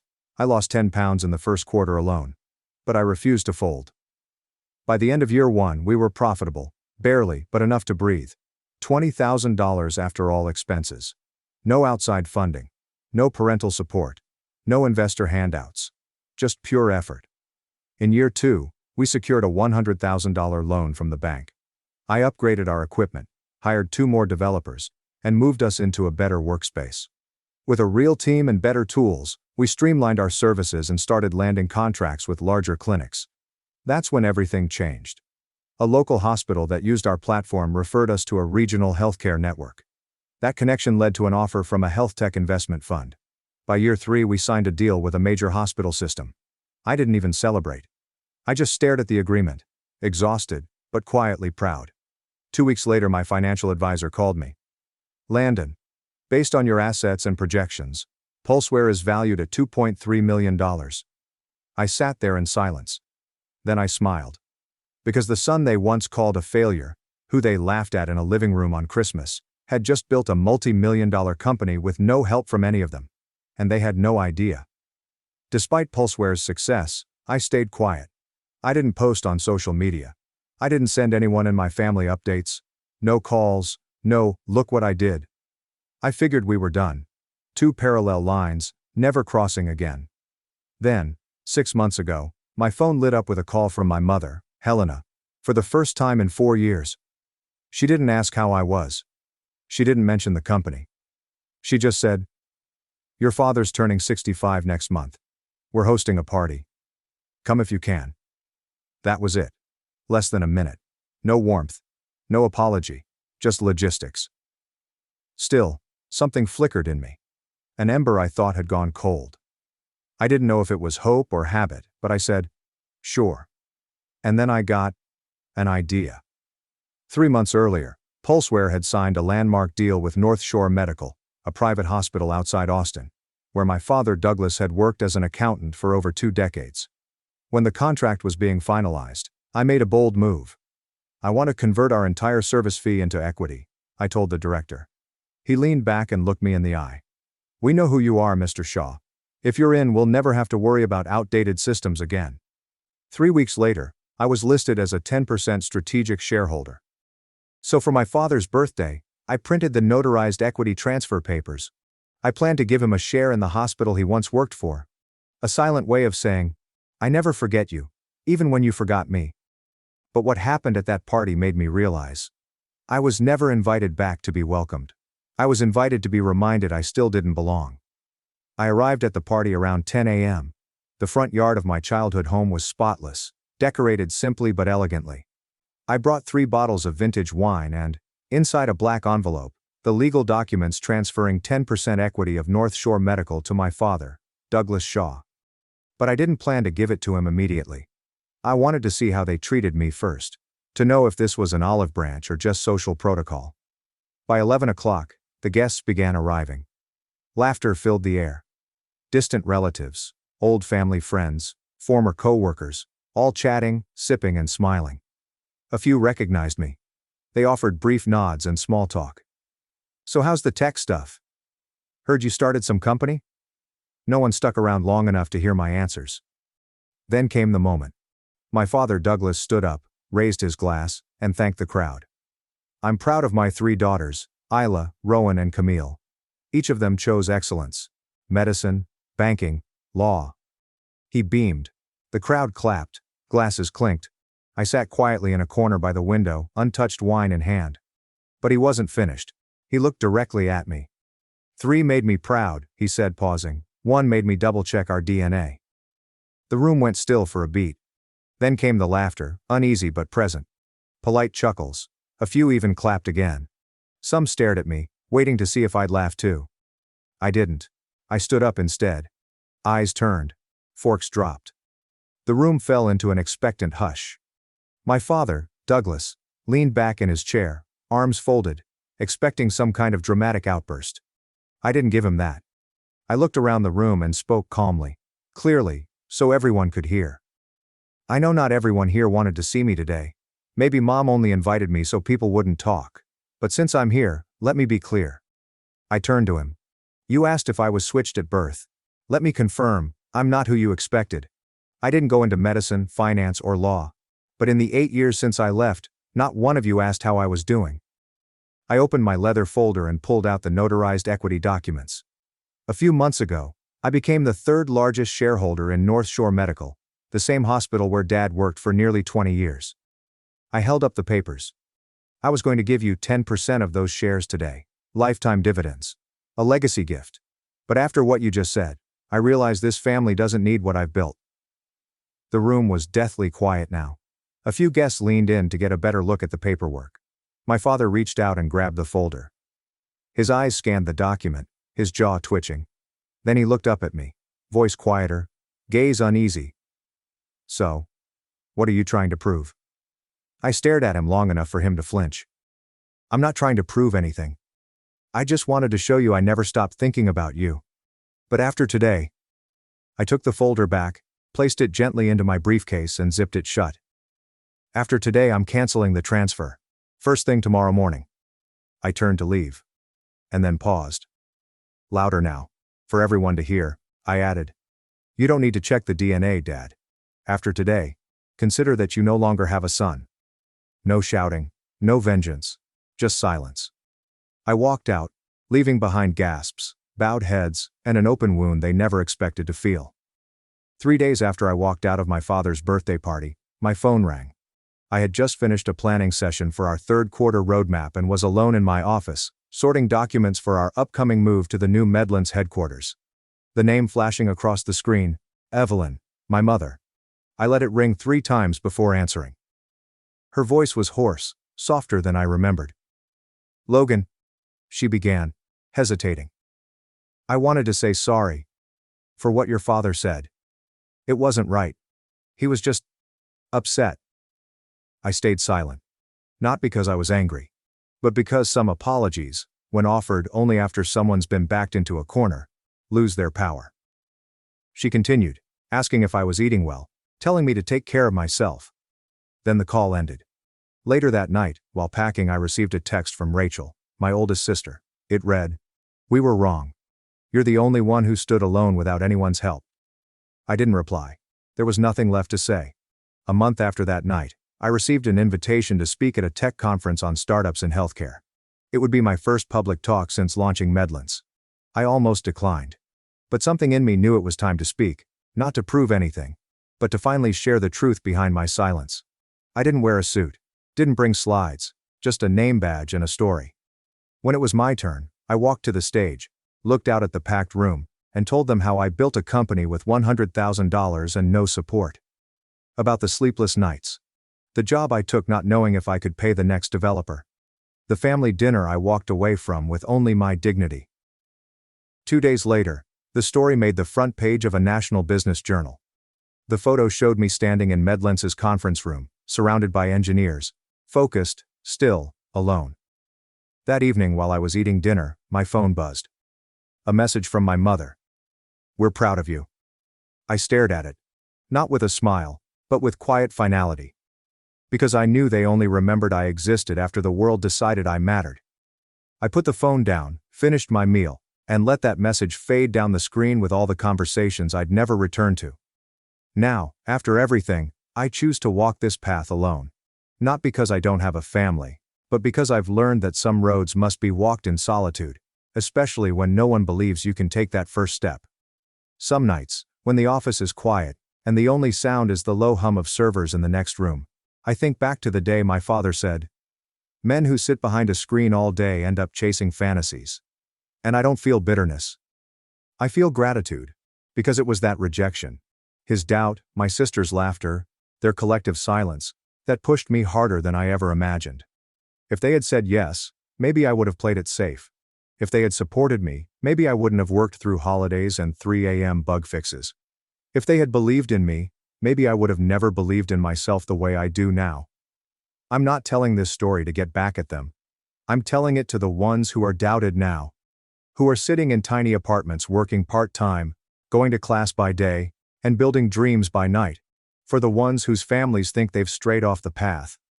Let them think that. And let your work speak.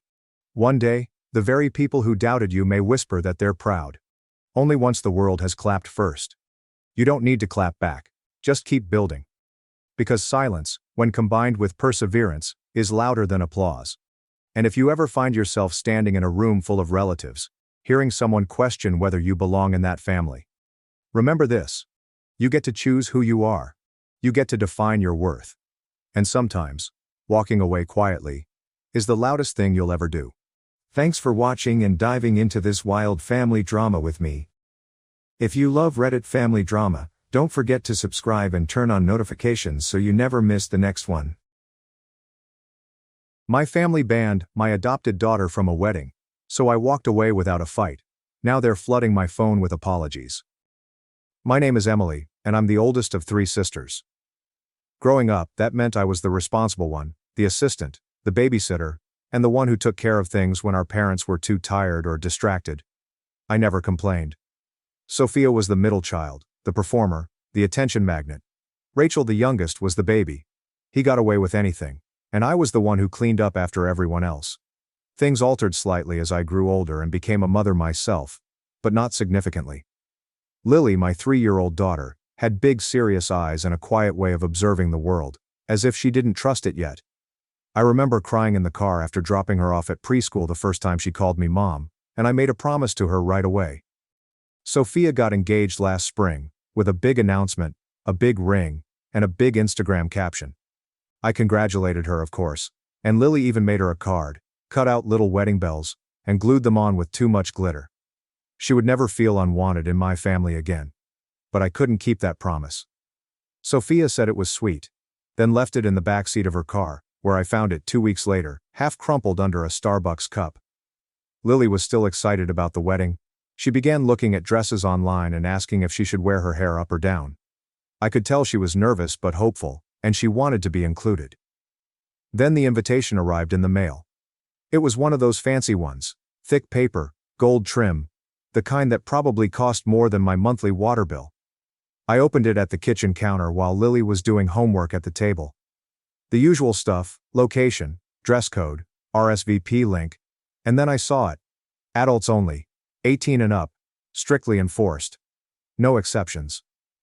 I read it twice, thinking maybe I missed something, but I didn't. Lily saw my face before I could say anything, looked up from her notepad and said, "She doesn't want me there." I responded, "It's an 18-plus wedding." She was quiet for a second, then continued, "Is it because I'm adopted?" That phrase shattered something in me. She said it so calmly, as if it was just a fact she'd come to accept. I told her, "No, of course not." But I knew what she meant. It wasn't the first time something like this had happened. Not exactly this, but other moments, smaller ones, slippery comments.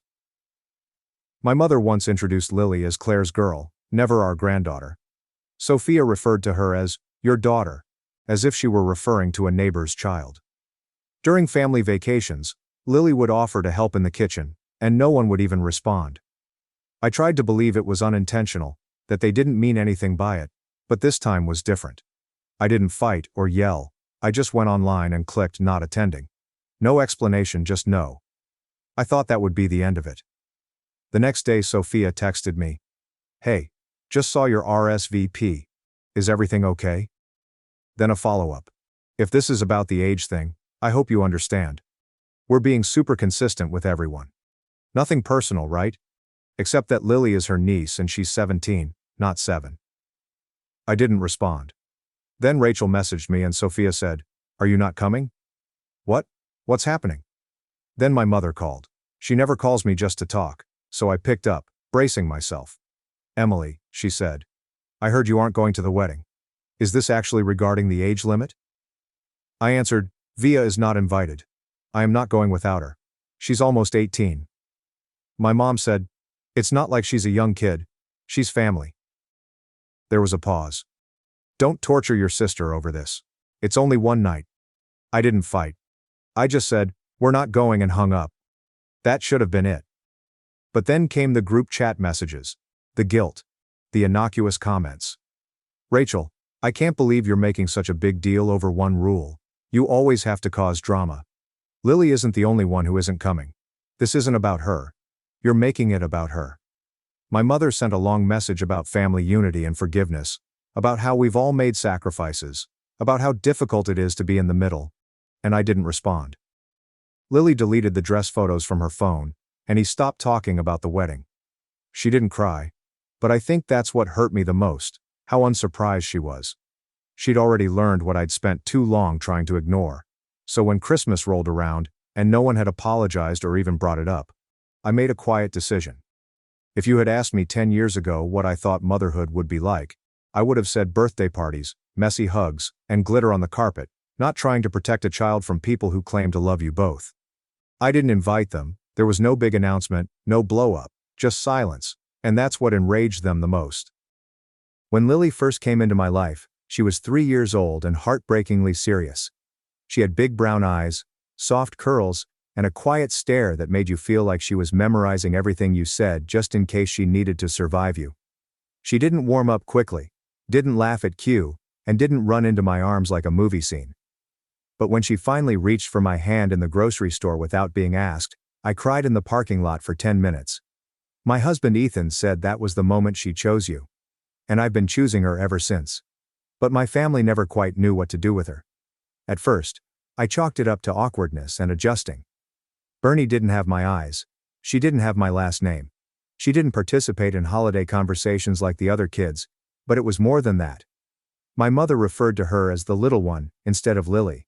And Sophia once asked, "Are you going to tell her she's adopted when she's older?" While Mia was standing right there.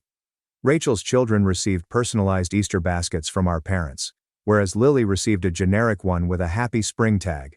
It wasn't overt. It was quieter. Easier to excuse if you wanted to, but Lily noticed. She always noticed. I tried to be patient. I explained.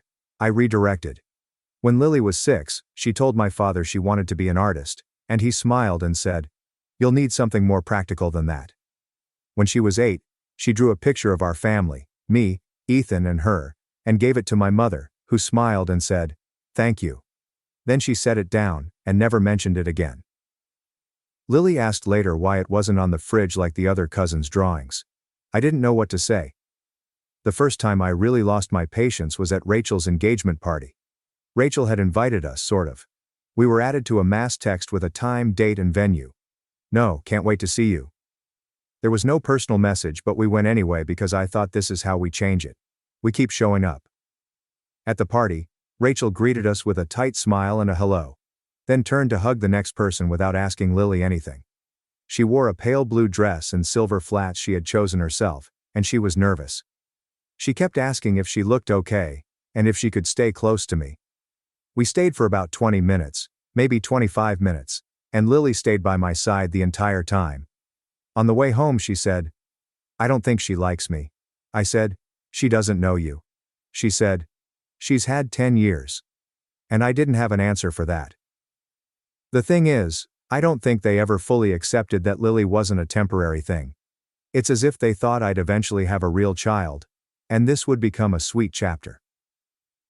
Last year for Lily's 16th birthday we rented a space at the community center, and decorated it with her artwork. She didn't want a big party with loud music. Instead she wanted to hang her paintings, serve cupcakes, and invite the people who had supported her. They didn't have to say it aloud. She made the invitations herself, and sent them out to family, friends, and a few teachers.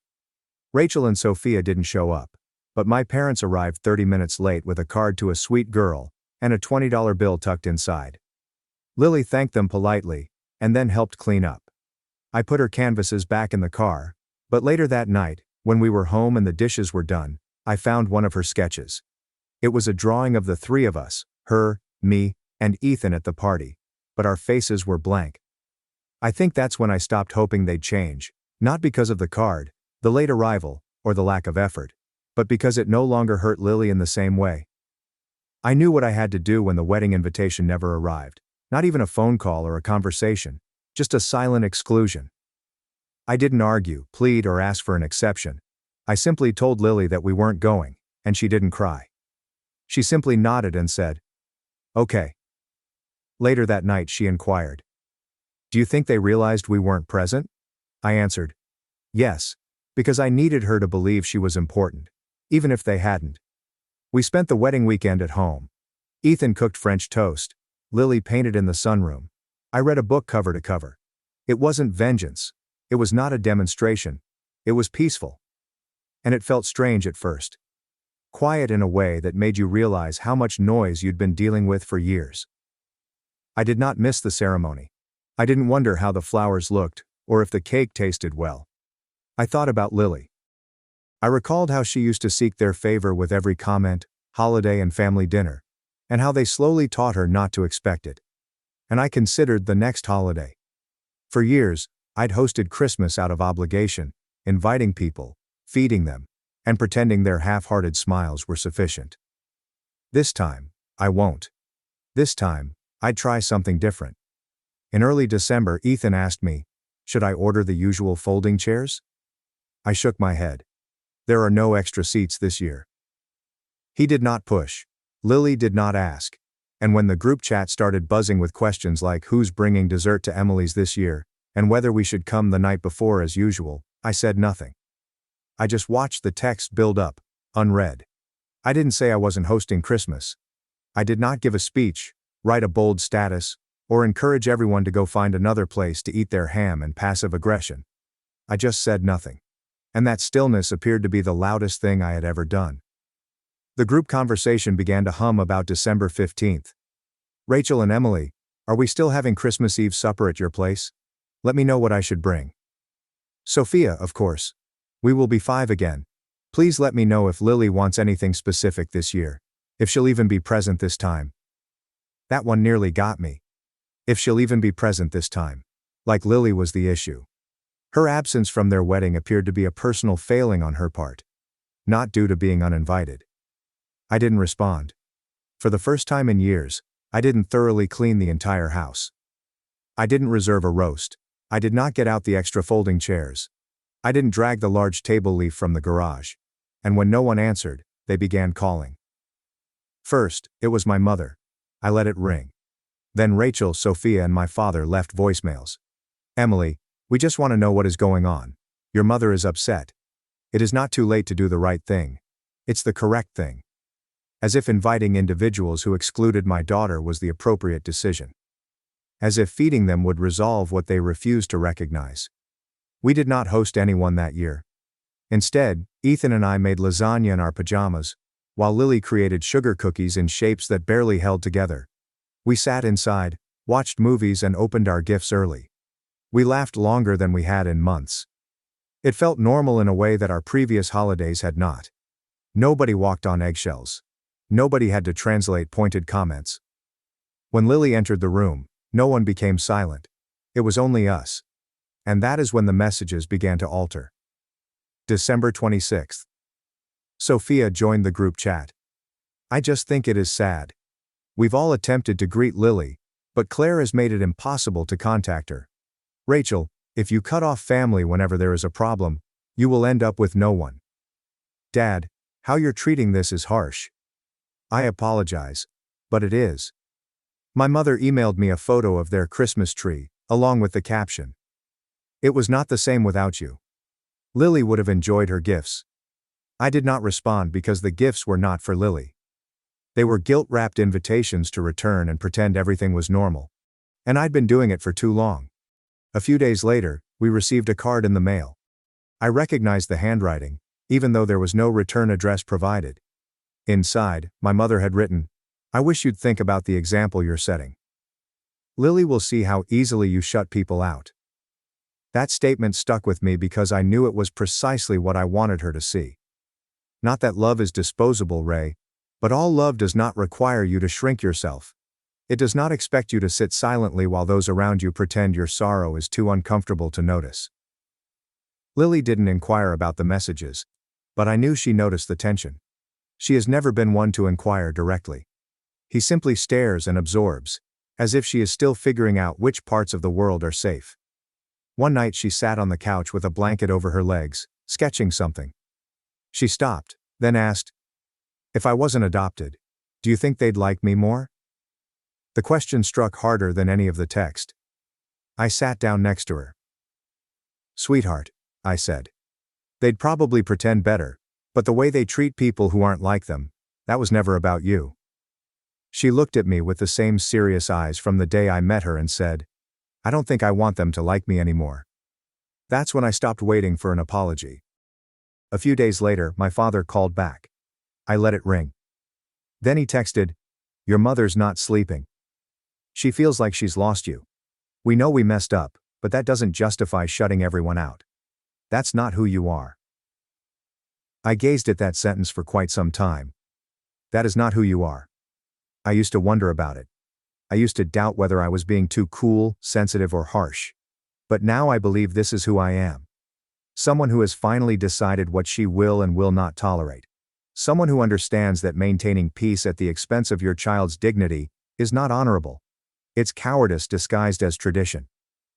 Sophia provided the final straw. She sent a voice memo. One of those rambling ones when folks attempt to appear calm, but each sentence contains a knife concealed inside.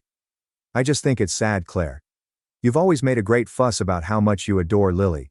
But now it seems like you're using her as a shield. When someone doesn't treat her like royalty, you cut them off. That is not healthy. That is not parenting. That is an obsession." I didn't listen to the rest. I deleted the message and banned her number.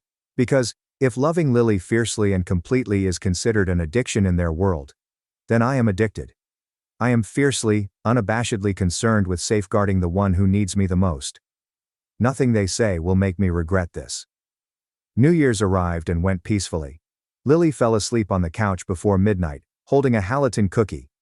Ethan and I toasted with tea rather than champagne, and watched the fireworks on mute. He asked me, "Do you miss them?" I thought about it. "No," I replied. "I miss the idea of them.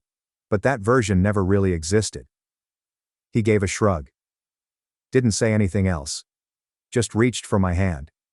"I'm not sure what will happen next. I'm confident they will keep trying. People like that don't leave gently. There will be additional texts and posts. Perhaps one of them will show up to Lily's graduation next year as if nothing happened. But I have made my decision. There will be no major showdown. Just a quiet distance.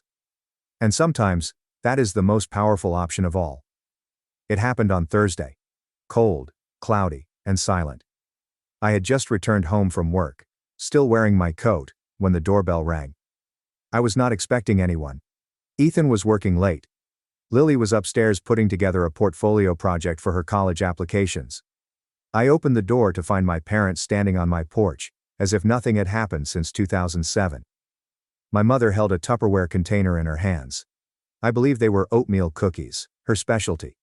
Soft in the center, slightly charred around the edges, like the sort she used to make when I was younger. "Claire," she replied with a breathy little smile. "We thought we'd stop by."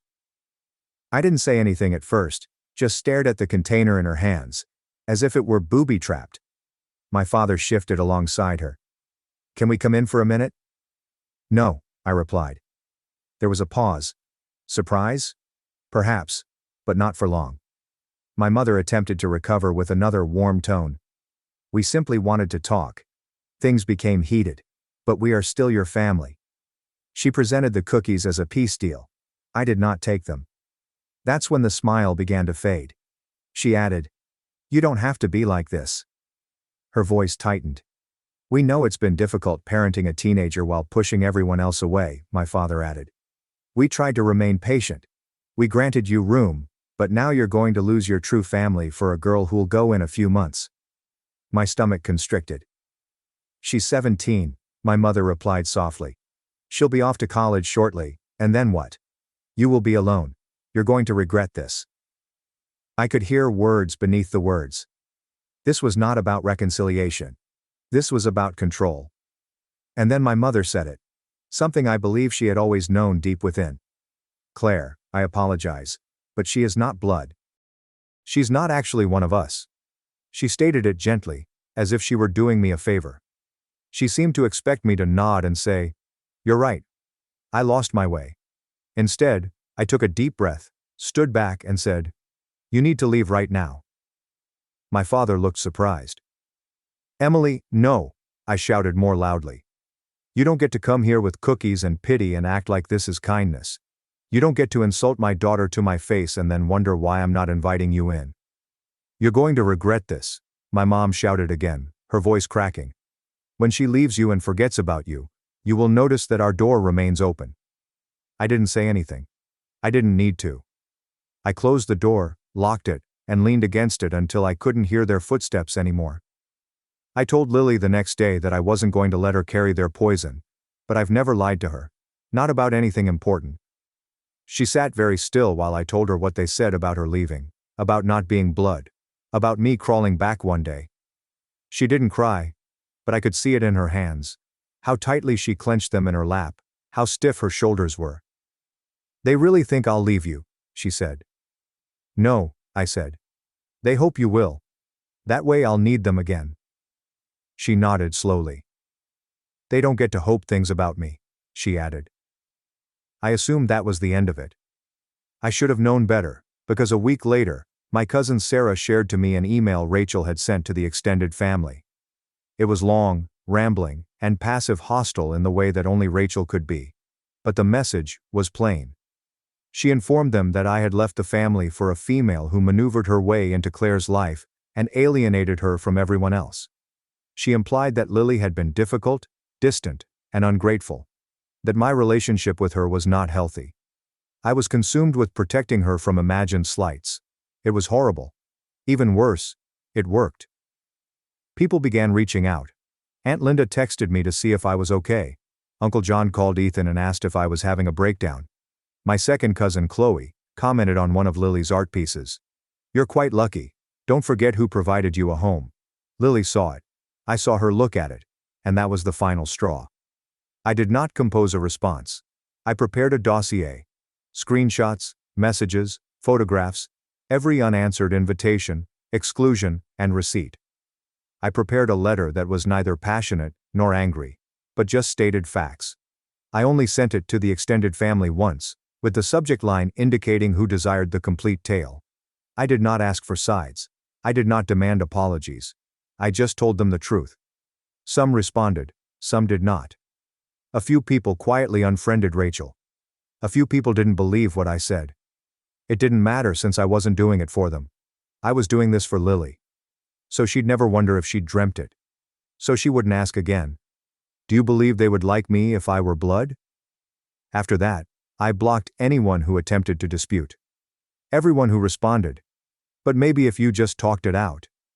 Everyone who believed that maintaining peace was more essential than protecting a youngster from emotional abuse disguised as family tradition. We never heard from them again. Not directly. I am sure people are still talking about us. I'm sure I'm the anecdote that gets told at parties when someone brings up odd youngsters. I am sure Lily's name is still mentioned in harsh, scornful tones. Allow them to talk. They lost the right to know her. Let's fast ahead. Ma is currently at college. She excelled in her art program. She is still calling me every night. Not out of obligation, but by habit. She sends images of her sketches. Sometimes she asks for my opinion. Sometimes she just wants to say goodnight. When I dropped her off at her dorm, she embraced me for a full minute and said, "I'm not going anywhere." She may have meant physically, but I understood what she meant. People claim you cannot select your family. I did. I chose her. Over bloodshed, guilt, and years of taught quiet. And if they still think I'll come crawling back one day, they can wait. Sometimes I remember that moment on the porch. My mother handed me those cookies, as if they might break years of silence. As if sweets could mend what they never dared to utter aloud.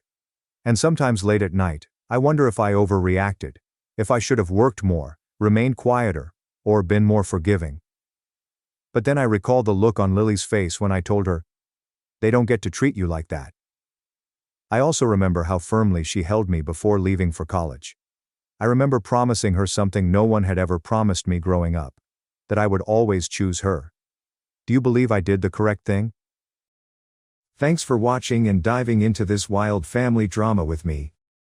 If you love Reddit family drama, don't forget to subscribe and turn on notifications so you never miss the next one. Mom told everyone I was lucky, not smart. So I opened the letter from the 3% acceptance PhD program and watched her fake smile collapse. When you grow up in a household where love is distributed like rationed soup, one ladle per day with no refills, you quickly learn not to ask for seconds. My mother was not harsh. at least not in the ways that are commonly defined in headlines and family courtrooms. She fed me, dressed me, kept me in school, and replaced my laptop when it failed 2 weeks before senior finals. But her version of love was tinged with skepticism, as if everything nice I achieved was chance or fleeting. I used to assume she didn't believe in celebrating too soon. But by the time I was 16, I'd realized something worse. She simply didn't believe in me. She did not state it outright. That was not her style. Instead, it showed up in the 1,000 little fractures between her words. Like how she'd squint at my report cards, run her finger over the A- as if it were an error, and say, "I mean, this is good, but don't let it get to your head." Or how after I got into my first choice university, Mother responded, "Well, we'll see if you can keep up once you're there." You know, not everyone can handle that sort of pressure. When I secured a summer research position with one of my professors, her initial reaction wasn't, "Congratulations." It was, "Do they pay you?" Or, "Is this one of those free gigs that suck up your time?" Perhaps the worst part was her uncertainty. It was how Mom kept me in the shadow of a man who hadn't lived in our home in over a decade.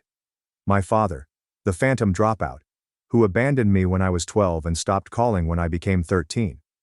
My mother avoided saying his name as much as possible, but she used his failure as a warning label. Every time I made a mistake, no matter how minor, she would say, "You're more like him than you realize." As if my DNA were a ticking time bomb, she had attempted and failed to disperse it. But here's something you don't hear about growing up with low expectations. It can either destroy you or transform you into something sharp. For me, it accomplished both. I became obsessed and relentless. I studied like the world would end if I received anything less than a 90. I filled journals with checklists and timelines, planned each semester 3 months in advance, and double-checked deadlines as if someone was assessing my life on punctuality. But I didn't tell her about much of it. Not when I was accepted into the honors program, or when my instructors nominated me for departmental awards. And certainly not when I was admitted to 3 PhD programs before graduating. I saved everything in a folder on my desk, each letter written on heavy paper with embossed heads and congratulatory signatures that virtually sparkled with approval, because I knew what would happen if I told her. She'd find a way to make it into a warning, or worse, a joke. And so, as the final semester ended, and I came across that stage with my cap falling sideways, and my tummy full of butterflies and pure defiant joy, part of me hoped, really hoped, that she'd say something different. That perhaps, just maybe, this something would shift in her. And she'd see me standing tall in that robe and know I wasn't a ticking bomb or a damaged mirror of my father. I was her daughter, and had made it. After the ceremony, she drew me into a tight hug in the parking lot and said, "Well, you didn't fall on your face, which is something." I laughed, but it did not reach my chest. A few days later, she knocked on my bedroom door as I was preparing books for storage. She had that face she used when she had an idea she knew I would agree with. Brows slightly lifted, voice falsely casual. "I was thinking," she explained, folding her arms. "We should throw you a small graduation party. Backyard. Nothing fancy. Only family and neighbors. You've earned it." I glanced at her, unsure what to say. Not that I was surprised. She enjoyed playing hostess because it made her look good, but part of me was afraid of what else she would do, or say. I paused, and it was louder than any response I could have offered. There were paper lanterns strung between the trees, one of which sagged slightly since the hook on the garage gutter rusted through last summer, and no one bothered to repair it. Plastic tables with dollar store linens bordered the yard's boundaries. Bowls of potato salad sweated in the heat, while a Bluetooth speaker on the deck played a shuffled playlist of music that tried too hard to seem festive. It wasn't fancy, but it required more effort than I anticipated. I told myself that meant something. That maybe this time the good intention would make it through her mouth without turning into a backhanded smack disguised as humor. It was my graduation celebration. The kind you only get once, unless you're the type who collects diplomas like Girl Scout awards. And I wanted to think, even for one afternoon, that I could unwind. That perhaps we could both let go of who we were, and simply enjoy it. I spent the morning hunting for a dress that felt like me, but didn't look like I was trying to impress anyone. I even did my makeup. Not because I had to, but because I wanted to commemorate the occasion by presenting a version of myself that felt worthy of being seen. Not graded, not evaluated. simply observed. There were at least 55 people in the backyard, making it feel much larger than our small house, which can only accommodate about 15 people. Relatives, neighbors, a few classmates, and even a couple of professors appeared out of nowhere, like ghosts from the academic system I was finally breaking free from. I smiled, shook hands, accepted congratulations, and even laughed a few times, like any other person enjoying a milestone. For approximately an hour and a half, I almost convinced myself that everything would be okay. Then she raised her glass. It was nearing the end of the afternoon when the light had softened sufficiently to cast long shadows across the lawn, and people began to drift toward the dessert table for another slice of sheet cake.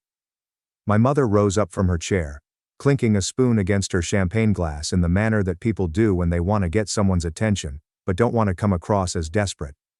Everyone turned. Everybody smiled. Even I grinned hesitantly, my gut tightening like a thread that had just been yanked too tightly. She cleared her throat and held her glass like a microphone and a sword. "Well," she said with a calm voice and bright eyes, "I'd like to thank everyone who came to celebrate my daughter."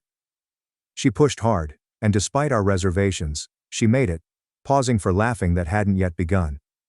I felt the air shift, and then it arrived. "We all thought you'd drop out like your dad," she remarked, her smile just wide enough to be photographed. "But look at you. You're proving us incorrect." The laughter was sporadic at first. Nervous. Then somebody snorted. Then someone else chuckled. Within seconds the music spread across the yard like a slow-moving wave. I stood there transfixed and smiling, but only because I couldn't feel my face. I could not feel anything. My hands were cold. My jaw was locked. My pulse felt like it had moved to the wrong side of my throat. She was still smiling and holding her glass, as if she had just made a hilarious, innocent little toast, and couldn't understand why I hadn't joined in. And perhaps she didn't comprehend. Maybe the worst part was that she honestly thought her comment was a light-hearted little roast between loved ones. No knife, no wound, simply a jest, her way of commemorating the occasion. I looked around and noticed that no one was coming to my defense. No one was saying, "Hey, that's not funny," or "That was uncalled for," because it was most likely humorous to them. A snide remark from a mother who had been stern but clearly proud. Right? That is how they read it. That's how they decided to hear it. But I did not. I overheard the words she did not speak. I heard the years behind them, the whispered comparisons, the misgivings, and the continual reminders to not get ahead of yourself. I heard the voice of a lady who never imagined I'd be more than my father's daughter, who saw all of my accomplishments as a fleeting state, rather than a truth. For a minute, I saw myself through her eyes. Lucky, but not capable. A fluke, not a force. Then I reached into my handbag. My hands were still shaking, but I'd had that envelope for weeks, waiting for the proper moment to open it. I didn't expect it to be this moment, but when your mother slaps you with a smile in front of 55 people, your instincts kick in. I pulled it out. The return address is on thick ivory paper and is from a university that only accepts 3% of doctoral applicants. I raised it just high enough for everyone to notice before gently and methodically tearing it open down the side. The audience quieted. My mother's smile faded, and I stared her dead in the eyes as I unfurled the letter. When the air switches from casual to confrontational, laughing not only stops, but dies in the throat. Everyone recognizes right away that they were laughing at the wrong section of the story. That's what it felt like when I opened that letter in front of everyone in the backyard. As if I had ripped the rug out from under their cheap second-hand humor, and challenged them all to hit on something genuine for once. The ivory paper trembled slightly in my hands. Not because I was scared of what it said. I knew exactly what it meant, but I was still determining how much of myself I was willing to reveal to them. But then I looked at my mother, her champagne glass still high, as if she hadn't noticed the punchline had turned against her.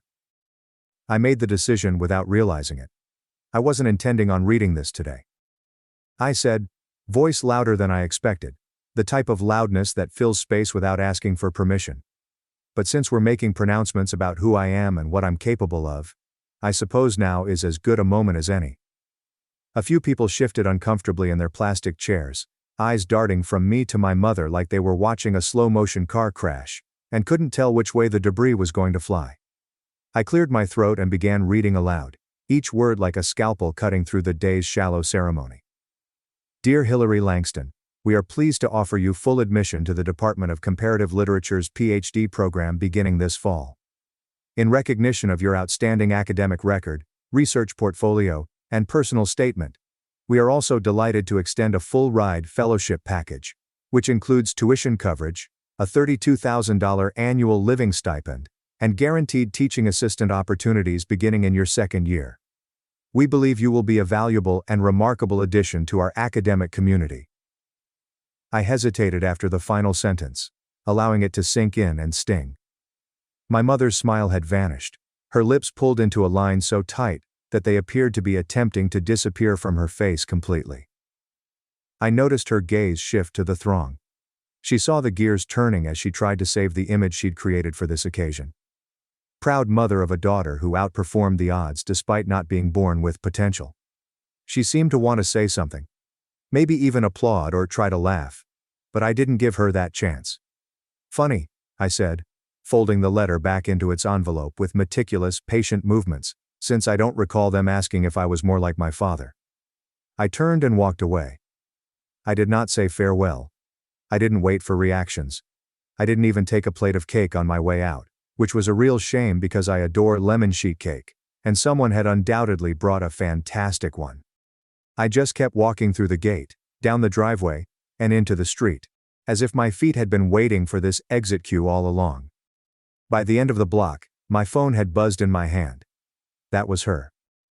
The screen displayed her name, a mom in all caps, because I had never changed it since she gave me the phone in high school, and urged me to only use it for emergencies and assignments. However, neither of those things were called for, and I knew it without even responding. I gazed at the ringing phone, my finger hesitating over the screen. Part of me wanted to respond and hear what excuse she had come up with. Her well-constructed half-apology would drift past me like an emotional olive branch. Perhaps she would say it was a joke. Perhaps she would say I misunderstood.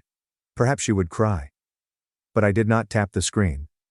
I just let it ring because I knew it wasn't going to be the kind of call where someone says, "I'm sorry I hurt you." Instead, it was going to be the kind where someone says, "You didn't have to embarrass me like that." Or, "I was just trying to be funny." Or, "I can't believe you made such a scene at your own party." People, including my mother, never apologized for the wound. They simply blame you for bleeding. The phone soon stopped vibrating, and I placed it back into my purse without hesitation. My heart was still beating, but it was due to clarity rather than panic. For the first time in a long time, I didn't feel obligated to explain who I was, or how I had gotten here. I didn't feel the need to return to that yard and smooth the edges of her misery, just so I could be comfortable in my own skin. The world did not end when I went away. In fact, it seemed like the beginning. Her first call came just after dark. And it wasn't the sound of a mother swallowing her pride. It was the voice of a lady attempting to reattach her mask before anyone noticed it had slipped. Her tone was tight, but casual, a touch too light, as if she'd practiced how she believed an understanding mother should sound like. And now she was attempting it for the first time over the phone. "Hilary," she continued, pausing just long enough to sound annoyed but not regretful. "I'm not sure why you got so furious. That was a joke. Do you know how people do those funny little roasts at graduation parties? I was just trying to make light of the situation. Everybody was laughing. Nobody thought I meant it, but she did. And we both knew it since jokes don't land as hard unless they've been honed beforehand. They don't stick unless they're immersed in something that's been seething beneath the surface for a long time. And hers had been simmering since I was 12, when my father walked out and Mom looked me in the eyes and said, "He left us because he couldn't handle responsibility. You'd better hope you're stronger than that." I spent years interpreting that remark as a prophecy, or worse, a warning. I based my entire personality on proving her wrong. But it only needed one statement at a party to remind me how little she felt I could succeed. So, when she said I was just trying to make light of it, all I could do was sit there in my apartment, phone pressed to my cheek, staring at the wall as if it might give me the words I couldn't find, and finally say, "That wasn't your moment to make light of. It was mine." She didn't respond right away, and when she did, her voice dropped into that bitter, wounded register she always slipped into when things didn't go her way. "You've been tough to communicate with for years," she responded. It's like everything I say offends you. Your father always twisted everything I said too, and now you do it just like he did." That was the final straw. That sentence. The same ghost in each chamber was summoned again. My father. I'm not sure what drove me to do it, but after I hung up, I opened my laptop and looked for him. The last I heard, he had gone to Arizona with a new woman named Lydia, who worked with him in computer sales or something. We hadn't spoken for a decade. I wasn't sure if he wanted to hear from me, and I wasn't sure I wanted to hear from him either. But after hearing his narrative exclusively through my mother's voice for so long, I began to wonder what it sounded like on its own. It took me approximately 20 minutes to find an email address and have enough courage to write anything that did not seem like a therapeutic exercise or a demand. I replied I had graduated. I thought you should know. If you want to talk, I am willing to listen. I did not expect him to respond. He finished within 2 hours.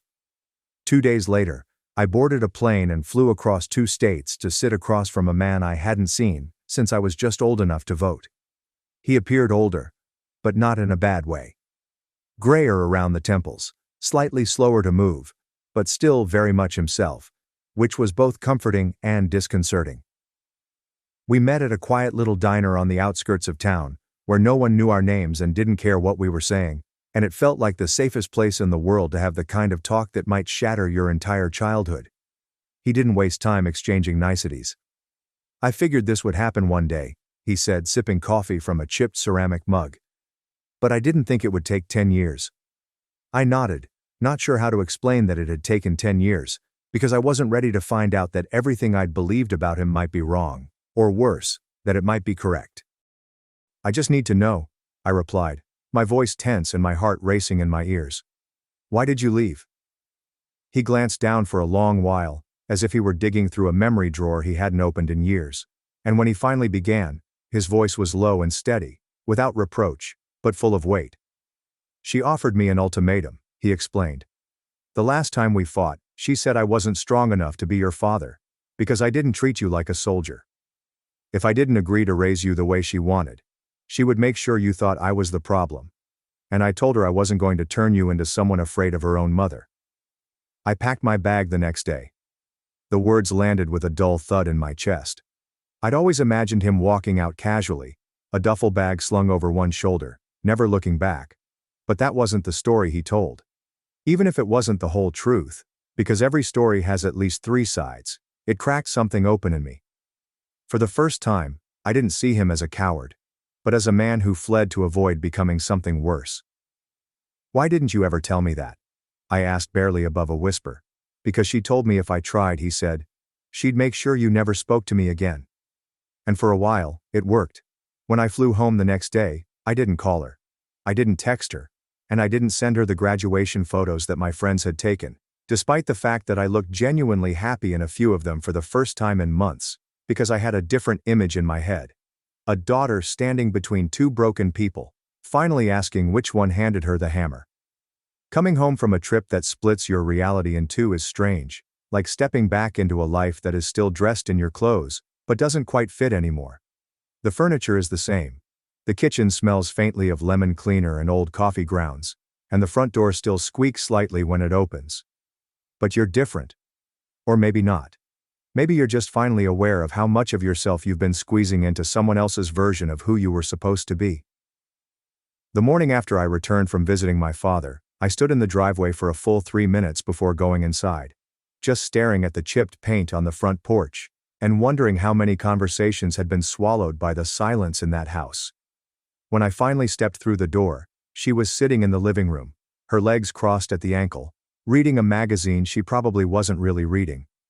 She didn't look up right away, but I could feel her sensing my presence like an animal feels an earthquake. Tense, alert, pretending everything's still calm. When she finally met my gaze, her expression was carefully neutral, as if she was waiting to see which version of me had returned home. "Did you have a good trip?" she asked, as if we were 2 coworkers passing each other at the water cooler. Not a mother and daughter whose last conversation had ended in public humiliation and a 10-year secret detonating in my chest. I didn't respond. Instead, I put down my bag, walked to the edge of the living room rug, and stood there just far enough away that she'd have to tilt her head to meet my gaze. I didn't sit either. I didn't drop my keys. I didn't pretend this was anything other than what it was. An exorcism of every unspoken thing that had been rotting between us since the day my father left, and she decided to turn that into her power play. I talked to Dad, I said, letting the words hang like smoke. She blinked but didn't flinch. Oh, she said, as if I'd mentioned running into an old high school friend. How is he? He told me why he left, I said. He told me everything. She put down the magazine, then slowly, carefully folded it closed as if it mattered. I'm sure he did, she said, crossing her arms, and I'm sure he made himself sound like the hero. I took a deep breath, not to calm down, but to study the blade I was about to lay across the table. He said you gave him a choice, and that staying would have meant watching you transform me into a version of yourself. He couldn't stand that you said he wasn't strong enough to raise me right, and that if he left, I'd think he was a coward. Her lips twitched slightly. And you believed him? She asked, her voice flat. I didn't want to, I said. But then I thought of the toast. I recalled every time you compared me to him as if it were an insult. I reflected on how you made me feel as if loving him meant betraying you, and how you utilized his quiet to create the tale that worked for you. Something flickered in her eyes then. Maybe regret, or the first crack in the armor she'd been wearing so long it probably felt like skin. But she didn't say anything, and I didn't stop. You told me he was weak, and maybe he was, but you made strength look like punishment, and love feel like a challenge I had to pass. And you act like I've been angry for no reason, like I've spent years trying to push you away. But you never looked at how hard I had to fight just to keep myself together around you. She stood slowly, arms still folded, but her voice softer now. I did the best I could, she said. I know, and I don't hate you for it, but your best left a mark. There was a long pause, then, a silence so thick, I could feel it pressing against my ribs. I picked up my keys from the counter, the ones I'd been carrying since high school. I looked like I didn't care, but I did. I'm not trying to punish you, I added. I just needed to say it out loud. Not for revenge, not for drama, but for me. She nodded stiffly, uncertainly. Still wearing the same fading purple lanyard with the little cracked charm at the end, I walked to the front door, opened it halfway, and then stopped. She didn't ask me to stay or tell me to leave. She just stood there. And I stood there. For a moment I wondered if this was the end, or if it was just the beginning of something quieter, slower, less about blame and more about what remains when all the illusions are gone. I stared down at the key in my palm. She built a house with guilt in its walls, then asked why I never felt at home. Thanks for watching and sticking around till the end. If you enjoyed these stories, make sure to subscribe and hit the bell so you don't miss the next drama-filled episode. My brother forged my name for a $44,000 loan, so I evicted him at his launch party in front of 40 guests and our parents. Am I the asshole? Sell your automobile. Veronica's loan is not going to pay itself. My father snapped after raising the rent on a house I secretly owned. I answered, then begin packing. You have 30 days to leave. I served the eviction notice in front of 40 guests during a backyard party. Get rid of your car, Dad ordered, not breaking his gaze from the television in front of him. Veronica's debt is unlikely to be resolved on its own. I stopped halfway to the fridge, frozen in place, the orange juice still in my hand. What have you just said? I asked. He looked at me as if I were the one acting unreasonable. Your brother is trying to make something. He is under pressure right now. And I'm not, I replied sharply. Mom sighed, standing over the stove. Leo, you do a terrific job. Veronica simply needs a little help. Again, help. Their normal technique of telling me to pay over money. I closed the refrigerator door and leaned against the counter. Remember how you almost doubled my rent? Dad waved it aside, as if I were being finicky. And you're still paying less than others. Okay, I replied bluntly. Let us double it again and call it charity. Mom made a sound with her tongue. Do not be disrespectful. Veronica is your brother. Yes, I said. He's also 32 years old, lives below without paying rent, and hasn't held a steady job in 2 years. But okay, let's squeeze me instead. Then came a lengthy, heavy pause. Dad kept going as if nothing had happened. I assumed you were always good with money since you worked. But I did not say it aloud. Since I finished school, I've been working non-stop. Full-time employment, side work, no debt, no travel, no luxuries. My car is fully paid for. My savings were gained via work. I sacrificed sleep, friends, and any sense of balance to keep ahead. Veronica dropped out of 2 schools after being duped by someone selling cryptocurrency. Now he claims to be beginning a business, but all he does is play video games till 3 a.m. and share cheesy quotes online. You said I could stay here for a year, I reminded them. Make a plan to save. I did it.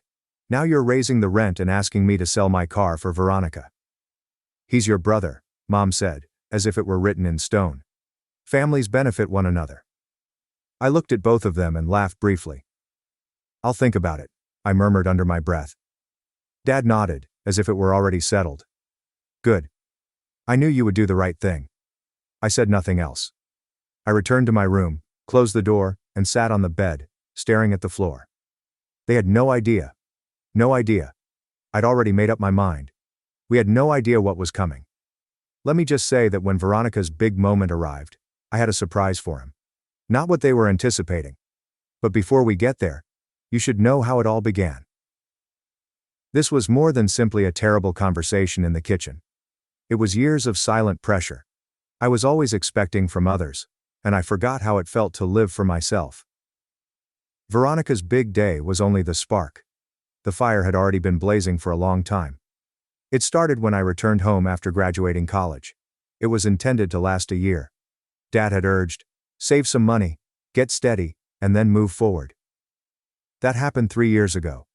Since then I've paid rent, bought groceries, repaired damaged things around the house, such as when the pipes ruptured, and assisted Mom with unexpected credit card payments far too many times to count.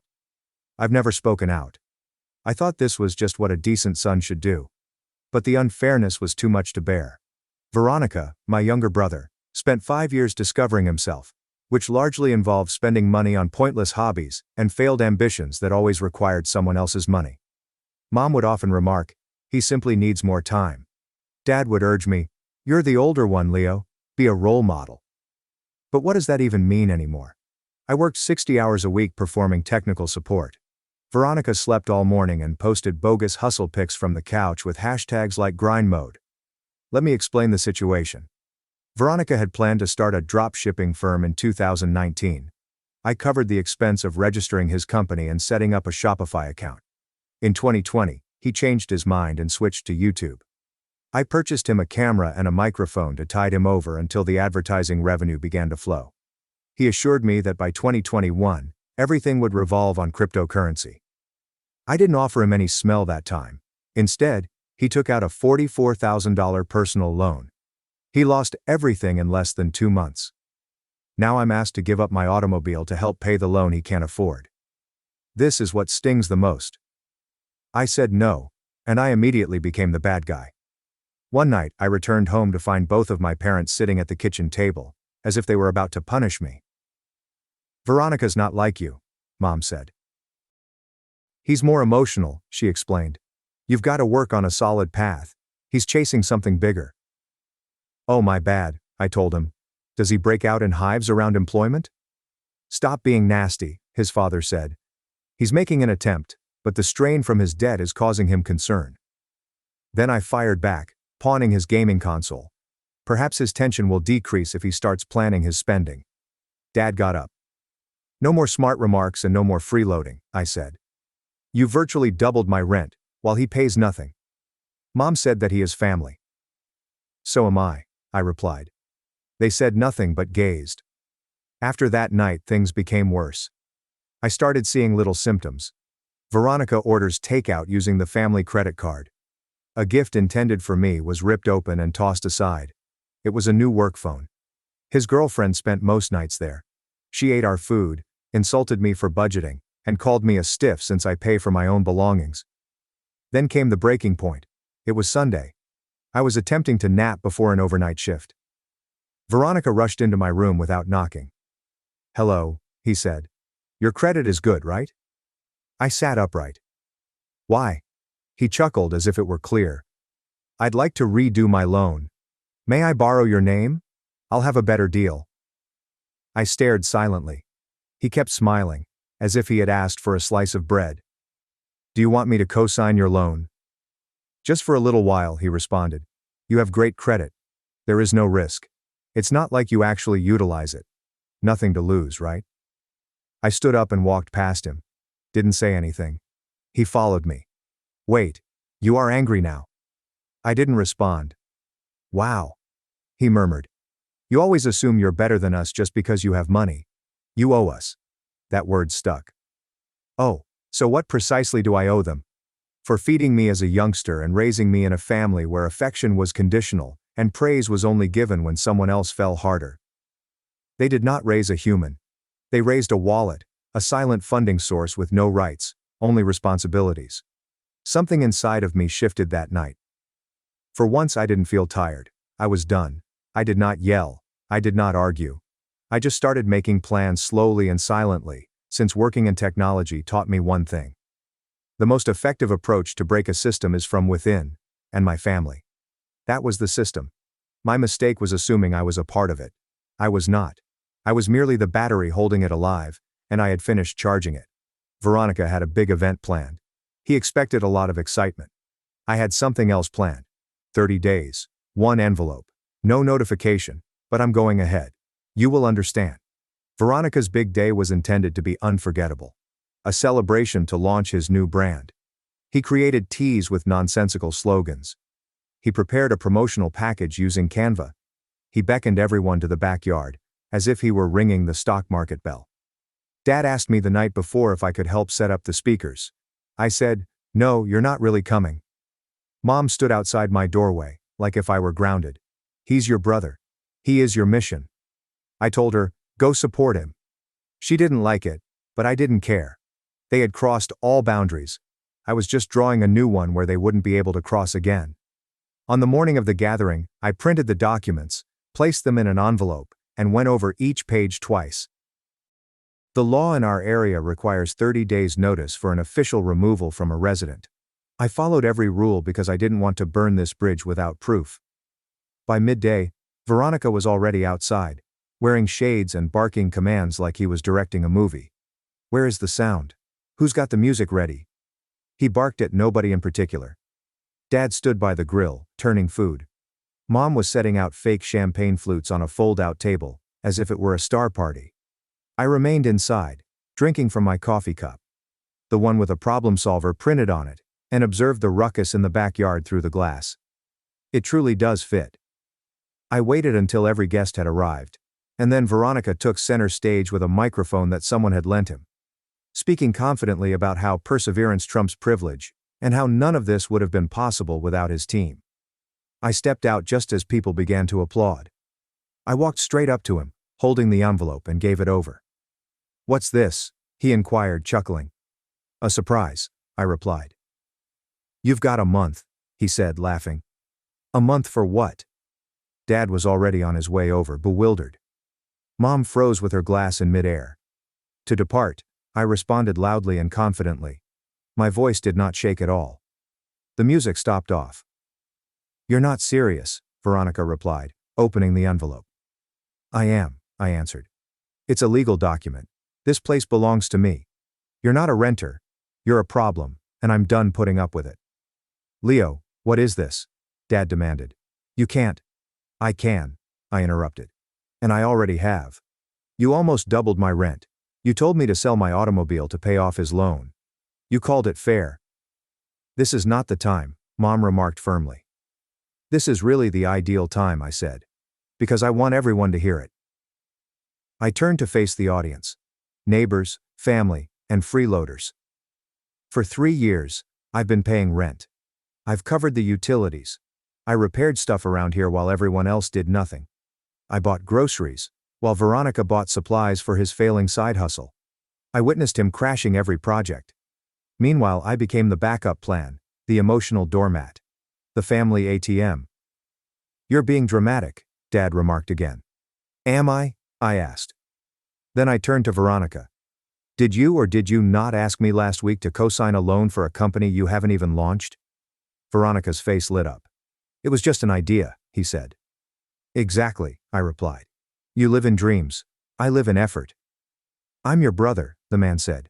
You're supposed to support me. I did, I replied, frigid as ice. I helped you become someone who never had to take responsibility, but that ends now. She gasped. You cannot say it to him. I glanced directly at her. Do you mean the way you spoke to me? Remember when you branded me selfish for refusing to give up my car? Like how you've treated me like a bank with legs. Dad stepped in. You are degrading the family. I gave a quick laugh. The family has already embarrassed themselves. I am done pretending it didn't happen. Veronica's hands trembled as he opened the letter again. You cannot toss me out. You do not even own this place. Yes, I do, I replied. I took out my phone, accessed the house loan app and showed Dad the screen. I purchased it 6 months ago. I am the only one on the papers. You have all been living here on my dime. Silence. Quiet. Complete silence. It was perfect. You never mentioned anything, Mom. You never asked, I said. You just kept assuming I'd bear the weight. I turned to go back inside. Oh, and one more thing, I said, gazing over my shoulder. No one owes me rent for the past month. You've got 30 days. But, if you're still living here, the sheriff can explain it to me. I walked back inside the home, shut the door behind me, and for the first time in a long time, I could breathe. Following the explosion in the backyard, the house went silent. No one said anything the remainder of the day. Mom discreetly disappeared into her bedroom, holding a drink can. Dad remained transfixed at the kitchen table, like a soldier trapped in a past memory. Veronica slammed his door hard enough to knock a frame off the wall. I turned up the volume on my music, shut my room, and fell asleep like never before. For the first time in a long time I did not feel exhausted. I felt scared, but the silence did not last long. On the 4th day after delivering the documents, I strolled in to see Dad reading my letters at the dining table. He was browsing through banking information, loan paperwork, and legal documents. He did not even bother to hide it. We're just looking to see what options we have, he explained gently. You're not really planning to remove your own relatives, are you? I asked, raising an eyebrow. My relatives are the ones that raised my rent, urged me to sell my car, and treated me like a walking ATM to support Veronica's entrepreneurial dream. That's not how we intended it, he murmured. I let out a dry laugh. Oh, so now you're emotional landlords, he didn't answer. Instead, Mom entered the room holding a folded paper and placing it on the table like it was some kind of peace deal. It was a breakdown. Items like groceries, power bills, and home costs. Things I had been covering without complaint for years. This is what we owe you, she added softly. We want to do the right thing. But please talk to Veronica. My expression hardened. I will, I said. But not by talking. That evening, someone knocked, and I expected it was more drama, but it wasn't. It was Veronica's ex, Celeste. She appeared different, more composed, as if she had barely escaped something terrible. I heard what went down, she continued, holding a folder. I opened the door and didn't say anything. He informed me you agreed to back his loan, she explained. However, this is not true. I was on it until 2 months ago, when he changed the details. I took the folder from her and froze. Veronica had forged my name, contact information, and phone number. He exploited my identity behind my back, locking my jaw, and lied. Not just me, but also the bank. He's been dishonest with everyone, she claimed. Even with himself. I called my lawyer. We investigated every detail, every faked line, and every falsified message. You've got a strong case, he remarked. Forgery, identity theft, potential fraud. It all depends on how the funds were spent. I gazed at the screen. Veronica hadn't requested my assistance. He had pretended to be me. And nobody, not even Mom and Dad, intervened. The next day I gathered them all. One last dinner. They were plainly uneasy. Dad seemed rigid. Mom grasped a Kleenex. Veronica refused to meet my gaze. I placed the folder in the middle of the table. I explained that there was no need for food. Veronica, you forged my identity to obtain your loan. Mom gave a gasp. That is not possible. Look at the proof, I remarked, moving the pages forward. Emails, logs, and signatures are all legally confirmed. Veronica stumbled. I did not intend for it to go this far. I was about to explain. No, I said you'd let me carry the burden while you played entrepreneur in a hoodie. Dad attempted to intervene, but I sent him a stern look. I've already spoken with legal counsel, I explained. If Veronica isn't gone in 10 days and the loan isn't paid off within a month, I'll take this to court. Veronica's face plummeted. You would wreck everything. You've already ruined my credit, I said. I am just trying to save myself. That night he left. No apologies. No goodbyes. He disappeared like a criminal in reverse. Nothing was left behind except the destruction. Mom sneaked in a few days later, while I was making coffee. She dropped a little package beside my mug. Inside was a little handwritten note. We did not see how much you cared. We are not asking for forgiveness, but we finally understand. I read it, folded it, and did not say anything. Not yet. And soon when I thought the dust had settled, something more appeared. Celeste sent a letter on genuine paper, with no sender specified. I understand that this may seem unexpected, she wrote. However, my employer currently has an opening in Boston. It's a system analyst position. They include housing assistance. You have probably had enough of cleaning up after others. However, this is not about fixing someone. If you're willing to start over, now is your chance. I leaned back and gazed at the page. Boston was a city where no one knew me. No one realized how much I'd gone through just to live in the home I had thought was mine. I folded the paper and grinned. They treated my piece as if it were free. So I took back everything else. Now I had something I hadn't had in ages. A choice. And this time, it was mine. Even now I occasionally hear it in my brain. Dad shuffled papers and sighed to get attention. Mom uses quiet as a trap. Veronica could be heard shouting down the hall. You are meant to be there for me. You are my brother. It used to break me. Now it only reminds me of why I walked away. 2 weeks after Veronica disappeared, the house collapsed. It is not tranquil, but rather artificial. For example, after a thunderstorm, the skies become excessively silent. My parents pretended everything was fine, but we all knew it wasn't. They moved about me as if I was a ticking time bomb. Every morning I heard whispering. Conversations concerning money, groceries, and home maintenance. I used to manage things quietly all the time. And this time I let them handle it. Not out of rage, but because they needed to feel it. Feel what it was like when I wasn't present. I returned home 3 days before their deadline and saw Dad on the stairs. He did not yell. He did not appear angry. He appeared small. I'm trying to rent a place, he added softly. They want proof of income. Credit scores. It's been a while. I grunted. You'll figure it out. He didn't press. I did not feel guilty. I did not say Veronica's name. We hadn't had a proper conversation in a long time. On the day they left, Mom handed me an old envelope and a plate of food. It's not much, she replied. But it's something. The envelope contained $320 in cash. I did not take it. I didn't need it. The food went unused in the refrigerator for weeks. I tossed it, but the gesture lingered with me. Veronica never reached out.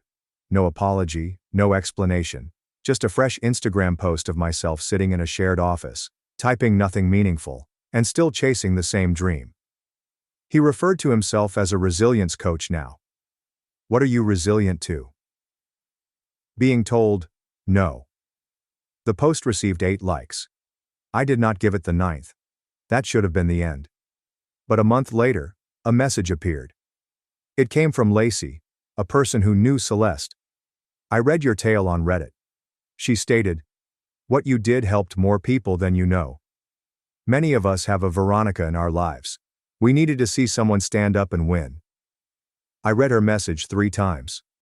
Not because I doubted it, but because it was the first time someone recognized me as a fighter, not a villain.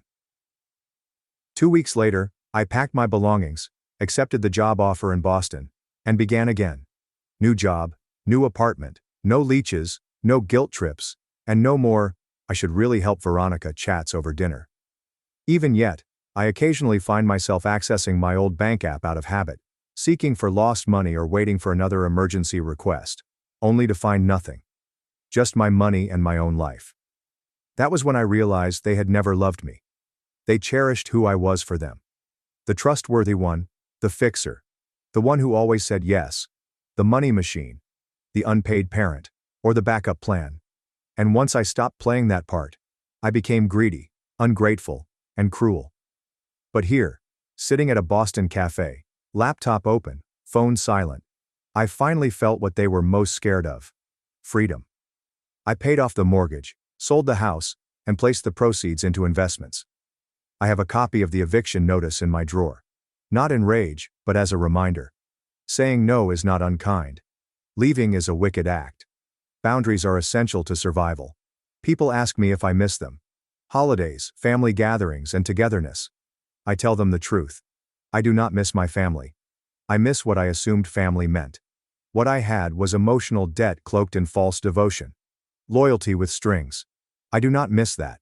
Not even a little. If you're reading this, you're their version of me. The quiet helper, the silent supporter, the person who always makes sacrifices. You are not cold. You are not broken.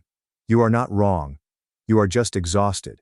And maybe, just maybe, it's time to give yourself back what they've taken away from you for so long.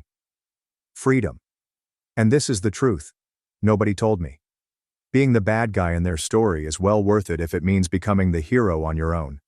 Thanks for watching and being part of the drama. Don't forget to subscribe and hit the bell so you never miss a wild news story. My family mocked me for being a barista, gave my childhood home to my brother. Now he's begging me a store after I built a $10 million business. Hello everyone, my name is Paul. I am 32 years old and reside in a quiet neighborhood in Portland, Oregon. My best friend Brian and I currently run 21 coffee shops in 5 states. We began this endeavor 5 years ago with a little rented apartment and nothing but our savings, no loans, no assistance from family. Even though I now have a secure career, a nice income, and a home worth about $600,000, I prefer to live quietly. Unlike many others, I avoid discussing my accomplishments. That choice is based on an event that occurred 7 years ago. Back then, in a state of pride, I tried too hard to prove myself and said too much at the wrong time. My father and younger brother made me pay for it. Since that day, I vowed to myself that no matter how far I went, or how successful I became, I would never brag about my accomplishments, especially in front of my family. But last Christmas, I breached my promise. I slipped and spoke one line that was innocent at the time, but that was all they needed. The exact people who formerly looked down on me now have the opportunity to tear me down in front of everyone. Aunt Ingrid called me in early December of last year, just as the Christmas joy had spread to every street corner. I hadn't heard her voice for 7 years. After a few cautious greetings, she requested if I might come home with the entire family for this year's Christmas gathering. I remained mute for a long time at that point, ready to say no like I had so many times before. But before I could say anything, she kindly continued, "Everyone misses you." I could not respond immediately, but that night I was unable to sleep. I wasn't sure if they truly missed me or if they only missed the previous version of me, the one who was weak. Perhaps it was curiosity. Perhaps a part of me still wanted to believe in something positive. Regardless, I chose to return. On Christmas Day, over 2 hours after driving from Portland to Salem, I arrived in front of her house at 11 a.m. While I was looking for a parking spot, a familiar voice screamed out from behind me on the right, loud enough to be heard throughout the yard. 7 years and you're still driving that thing? Looks like nothing's changed. I turned around. It was Peter, my cousin. He was resting against a brand new SUV, arms crossed, with a grin that was both sarcastic and satisfied. I looked at him for a few seconds, exhaled quietly through my nose, and smiled without saying anything. I did not want Peter to get to me. I did not come back here to argue with anyone. After I parked, I took the present bag I had packed the night before. Inside, there were a few bottles of wine, not expensive but nice enough to demonstrate respect. As soon as I entered the living room, I recognized 2 people I hadn't seen in 7 years, my father and my younger brother. They stood in the corner of the room, near the large Christmas tree against the wall. Their gaze lingered on me for only 3 seconds before immediately moving away. I didn't walk up to them. Instead, I nodded to the surrounding family, asked a few polite inquiries about job and health, and smiled just enough to be nice. Aunt Ingrid emerged from the kitchen only a bit later. When she saw me, she removed her oven mitts, ran over to me, and hugged me tightly. Her voice trembled, yet it had a weird warmth to it. "Welcome home." At that point, I wondered if this time would be different. Perhaps now, after 7 years away, I'll finally feel like I belong here, if only for a moment. But I had no idea that today would mark the start of another fall, this time in front of everyone. The celebration began approximately 15 minutes after I arrived. I sat at the end of the table, near to some younger cousins. Looking around, I realized it had been a while since my family had assembled in such a large group. All of the traditional Christmas foods were served, including roasted chicken, mashed potatoes, buttered rolls, cream soup, and numerous trays of homemade sweets. I looked at how everything was arranged, observed the hot dishes were still steaming, and realized Aunt Ingrid had spent the entire morning preparing it all. Aunt Ingrid is my mom's younger sister. Mom used to swing by our house on a regular basis, bringing sweet pastries and bags of sun-warmed fruit from her lawn. However, after Mom's death nearly 10 years ago, Aunt Ingrid became increasingly distant. My father was the reason she stopped visiting. I remember the few times she stopped by after the funeral. My father didn't bother trying to hide his annoyance. When he opened the door, he would frown and make casual remarks about how we didn't deserve anyone's sympathy. Once, as my brother and I were laughing and chatting with her, he stood up and said, "If that's the kind of visit this is, don't bother, I can take care of my kids." After that, I never saw her again. Return to that day's celebration. About 30 minutes into the lunch, just as laughter began to rise from the far end of the table, Peter's father, Uncle Andrew, turned to face me. His voice broke through the background noise in the room. "So, Paul, still working at the coffee shop?" At that point the room appeared to pause. Almost everybody turned to stare at me. I could sense them waiting for a response. Uncle Andrew posed that question because he had a brief work trip to Portland 3 years prior. By chance he came into one of my coffee shops. 2 staff had called in sick with the virus that day, and the store was crowded. So I donned the costume and stepped in to assist, just like any other barista. When he stepped in and spotted me behind the counter in uniform, he stopped for a little minute. I could see the surprise in his eyes, but he said nothing.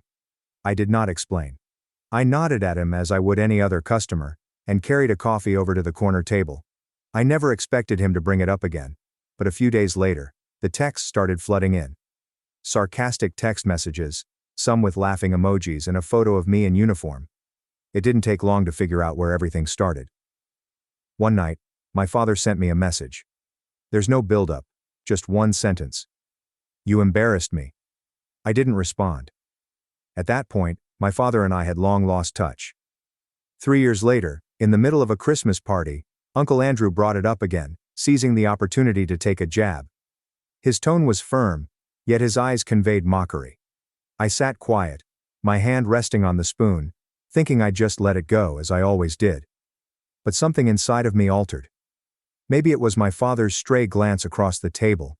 Perhaps it was a faint laugh from a neighboring relative.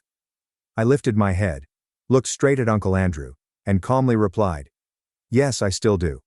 But now as the co-founder of 21 coffee shops across 5 states. After I stated that, the table became quiet. Even the clinking of silverware ceased.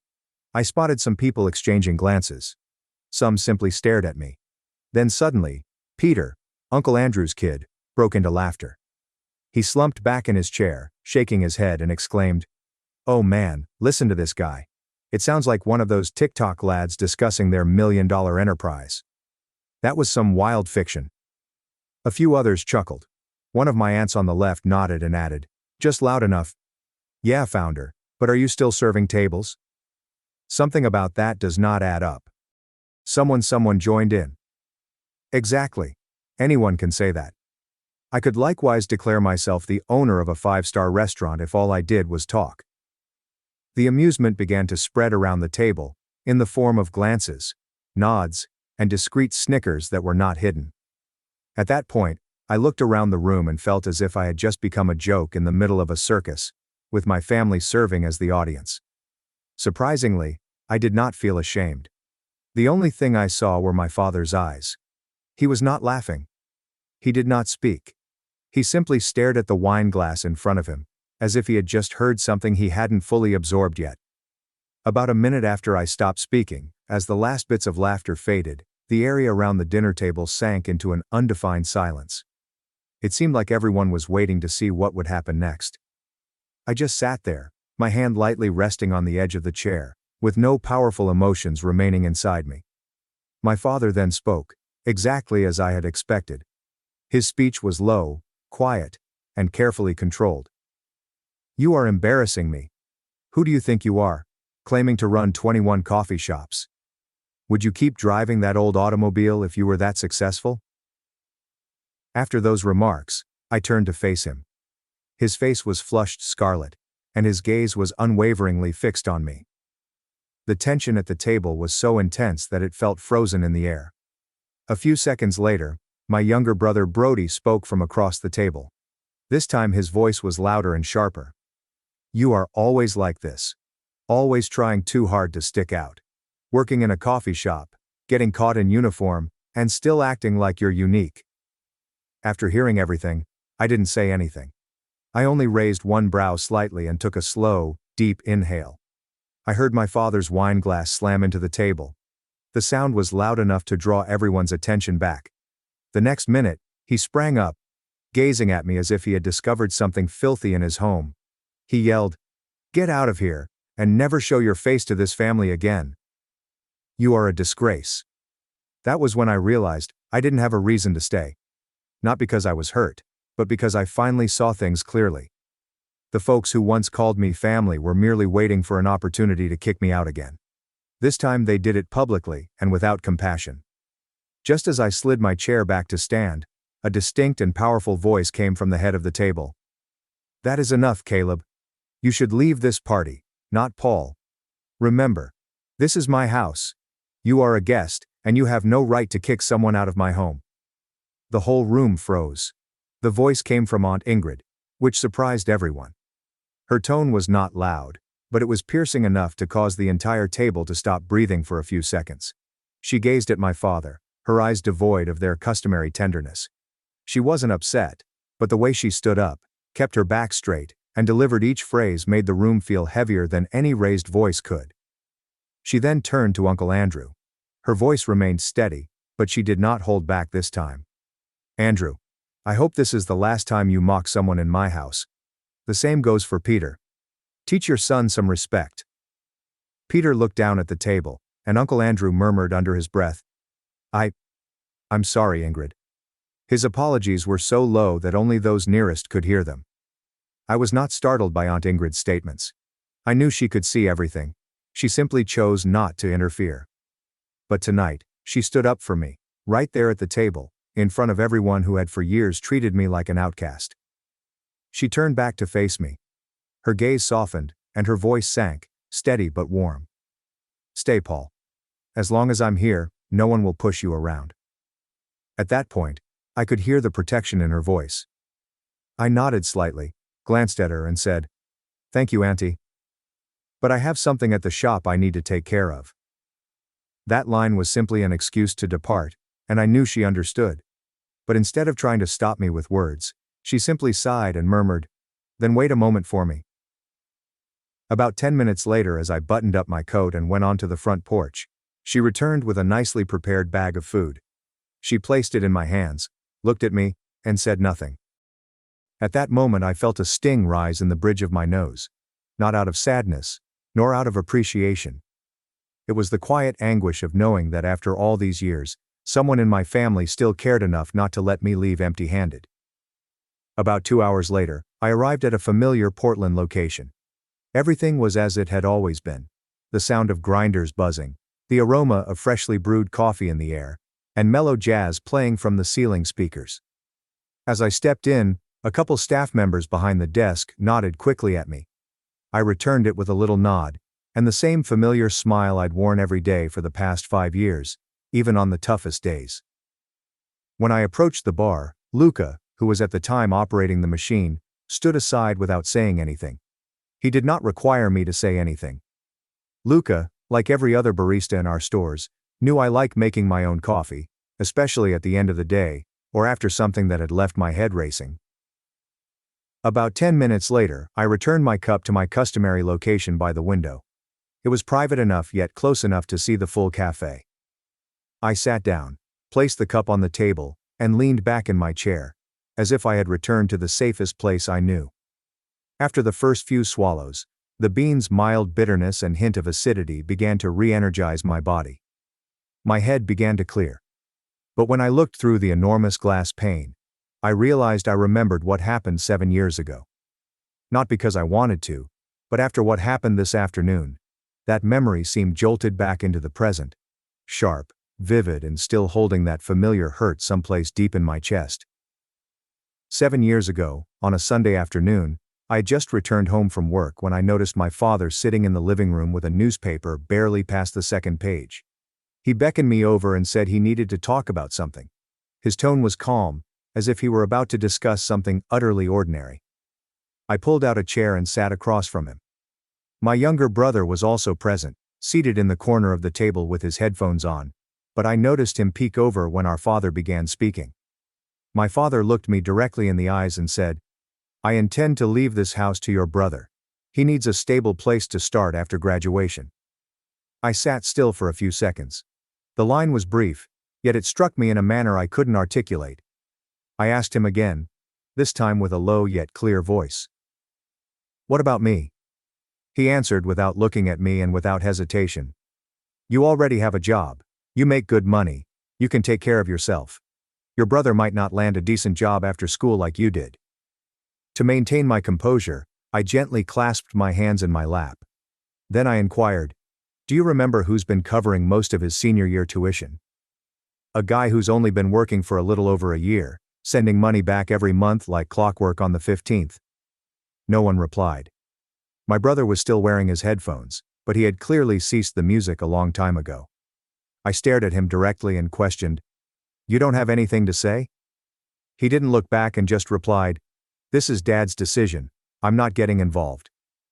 I nodded gently, without saying anything else. That night, I packed my belongings and moved out. No arguments. Nobody begged me to stay. Everything transpired in a peculiar silent way, as if they were waiting for me to depart. I have not gone back since that day. I made a mistake 7 years ago by telling them how much I made. I had recently graduated and landed a position at a financial firm. My annual income after taxes was no less than $70,000, and I brag about it to my father. Following that, I learned to live. I stopped bragging to anybody and kept my salary to myself. After my father said that he would leave the house to Brody, I didn't say anything else. That night, I packed my belongings, called a ride, and left with only the old backpack I had used in college. Nobody saw me off. Nobody called after me. I got a modest apartment on the outskirts of Portland, more than 30 minutes away from work. It wasn't particularly large or fancy, but it was clean and quiet enough for me to start anew. At the time, I wasn't making a tiny wage. Working in finance, I earned more than $70,000 a year after taxes. That was more than enough to cover my basic needs. But when I left home, I decided to live modestly. Not because I had to, but because I wanted to experience what it was like to be completely in control again. I wanted to know exactly where every dime went, and prove that I could stand alone without relying on anyone. I cooked my own meals, made a budget, and set aside a predetermined amount each month. Do not buy a house or a new car. I merely wanted a cushion in case I decided to start my own business someday. Then, 2 years later, on a Friday evening, Brian, my best friend from college, invited me to meet at a little coffee shop. He produced a draft of a business plan and stated that he intended to operate his own cafe. It's just a small space with real quality, not another cookie-cutter franchise. He asked if I wanted to start it together. At first I hesitated, but when I looked into Brian's eyes and realized how dedicated he was, I knew if I didn't take the leap, I'd regret it for the rest of my life. After deciding to join him, I withdrew all of my funds from the previous 2 years, and we launched our first cafe. We named it Elm and Cedar. It was situated on a quiet corner of Alberta Street in Portland. The early days were really challenging. We made our own shelving, painted the walls, rented second-hand machinery, and took turns running the shop from daylight until night. Some days it rained non-stop and we only sold 3 glasses. Some days the espresso machine broke at peak hour. We were aching all over from the night, but we still had to go through the books line by line, down to each receipt. Then the regulars started showing up. Some people stopped by every Monday morning. Some people claimed an area of the cafe and never changed their orders throughout the year. 1 year later we launched our second facility in Beaverton. Then Salem. Then Seattle. Every city taught me something new. We had to learn how to hire, manage and preserve the brand's soul from wherever we were. And just like that, 5 years after leaving that modest apartment, and making one decision I never regretted, we now run 21 coffee shops in 5 states.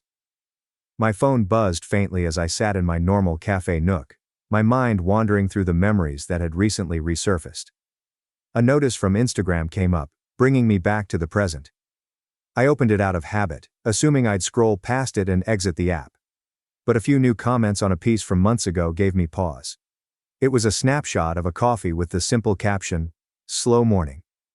I hadn't given it much attention when I posted it, but now unexpected names had made comments that I couldn't understand. Someone questioned if I still brag about my coffee shop franchise.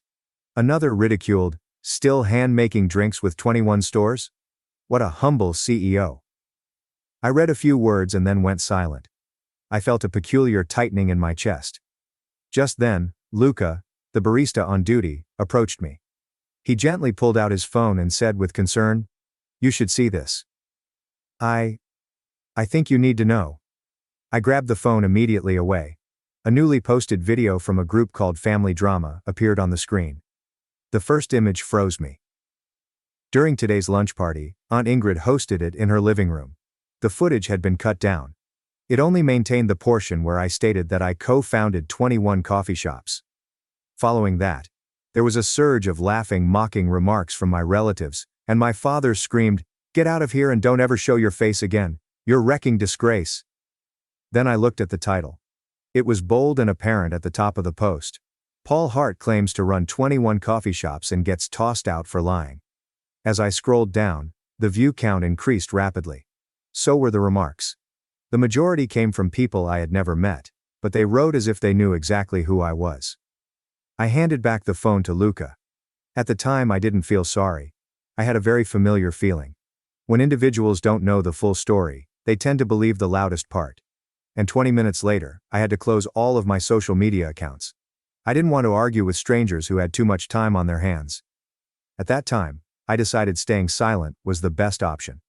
My phone rang shortly after I locked down all of my social media accounts. It was Brian. I had barely set down my coffee cup when his name appeared on the screen. I responded. His voice rang out almost instantaneously, rapid and urgent. "Did you hear about what people are saying about you?" I responded right quickly, my tone calm. "Yeah, I saw it." There was a pause at the other end. Brian spoke again, this time with obvious amazement. "You saw it and you're still this calm?" I took a slow breath and answered. "What do you want me to do? Give it a few days. This will blow over." Brian's voice broke through with fury, which he didn't try to suppress. "I swear, man, you drive me crazy sometimes." Before I could say anything else, he hung up. I did not blame Brian. I understood exactly why he was unhappy. This wasn't the first time he'd gotten upset about how quiet I might be and how I let things go that he thought warranted a reaction. But I am not like him. Not every situation requires a reaction from me. Sometimes silence is the only way I know to preserve the tranquility I have left. My phone buzzed softly on the counter the next morning while I was preparing breakfast in the kitchen. It was a message from Brian. I opened it right quickly. It was short, like his other texts, with only one line. "I took care of it for you." A link was provided just below. It led directly to the Family Drama group, which had shared the edited video of me the day before. I tapped the link. A new video had just been uploaded less than 20 minutes ago. Brian was the person in the video. He was sitting in one of our coffee cafes, with the brand logo visible behind him. The video has no fancy editing or effects. It was merely a phone recording, but his voice was solid and direct. In the video he stated, his name is Paul Hart. He co-founded a chain of 21 coffee shops currently operating in 5 states. This is the business license. These are photos of the stores we built together over the last 5 years. This is an interview we did that was published in a national coffee industry magazine last year. He held each paper up to the camera. Every image, number, and phrase were well written out. At the end of the video, Brian looked directly at the camera. His voice slowed, and each syllable came through clearly and forcefully. He doesn't owe anyone an explanation. But I think it's time people heard the truth. After finishing the video, I sat and stared at the screen. Not because I was emotional, but because I knew Brian would never have made that film or shared it publicly unless he was upset on my behalf. Following that, I sent him a message. Thank you for everything you did. After texting Brian, I returned to the video. I looked over the comments underneath it. Within 30 minutes, the post had received thousands of views and shares. There were no loud chuckles or insulting nicknames this time, unlike the day before. However, this did not imply that everyone supported me. Some individuals spoke up for me and said simply and directly, editing a video just to humiliate someone is one of the lowest things a family member can do. Someone else wrote, I don't know this guy, but his friend showed paperwork in a published interview. That seems legit to me. However, a few tales raised questions. Why stay silent yesterday and only come out with proof now? Feels a little too convenient. Another person responded, sure, the facts are there, but the way he talked at the party did feel a bit arrogant. Reading those comments did not surprise me. I knew social media wasn't the place to settle truths and lies. It just makes one thing clear. Who controls the tale? Then, in the days that followed, I returned to my normal schedule. I still had the practice of unexpectedly visiting one of our coffee shops, waiting near the bar for a few minutes, asking a question or two, and then quietly leaving. I have been doing this for the past 5 years. Nothing had changed. I believed the storm had passed. But exactly 1 week later, it reappeared. This time, it was from the people I least wanted to see. My father and brother. I still remember it vividly. It was Tuesday, around 9 a.m. I was reviewing the payroll sheet when my phone rang.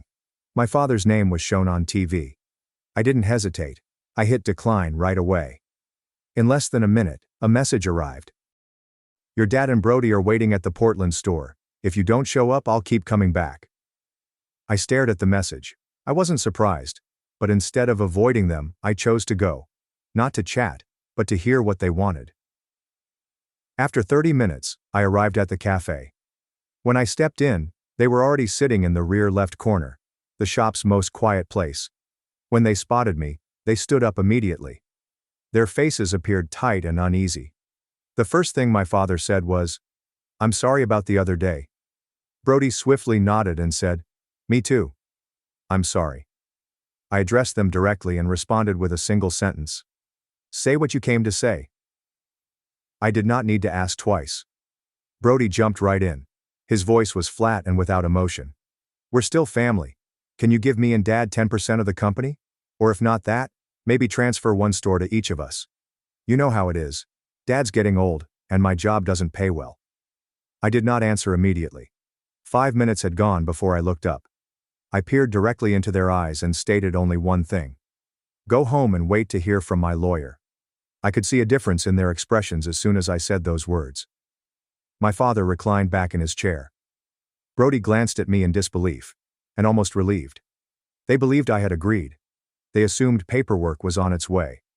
They had no idea, however, that what they were about to receive would stun them more than anything they had expected. Right after they left the coffee shop, I contacted Eric, the legal counsel for the coffee business Brian and I co-owned. I explained exactly what had transpired. There are no extra words, no detours. When I finished describing, Eric's voice was steady and firm on the other end. Leave it to me. I know what to do. It'll be done in 2 days. I didn't ask anything else. I knew him well. When Eric mentioned 2 days, he did not mean 2.5. He meant not a minute late. And he was correct. 2 days later, early in the morning, my phone called again.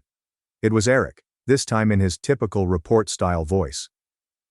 The letter has been delivered as requested. The originals were handed directly to them with full confirmation. I thanked him and said nothing else. But I had a feeling about what was going to happen next. And I was correct. That afternoon, while I was at the office reading inventory reports, the phone rang again. This time, it was my father. I responded because I wanted to know what his tone would be. When I picked up, his voice cut through the line, piercing and aggressive. "You bastard. Is this how you treat your father?" I responded slowly and clearly, each word thoughtful. "I don't have a father. You've got the wrong person. And don't forget what my lawyer instructed." I did not wait for his reaction. I hung up instantly.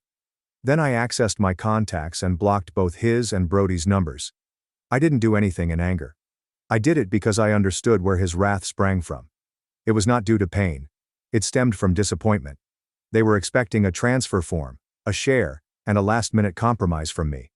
But what they held was a legally binding no-contact order, followed with Eric's formal cease and desist letter. The wording was extremely clear. If they continued to interfere with or disturb the operations of the coffee business, the legal team would file a lawsuit. And if that happened, even selling the house Brody owned wouldn't be enough to offset the losses. The next days were the first that seemed completely peaceful. No more unexpected calls in the early morning. Every time my phone rang, I felt less anxious. No more guarded stares from folks who used to call me family. I went to work. We stopped by the stores. I sat in my normal nook, with a cup of coffee that was just hot enough. And for the first time in years, I wasn't concerned about who might appear out of nowhere. Some would argue that I was being very harsh, and should have been more forgiving and open. I should have given it up for the sake of my family. However, forgiveness does not always imply letting things go. It's about knowing when to stop. I did not cut anyone off. I just stopped and left the door wide open. Not every person who walks in deserves to stay. I also learned from my mistakes. Don't rush to share your success, especially with those who don't ask out of concern, but rather out of calculation. Silence does not indicate weakness. It's the best shield for safeguarding the things that are actually important. It took me a long time to comprehend this. Controlling everything does not provide peace. It occurs when you finally stop allowing the wrong things into your life. And before I conclude today's narrative, I'd like to leave you with a question. This one's for you, the listener who stuck with me till the end. What would you have done if you were in my place at Aunt Ingrid's Christmas dinner, surrounded by relatives hurling barbs and disparaging comments, and everyone looked at you as if you were nothing more than someone with a regular job? Would you have stepped up, like I did, and spoken the truth? That you are the co-founder of 21 coffee shops, allowing the facts to speak for themselves? Or would you have remained silent, endured the derision, and retained the peace you've fought so hard to preserve all these years? Thanks for watching and diving into this wild family drama with me. If you love Reddit family drama, don't forget to subscribe and turn on notifications so you never miss the next one. Fiance's family mocked my mom who saved their business, then tried to paint me as villain. So I ruined their rehearsal dinner with one sentence. I'm 33 years old, and until recently, I was engaged to Fidelia, a woman with whom I had planned to spend the rest of my life. I met her around 6 years ago at a BBQ with mutual friends. She had a wonderful smile, was quick with a joke, and we immediately clicked. I didn't hesitate when I chose to propose a year ago. It felt like the proper time and person. At the moment, I was not only marrying Fidelia, but also her family. Her parents, Leonard and Beatrix, are the type of individuals who enjoy being the focus of attention. They are loud, opinionated, and always have something to say about everything. At first I assumed it was just their personality, but as time passed, I noticed how their entitlement permeated everything they did. Before we get into what happened, let me talk about my mother. Patricia was the best person I ever knew. She died 2 years ago following a 3-year battle with cancer. It was humbling to watch her fight that cancer, while yet finding ways to prioritize others. She taught me so much about kindness, giving, and advocating for what is right. My mother was more than simply my rock, she was a lifeline for many people. She had a way of stepping in and assisting others without making them feel embarrassed or obliged, as if she would simply do what was to be done. This includes Fidelia's family. Leonard and Beatrix owe her a lot, but the way they talk about her now doesn't reflect that. When I first presented Fidelia to my mother, things went smoothly. My mother liked Fidelia. She told me so, and Fidelia appeared pleasant. However, when things became more severe, it became clear that Fidelia did not get along well with my mother. It wasn't anything major, just a few comments here and there. Fidelia, for example, would refer to my mother as overly interested or eager to help. It irritated me, but I chalked it up to anxiety, or Fidelia's adjustment to being a new family member.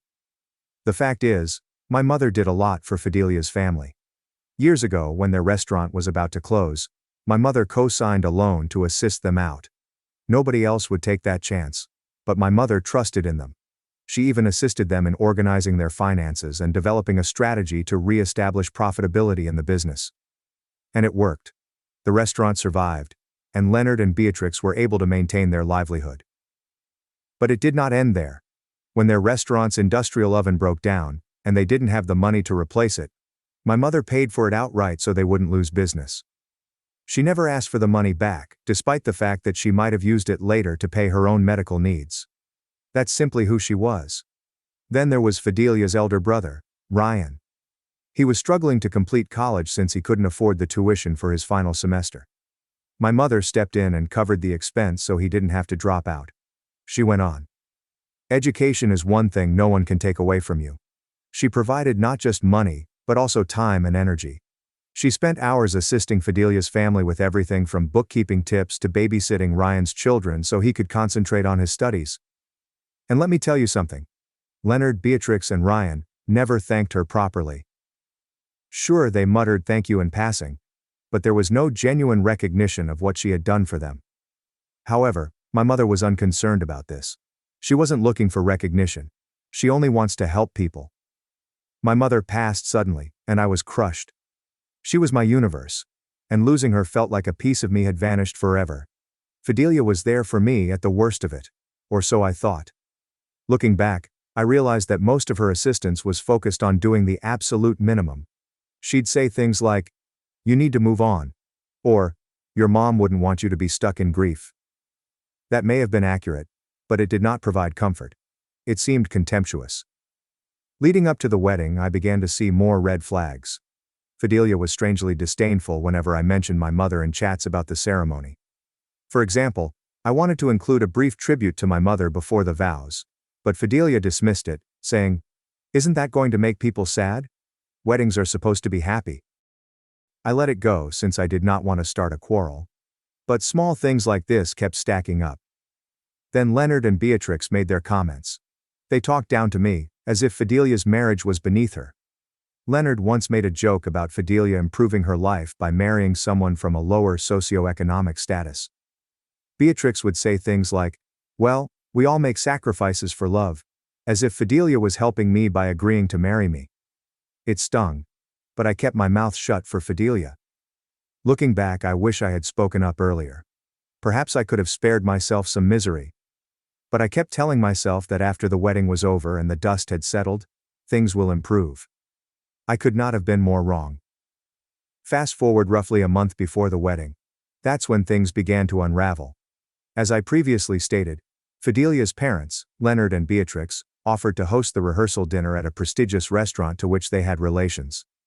At first, I assumed it was a wonderful gesture. I assumed they were trying to smooth over all of the snarky remarks and unpleasant moments we'd had while preparing the wedding. I even convinced myself that this could be their way of stepping up and demonstrating some class. Now, some context for this dinner. Fidelia's parents did not just offer to host it.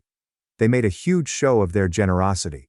Beatrix kept bringing it up in conversations like, "Oh, we've put so much effort into making this rehearsal dinner perfect. It's going to be the talk of the town." Leonard, of course, chimed in every chance he got, reminding me and everyone else that the restaurant was one of the best in the area, and that we were lucky they were able to secure it. The entire experience began to feel less like a gift, and more like an ego boost for them. But whatever.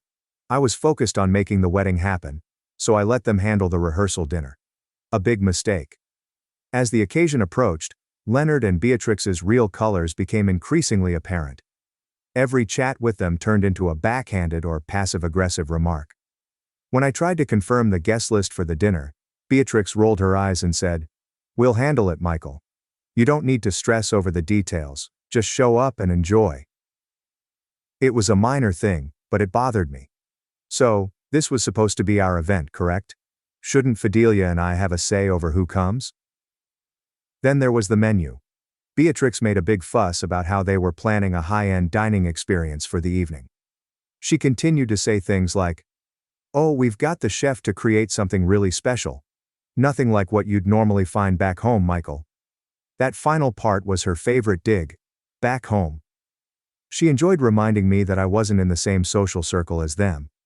I come from a small working-class community, and they never let me forget it. I tried to brush it off and concentrate on the big picture. I kept reminding myself, it's just one night. Smile, nod, and get through it. But even Fidelia began to act strangely. She'd always had the habit of side with her parents on issues, but it worsened in the weeks leading up to the dinner. Anytime I mentioned an idea or a concern, she'd dismiss it and say, "Michael, you're overthinking this. My parents know what they're doing." However, it wasn't just about the food, it was the way they treated me like an outsider in my own relationship. They treated me as if I was lucky just to be in the room. Like I should be grateful that Fidelia agreed to marry me. And Fidelia? She never stood up for me. If anything, she encouraged it by laughing along and disregarding my attempts to bring it up. A week before the dinner, there was an incident that should have raised a red signal for me. Fidelia and I were at her parents' house negotiating wedding plans. Beatrix was in full charge, scrolling through seating plans and floral arrangements as if she were organizing a royal event. At one point, I suggested altering the centerpieces to something simpler. Something my mother would have enjoyed. Beatrix did not even look up from her binder. It was all she said. "Oh, Patricia had interesting taste, didn't she? But this is Fidelia's day. Let's keep things modern, shall we?" I froze. It was a slight jab, but it struck me hard. Fidelia did not say anything. She merely continued looking through her phone as if nothing had happened. I wanted to confront Beatrix right then and there, but I didn't want to cause a quarrel, so I swallowed my pride and remained quiet. Looking back, I regret that I did not say anything. It felt as if every insult and slight was stacking up, but I continued ignoring it, because I didn't want to rock the boat. I thought I was maintaining the peace. The rehearsal dinner date had finally arrived, and I could feel the anxiety in the air. Fidelia and I drove to the restaurant together, and I tried to make small chat to lighten the atmosphere. She remained quiet, browsing through her phone and barely reacting. When I inquired if she was excited, she merely shrugged and replied, "It's just a dinner, Michael. Don't stress. Just dinner, right?" When we arrived at the restaurant, Leonard and Beatrix were already there, acting like they owned the place. Leonard was standing by the entryway, greeting visitors as they entered, while Beatrix was busy instructing the workers. It felt more like a corporate occasion than a family gathering. The restaurant itself was extravagantly decorated, with white tables, chandeliers and the works. It was the type of location that screamed, "Look how important we are." And to be honest, it only made me feel more uncomfortable.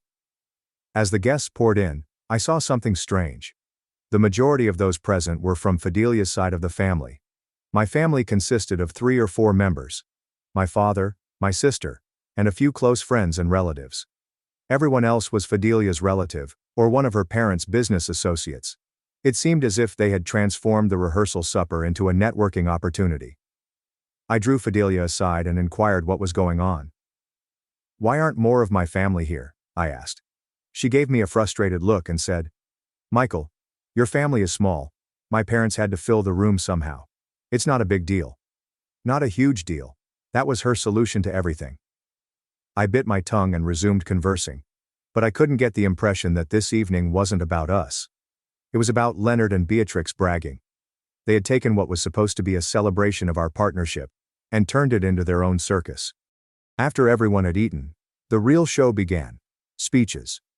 Of course, Leonard was the first to get up. He took the microphone as if he were delivering a major lecture at a conference, not discussing his daughter's wedding. He cleared his throat and began, "Welcome, everyone. Tonight is about celebrating the union of 2 families, our Fidelia, and of course, Michael." He spoke my name as if it left a foul taste in his mouth. I sat there trying to remain calm, but every word he said was a poorly veiled attack. He began talking about how proud he was of Fidelia, how she had always been the star of the family, and how she had always understood what she wanted in life and pursued it. And now she's marrying someone who will help her stay grounded. He smirked as he said it, and I swear a few people laughed. I just gazed at him, wondering if I had heard him correctly. Then he began telling a story about Fidelia, who was always a high achiever, even as a child, and how fortunate she was to have their leadership to keep her on course. At one point he stated, "You know, we've always taught Fidelia to aim high. And while Michael might not be what we envisioned at first." He trailed off, leaving the phrase hanging as if it was meant to be hilarious. I could feel my father and sister gazing at him from across the table. Beatrix was next up. She strutted to the microphone, as if she were about to accept an award. Her speech started very well. She mentioned how much she adored Fidelia, and how excited she was for the wedding. But then she started making tiny digs at me. She commented of Fidelia being the perfect kid who deserved the best in life, saying, "It's a good thing she's patient, because she's taught Michael so much already." I nearly choked on my water. What did Fidelia teach me? How could I hold my tongue while her folks insulted me every chance they got? Then Beatrix looked at me and said, "Oh, we're so happy to welcome you into the family, Michael. It'll be nice to finally have someone who doesn't mind getting their hands dirty, right?" She laughed, and a few of her relatives joined in. I looked at Fidelia, thinking she'd intervene or at least appear uncomfortable, but she was smiling along with them. And just as I thought things couldn't get much worse, Leonard returned to the microphone. He raised his beverage to his lips. "One last thing before we wrap this up. I just want to acknowledge someone who's no longer with us, but played a big role in shaping who Michael is. His mom, Patricia." For a single second I thought he may say something kind. But no. Instead he responded, "Patricia was one of a kind. She had a habit of inserting herself into situations, didn't she? Always had an opinion about how things should be done." He giggled, and Beatrix responded, "Oh, she definitely had strong opinions. Remember how she always insisted on helping us even when we didn't ask?" I couldn't believe what I heard. They were talking about my mother, as if she were a nosy neighbor. Leonard was not done. "But in all seriousness," he said, "Patricia was a generous woman. She helped us out a lot. Sometimes too much, if I'm being honest." He winked, as if it was an inside joke. The room became quiet, but Leonard kept going. "We'll be sure to keep her spirit alive at the wedding. Let's hope Michael doesn't inherit her enthusiasm for taking charge, though. We wouldn't want him meddling too much, right?" That was it. My face became hot, and I tightened my hands beneath the table. I looked to Fidelia, hoping for her to say anything, to stop them.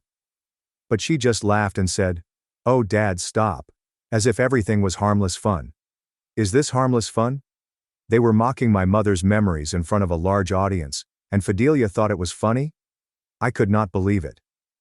The worst part was Leonard and Beatrix pretended to be lovely. They had a smug expression on their cheeks, as if they assumed everyone was laughing with them. But as I looked around the room, I realized that wasn't the case. When Leonard eventually sat down, the tension in the room was thick enough to cut with a knife. The clinking of forks and glasses resumed as people clumsily attempted to move on from the train wreck of a speech. Fidelia leaned over and murmured, "Are you okay?" Her tone was nonchalant, as if she were asking if I wanted more water, not whether I was enraged. I did not even look at her. I only nodded. My mouth tightened so hard I felt my teeth would fracture. But then Beatrix came up to our table. "Michael," she added softly, "I hope you weren't offended. Leonard and I just wanted to add a little humor to the evening. It's all in good fun." That's when something inside me snapped. I could not keep quiet any longer. I rose up, my chair grinding loudly on the floor. "Are you serious right now?" I asked, my voice low and trembling with wrath. So there I was, standing in the middle of the rehearsal dinner, my chair still slightly tipped back from when I got up. The entire room had gone dead silent, like if someone had muted the television. All eyes were on me, but I didn't mind. My heart was hammering and my face was flushed, but I knew I couldn't just ignore this. Leonard and Beatrix's ridiculing of my mother was already too much, but Beatrix's faux apologies was the final straw. "Are you serious right now?" I asked, gazing straight at Beatrix. She hesitated for a second, perhaps not expecting me to call her out. Leonard looked up from his glass, as if I'd insulted him. Fidelia, seated next to me, said, "Michael, stop." I ignored her. "Let me get this straight," I shouted, my voice becoming louder. You spent the entire night taking cheap shots at my mom, the woman who helped your family when no one else would, and now you're acting like it was just a joke? You think that's okay?" Leonard reclined back in his chair and folded his arms. "Relax, Michael," he added, smirking as if this wasn't a big problem. "You're overreacting. It was all in good fun." "Good fun?" I replied. "You called her meddling. You said she was too much. You mocked her generosity like it was some kind of flaw. How was that good fun?" The tension in the room was intolerable. I noticed a number of Fidelia's cousins gazing down at their plates, apparently uncomfortable. My father, on the other hand, looked at Leonard as if he wanted to punch him. My sister crossed her arms and glared at Beatrix, as if she was waiting for her turn to join in. Beatrix attempted to laugh it off. "Oh, Michael, don't be so sensitive. We were just sharing a few stories. Everyone knows how Patricia liked to take charge." I couldn't believe what I was hearing. "Take charge?" I asked, my voice rising. "She helped you. She saved your business when you were about to lose it. She paid for your oven repairs, your patio remodel, and your son's college tuition. And this is how you repay her? By turning her into some kind of joke at a rehearsal dinner?" Leonard sat up straighter, visibly annoyed now. "All right, that's enough," he responded, attempting to appear authoritative. "We didn't mean any harm, but if you're going to throw a tantrum about it, maybe you're not ready for marriage." That comment demonstrated how little he respected me, or my mother for that matter. Fidelia eventually spoke up and tugged on my sleeve. "Michael, can we just go outside and talk, please?" I moved my arm away. "No, Fidelia, we can't. Not until your parents understand how disrespectful they've been." Beatrix sighed heavily, as if she were the victim in all of this. "Michael, this is supposed to be a happy occasion. You're ruining the evening for everyone." "I'm ruining the evening?" I exclaimed, my voice quivering with rage. "No, Beatrix. You ruined it the second you decided to trash my mom in front of everyone. And Fidelia, you just sat there and let it happen." Fidelia's face flushed red. "I didn't know they were going to say all that," she said defensively. "But you laughed," I said back. "You laughed at every single insult. You didn't even try to stop them." At this point, the whispers in the room became more audible. People were leaning over to each other, muttering about the events unfolding in front of them. I felt the weight of their glances, but I didn't mind. This was not about them. This was about standing up for my mother. Leonard stood up, evidently frustrated. "All right, Michael. If you're so offended, maybe you should leave," he remarked, gesturing to the door. For a time I contemplated it. I considered just walking away, leaving them to their wonderful little dinner. But then I looked around the room, at my father, my sister, and the few friends who had come to support me. They were all watching, waiting to see what I was going to do, and I realized that I was not going to allow Leonard and Beatrix get away with it, not this time. "No," I replied firmly. "I'm not leaving. Not until you understand what you've done." Leonard opened his lips to answer, but I interrupted him. "You act like my mom was some overbearing busybody. But without her, you wouldn't even have this restaurant connection. She didn't do any of that because she wanted recognition or praise. She did it because she cared. And now you're sitting here trashing her memory like it's some kind of punchline? That's not just disrespectful, it's disgusting." The room became utterly silent again. Even Leonard appeared taken aback as if he didn't know how to respond. Beatrix opened her mouth, but no words emerged. Fidelia merely sat there, staring at the table, her expression a mix of humiliation and rage. Leonard finally murmured, "We didn't mean it like that." "It doesn't matter how you meant it, I told you. What matters is how it came across. You don't get to rewrite who my mom was just because it suits your narrative. She deserved better than that. And honestly, so do I." With that, I stepped away from the table and grabbed my coat. "You want me to leave? Fine. But don't expect me to come back." My father sprang up instantly, preparing to follow me out. My sister grabbed her purse and gave Beatrix one last scowl before joining us. A handful of my buddies also stood up, looking apprehensive but supportive. Fidelia yelled after me, "Michael, wait!" But I didn't stop. I walked out of the restaurant with my head held high, despite the fact that my heart was hammering. Outside, my father placed a hand on my shoulder. "You did the right thing," he replied. Your mom would be proud. I nodded but didn't feel proud. I felt angry and betrayed. And I realized something. If she couldn't stand up for me or my mother, perhaps she wasn't who I thought she was. Part of me thought I had done the right thing by stepping away. But a part of me couldn't get over the notion that it wasn't enough. If I kept things as they were, Fidelia and her family would just spin the tale to make me the bad person. They'd interpret it as my being overly sensitive or overreacting. I could not let that happen. This wasn't only about me. It was about my mother's memory and what I stood for. I took a deep breath and turned to face my father. I need to go back in there, I said. What? My sister cried out. Why? You don't owe them anything.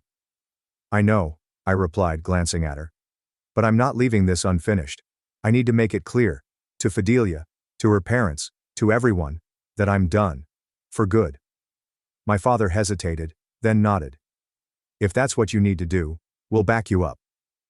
No, I replied, shaking my head. This is something I have to do on my own. My sister appeared to want to argue, but she remained silent. I turned and headed back to the restaurant. My gut was knotted, but my head was clear. I was not going back in there to start a scene. I was walking back in to put an end to things once and for all. People were speaking to one another and stealing looks toward the door as I stepped back inside. Fidelia remained sitting at the table, her face pallid and her eyes wide. When she spotted me, she got up. Michael, she answered. What are you doing? I ignored her inquiry and proceeded to the front of the room, where Leonard and Beatrix still sat, looking way too pleased with themselves. Leonard arched an eyebrow as I arrived, obviously not expecting me to return. Beatrix gave me the same fake lovely smile she had been wearing all night. Back so soon? Leonard inquired, his tone tinged with disdain. I did not bother responding to him. Instead, I turned and faced the entire room. Excuse me, everyone, I yelled loudly enough for the entire room to hear. The whispering ceased immediately, and all eyes returned to me. My heart was pumping, but I maintained a calm voice. I have something I need to say. I looked at Fidelia, who was standing transfixed beside the table, her hands clutched tightly in front of her. I know this isn't the time or place anyone expected for this, but after what's happened tonight, I don't see any reason to wait. I took a deep breath and proceeded. This wedding is off. The room erupted with gasps, murmurs and chair scrapings as individuals turned to face each other. Fidelia's jaw dropped and her hands sprang to her mouth. No, Michael, she muttered.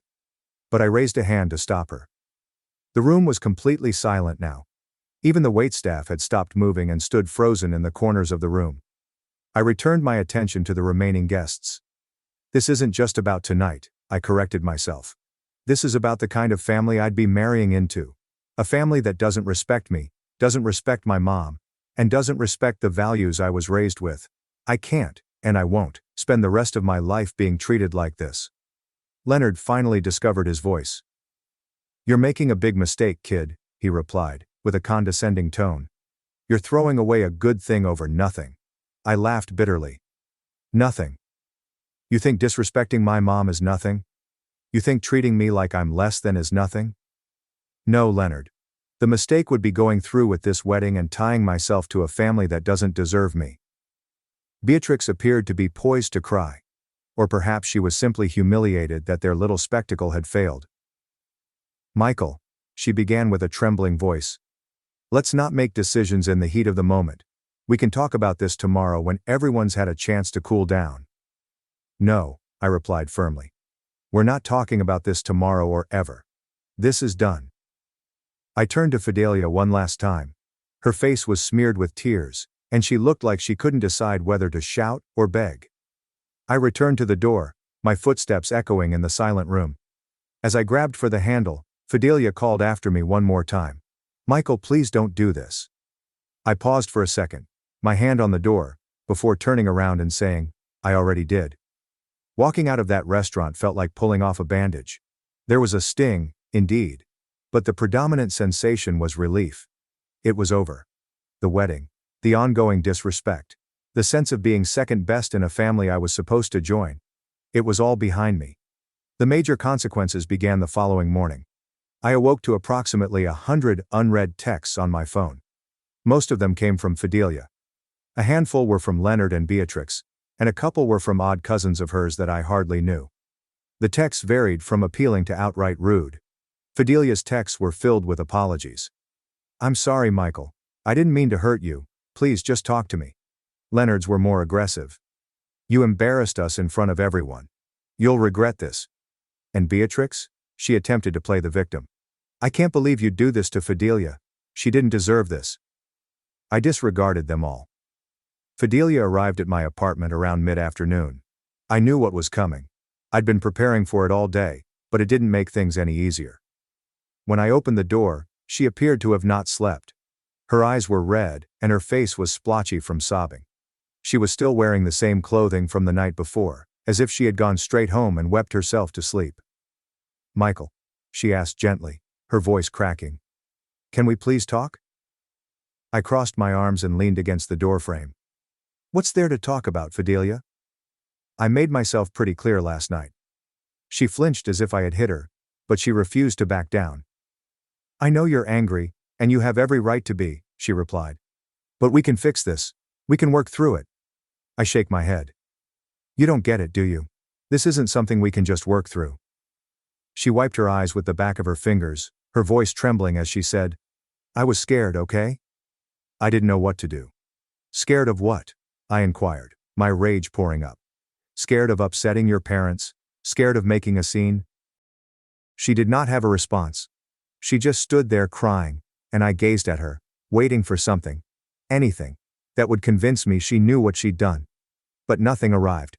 Her eyes widened as she took a step forward. "Please, Michael," she whispered. "Don't do this.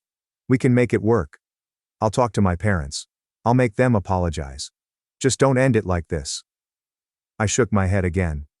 "It's not just about your parents, Fidelia. It's about you.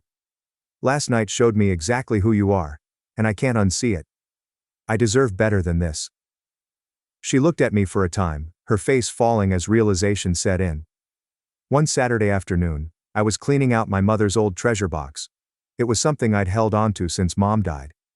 Inside were her favorite necklace, a pair of earrings she used to wear to church, and a small delicate locket containing a photograph of my grandmother. That necklace had been in my family for centuries, passed down from mother to daughter. And my mother had given it to me before she died. She said, "One day, you'll know the right person to give this to." I had stored it safely in the box ever since. It wasn't simply a piece of jewelry. It was a piece of her, and our family history. However, when I opened the box that day, the locket was gone. At first, I felt I was imagining things. I ripped the box apart, carefully checking every crevice, but it was not there. I examined the drawers where I kept the box, the shelves, and even the floor surrounding it. Nothing. My heart fell when I realized that someone had grabbed it. Fidelia was the only individual who had recently visited my place, aside from my family and close friends. My gut churned as I put it together. She'd came over a few days after the breakup to deliver the engagement ring. I didn't think much of it when she wanted to use the restroom before leaving, but now, everything made sense. I grabbed my phone and texted her, "Did you take the locket from my mom's keepsake box?" She responded a few minutes later, "What are you talking about?" I didn't believe it for a second. "You know exactly what I'm talking about. The locket my mom left me. It's gone. You're the only person who's been in my apartment recently. Did you take it?" She did not react immediately, but when she did, her message made my blood boil. "I borrowed it because I wanted to keep a piece of her with me. I thought it would help me feel closer to you." Borrowed. She took it without asking, without even informing me. I couldn't believe their arrogance. I called her immediately. When she answered, she sounded defensive, as if she were the victim in all of this. "Michael, it's not a big deal," she explained. "I was going to give it back." "Not a big deal," I snapped. "That locket has been in my family for generations. It's not some trinket you can just take because you feel like it. How could you even think that was okay?" "I just wanted to feel connected to you," she explained, her voice shaking as if she were trying to play the compassion card. "I didn't think you'd notice." "Of course I'd notice," I exclaimed. "It's my mom's. And the fact that you didn't think to ask me first makes it even worse." She started crying at that time, But I was not in the mood to console her. "Where is it?" I demanded. "It's at my parents' house," she admitted, sobbing.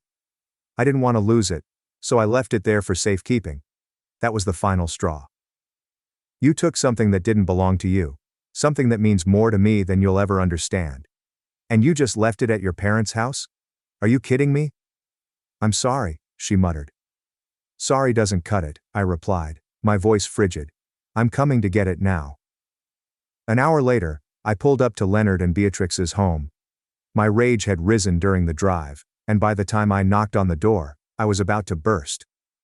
Beatrix opened it, her fake nice grin evaporating as she noticed the expression on my face. "Michael," she replied cautiously. "What are you doing here?" "I'm here to get my mom's locket," I stated plainly. "Fidelia told me it's here." Beatrix's expression wavered between confusion and annoyance. "Fidelia took a locket? Why would she?" "Just get it," I interjected. She narrowed her eyes and stepped aside to allow me to enter. Fidelia returned downstairs a few minutes later, holding the locket. Her eyes were red, and her face was blotchy, but I didn't mind. I only noticed the locket dangling from her fingers, as if it were nothing. "Here," she said, holding it out for me. I grabbed it from her hand, and examined it, to ensure it was the same one. When I was finished, I tucked it into my pocket and turned to leave. "Oh, Michael, wait," she exclaimed, her voice urgent. "I didn't mean to upset you. I was just trying to save it." "Save it?" I asked, cutting her short. "Fidelia, you stole from me. From my mom. Like what you'd already done wasn't enough." Her face crumpled, and she began to cry again, but I could not stop. I walked out and slammed the door behind me. In the days that followed, I banned her phone number, deleted her texts, and eliminated every possible opportunity for her to contact me. I was done with her, her family, and the drama they had brought into my life. Calling off the wedding had been difficult, but this was the final nail in the coffin. And, as exhausting as it was, it also seemed like a resolution.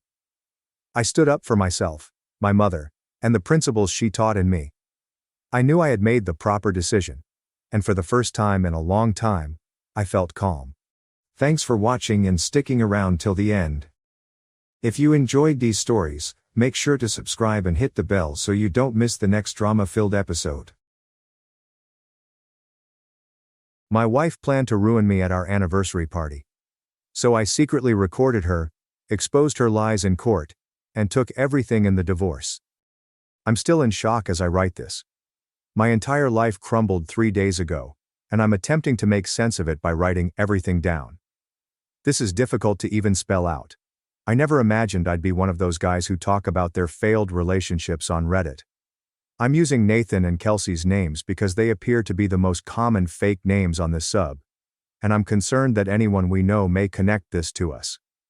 Even though the circumstance seems absurd, I'm sure anyone who was present would recognize it right away. I suppose I should begin by noting that, until 3 days ago, I thought I had a solid marriage, not perfect, who is, but steady. We had plans for the future, but I think they went down the drain. For perspective, my wife Kelsey has always had an explosive personality. When she doesn't get her way or someone challenges her ideas, she quickly goes from 0 to 100.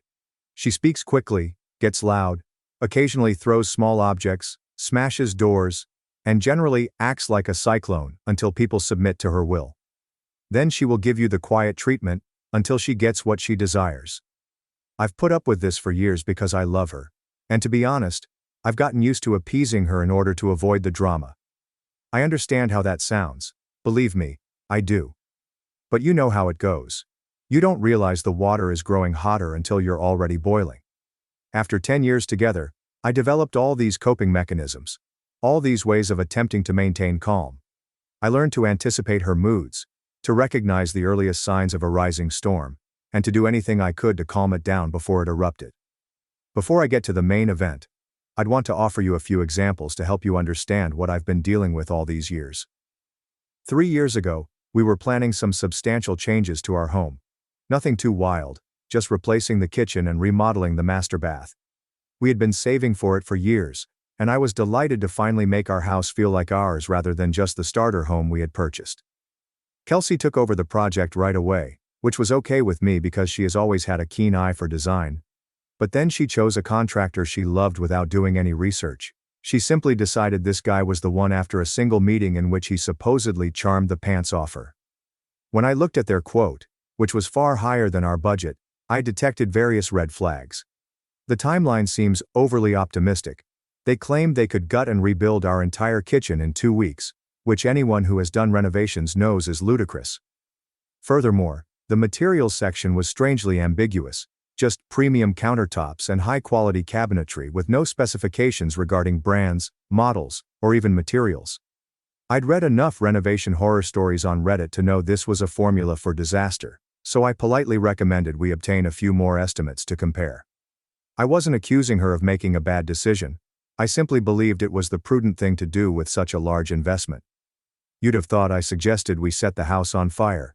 She quickly lost it, yelling that I was destroying the project, that I didn't trust her judgment, and that she'd handle everything on her own. She claimed I was always like this, finding flaws in her ideas, and attempting to make her feel stupid. Then she stormed out and gave me the quiet treatment for 2 days, acting as if I were invisible in our own home, all because I suggested getting various quotations for a major house renovation. I ultimately persuaded her to obtain a second opinion, primarily by keeping renovation horror stories open on my laptop where she could accidentally read them. We ultimately received a second bid, and, surprise, surprise, the original contractor was significantly overpriced with an unrealistic schedule. The second company brought out a variety of difficulties that the first individual had overlooked. Kelsey went with the second firm but never said she was wrong, or apologized for her outburst. Instead, she pretended the entire conflict never happened, and moved on as if hiring a second contractor had always been her goal. I was so pleased we weren't being duped that I didn't press it, just added it to my mental list of battles not worth waging. Another time, maybe 18 months ago, we were preparing our annual trip. It was my turn to choose the destination. We'd always taken turns, which worked well for us. We had previously discussed doing something outside, such as staying in a cottage near a national park with good hiking paths. We both liked the outdoors, or so I thought. Kelsey had always seemed to like our previous hiking expeditions. We'd spend our evenings sitting around the campfire, drinking wine and talking for hours under the stars. These were some of my fondest memories from our relationship. I'd been looking into choices for months, had a whole folder of bookmarks on my laptop, affordable cabins near Yosemite, guided hiking trips, even a company that would supply gourmet meal kits to your cabin so we could cook together without having to arrange everything ourselves. I was truly thrilled about it and kept dropping hints about what I was preparing, and Kelsey appeared to be intrigued, asking questions and looking forward to it. But then, out of nowhere, she arrived home one day, carrying a travel magazine. She'd heard of a luxurious resort in the Caribbean with private plunge pools, personal butlers, and God knows what else. That was suddenly where we were headed, despite the fact that it was much above our agreed-upon vacation budget, more than 3 times what we had planned to spend. When I reminded her of the outside plans I'd been working on for months and gently emphasized the budget issue, she went ballistic, saying that I was being difficult on purpose and attempting to deprive her of experiences that everyone else has. She said that all of our friends got to go on expensive trips, which was not true, and that I was embarrassing her by being poor, which was also false. I'm simply responsible with our money. She tossed a decorative pillow across the room, knocking over and damaging a picture frame containing our wedding pictures, which suddenly seemed meaningful, and proclaimed that the outdoor trip would not take place. She stated she'd booked the luxury hotel herself if I was going to be such a downer. She then slammed our bedroom doors so hard that a painting fell off the wall and ignored me for several hours. I ended up sleeping on the couch, and when I mentioned it the next morning, she acted as if nothing had happened. The next day, she booked the resort, charging it to our shared credit card before I could complain further. I didn't oppose it since it was pointless.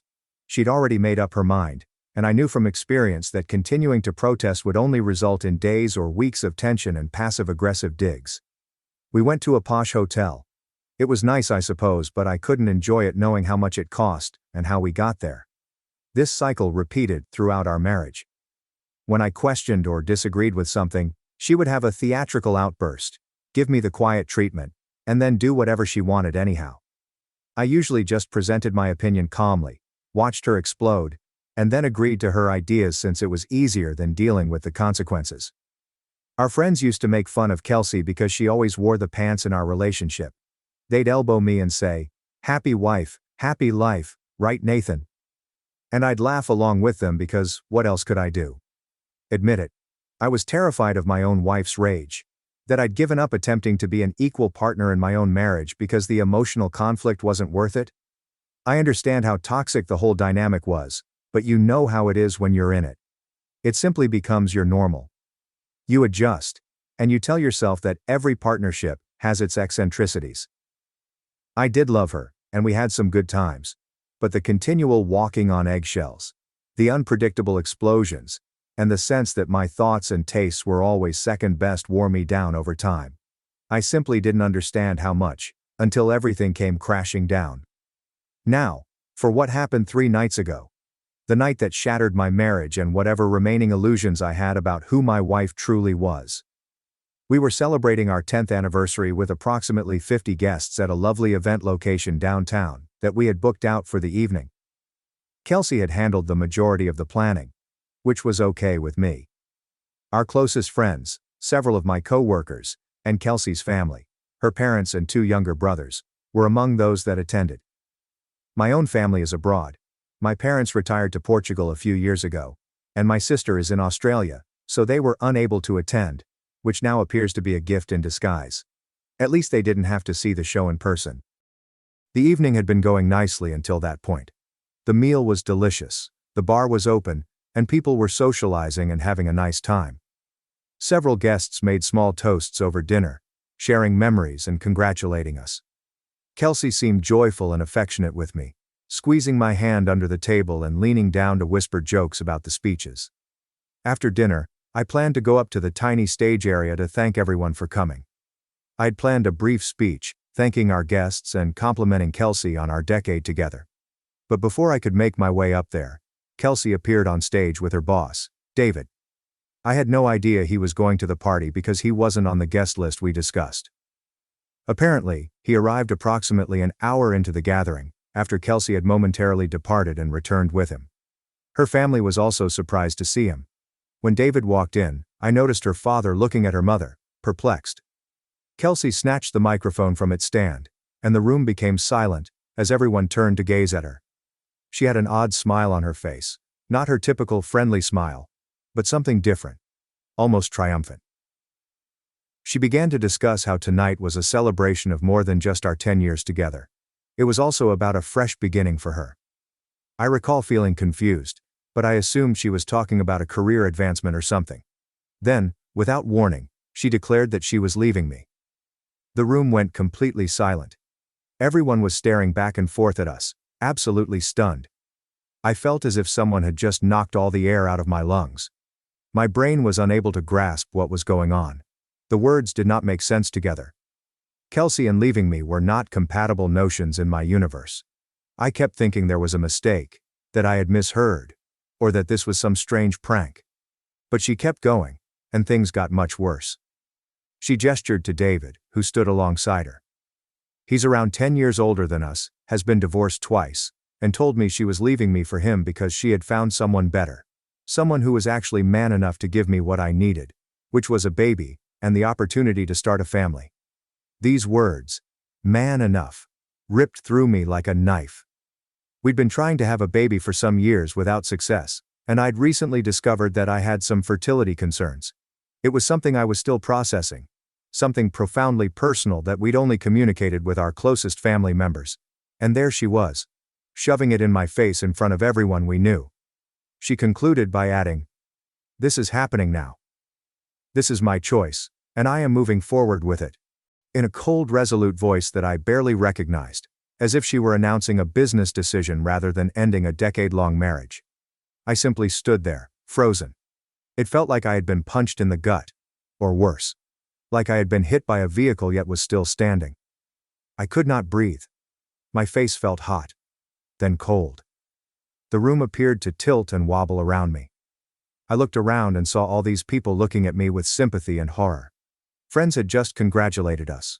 Co-workers who now have this as their primary memory of me. Kelsey's relatives looked as surprised as I was. Then I returned my gaze to Kelsey, who was standing proudly next to her boss, a man who'd been to our house for dinner parties, shook my hand, and looked me in the eye while obviously sleeping with my wife behind my back. My mind was racing, trying to figure out when this may have started, how long it had been going on, and how I could have missed all of the indications. We had dinner together the night before, discussing party plans. That morning before work, she kissed me goodbye. How did you get from there to publicly insulting your 10-year-old husband? What type of individual would do that? Kelsey's father abruptly rose up from his table, before I could even begin to respond. He pointed at Kelsey and said, "Your behavior is shameful, Kelsey. The things you are saying about Nathan are hurtful and untrue, and doing this in front of everyone is beyond disrespectful." Her mother stood up next and added, "We did not raise you to behave this way. We do not support what you are doing, not one bit." But her father wasn't finished. He delivered the final blow. "Because of your actions tonight, the way you've humiliated your husband and yourself, we consider you to have cut yourself off from this family. We disown you, Kelsey." All four of them nodded in agreement and walked out of the venue, not even looking back when Kelsey called after them. I've known Kelsey's family for more than a decade. They are traditional but caring people who place a high value on family loyalty and integrity. I had never seen them so united in their contempt and disappointment. I believe it was when the reality of what was going on became clear to me. If her own family, who had always supported and loved her completely, was leaving her because of this, she had definitely gone too far. Kelsey certainly didn't expect that reaction. She began yelling after them, her voice high-pitched and frightened, but I couldn't make out her exact words due to the blood pouring through my ears. David attempted to calm her by placing his hand on her arm, but she forcefully ripped it away. She appeared absolutely deranged at the time, a far cry from the confident woman who had just declared her decision to leave me for a better man. I eventually snapped out of my shock. As I approached the stage, I had a peculiar sense of tranquility. I believe it was my brain's way of protecting me, turning off all feelings so that I could operate. I kept my voice calm, even frigid, as I looked both of them in the eyes and stated, "You need to leave." Now I could hear how different my voice sounded, almost like it belonged to someone else. David, that pompous bastard, had the nerve to try to make things better. He began to say, "Nathan, we need to talk," but I interrupted him mid-sentence. "No, we don't. You both need to get out of here before I punch your nose in right now." I pointed to the exit that her family had used. Something in my look must have indicated that I would not say it a third time. They exchanged looks before moving off the stage to a nearby table where they had left some personal belongings. After they departed, 50 people stood there, not saying anything, just shocked faces staring at me, waiting to see what I would do next. My employer was there with his wife, as were some of my oldest friends, who had known us as a couple throughout our relationship. I felt compelled to say something, to bring an end to this terrible train disaster of an evening. I walked back to the stage area, cleared my throat and said, "I believe the party is over. I'm sorry it had to end this way." My voice cracked slightly, but I pushed through it. "Thank you all for coming tonight. I appreciate your support." What else could I say? Surprise, my wife has been cheating on me with her boss, and I found out at the same moment you did.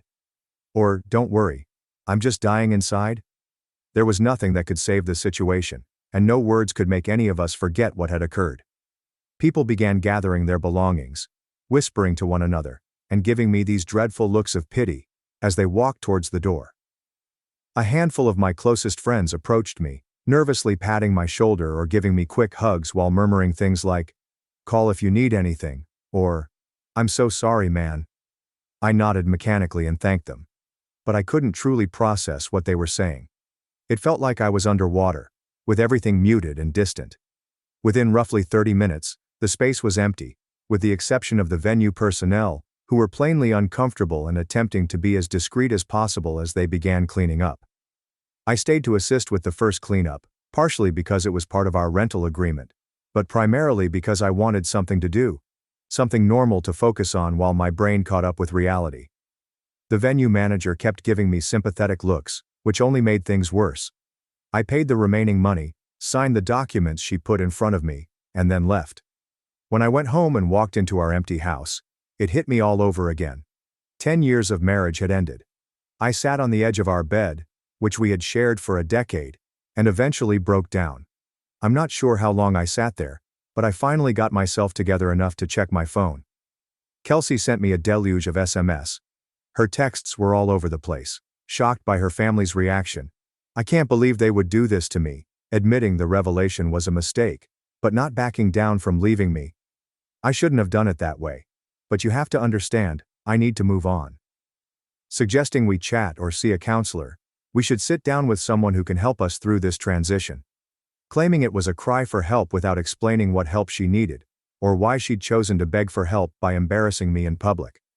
Then she tried to blame me for her decision to leave, saying, "If you had been more attentive, if you had taken my needs more seriously, it wouldn't have come to this." The tone and content of the text kept shifting, as if she was urgently flinging everything at the wall to see what sticks. One moment she was the victim of her terrible family, and the next she was graciously offering to talk things over with me. Then she was the aggrieved party, driven to extremes by my inadequacies as husband. It was classic Kelsey. Unable to accept responsibility for her actions, and always seeking for a way to spin the story to make herself look better. This time, however, no spinning was involved. She had passed an uncrossable line. I did not respond to any of them or answer her calls. I decided to contact a divorce lawyer the next morning and set up an appointment to begin the formal process of ending our marriage. I'm writing this to document what happened, not to question whether what I'm doing is correct. I understand what I need to accomplish. I'm simply trying to figure out how my life fell apart so totally in one night. Update. Thank you for all your comments on my first post. Some of you have asked for more information regarding the celebration and Kelsey's family's reaction. Kelsey's disbelief rapidly changed to rage when she saw I wasn't going to go along with her desperate attempts to rewrite what she'd done. Her texts became incessant, ranging from pleas to insults to direct threats. She claimed I was wrecking her life, that I was overreacting, and that I should not have filed for divorce. "Nathan, we can fix this. I was just confused. Don't do this. You're acting like a child. You always overreact to everything. You're going to regret this. I'll make sure everyone knows you were never there for me." I did not respond to any of them. I kept them all, and sent the threatening ones to my lawyer. He encouraged me to maintain a strict no-contact policy and communicate exclusively through our attorneys. By the time Kelsey hired her own lawyer, she was already attempting to twist the tale in her favor, telling acquaintances that I was the one who abandoned her, that I had been emotionally neglectful, and that her dramatic declaration at the party was only a moment of weakness. However, I did not have to worry about convincing anyone. I had the truth on my side, as did everyone who witnessed the disastrous incident at the party. Kelsey attempted to claim alimony in her response to the divorce petition, stating that our 10-year marriage, along with our economic disparity, entitled her to financial support. She seemed to believe she could wipe everything and reinvent history. My lawyer and I had planned a direct response. We informed her lawyer that if she sought alimony, we would present sworn affidavits from witnesses, friends, colleagues, and even her own family, who witnessed her publicly humiliating me, announcing she was leaving me for another guy, and being disowned by her own parents. We were not making threats. We were only stating the evidence we planned to submit.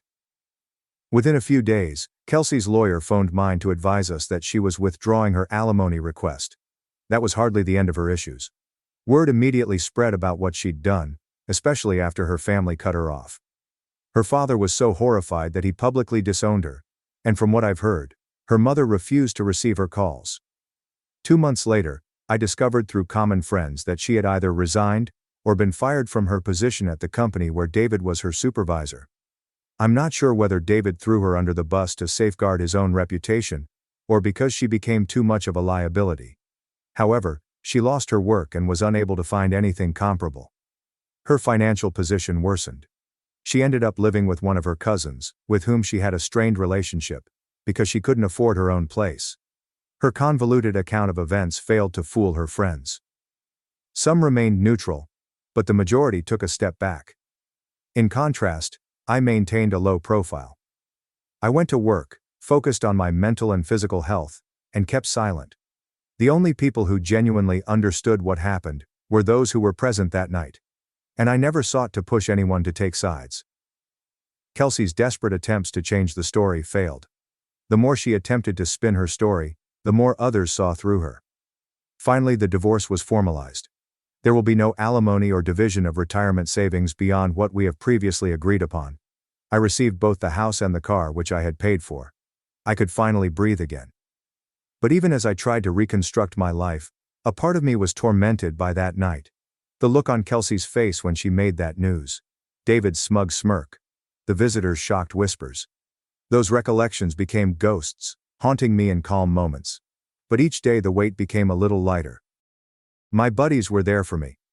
My colleagues, who had always considered me as a dependable, reliable person, admired how I handled things without making it a spectacle. Most significantly, I finally felt at peace knowing that I had done everything I could. I fought with dignity. I protected myself, and I refused to let Kelsey's betrayal kill me. Looking back, I don't recognize who I was at that party. The man who watched in stunned silence while his wife ruined their marriage in front of everyone they knew. But I know who I am now. A man who has endured.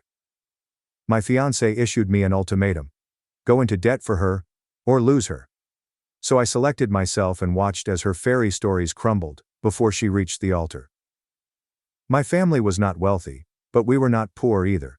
My father maintained an auto repair shop, and my mother worked part-time at the local cafe while keeping the kids in order. They were traditional, down-to-earth individuals. My father used to say, "You don't spend money you don't have, and you don't borrow unless you're out of options." My mother was the same. If we couldn't afford something, we didn't need it. No complaining, no shortcuts, only hard work and patience. Growing up, I learned the importance of saving early.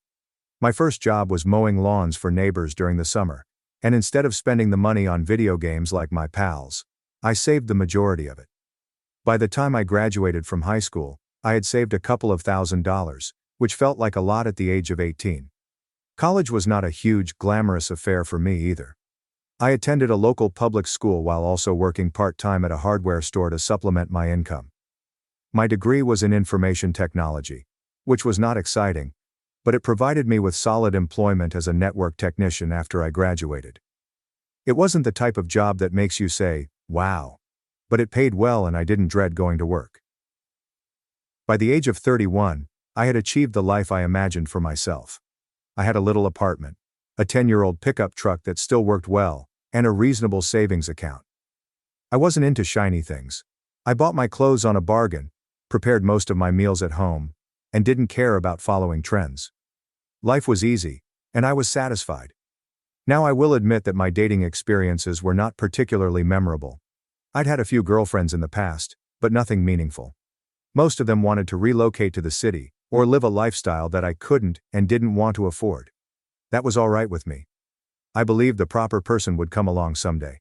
Someone who enjoyed the same quiet life I did. Then Tina arrived.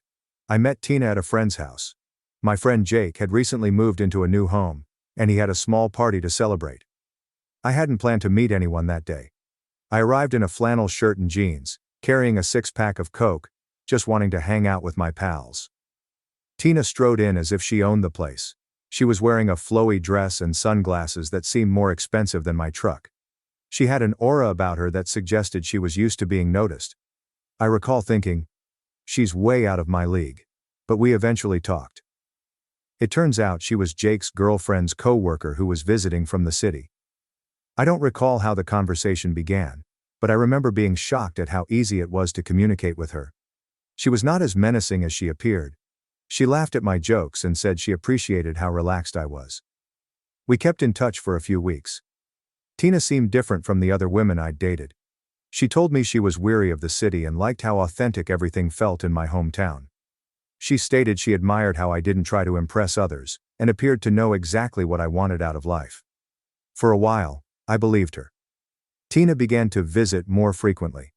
She enjoyed the peaceful mornings we'd spend on my porch drinking coffee, and she didn't seem to mind that I lived in a modest, no-frills apartment. She even went fishing with me a few times, but she wasn't very good at it. When she twisted the line or dropped the hook, she laughed at herself, and I thought, this is it, she gets me.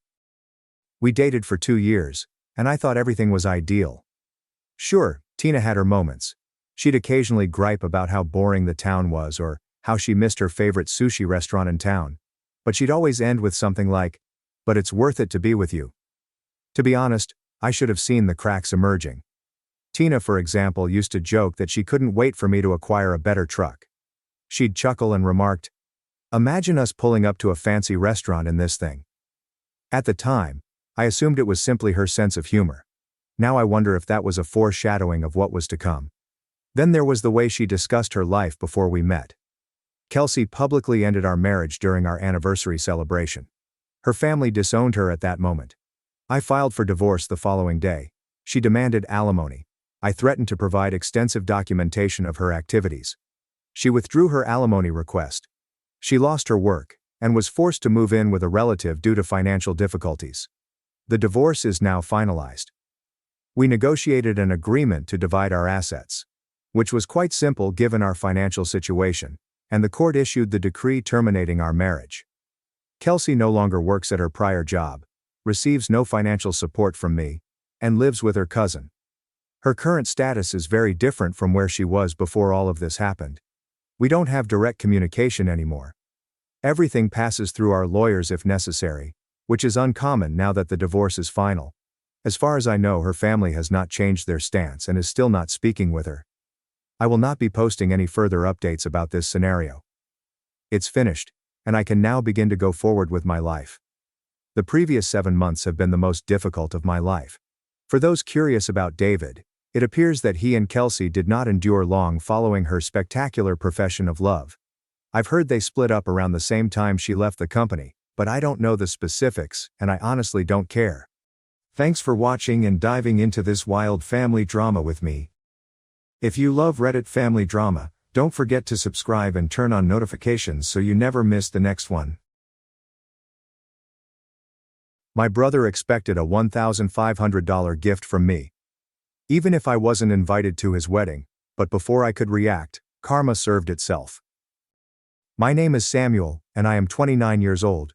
If you ask anyone in my family who the quiet one is, they will point to me. I'm not the sort to shout at dinner or compete for attention. I do not stir the soup. I listen more than I talk. I don't throw tantrums, even though I probably should. That's simply never been my style. But if I've learnt anything, it's that quiet individuals are often misjudged. Sometimes, we are the ones who remember everything. My brother Jacob is 2 years younger than me, and as children, our relationship was typical of two boys of similar ages. Chaotic but close. We shared a room until I left for college, had our fair share of backyard brawls, and looked out for each other when things went wrong with our parents. However, things changed after college.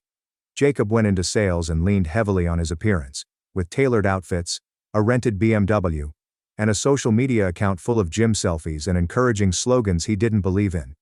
I kept a low profile, earned my engineering degree, relocated to a quieter city, and developed a stable life that I didn't feel compelled to share. We kept talking, but something was always awry. Like, I was just kept around out of responsibility, not love. When he got engaged to Brianna, a woman I had only met twice, I was overjoyed for him. Even if she seemed like the type of person who said things like, "We're just very curated as a couple," and acted as if my job designing structural components for wind turbines was somehow less impressive than Jacob selling luxury mattresses. I tried. I actually did. I RSVP'd the same day I received the invitation, offered to assist with any tech or venue setup, was politely declined, and even Venmo'd $200 toward the combined bachelor-bachelorette weekend, to which I was not invited. The wedding was held in a vineyard about an hour outside of the city. Rustic, yet pricey, extremely on brand. I had leased a suite, booked a nearby hotel room, and provided a thoughtful gift. A card with a $1,500 check. It was more than just generous. It was significant. That money was not pocket change for me. I had been saving it steadily, hoping to give something meaningful, because I truly believe this was supposed to be a huge time for my brother. I was apprehensive driving up, not because of the event, but because something in my gut told me that this day would not go well. When I arrived at the venue, I noticed the seating map printed on a tiny easel near the door. I scanned it for my name. Nothing happened the first time though. I checked again, and my name wasn't on there. Assuming it was an oversight, I went inside and addressed one of the wedding coordinators. a younger woman with clipboards and a walkie-talkie. "Hi, I'm sorry," I said gently. "I don't think I see my name on the chart, Samuel Reynolds." She looked at me, evidently fatigued, before flipping through her guest list. "Oh, Samuel, you're Jacob's brother, correct?" Her tone altered, as if she realized something awkward. "Yes, there were some last-minute shifts. I think you're supposed to be over by the west wall. There's a few open seats near the photo booth." The west wall. I blinked. That wasn't even at a table. It was near the speakers, where the extra folding chairs had been stacked like an afterthought. Still thinking it had to be a mistake, I made my way over, and that's when I noticed it. The sole designated seat that should have been mine had a place card, but it didn't have my name on it. It stated Tiffany, cousins +1. I had no idea who Tiffany was, but she was already sipping champagne in the seat I assumed was mine, laughing with a bunch of individuals I scarcely recognized. Trying to remain cool, I approached my mother, who was fixing the bootine ear on my father's jacket. "Hey," I replied, trying to sound casual. "Do you know what's going on with the seating?" She didn't even look up. "Oh yeah. Brianna's family had more people than expected, and since they were all traveling in from such a long distance, we didn't want to move them. Simply hang near the wall during the ceremony. You'll still see everything." The wall. I echoed a little too loudly. My dad gave me a look like I was making a scene. "It's not a big issue," my mom replied, waving me off with a wave. "Just don't ruin the pictures by pouting." I wasn't sulking. I was stunned. And then came the ultimate surprise. Brianna's voice behind me was clear and sharp. "Oh, good. We're just trying to keep the family photos looking clean," she replied, not even waiting for a response. I'm not sure what my face looked like, but it must have told everything I was trying not to say because she swiftly answered, "It's nothing personal. I swear you'll be in the reception photographs." I nodded tightly. She walked away with her bridal posy in tow. There is a type of humiliation that does not include yelling or tears. Just a deep, hollow ache in your chest as you realize you are not welcome where you should be. I remained there for a minute, trying to swallow it all in, before my gaze shifted to the gift table across the room. A white linen-covered surface near the cake, filled with pastel-wrapped boxes and beautiful envelopes. Mine was simple to spot: matte silver, handrest, and neatly tucked under a tiny ribbon. I had carefully wrapped that envelope, including a note about how pleased I was of Jacob, and how I hoped the money would help him begin his next chapter. I did not even think. I strolled right over, reached down, and calmly took it back. Nobody stopped me. No one noticed at first until I went toward the door and someone, possibly one of the groomsmen, cried out, "Hey Samuel, where are you going?" I didn't stop. I simply looked over my shoulder, held up the package and said, "Do not worry. I'll stay out of the picture indefinitely." I was almost to the exit when I heard Jacob's voice behind me. "Samuel, please wait." I stopped walking but did not turn around. I stood directly by the enormous double doors that led out to the gravel parking area. One hand on the polished brass handle, the other holding the envelope as if it were the only thing keeping me grounded. Samuel Jacob spoke again, this time closer, his sneakers crunching softly on the floor behind me. "Come on, guy, do not do this. It's not very profound." I cautiously turned around and, for the first time in years, looked him in the eyes. He stood there in his fancy tux, head slightly bowed, champagne still fizzing in a glass in his left hand. He appeared perplexed, as if I were the one making a fuss, as if he hadn't just relegated his own brother to a folding chair near the photo booth, because Brianna's cousin had brought an extra guest. "Not that deep," I said gently. "Yeah," he responded, shrugging and lowering his voice as if he didn't want the other guests to hear. "It's just the seats, man. It isn't like we kicked you out. And Brianna's family. Man, they flew in from Portugal. We needed to make room." I let out a quick laugh, but it was not humorous. "So I get to sit in a corner and hope no one questions if I am the DJ. Dude, don't be too emotional. It's just one day. Are you really going to make this about yourself?" That was a hit. Make it about myself. I'd spent years attending birthdays, holidays, and family cookouts. Always the one to give cards, remember anniversaries, stay late and assist cleanup while Jacob went to take a call. I never created anything about myself. And perhaps that was the problem. Maybe they were so used to my not taking up space that the thought of me needing a chair, a single physical chair, became too much. I flew out, I replied softly. I rented a hotel. I bought a suit. I gave you $1,500. We're giving, he amended, pointing to the envelope. Right. I said it was. But then I realized something. I'm not truly your brother today. I'm merely in the background. His jaw clenched. You are exaggerating this situation. No, I said you already had. You just assumed I wouldn't notice. He moaned and rubbed his temples. Look, it was Brianna's call. Okay. She wanted the images to capture her entire closed circle. Clean lines, colors that complement and so on. So I did not match. I said, did she run a background check on who had photogenic bone structure? He didn't respond. Perhaps he knew better than to attempt. You know, I murmured, finally walking back to him. I wasn't expecting a spotlight. I did not expect a toast, a dance, or a shout-out. I just wanted a seat, somewhere that said, you matter enough to be here like everyone else. You do matter, he mumbled, almost as if it was painful to say. Then why didn't you act like it? His gaze shifted to the rest of the room. The visitors were now watching more openly. The photographer was halting in the middle of a shoot, and the DJ was slightly lowering the level. He despised this type of attention. I could see it across his face. He expected the day to be ideal, curated, and Instagrammable, but it wasn't. Not because I had a tantrum, but because I refused to go quietly. Look, he said with gritted teeth. If this is about money, it isn't. I cut in. It's about respect.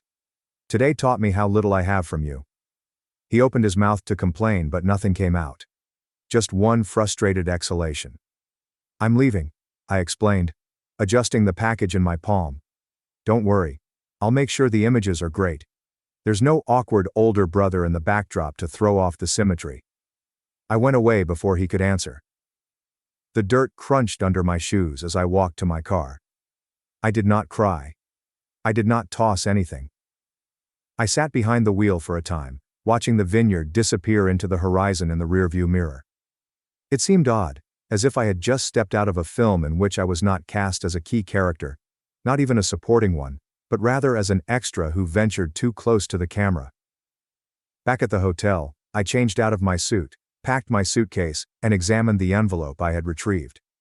I took out the note I'd written, about being proud of him, and hoping the money would help them start a new chapter.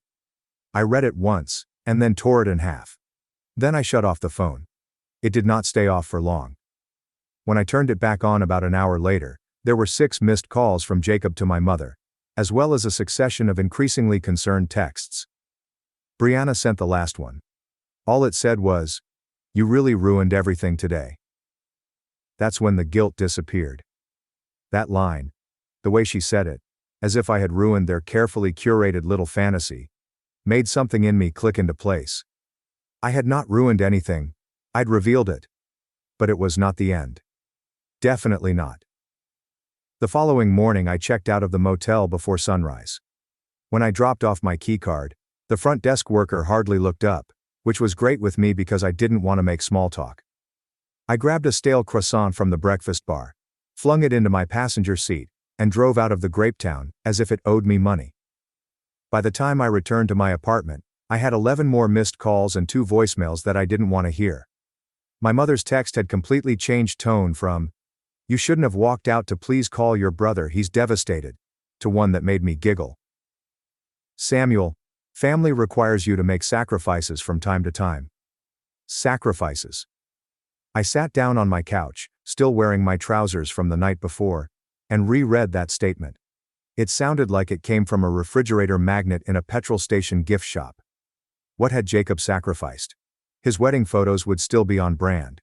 His spouse was still planning to share them with captions like, "Blessed and our fairy tale begins." He'd still get the tailored experience he desired, minus one sibling who allegedly clashed with the color scheme. And here's the thing. I had already made the sacrifices. They simply never noticed. For the past year and a half I'd been quietly assisting Jacob with his startup, a mattress import firm that was, honestly, losing money. It wasn't well known, but when he initially started it, he contacted me in a hurry because he needed someone to co-sign a loan, not for a house or a car but for warehouse space and an inventory contract. I did not ask for anything in return. I figured he was my brother. If he succeeds, everyone wins. If he fails, he has at least tried. And, yes, a part of me hoped that supporting him now would be perceived as more than Samuel's dependability. I never informed our parents about it. I didn't even tell my friends. It was just something I quietly accomplished. I made sure the payments were completed on time, took a few calls from the bank when things became tight, and even transferred an emergency $3,000 last fall when his supplier almost pulled out. All without a thank you note longer than a single line. I appreciate it, bro. That check I had retrieved from the gift table wasn't just a wedding gift. I eventually drew the line. But today, sitting in my apartment, surrounded by unopened mail and half-wilted plants, I recognized something deeper. They did not simply forget my place at the wedding. They'd completely forgotten my position. So I started to work. First, I opened my files, including every email thread, signed document, and bank statement related to the loan. I was still the co-signer, thus I still had administrative access. The loan was not completely paid off, not even close. And while I hadn't made any formal claims against the company, I did have leverage. I did not want to destroy him. I actually didn't. But something about Brianna's reply, "You really ruined everything today," rang in my ears like a challenge. As if their immaculate little world couldn't take 1 ounce of reality. As if my quiet support over the last 18 months was less essential than how I appear in the background of their Instagram carousel. I wrote an email that was short, concise, and legally sound. It told the bank that, for personal and financial reasons, I was formally withdrawing as a co-signer, and no longer authorized the use of my credit or identity in company operations. I attached the appropriate forms, copied Jacob's email address, and pressed submit. Then, just for good measure, I sent a few critical documents to a lawyer friend of mine from college in case things got sticky. I wasn't expecting a fight, but Jacob was impulsive, and Brianna, well, let's just say I didn't trust someone who referred to wedding centerpieces as branding assets. About an hour later my phone vibrated. A number I did not recognize. I let it go to voicemail. Then it buzzed again. This time it was Jacob and I responded. His voice had been clipped. Tense. "Did you recently get out of the loan?" "Yes." "Why?" "Now you're getting married," I stated plainly. "It's time to stand on your own." There was a pause. "Samuel, come on. Now is not the time to be petty." I could hear it. He was trying to keep his frustration under control. The tone of someone who still thought he was the sensible one in the conversation. That I was simply overreacting. Thinking it would all pass like one of his many past due invoices. "This isn't petty," I explained. "It's overdue. You're seriously doing this because of a chair?" "No," I responded, reclining back. "Because of a pattern." And a chair was the last straw. He breathed sharply. "Okay, let's chat. Come over. We'll figure something out." "You mean like how you figured out where to seat me, how to tell everyone I didn't matter enough for the photos, or how to let your new wife treat me like an inconvenience?" Silence. "You didn't even ask if I was okay when I left." I added, "You didn't check on me. You called because you now want something from me." Silence. "So is this permanent? You're just done?" "I don't know yet," I said honestly. "That depends on you." And then I hung up. I didn't feel triumphant or smug. I felt tired, as if I had just finished cleaning up a mess that wasn't mine but had been left for me all the same. A mess that had been accumulating for years. Brianna's father, a quiet investor in Jacob's business, had questions, and my mother was now organizing a family mediation dinner, and my inbox was about to fill up with messages from cousins who, it turned out, had also been snubbed by Brianna's guess. But I'll get to that soon, because the moment that truly shifted everything, the one when things went from awkward family drama to full-blown fracture, came 3 days later. I received a Facebook message from my cousin Melissa. We weren't particularly close, but we'd grown up around the same chaotic holiday dinners and shared more than a few eye rolls over the years. Brianna had apparently sent an updated guest flow to the wedding coordinator 2 nights before the event, reshuffling seating to optimize the aesthetic. Melissa had been seated at the farthest table near the portable heaters, and her husband had not even received a place card.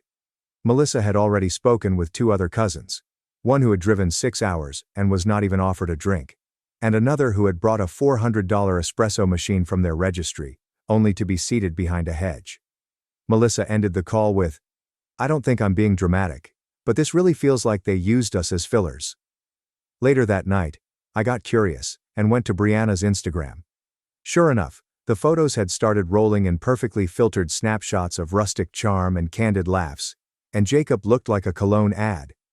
I told her she wasn't being dramatic at all. Brianna looked like a bridal influencer on a sponsored post, and the captions were as hollow as I expected on the day our forever began. I scrolled and scrolled, and not a single photo featured a member of our family, not even our parents, not even Jacob's best man, who I later discovered was one of his old co-workers and not his actual best friend because he didn't fit the look. It dawned on me that this wasn't just about me being disrespected. It was about the entire family being repackaged to fit a brand, and they assumed none of us would say anything. The next morning, I called my parents. Mom answered on speaker, implying that Dad was hovering nearby, and I kept it civil. I asked how they were doing, if they had returned, okay, and how the rest of the reception went. They were guarded, courteous, but careful, and I could sense they didn't know where I stood. Mom finally sighed and said, "Samuel, I wish you hadn't left like that. You have embarrassed your brother." I waited for the beat. "Did he tell you where I sat?" There was a pause. "I believe there was a mix-up. You should have spoken quietly so that it would appear better on camera." I asked, not hiding the bite. She didn't respond. "I'm not angry," I said calmly. "I'm just done pretending I wasn't treated like an afterthought, and apparently I wasn't the only one." That piqued their interest, so I told them about Melissa, the cousins, and the people who were quietly simmering behind the scenes. All of them were too polite to cause a scene, but not too blind to see what had happened. Dad finally spoke, saying Brianna organized the majority of it. I nodded even though he couldn't see me. "And Jacob's letter? That's what no one's saying." Mom tried to defend him, saying weddings are stressful, couples make mistakes, and maybe they'd make it up to me later. "They won't," I said flatly, "because they don't believe they did anything wrong." When I told them about the loan, the silence on the other end was immediate and total. I gave it a second to sink in. "You what?" Dad finally asked. "I co-signed the loan for Jacob's warehouse lease 18 months ago, and I've been covering the payments he couldn't make. No one knew because I didn't make it a thing. I just did it quietly like I always do." Mom's voice cracked. "Why didn't you say anything?" "Because I thought I was helping," I said. "Because that's what my family did." I let the silence hang again. "Anyway," I continued. "I pulled out. I notified the bank. Mate is now on his own." Dad cleared his throat and said, "You're trying to sabotage him." "No," I said. "I just stopped protecting him." Later that day, I received a call from an unfamiliar number. It was Brianna's father, Mr. Galen. His tone was icy but polite, and he asked if I could clarify some recent changes in loan agreements that had come to his attention. I explained the situation, my previous involvement, my formal withdrawal, and the fact that I was under no legal obligation to continue supporting a business that had excluded me financially and personally from the start. "I understand," he said after a long pause. "I just wish you'd spoken to me first." The next 48 hours were a blur. The fallout spread fast. Jacob called 3 more times and left voicemails, none of which I answered. One was furious, the next was apologetic, and the third was a jumble of half-excuses and forced chuckles. He said Brianna was upset, and everyone was being dramatic, and couldn't we just hit reset? But I didn't want to reset. I wanted closure. That Friday, I received an invitation to a brunch organized by Melissa, where a group of cousins and second cousins were planning a low-key get-together to decompress and quietly acknowledge that something had broken between us and Jacob.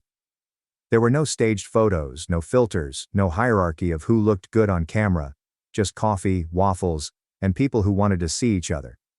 We were engrossed in stories, laughed at the absurdity, and even cried a little, especially the cousin who had paid for her flight on a credit card to support family. And near the end, Melissa looked at me and said, Thank you for walking out. We were all thinking about it. You just had the guts to do it. That stuck with me. It would have been easier to stay quiet, to sit in my little folding chair near the wall and smile politely for the camera. But instead, I stood up. Not for drama, not for revenge, but because I finally knew my worth, and I wasn't going to let them cut me out of it. 3 weeks later, Jacob sent a handwritten letter, which I still have tucked in the drawer, with the ripped-up note I once included with that $1,500 check. The letter was a mix of regret, frustration, and vague attempts at reconciliation, and he never actually said the words, "I'm sorry." I used to believe that keeping the peace meant avoiding conflict, but now I realize that it really meant ignoring you. I haven't responded, and I may or may not do so in the future, but I know this. I'm no longer the background brother, no longer a placeholder, no longer a fallback, no longer a chair by the wall. My name is Samuel and I finally chose myself, and this time I stayed in the frame. Thanks for watching and sticking around till the end. If you enjoyed these stories, make sure to subscribe and hit the bell so you don't miss the next drama-filled episode. I got revenge on my husband for ruining Mother's Day. Now he's leaving me and doesn't want custody of our kids. What should I do? Original post. Me and my husband have been together for the past 9 years. We have 2 kids, an 8-year-old and a 6-year-old. For Mother's Day, all I wanted was a free day. I wanted my husband to take the kids out somewhere for the day so I could be home alone and relax. Instead, he got me and the kids tickets to have a fun day out. And it was fun, and me and the kids had a good time, but it irked me that he gave me the exact opposite of what I'd asked for. For Father's Day, my husband also wanted a free day, so he could stay home and play games all day. He plays games all the time with his friends. He'll get home from work, maybe spend the time between then and dinner with the kids before going up to his office to game for a few hours with friends. Instead, I got him and the kids cards for an arcade an hour away, with a ton of tokens. I gave him the cards during dinner on Saturday so he and the kids could leave early and spend all day playing with them. I got my free day and he and the kids got to make a lot of memories together.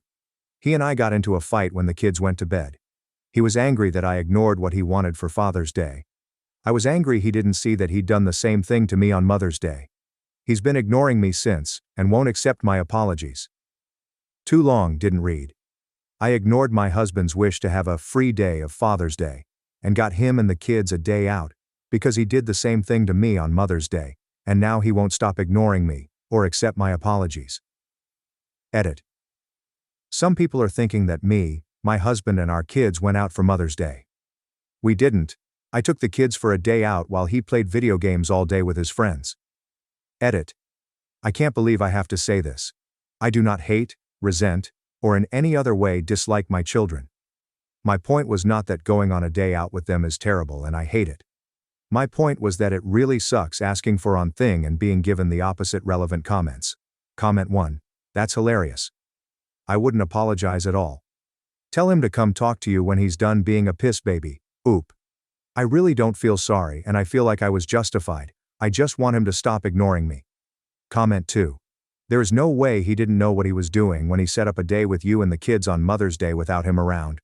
Or, I guess maybe he's legitimately insane. I feel crazy reading these comments accusing you of resenting your kids or being a bad wife for getting petty. Like, yeah. It was petty. People get petty when they're mistreated and taken advantage of. And now he's lying to you and saying it's not the same and not what he was trying to do? Please. Any husband with half a brain knows that Mother's Day is a holiday the father-husband participates in actively. Not just planning or buying. But it is present. With you. With the kids. Trying to give you time off. It's what he wanted for Father's Day. He knew it's what you wanted for Mother's Day. Yeah, it was petty. I would be petty too, if my partner got me an obligation and got themselves a day of rest. You two need to talk it out, but he needs to own up to what he did. Ope. I don't understand how people think that I resent my own kids. On both days the kids had so much fun. When they came back from the arcade they wouldn't stop telling me how much fun they had, and showing me the prizes they'd helped win. When we had our fight, it was after they were in bed. They picked up on him ignoring me. But I've not told them why. Just that he's busy with work, and is cranky because of it. Comment 3. Some of the people responding to this are teenagers. There's no age limit. I'm not surprised you're getting dumb responses like accusations of hating your kids. Oop. There are many accusations of me hating my kids, and calling me selfish for wanting to have a day to myself, instead of spending it with my kids, as if I have an infinite amount of energy and time in the day to cook, clean, take care of the kids, and have time for myself when I don't. Update 1. Too long didn't read my last post. My husband didn't get me what I asked for Mother's Day, a day to myself to relax. So on Father's Day, when he also asked for a day to relax, I gave him what he'd given me for Mother's Day. We had a big fight over it, which ended with him ignoring me for days. People keep asking me for an update, so here you go. We're in the process of getting a divorce. Now please stop asking for an update. I didn't know that my post would get so popular, and people would decide to repost it to other platforms, and if I had known that, I wouldn't have made that post at all. Relevant comments. Comment 1. Thank you for updating us, and I'm sorry you have to go through this. Did he ever see reason about the Mother's equals Father's Day gift, or did he remain willfully obtuse to the end? Oopie. He hasn't, and still says that when he did it to me was different when I did the same thing to him. Comment 2. I'm sorry. I hope you're able to heal and find someone you won't have to, an eye for an eye, in order to get them to understand what you need. Oop. I'm just hoping to find someone with basic empathy. I did all that and he still doesn't understand why I was upset with my gift. Comment 3. At least now you can relax when he has the kiddos. Oop. I'll relax when they're at my parents' house since he doesn't want custody of them. Comment 4. I would eat my own tongue before I apologize to him. You make nothing up to him. Did he make Mother's Day up to you? Please, these are all grown-ass men who manage their lives in every other aspect. This is just laziness. Oop. No. He never apologized for Mother's Day. Comment 5. Throw the whole husband away. My ex forgot Christmases, Mother's Days, birthdays. He actually said he was planning. It doesn't get better, it only gets worse. I promise you there's freedom on the other side. Opa. That's the plan. Why don't they get marriage counseling? Opa. He refused to go, many times, until he told me he wanted a divorce, and all of a sudden it was, we don't have to go that far. What happened to till death do us part? Why don't we go talk to someone for the kids? That ship sailed long ago. Mother's Day is infinitely better now that I'm single than it was when I was married. May 14, 2024. I didn't wake up to a messy kitchen that I was expected to clean after eating a subpar breakfast. I didn't have to fight with anyone over what gift I was given. I didn't have to cook dinner after an exhausting day where I got no help or thanks from my ex. I didn't have to do anything else that I came to expect with Mother's Day. I didn't feel the stress I have felt every other Mother's Day. I got to have a lazy morning in bed with my kids. We made pancakes for brunch. They gave me cards they'd made in school. And we watched movies on the couch all day, and ordered pizza for dinner, and it was wonderful. Story 2. Dad hates my house and apparently expects me to take in my brother's children at some point. Original post. I don't know if this is the right sub for this. But at this moment, as the only blood-related woman on my father's side of the family, it feels gendered. IDK. Maybe I'm wrong. A few days ago, my dad came over to my house for the first time in quite a while. I've had a lot of renovations done since he last saw the place when we first moved in. I have a nervous system condition which, while very fortunate to be able to manage it in such a way that it usually doesn't impact my life most days out of any given month, can render certain simple tasks very difficult for me when I'm having a flare. It's also important, as part of managing my condition and maintaining my high level of function, to limit certain activities which can bring about a crash or a flare. My husband is also disabled. He has hypermobile EDS, so together we made a list of things we'd love to have as accommodations in the home we share, and we either DIY'd those things or found contractors to do them for us. I'm really happy with the results. I find that these accommodating renovations make my life a lot easier. I have fewer crashes, and overall more energy. My husband is elated with how much more functional he can be after we made these changes. My father isn't a fan. He thinks it all makes the house too weird. He's worried about the resale value, not that we're planning to sell anytime soon. He had a lot of comments when he came over. In fact, it was almost all he talked about. I kept trying to gently tell him that this is just what works for us, and then divert the subject, but he was getting a bit worked up, which isn't really like him in those types of situations. The plan for his visit was he'd come over, meet my foster dog that he might adopt, and take the dogs for a walk, then get lunch. When I left him alone for a minute to go use the bathroom after we'd walked the dogs, I came back out and found that he'd attempted to pull one of our accommodating mechanisms out of the kitchen wall. He hadn't caused any functional damage, but he did cause aesthetic damage in that it will now need to be repainted over. I was shocked and kind of hysterical in my reaction, and I raised my voice at him when I saw what he was doing. I think I yelled, "What the fuck are you doing, Dad? What's your problem?" And he responded, "I just wanted to see if it was removable. Sorry, it's just too weird.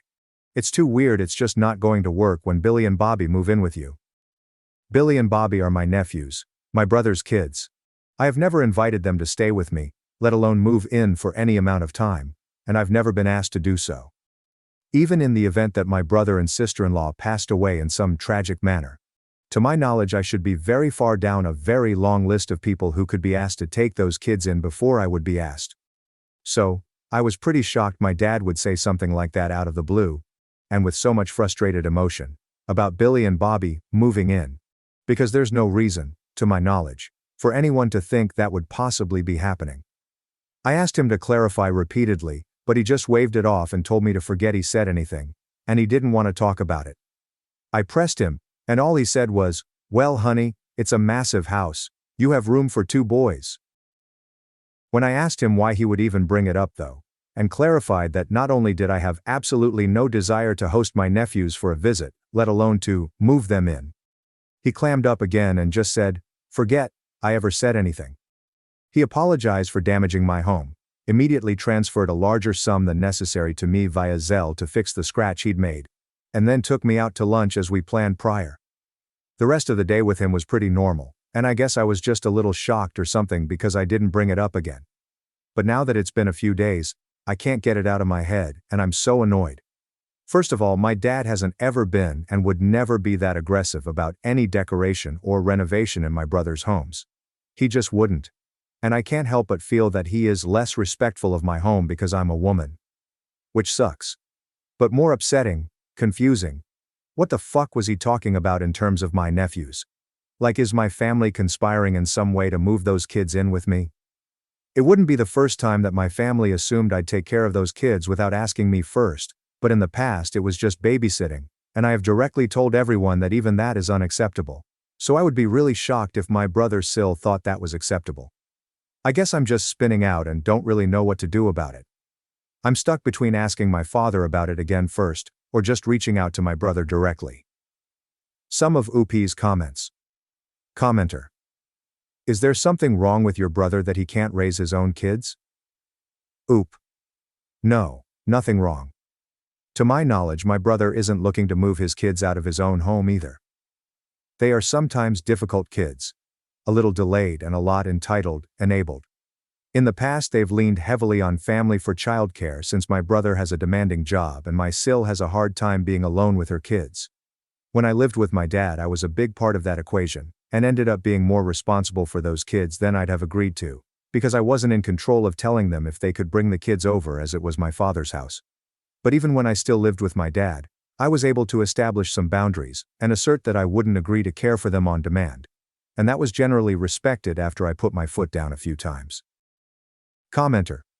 I'd definitely try to get more info from your dad, but failing that it wouldn't be bad to talk to your brother. It seems like a really out-of-pocket thing to say unless he has some serious information you don't. Ope. It's incredibly out of pocket. Not only do I not want those kids to live with me, but I also would assume that my brother wouldn't want his kids to live with me. There are a million reasons why, but chiefly it wouldn't be a good idea safety-wise for those kids. I've been dealing with a stalker for years who has already threatened me that she would harm my nephews, at which point I distanced myself from Billy and Bobby, stopped picking them up from school, etc. And the threats directed at them stopped.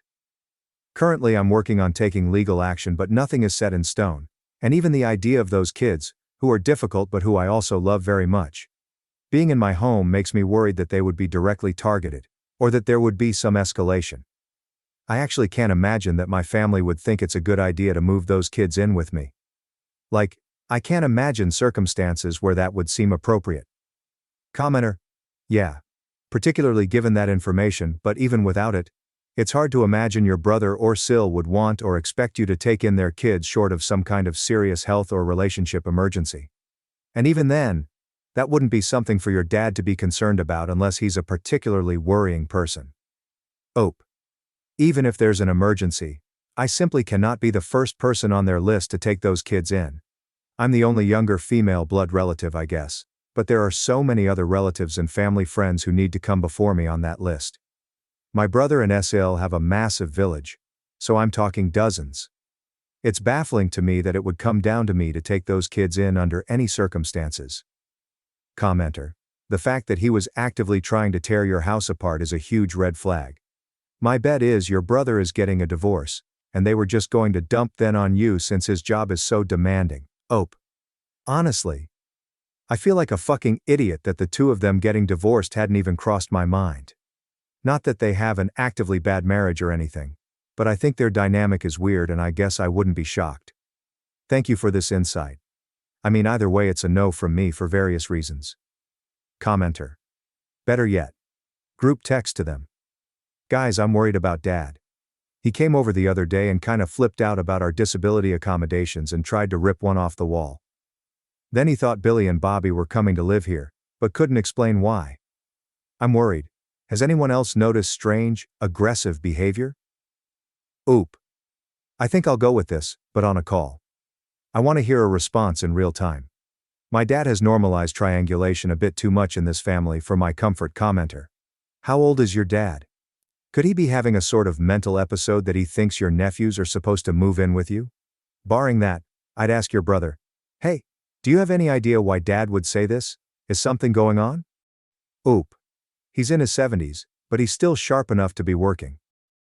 I asked my other brother, nebulously without mentioning the reason why, who works with my dad every day, if he'd noticed any decline, and he said Dad seems sharp as ever in their work environment. It's pretty mentally demanding work, so I think it would be evident there. I'll also note though, my dad rejected an OCD diagnosis when he was in therapy after my parents' divorce. So he's not without any history of mental illness. Not sure if that would cause this behavior though. Commenter. If this is a new development, it may be a UTI. The symptoms of an undiagnosed UTI can mimic early-stage dementia. And UTIs can have no physical symptoms, like burning or pain during urination, in the early stages. Look up silent UTIs. Oh shit. Dad has gotten several UTIs before. Just Googled it and I had no clue that they could be silent, or that they could impact cognition. Commenter. Is your dad okay with your and your husband's disabilities? It sounds ableist, like he was trying to remove the reminder of your disability, and then came up with a nonsensical excuse after the fact. Ope. My dad is in utter denial that I'm disabled. He only briefly accepted when my symptoms were severe and I couldn't work, but after I started my own business, he's basically just been totally averse to the idea that I need to manage my symptoms, and thinks I'm being dramatic. People ask several questions about the stalker OOP mentioned in one of the comments. It's okay. She's someone I used to be friends with, and honestly it's my bad because I hung in there even when I realized she was becoming mentally unstable. She became fixated on my husband when he and I began dating, and I became the enemy in her eyes. On if Dad takes the stalking seriously. No, he does actually take her seriously. This woman has stalked him too, and done property damage to his house. Update 1. I talked to my brother on the phone about the situation, and he expressed that he had absolutely no idea why our father would imply that Billy and Bobby would need to move in with me at any point. He seemed genuinely surprised and had no clue what the hell Dad was talking about. He claims to have absolutely never expressed anything like that to our dad. I believe him. I asked him if there was any possible reason at all that Dad would think that I'd need to take in my nephews. Like, is there some problem Dad thinks he is pre-solving without consulting either of us? Is there an illness or impending divorce or anything I don't know about? My brother assured me that there's nothing like that going on, and that, as I assumed, I, of course, wouldn't even be near the top of the list of permanent caregivers, even if something was going on, because he knows I run 2 businesses out of my house, and also just am not up for taking his kids in, unless I am the absolute last safe resort. Both of us are in agreement, as is our other oldest brother, that Dad generally doesn't seem to have any other signs that we've noticed of declining cognitive function, Like at all. But since this was such a strange outburst, we're still concerned that this is just the earliest sign. My brother, Billy and Bobby's dad, is going to talk to our dad about it ASAP and see what he says or what explanation he can give. Then we'll go from there. The issue that we're both aware of is that my dad, while a loving father and good man to many, is a bit of a liar and a lot of a manipulator. He has a lot of signs of OCD and gets fixated on things, then tries to manipulate to get his way with his fixation. He means well, but he has been known to be full of shit and to have his own strange agendas that don't have much to do with anyone else's wants or needs. So unfortunately, my brother and my brother has volunteered to go first LOL, are going to have to confront him by essentially saying, "Dad, it's really important that you're honest about whether you are confused, or intentionally lying, triangulating, manipulating. Because that's the difference between us freaking out about your health versus us just understanding that sometimes you lie to push your agenda but your brain is fine." Thank you to everyone who gave me feedback here. You've all been so sweet and supportive except that one guy who for some reason was dead convinced that I didn't pay for my own home and commented several times and DM'd me about it. I did pay for my home, and it's solely in my name. You weirdo. I'll keep y'all updated on what my brother and I figure out going forward. Thanks for watching and being part of the drama. Don't forget to subscribe and hit the bell so you never miss a wild news story.